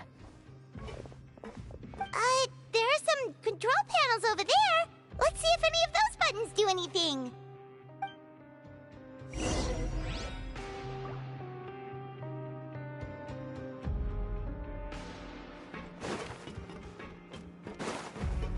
Oh, that doesn't seem to have done anything. That didn't do anything.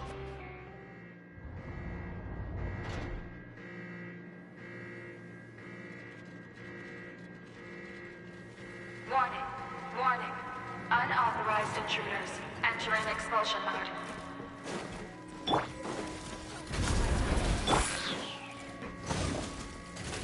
Gather! Warning. Warning. Unauthorized intruders entering expulsion mode.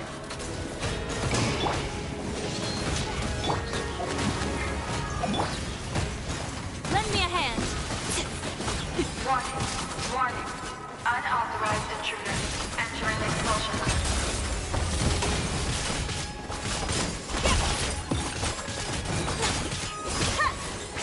Tacky.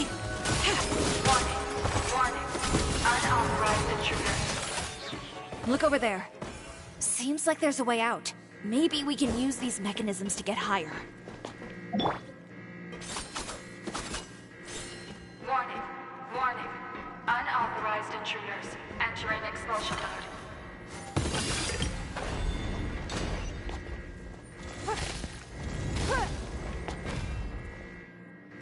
Warning. Warning. Unauthorized intruders entering expulsion mode.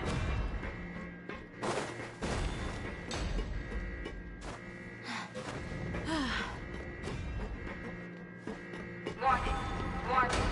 Unauthorized intruders entering expulsion mode.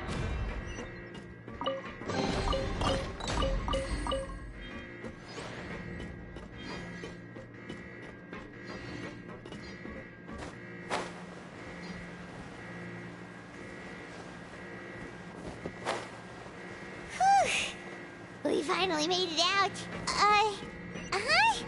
Why does it feel like the movement patterns of those mechs have changed? Warning. Warning.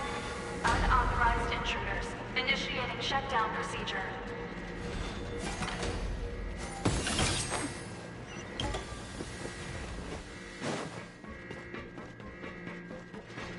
Warning. Warning. Unauthorized intruders initiating shutdown procedure.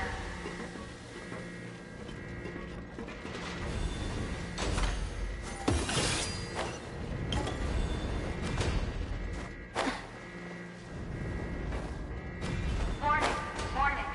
Unauthorized intruders initiating shutdown procedure.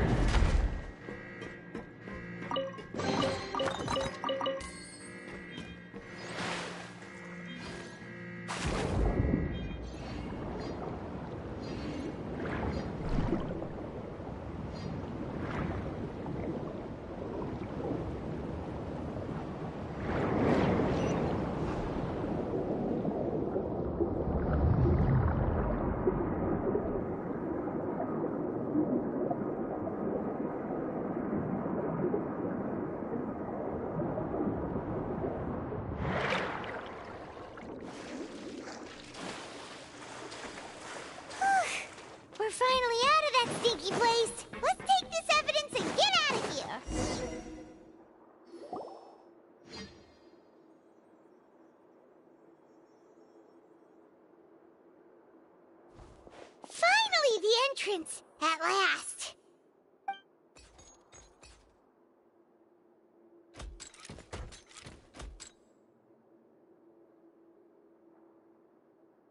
Oh, those chambers couldn't hold you, I see. What a surprise. We've collected a bunch of evidence on all the nasty stuff happening at your factory. You're not getting away this time, Uter. The evidence on your person, you mean?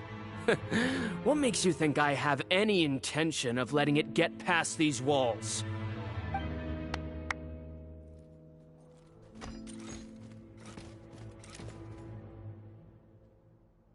More mechanical guards? Really? Ever thought about using these funds for a legitimate purpose? Oh, but this is a legitimate purpose. What? Destroying Chiyoria Boutique? Or continuing to make your rotten rags? Proving that fashion is merely a laughable farce. A carnival of ignorance! You know what your problem is, Uter? You've become so obsessed with the concept of fashion itself that you let it paralyze you. Stop trying to cater to it.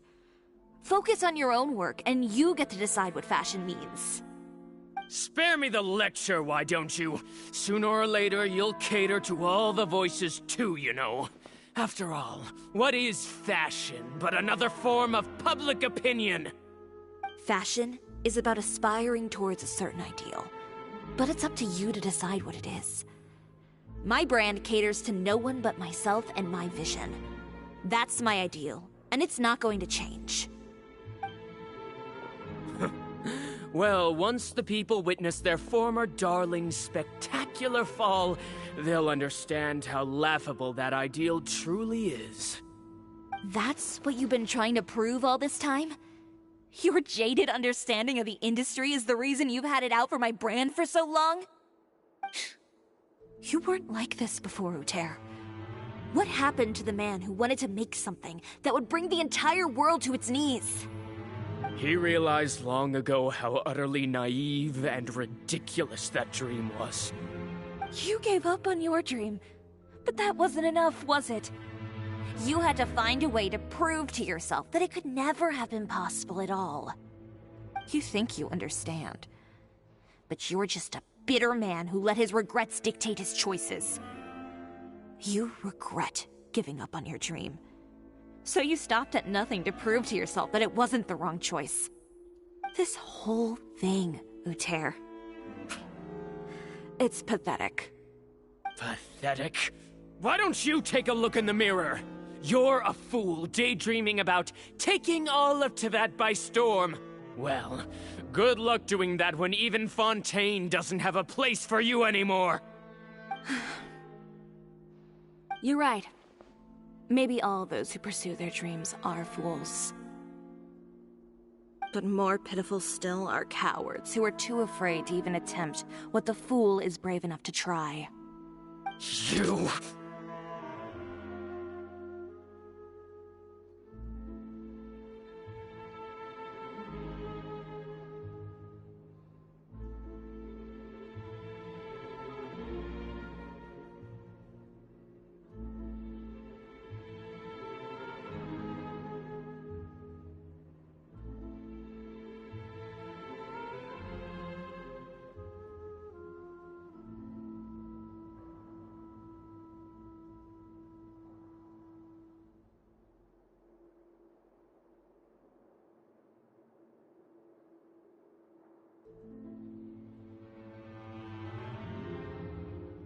Yeah, just leave this guy to us! No, you go instead. But he has a gun! It'll be fine. Just go to the venue and tell everyone to proceed with the plan. I'll deal with him. Some lessons are best delivered in person.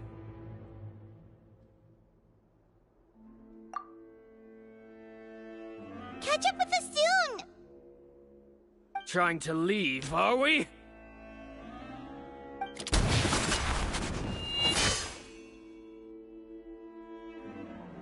I've held back all this time because of our past partnership, Uter. But all all that changed after our tour of your factory. Still trying to talk tough, I see. No matter what you've been through, no matter why you've become like this. If I may borrow the words of a friend, a guy like you doesn't deserve my sympathy. Allow me to show you the true meaning of the Chioria brand.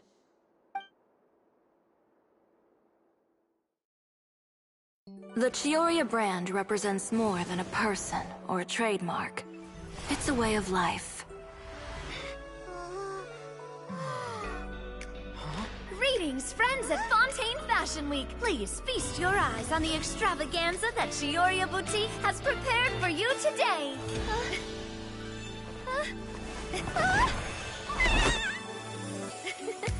Brilliant, dazzling, and wholly unique. And most importantly, an enduring, never-say-die spirit.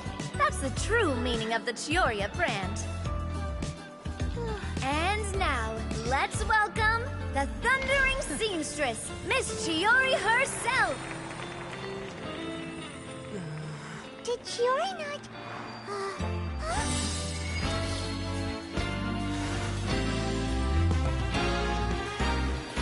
Lights! Cameras! Over here, please! Let the show begin! The world may change, fashion along with it, but Chioria will remain the same. No challenge is too great. Chioria caters to no one. Not even the times. Rather, Chioria will always lead the fashion of our time. Finally, let's not forget.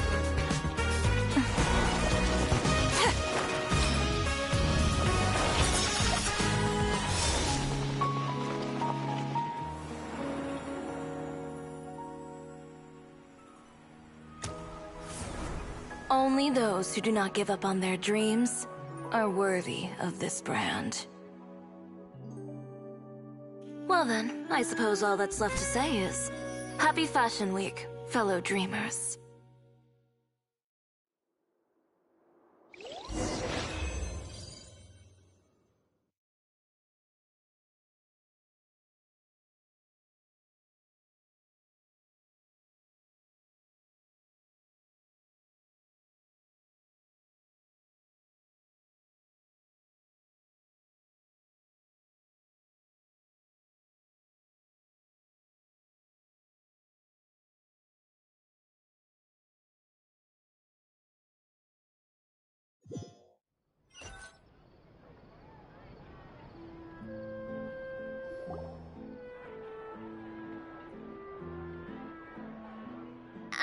How about this?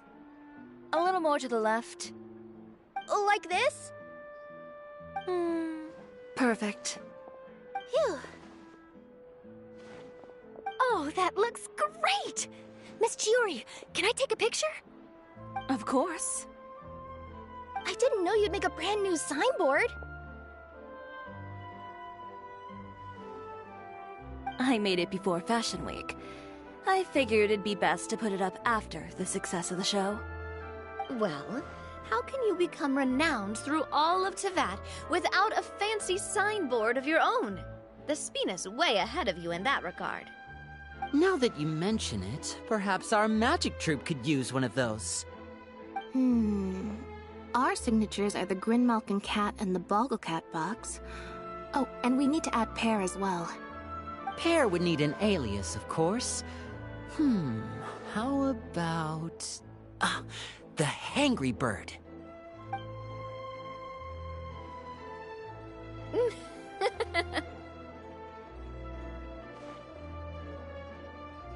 So, does that mean your signboard is going to be 2 cats and a penguin stuffed into a single hat?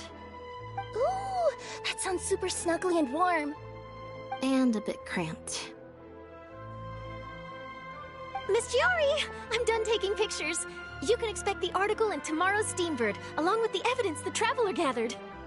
Thank you, Charlotte. It's my pleasure. Bringing the truth to light is a journalist's duty. Going forward, feel free to custom order any accessories you need for Monsieur Verite. It's on the house. Huh? You really mean it? Of course. The same goes for you too, Linny and Lynette. If you have need of any costumes in the future, just drop me a note. What about something other than a costume? Thank you, Chiori. It's much appreciated. Well, I don't really need anything. Just don't be a stranger, all right? I don't need anything either. So long as you continue to request my international courier services from Komania Express, we're golden. Actually, that reminds me. When will you be leaving, Kirara? Huh? About that. The Spina di Rosula has prepared a special vehicle for you, so you can just get in and we'll push it all the way out of Fontaine. What? No, that's so embarrassing. Ooh, do we get something nice too, Chiori? Of course. Just hold on a second. Disrupting public order at the show. Appropriating venue lighting equipment without authorization. Using weaponry in public. Hosting a dangerous performance without notifying the authorities. Chevrolet, we can explain! If you come across anyone who matches those descriptions, please report them to the Special Patrol at your earliest convenience. Enjoyed that, didn't you? You nearly scared me half to death. Says the one who pulled that stunt earlier. How about you do me a favor and tell me in advance next time you're planning something like that? And if I had, would you have approved? No, but it would have at least spared me a whole lot of anxiety. Well, I would say I more than made it up to you, have I not? A whole underground workshop in the Fleuve Cendra, and the man responsible all tied up and handed to you on a silver platter. Sounds pretty thoughtful if you ask me. All right, I won't argue with you. You can have this one. Well, friends, I would say we've earned ourselves a nice meal for our efforts. Let's go. Spina's treat. I'll have to take a rain check. I've still got a lot of paperwork to take care of, so you all go have fun. Oh, by the way, Chiori, I ran into Vanger on the way here. He had a message for you. I don't need to hear it. I'm sure the old fool used pretty much every apology in the book. I'll just visit him some other day and give him a hard time about everything. You know him well. Thanks again, Chevreuse. My pleasure. Oh, and one last thing. That was really quite an amazing show. You don't say. All right, all right. Follow me if you want in on the celebration feast. Come on, we're leaving. Traveler, Paimon, could you go wait for me at that place with the view? I'll let Navia know that we'll be a little late. There's something I'd like to give you.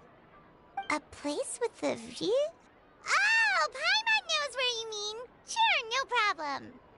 Perfect. I'll be right there.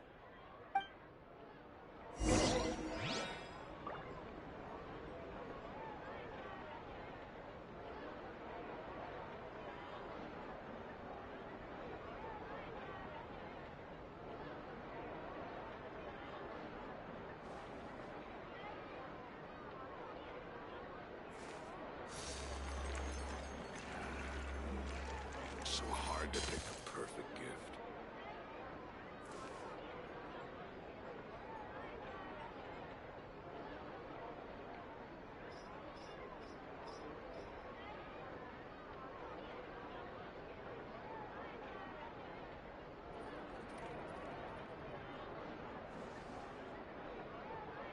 We should look for a new investment. Mora doesn't grow on trees.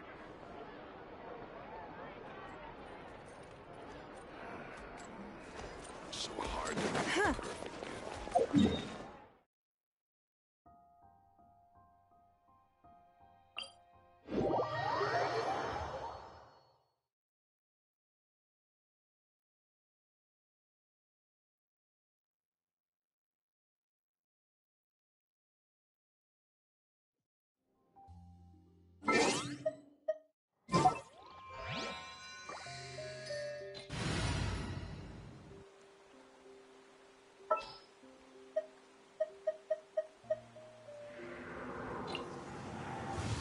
You called?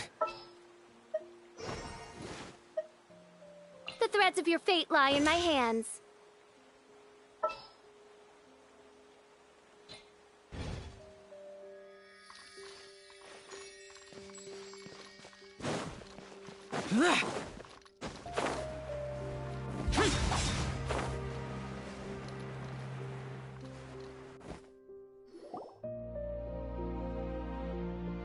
Sorry to keep you waiting. Oh, we didn't wait long at all. But what did you want to give us that you couldn't share right in front of everyone else? Here, take this.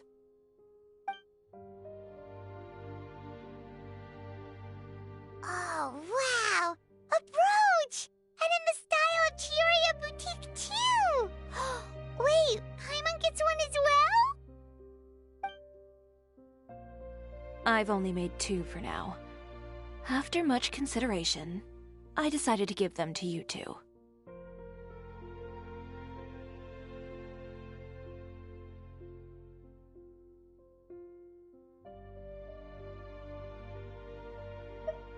You've been a great help. Even when things were looking bleak, you stayed by my side. There were even times when I felt like I had to fight back and win, even if it was just to honor the trust that you had in me. Well, we may have helped a little, but Paimon would say you deserve most of the credit. This result, it was all you, Chiori. I know for certain that was not the case. I've chased my dream for so long that I've come to understand something.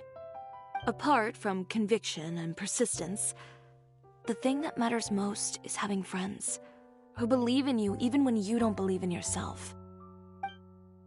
A single person can only do so much. Without all your help, Chioria Boutique could have easily fallen to ruin. Well, Paimon doesn't think it would have ever gotten to that point. Not if you had anything to say about it. But, about the stuff you said at the show, you aren't worried it'll rub some people the wrong way? Perhaps my words were a little pretentious, but they do reflect how I truly feel. I won't bow or scrape before any force in this world, much less any individual. I'm confident in the quality of my work. Create something beautiful, and there will always be people who appreciate it. Well, guess there's nothing to worry about then. Should we go back and join them at the victory feast? Oh, yes, of course. But before that, I'd like to admire the view for just a little while longer. You know, of all the nights I've spent in Fontaine, I'd say this is the loveliest by far.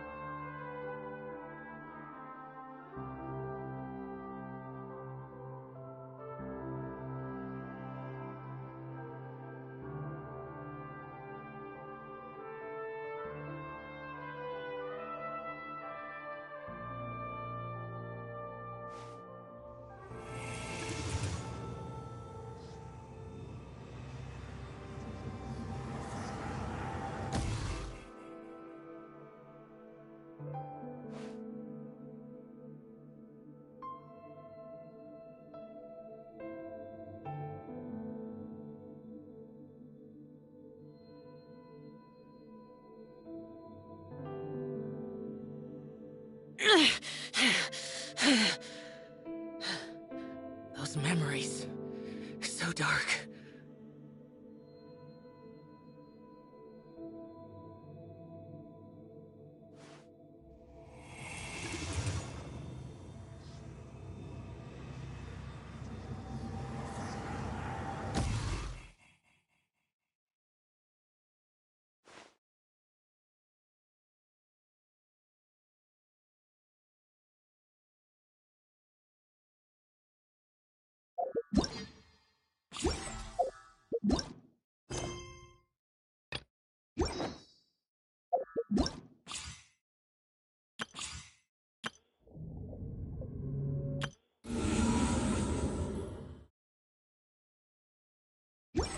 damned will sooner die again than lay a hand on me.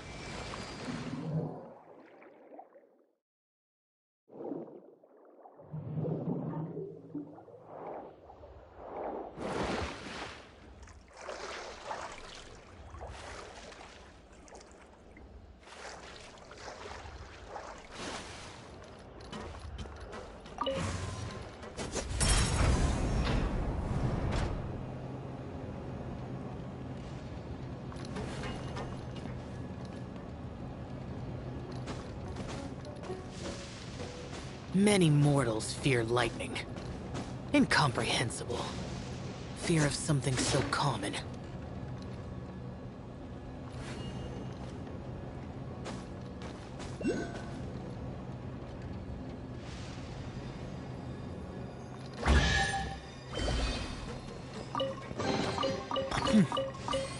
There's quality here.